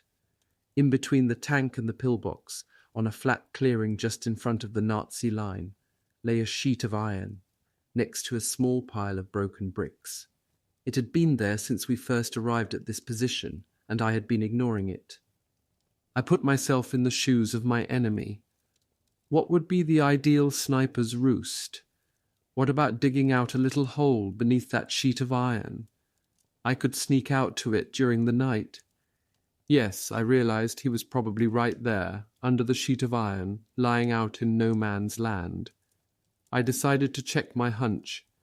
I pulled a glove over a small plank and raised it up. He shot. The Nazi took my bait. Aha, excellent. I carefully lowered the board down into the trench, holding its face in the same direction in which I had raised it. I inspected the hole. It was perfectly flat and round, with a 90-degree angle of entry. The bullet had entered the board, head on. "There's our serpent," I heard Nikolai Kulikov whisper. Now we had to lure him out, if only the tip of his head. It was useless to hope for that immediately. But we could be pretty sure he wasn't going anywhere. Knowing his tactics, it was unlikely he would leave such a valuable position. It was a frigid night. As the sounds of battle subsided and men sought shelter from the cold, the wind howled between the ruined buildings. The Nazis were firing chaotically. They had got a few mortars close enough to shower our Volga crossings with mortar fire. Our artillery struck back, silencing the German mortars, but the enemy replied with their bombers, Stukas, Me-109s, Heinkels, the whole parade of Luftwaffe might. We kept our heads down and waited for dawn. When the sun came up, Kulikov fired a blind shot to arouse our opponent's interest. We had decided to stay inactive for the first half of the day. The reflections from our scopes would have given us away. However, after lunch our guns were completely in the shade, while the direct rays of the sun fell upon our rival's position. Something glimmered beneath the edge of the iron plate. Was it a random fragment of glass, or a rifle's scope? Kulikov took off his helmet and slowly raised it, a feint that only an experienced sniper can pull off credibly. The enemy fired. Kulikov raised himself up, cried out loudly, and collapsed. At last, the Soviet sniper, their main rabbit that I've hunted these 4 long days, is dead. The German probably thought to himself, and he stuck his head up behind the sheet of iron. I pulled the trigger, and the Nazi's head sunk. The scope of his rifle lay unmoving, still flashing in the light of the sun. The tension of the hunt was broken. Kulikov rolled on his back at the base of our trench and broke into hysterical laughter. "Run!" I yelled to him. Kulikov snapped to his senses. We took off running as fast as we could to our backup position. Seconds later, the Nazis obliterated our stakeout with artillery fire. As soon as it grew dark, our men attacked the German lines, and at the height of the fighting, Kulikov and I dragged the dead German major from beneath the sheet of iron, snatched his rifle and his documents, and delivered them to the divisional commander, Polkovnik Batyuk. "I knew you boys would catch that bird from Berlin," said Polkovnik Batyuk. "But you, Vassili Zaitsev, have a new task ahead of you. Tomorrow, in a different sector, we're expecting a Nazi assault. General Chuikov has ordered a group of the best snipers to be rounded up and used to foil the fascists' attack. How many remain in your group?" 13. Bulletproof. Batyuk thought for a moment and then asked, "Well, That makes it 13 against hundreds. Can you do it? Those are acceptable odds, I replied. Chapter 19. I served the Soviet Union. Bandages covered my eyes, and my head was wrapped in a virtual crown of gauze. I couldn't see a thing. It was hard for me to say how many days and nights had passed since I fell into this darkness. A man who can see meets each new day with the breaking of the dawn, and he bids it farewell with the sunset. But with me it was complete and unending darkness. Just try to count without the help of your daily routine. How many days and nights you've been lying in a hospital bed. Flying is more like it. Flying into a bottomless abyss. Thankfully, I still had my hearing and sense of smell, which helped me to take in my surroundings and reckon the passing of days, hours, even minutes. This ability does not come immediately, but only after you've had some time to get accustomed to your blindness. It's no wonder the blind develop such an acute sense of hearing that they can measure distance by sound. Seeing ears, they call it. I experienced this myself. By about my 3rd or 4th week in the hospital, in true sniper fashion, I was able to listen to the echoes and pinpoint the distance to a dog barking on the edge of the village. I even thought to myself that I could aim and fire just by the line of sound. A funny thought, of course, but it showed that during this time I couldn't come to terms with the fact that my blindness might have snatched my rifle from my hands forever. Various sensations helped me guess who was approaching my bed, be it a doctor or a friend from a neighbouring room. The robes of the medical staff gave off the aroma of having been freshly washed, while a soldier's clothing reeked of a poorly ventilated railway carriage. Blackness, the symbol of opposition to knowledge, of oppression and violence, the colour of the swastika. They say that Hitler's moustache was actually reddish in colour, but it is always depicted as jet black, an alteration that Hitler, the vermin, actually preferred. Blackness on his flags, blackness on his face. The most malicious creatures always rely on the darkness. This is how I thought about the black mist that had overtaken me. This darkness had robbed me of the greatest contribution I had to offer my country, the ability to see the enemy and destroy him. But I didn't want to acknowledge, and I refused to acknowledge its power. I could remember everything that happened before my eyes, right up to the moment the shrapnel struck me in the face. Our commander, Nikolai Filipovich Batyuk, had ordered us to foil the enemy's assault on our regiment's right flank. Our sniper group employed a tactic that took the Nazis by surprise. Since we knew ahead of time what direction the enemy's attack would be coming from, we decided to zero in on the enemy's command and observation posts. We were 13 rifles, 13 pairs of eyes, peering through scopes from a multitude of vantage points, high and low. We were able to control the enemy's best reconnaissance points, located deep inside their battle formation. Ours was a group hunt, and our goal was to behead, if you will, the enemy's companies and battalions before they began their assault.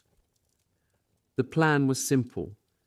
When the German officers emerged for their final look at the zone they planned to attack, we would greet each of them with the recommended apportionment of lead.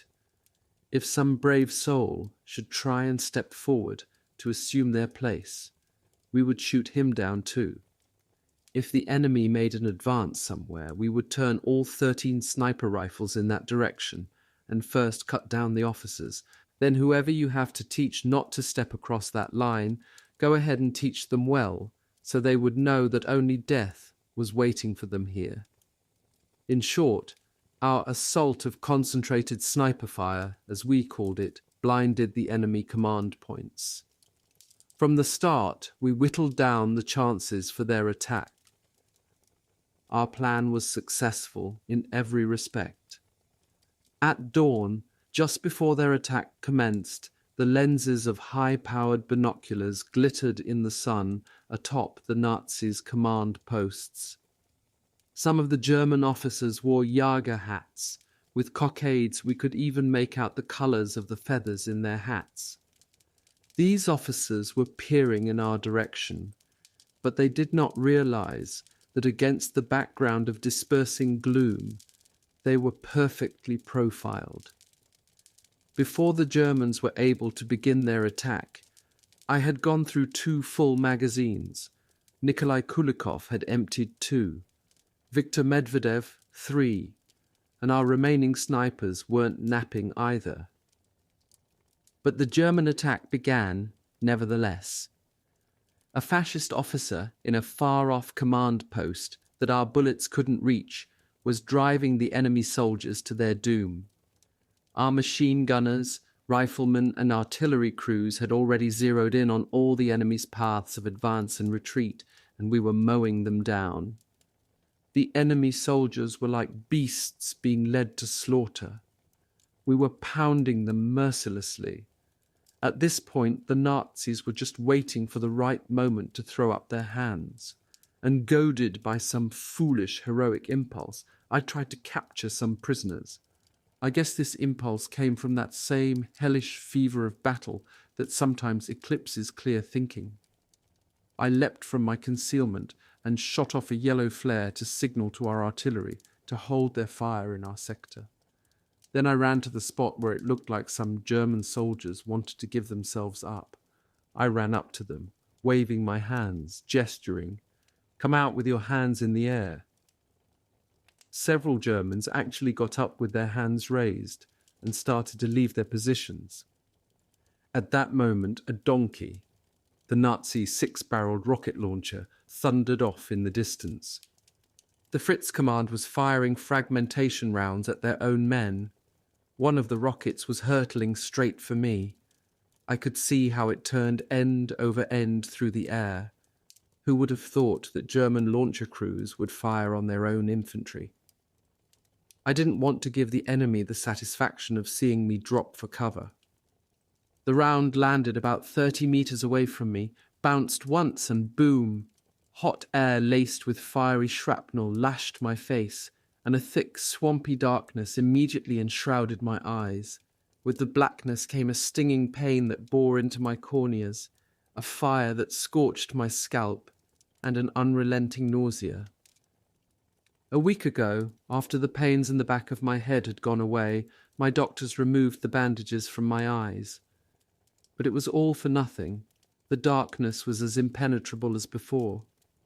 What a shame this was. My doctors had the best of intentions. Meanwhile, the battle had ended with our victory.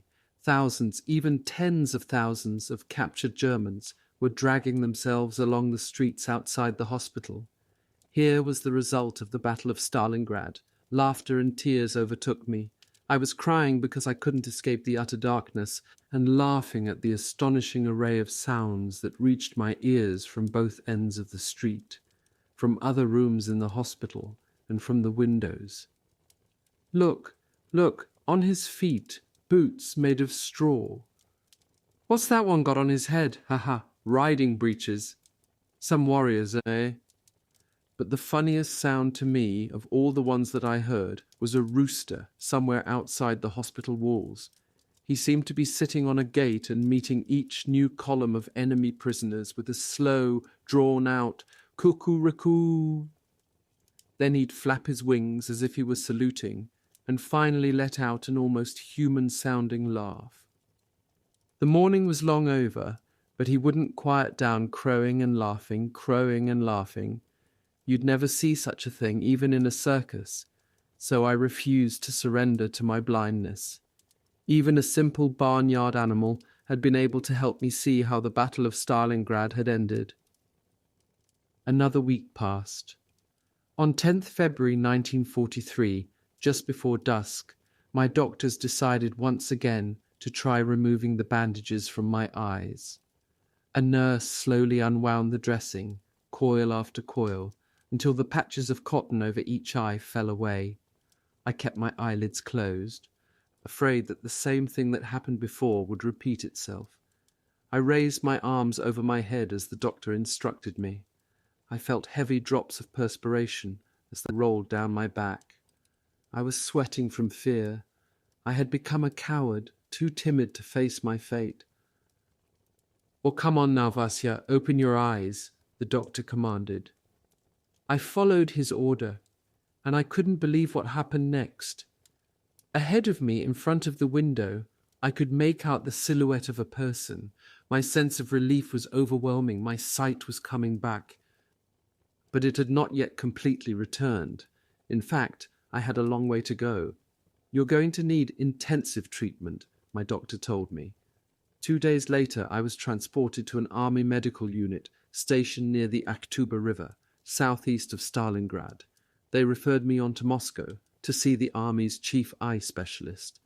On the same day, I stopped at the headquarters of my division, where I learned that by order of the commander of the 62nd Army, Vila, I had been awarded the officer's rank of Mladshy Lieutenant. I walked without a guide, but I frequently stumbled over things. I had to lift my legs high as I walked, doing my best to step carefully. When your vision is poor, every path is full of hazards. I was desperate to get to Moscow quickly, to be treated. Just before my departure, I was invited to the Army's political bureau. The bureau's Komsomol director, Major Leonid Nikolaev, had learned that I still couldn't see well. He volunteered to be my escort, as far as Saratov. One of the enemy's captured Mercedes hauled us along the torn-up, snow-covered road towards Saratov. The engine wheezed and howled, but the unforgiving Russian road proved too much of a challenge for it. We presented the Mercedes to a collective farm and took a sleigh the rest of the way. Leonid Nikolaev, the 62nd Army's unshakable Komsomol leader, chased away my gloomy thoughts with his hilarious renditions of the old favourite, "It spins and whirls, the big blue earth." Leonid threw together a couple of different variants of his own, making up ditties about Hitler, another about Goebbels, etc. He would sing them with ironic sympathy one minute, with biting mockery the next, and then with a side-splitting humour so contagious that it was impossible not to laugh and sing along. When we reached Saratov, Nikolaev found me a place in the officer's carriage of a Moscow-bound train. He led me to my seat, and then he had to leave me. Suddenly I felt very alone. Because of my blindness, I was isolated. There was no one I knew nearby. I wondered if I was an object of pity to the other occupants of the car. On the far side of the window, towns, villages, and station houses flitted by. But to my eyes, all the details were lost in a dull, grey blur. I could overhear the other passengers, all military men, talking over the significance of the battle at Stalingrad and expressing their views on the likely path of events to come. But only one thought was gnawing at me. Could my eyesight really be gone forever? In Moscow, I was taken to the People's Commissariat Polyclinic, where for a good while I was led about from room to room. In the end, the chief surgeon pronounced his uplifting verdict. "After you've undergone a bit more treatment, your eyesight will return." I can't tell you how happy I was to hear this. Day by day, my vision was improving, and in a short while my vision did in fact return to normal. On the eve of the holiday, Red Army Day, I was discharged from the clinic. I was wearing the same tattered greatcoat and had my knapsack over my shoulders. I walked into the hotel of the Central Hall of the Red Army. My documents, bearing the sweeping signature of General Wiedenchuikov, helped me secure a bed in the officers' dormitory. The next morning, sitting around the dormitory, we turned on the radio to listen to the latest news. The announcer started reading a decree of the Presidium of the Supreme Soviet, listing recipients of the award of Hero of the Soviet Union.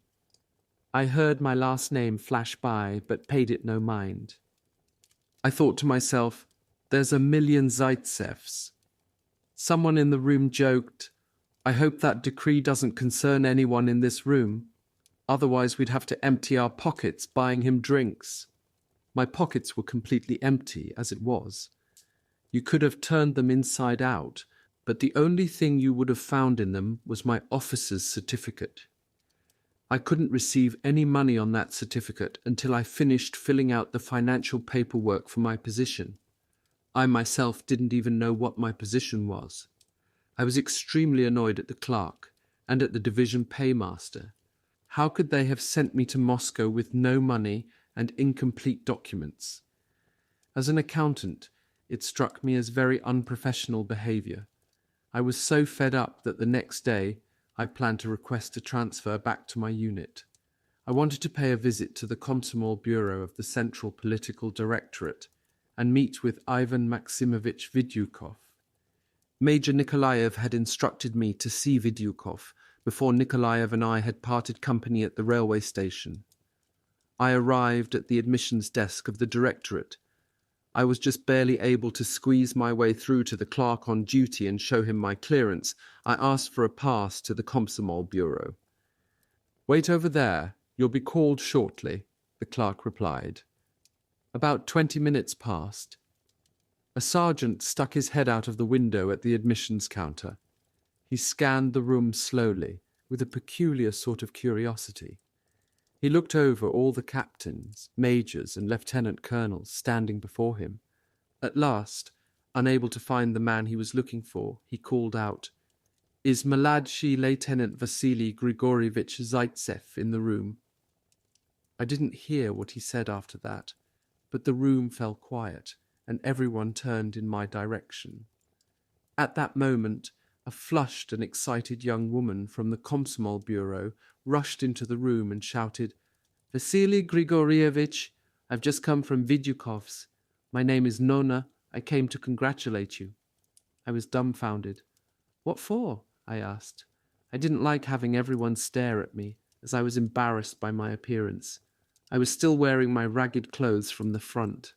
"You mean you really haven't heard? Today you were awarded the title of Hero of the Soviet Union. Oh, how wonderful! I get to be the first to congratulate you."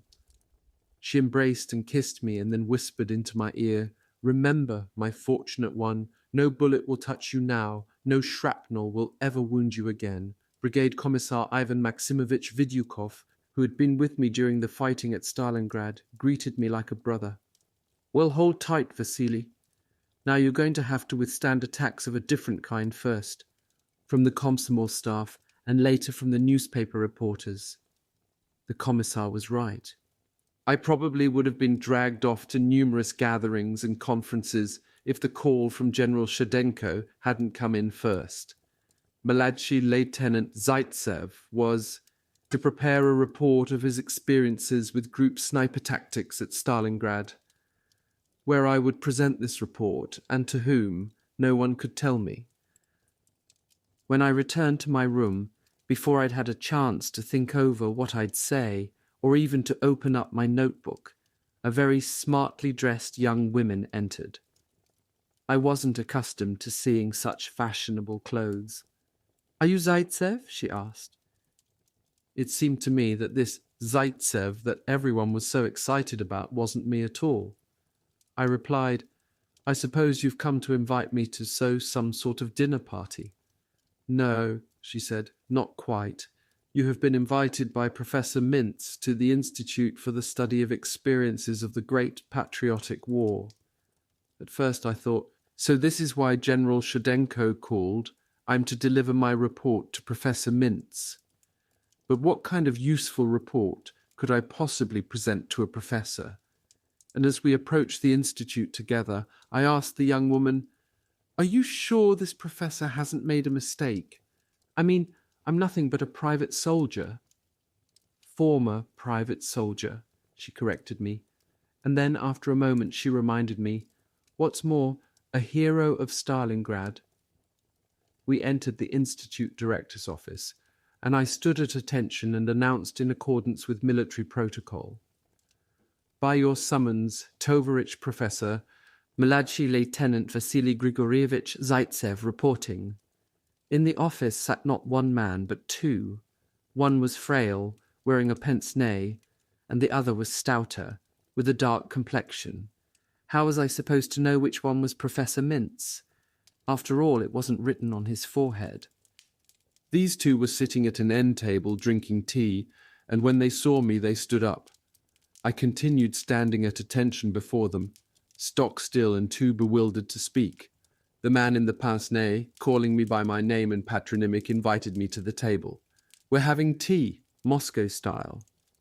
A saucer with 3 cubes of sugar sat next to my teacup.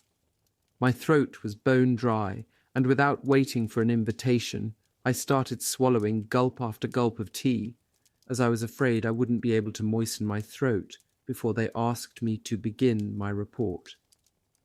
As soon as I finished 1 cup, they immediately poured me another. I was beginning to see that these men weren't in a hurry. I drank a 2nd cup, holding a sugar cube in my mouth. Almost as an aside, the conversation began. The tea had eased my tension. I answered their questions and told them about my comrades, without once opening the notebook, where I had diligently written down point after point to be discussed during my report. 2. Great Patriotic War. This is the term Russians now use to refer to the Second World War. An hour went by, then 2, and I began to wonder why they were taking so long to ask me to give my report. Finally, these 2 academic types announced that my statements held scientific value and that they warranted further study. I practically gasped with astonishment. What kind of scientific value could my ramblings have held? I hadn't given them a single point from my report. As if understanding my confusion, one of them, Pyotr Nikolaevich Pospelov, the editor of the newspaper Pravda, said to me, "This has been very interesting. This won't be the last time you'll have to give these statements, so please relax." That evening I was told I had been enrolled in Viceroy 3 and granted various other officers' allowances. My financial woes were taken care of the very next day when I received 2 months' officer's pay. Now I could hit the town in style, as they say, freshen up with a little eau de cologne, take a jaunt to the theatre perhaps. But the words of Pospelov continued to hound me. "This won't be the last time you'll have to give these statements." And soon enough, I found myself in the General Staff's office. There I met for the first time with renowned snipers, Vladimir Pchelintsev, Lyudmila Pavlyuchenko, and Grigory Gorelik. General Shchedenko admitted us, and straight away we began trading stories of our experiences. We became so engrossed in conversation that we didn't notice night falling. It was nearly 3 a.m. by the time General Lieutenant Morozov, whom Shchedenko called the Russian Army's first sniper, attempted to draw some general conclusions and wrap things up. General Morozov was impressed by my experiences with group sniper operations, but he believed my suggestions needed to be thought through some more. Therefore, it was decided to continue the discussion the following day. It seemed strange to me that General Shchedenko, whose time was extremely scarce, would bother to spend another half day with some snipers from the trenches. The next day, as he went over our conclusions, Shchedenko said that we had helped him to craft a more precise formulation of Section 39, Part 1 of the Infantry Field Manual, and that our comments had caught the interest of the Supreme Soviet. "Now go relax for the time being," he said, "only I wouldn't stray too far away." In the General Staff dining hall, Ivan Maximovich Vidyukov came up to me. "I've got an assignment for you, Vasily," he announced, smiling. "Get down to the supply store this instant. They're going to suit you up in a new uniform. Don't you leave that tailor until they've outfitted you down to the very last stitch." The chief army tailor was waiting for me, and within 2 hours I could no longer recognize myself. Everything on me was brand spanking new jacket, trousers, box-calf boots, and greatcoat. "We've got you outfitted like a general," cried the tailor as he looked me over in front of the mirror. My trousers, in fact, did have general stripes on them, which we were forced to rip off. The next morning, a magnificent ZIS 101 limousine rolled up to the entrance of our hotel. Chilintsev, Gorelik and I motored off towards the Kremlin. We passed through the checkpoint at the Saviour Gate Tower and in a few minutes found ourselves inside a spacious office. Generals were seated along the walls on both sides of the room, and a long bare table stood at the centre. We halted at the end of this table, and Kliment Yefremovitch Voroshilov approached. He welcomed each of us with a handshake, directed us to some nearby armchairs, and took a seat at one end of the table. "Let's begin, Tovarich," he said, glancing at General Shchedenko. The general nodded at Chilintsev, as if to say, "You start us off." The sniper Volodya Chilintsev, not a timid man, began expressing his ideas efficiently and eloquently. Voroshilov jotted down notes as he listened, since his comments would be the final revisions to a document to be delivered to Tovarich Stalin, containing our statements to the General Staff. Gorelik rose after Chilintsev, and then it was my turn to speak. My presentation lasted, it seemed, about 3 minutes. In reality, I spoke for much longer. The fortunate in life never notice the hours, much less the minutes. I was one of the fortunate, for my observations on the role of snipers in warfare would not go unnoticed, and the transcript would be delivered to Tovarich Stalin himself. I was proud of the fact that a simple soldier and his supreme commander were able to understand one another. After I finished, Mikhail Ivanovich Kalinin placed the gold star of a hero of the Soviet Union in my palm. Army commander during the Civil War, from 1918 until 1920. As Commissar for Military and Naval Affairs, and later for Defense, from 1925 until 1940, Voroshilov helped organize the Red Army. In the Second World War, he was the commander of the Northwestern Front. Voroshilov was a member of the Supreme Soviet from 1937. Six Kalinin, an old Bolshevik, elected to the Central Committee in 1912 and commanding officer-founder of the newspaper Pravda. After the Bolshevik Revolution in 1917, he became mayor of Petrograd. "Kalinin Tovarich Zaitsev," he said, "I congratulate you." "I served the Soviet Union," I replied. One of my comrades helped me fasten the star and the Order of Lenin to my chest. For the next few minutes I was afraid to even breathe. My ears were buzzing from all the excitement. The sound was like an echo of the fighting at Stalingrad, the great battle where we had had to fight to the bitter end, and where for a time we had to forget that beyond the Volga there was still land. I didn't catch everything word for word that Mikhail Ivanovich said, but I will remember his parting wishes for as long as I live. Love your country with the heart of a true patriot, and serve it fearlessly in battle. Was elected to the Politburo in 1919.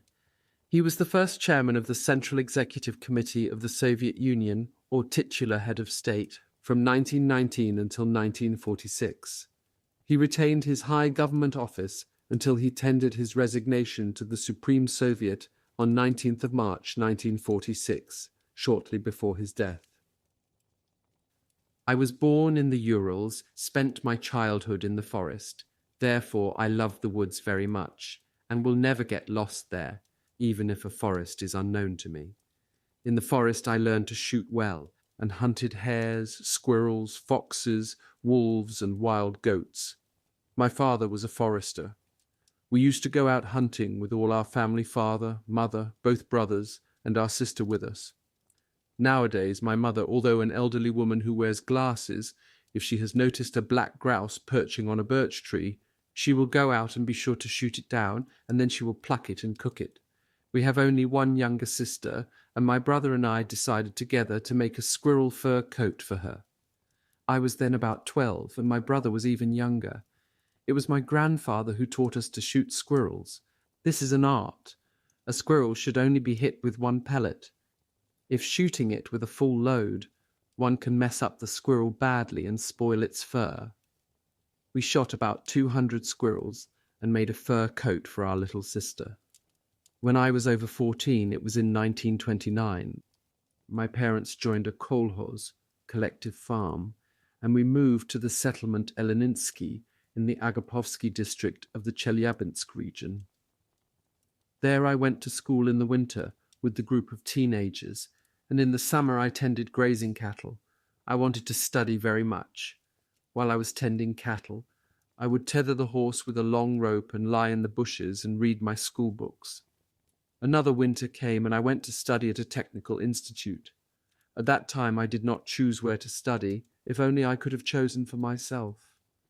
I wanted to become a pilot very much, but instead I entered a construction technical school.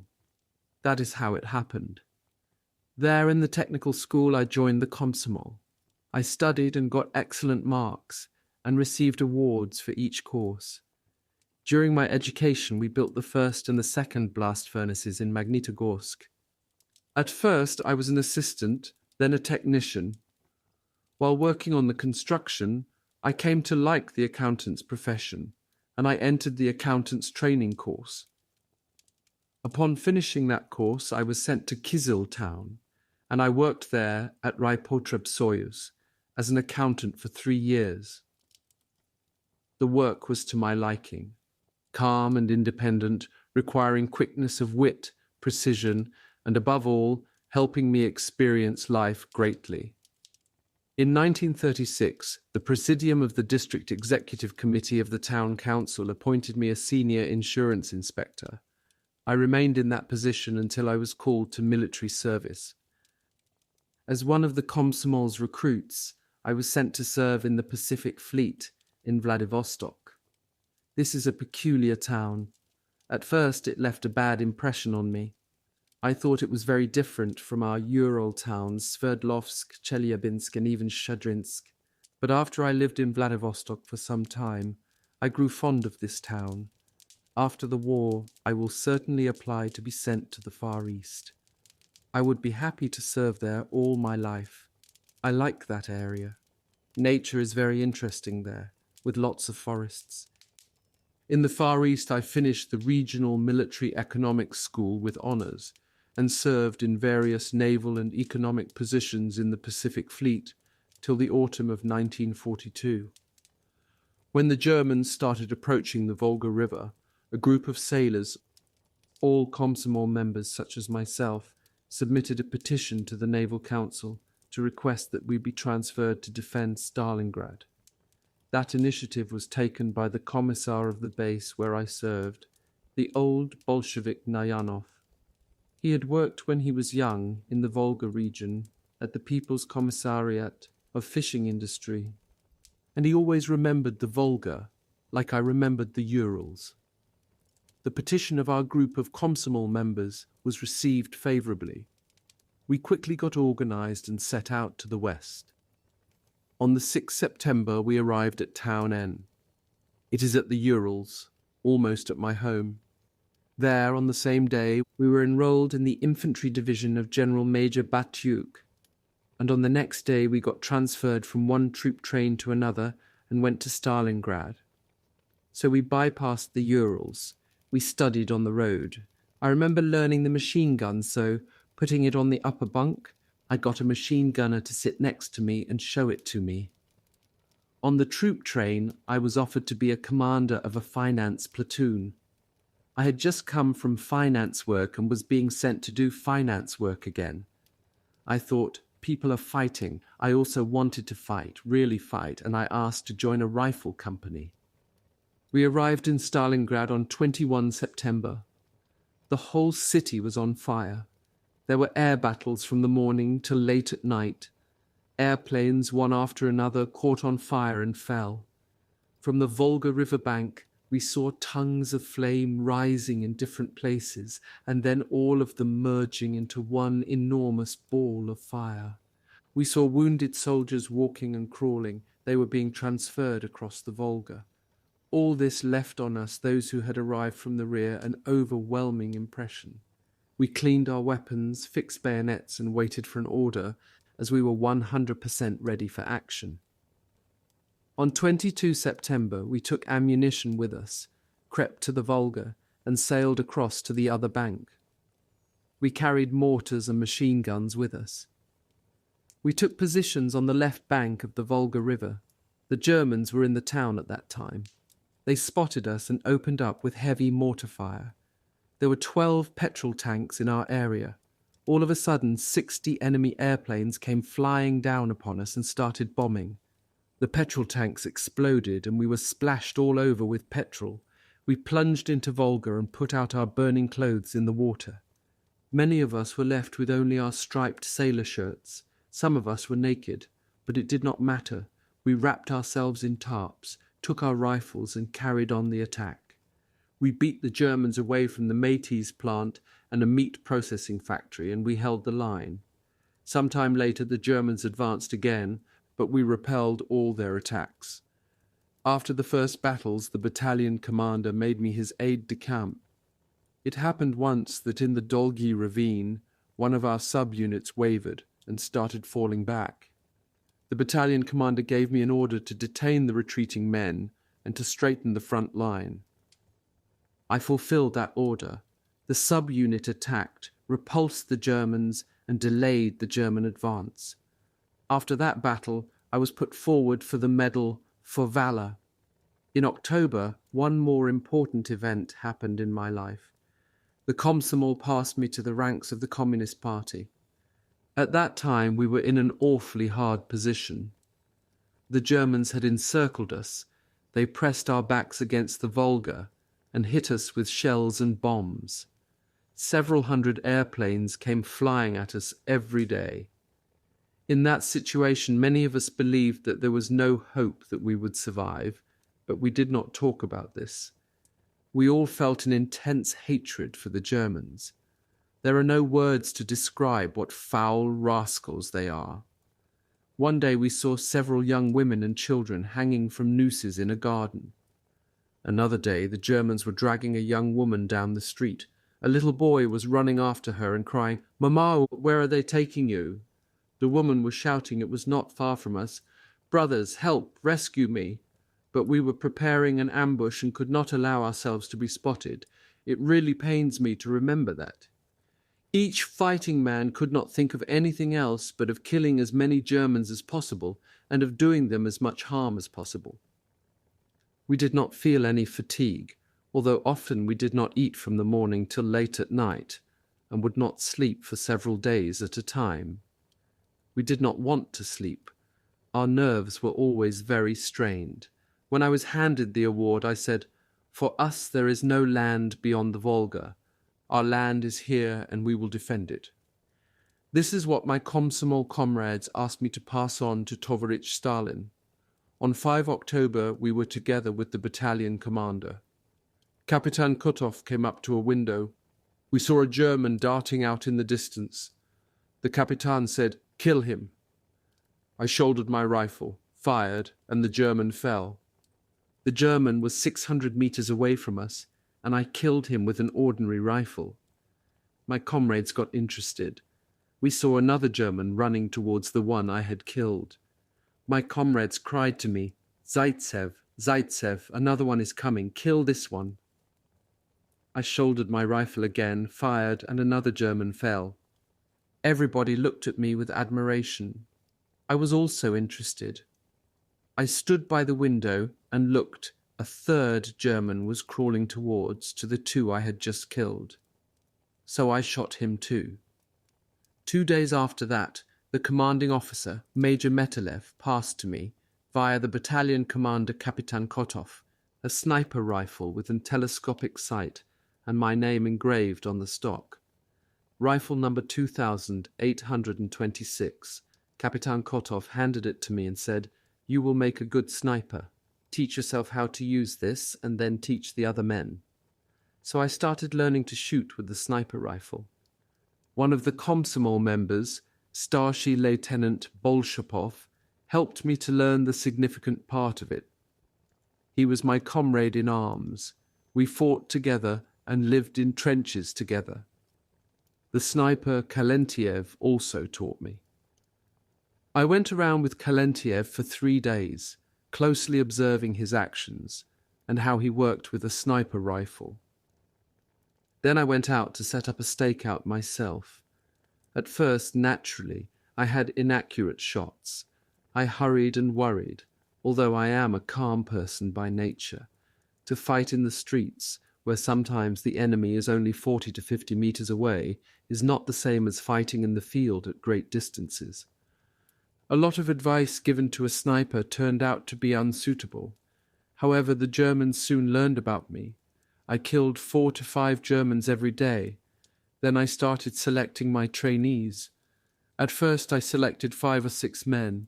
I taught my trainees at the forge of the Métis factory, where we arranged a shooting gallery. They studied the material part of the rifle in the vent tube of the factory, which served as a very good shelter, where we also cleaned our arms and shared experiences of the day. Soon afterwards I had about 30 trainees. Most of them were Komsomol members. I selected them myself, made friends with them, and shared with them anything I had, biscuits or tobacco. When people see that you treat them with an open heart, they develop an affection for you, and they remember your every word. They knew that I would not abandon them at a dangerous moment, and I hoped that they would not abandon me either. I was a member of the Komsomol Bureau, therefore I had to visit all subunits. I normally began with Komsomol clerical records and finished with the sniper group organization. When I was convinced that men were competent with their rifles, I took them to a stakeout with me. They got used to shooting and studying the battlefield. The sniper must study every bush, how it stands and how the ground lies around this bush, where and how many stones there are, which trench is targeted by the Germans and which is not. After the sniper has studied defense in this way, his own and the enemy's, he becomes undefeatable by the enemy. In the evening, I gathered my trainees at one place so that they could share their opinions. When snipers converse with each other after having returned from a stakeout, an hour in this situation gives them more benefit than a month in a peaceful situation. Here, for example, is what Komsomol member Lomako said one evening after a hunt. I have missed 3 Fritzes today, shooting from the same distance, and did not hit them a single time. I got interested in this, and on the next day I went together with Lomako to the place from which he had been shooting. It was a factory chimney. We were sitting at a height of 10 meters. A Fritz was passing beneath. I shot at him, but he continued walking calmly and did not even quicken his step. I did not shoot at that Fritz again. I lowered my rifle, sitting and thinking, if I had shot too high, the Fritz would have bent down. If the bullet had flown ahead of him, he would have stopped. This Fritz, however, walked on without any sign of concern. That means there is a small distance on the backsight leaf, and a bullet does not reach the target. Instead, it gets stuck in the sand. So I moved up the backsight by one more mark. I was sitting with Lomako and waiting for a Fritz. A Fritz appeared. I took a shot. The Fritz fell. Thus we solved that question, and during the next conversation I told all the snipers, here is a new thing for you. If you sit higher than the enemy, take a smaller backsight. If you sit lower than the enemy, take a bigger backsight. Maybe in reality it was an old rule, but for us it was new. Our experience prompted one more important rule to us. One should choose his firing position where the enemy thinks it is impossible. One must also disguise himself skillfully. If you climb a chimney, smear yourself with soot and become like the chimney yourself. And if you are near a wall, make your clothes match the color accordingly. So, for example, at the section held by our regiment, I stole over to a burnt-out house. There was no house left, only a stove remained, and the chimney. I lay down behind the stove and knocked out an embrasure in the chimney. The Fritzes could not guess, of course, that a Russian sniper would get into a chimney. From that chimney, however, I had a very good view of 2 entrances to their shelters and an approach to a 3-story building. I killed 10 Fritzes from that chimney. It is true that I suffered there myself too, But it was my own fault I got tired of creeping, deciding to shoot from the same place, and took about 10 shots from there. The Germans spotted me. They shot at me with a mortar. My rifle got broken and bricks rained down on me. My legs got stuck in the bricks. I lay unconscious for 2 hours. When I recovered, I scattered away the bricks, released my legs, but the boots were left buried in the stove. They were too large for me, size 45. I wound footcloths around my feet and hung the broken rifle by its sling around my neck. I wanted to run away, but felt bad about leaving the boots. Battalion Commander Skachkov used to wear those boots before me. They were important to me. I thought, if they kill me, well, the hell with them, but I will not leave the commander's boots here. What if some foul Fritz uses them? I began to throw bricks out of the stove. Finally, I grasped the boots, and with the boots in my hands and covered all over with soot, I ran barefoot along the lane. I came running to my comrades, who laughed and said, "It would be interesting to take a photograph of you right now." Since then, my trainees and I started acting in a different manner. We started shooting from different places. We did not take more than 2 or 3 shots from the same firing position, and we tried to make as many fake embrasures as possible. On Mamayev Hill, some German machine gunners established themselves firmly in an earthen pillbox. They did not allow us to maneuver, to go from one place to another, or to bring food and drag ammunition to our soldiers. Command gave us the task of pushing them out. The infantry went to attack the machine guns several times, and several times their attacks failed. 2 snipers from my group were sent there, but they missed, were wounded, and put out of action. Then the battalion commander ordered me to go there myself and take 2 more snipers with me. So we set off to that area, went along the entire defense line, and calculated from the bullet holes that a Fritz was sitting out there, keeping our guys pinned down. We hid ourselves in a trench. As soon as I showed a helmet from the trench, the Fritz hit it, and the helmet fell. I realized that I was dealing with a skilled German sniper. We needed to find out where he was located. It was very difficult to do, because if anyone peeped out, the Fritz would kill him. That meant we needed to deceive him, to outwit him. That is, to find a tactically correct method. I hunted him for about 5 hours. Finally, I figured out a method. I took a glove off my hand, put it on a piece of wood, and thrust it out of the trench. The German shot at it. I took the piece of wood down and looked where the mitten was pierced. By the position of the bullet hole, I established where the German was shooting from. Once you establish the enemy's location, you should sit in a comfortable place and wait, but the enemy should not know from which spot you are going to shoot at him. I took the trench periscope and began to watch. I spotted the German sniper. Our infantry was advancing behind the forward positions. They just needed to make another 30 meters before the pillbox. It was that moment when the German sniper raised himself a little to look and lost touch with his rifle. At the same time, I jumped out of the trench, stood up straight, and shouldered the rifle. He did not expect such audacity and was taken aback. He reached for his gun, but I was the first to fire. I shot him with a sacred Russian bullet. The Fritz dropped his rifle. I started firing at the pillbox's weapon slit so that the German machine gunners had no possibility to reach their machine gun. At that moment, our infantry dashed to the pillbox and captured it, without any losses. This is what is called a tactically correct method, to deceive the enemy and solve the task without bearing losses. It does not take much time to kill a German. Every one of our men shoots well, but the Germans are not fools. They are fond of disguise and of using trenches. They dig deep in the ground and very seldom show their heads. To deceive a German, to find the means of deceiving him and to spot him, is a very complicated task. Only a sniper with good perseverance and resourcefulness can do it. We even made up a proverb. One needs to deceive a German first, then kill him. One needs to act like this. Climb the tallest chimney or any other comfortable place, and see where the Fritzes are, then select a firing position, and not only one, but several. Paralyze the enemy with fire and try to prevent the enemy making any movement.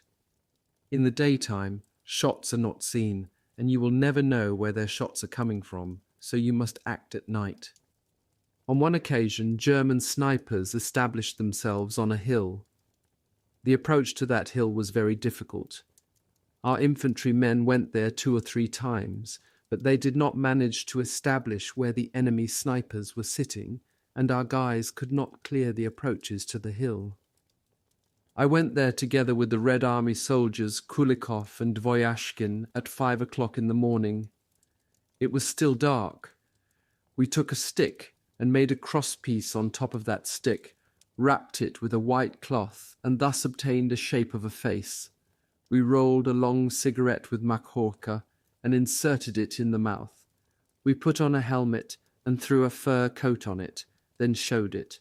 A German sniper saw a man smoking a cigarette and fired a shot. When shooting is done in the darkness, one can see flames from the rifle. Thus I managed to spot where the German sniper was. When Kulikov showed a man from the trench, the German started shooting at him. The German took a shot. Kulikov lowered the stick, then showed it up again. The German thought that the man was not killed yet and shot again. While the Fritzes were hunting for a Russian sniper, I had time to spot the location of the pillboxes from which the German snipers were shooting. I did not manage to overcome their fire. I only established where it was, and then communicated this to our anti-tank artillery. They destroyed the German snipers' nests. We also had a good relationship with our assault infantry detachments. An example happened on 17 December. Command gave us a task to take over a reinforced concrete bridge. We tried to take it over, but without success our infantry attacks failed. We hit it many times at point-blank range, but the bridge would not fall. The concrete was 6 meters thick. The shells hit, made a dent, and that was all. So I, together with 4 other snipers, stealthily came up to the Germans from the flank, actually not from the flank, but rather from the rear. We crept into a destroyed house. When our assault groups attacked, the Germans began to run out of their shelters and throw grenades at them. Meanwhile, we shot the Fritzes. They noticed us and rolled out a gun against us. We killed the whole gun crew. The 4 of us killed 28 Germans, and it took less than 2 hours. Then our assault men managed to occupy that strongly fortified bridge. Now I will tell you about my most memorable stakeout. I do not remember which date it was. The Germans were bringing up their reinforcements. I was sitting at an observation point together with the commander. A messenger came running and informed us. The Germans' movement has been noticed in the sector of observation. Fresh forces are coming up to them. In order to watch for that reinforcement, I went out together with my snipers. There were only 6 of us who went. We lay in our stakeout in the ruins of a little house. The Germans were marching in formation.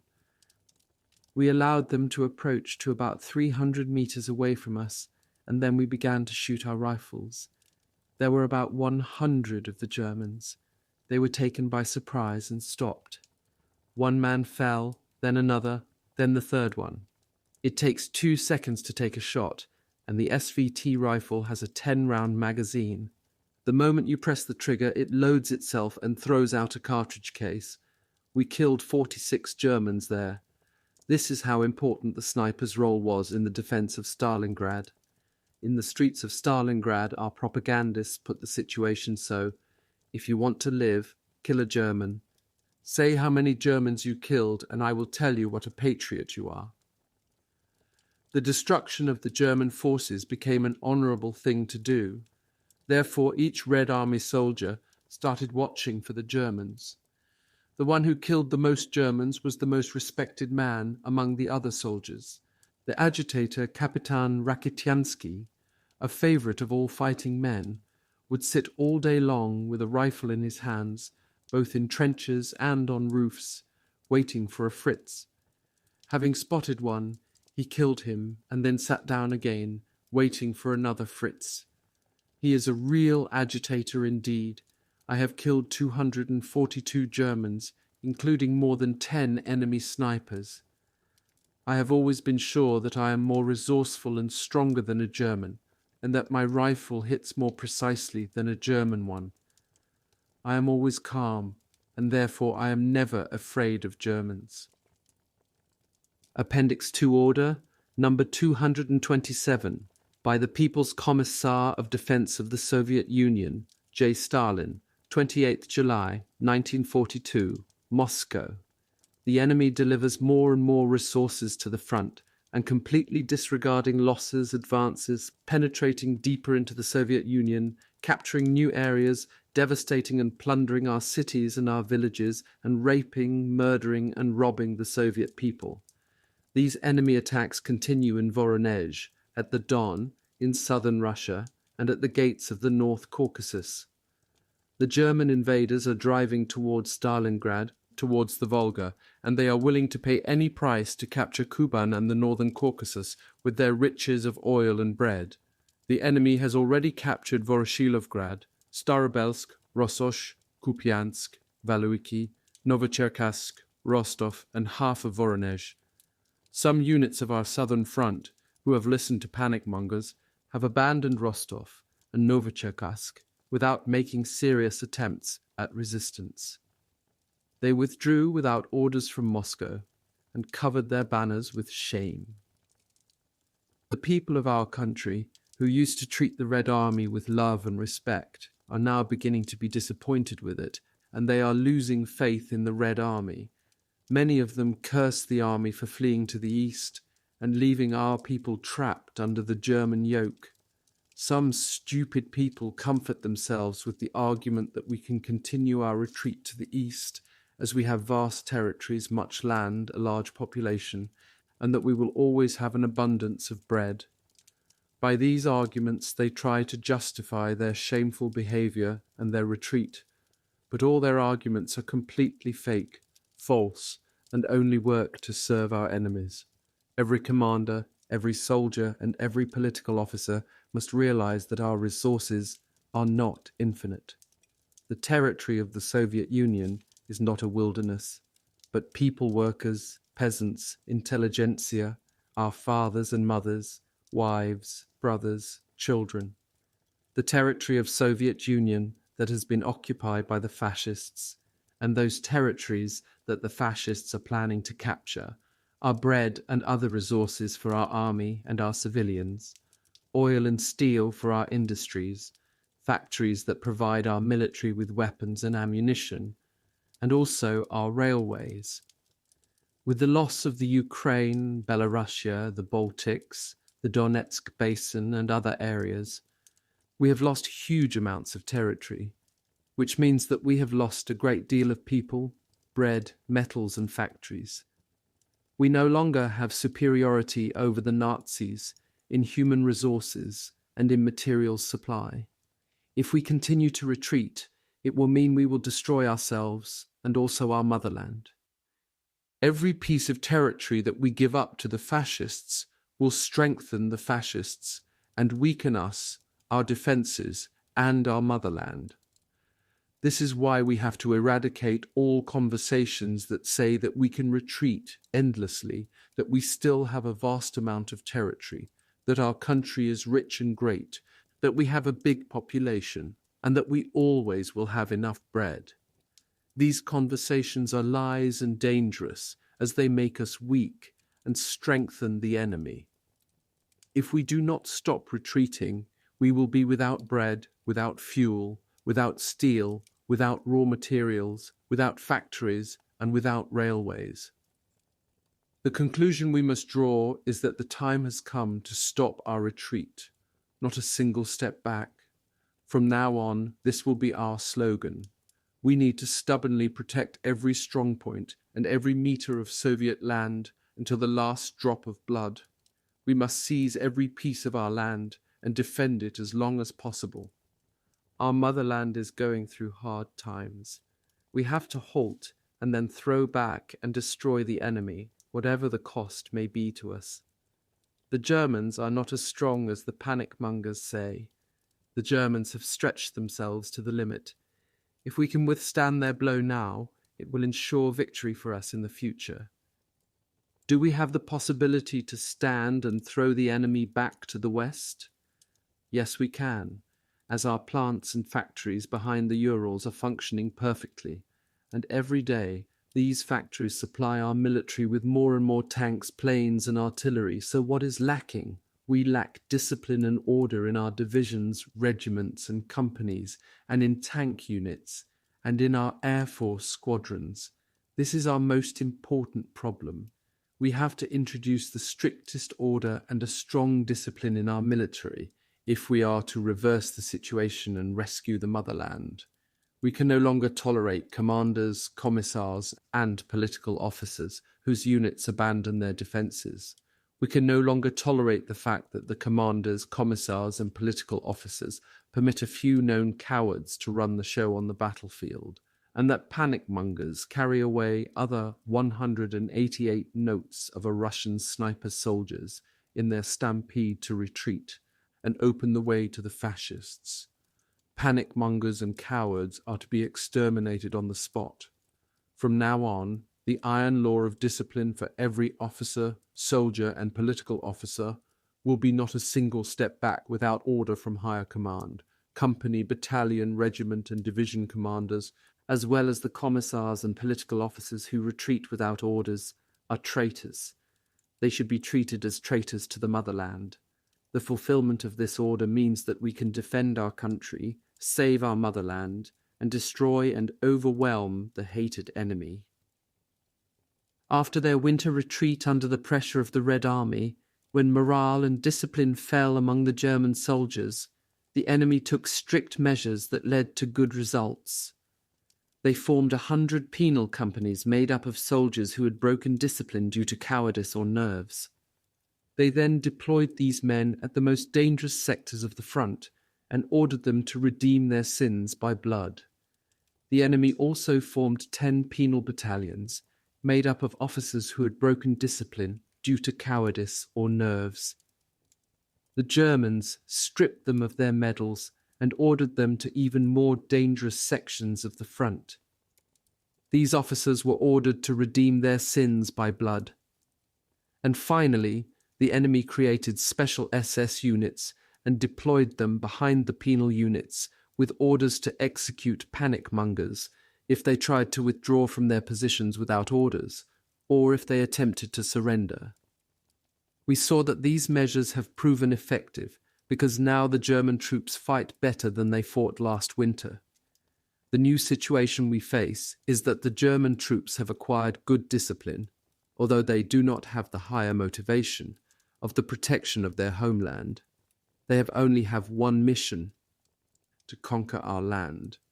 Our troops, who have the defense of the defiled motherland as their goal, do not have the same discipline as the Germans, and therefore our soldiers have suffered defeat after defeat.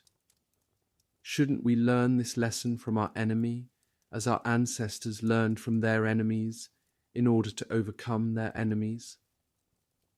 It is my belief that we should. Stavka, the supreme command of the Red Army. Orders 1. The military councils of the fronts and all front commanders should a. Decisively eradicate the attitude of retreat among our troops and prevent propaganda that we can and should continue the retreat. These measures are to be taken with an iron hand. B. In every circumstance, arrest officers who encourage retreat without authorization from higher command and send them to Stavka for court-martial. C. Form within each front from 1 to 3, depending on circumstances, penal battalions, with commanders and political officers of all ranks from all services who have broken discipline due to cowardice or nerves. These battalions should be put on the more dangerous sections of the front and given the opportunity to redeem themselves by blood. 2. The military councils of armies and army commanders should a. In every circumstance arrest army commanders and commissars who have allowed their troops to retreat without authorization from higher command and send them to the military councils of the fronts for court-martial. B. Form 3 to 5 well-armed guards units, deploy them behind the penal divisions, and order them to execute panic-mongers and cowards in case of a chaotic retreat, giving our faithful soldiers a chance to do their duty before the motherland. C. Form 5 to 10 penal companies with soldiers and non-commissioned officers who have broken discipline due to cowardice or nerves. These units should be deployed at the most difficult sectors of the front, giving their soldiers an opportunity to redeem their crimes against the motherland by blood. 3. Corps and division commanders and commissars should a. In every circumstance, arrest commanders and commissars who allowed their troops to retreat without authorization from divisional or corps command, strip them of their military decorations, and send them to the military councils for court-martial. B. Provide all possible assistance to the guards units of the army in their work of strengthening discipline. This order is to be read aloud to all companies, troops, batteries, squadrons, teams, and staffs. The People's Commissar for Defense J. Stalin.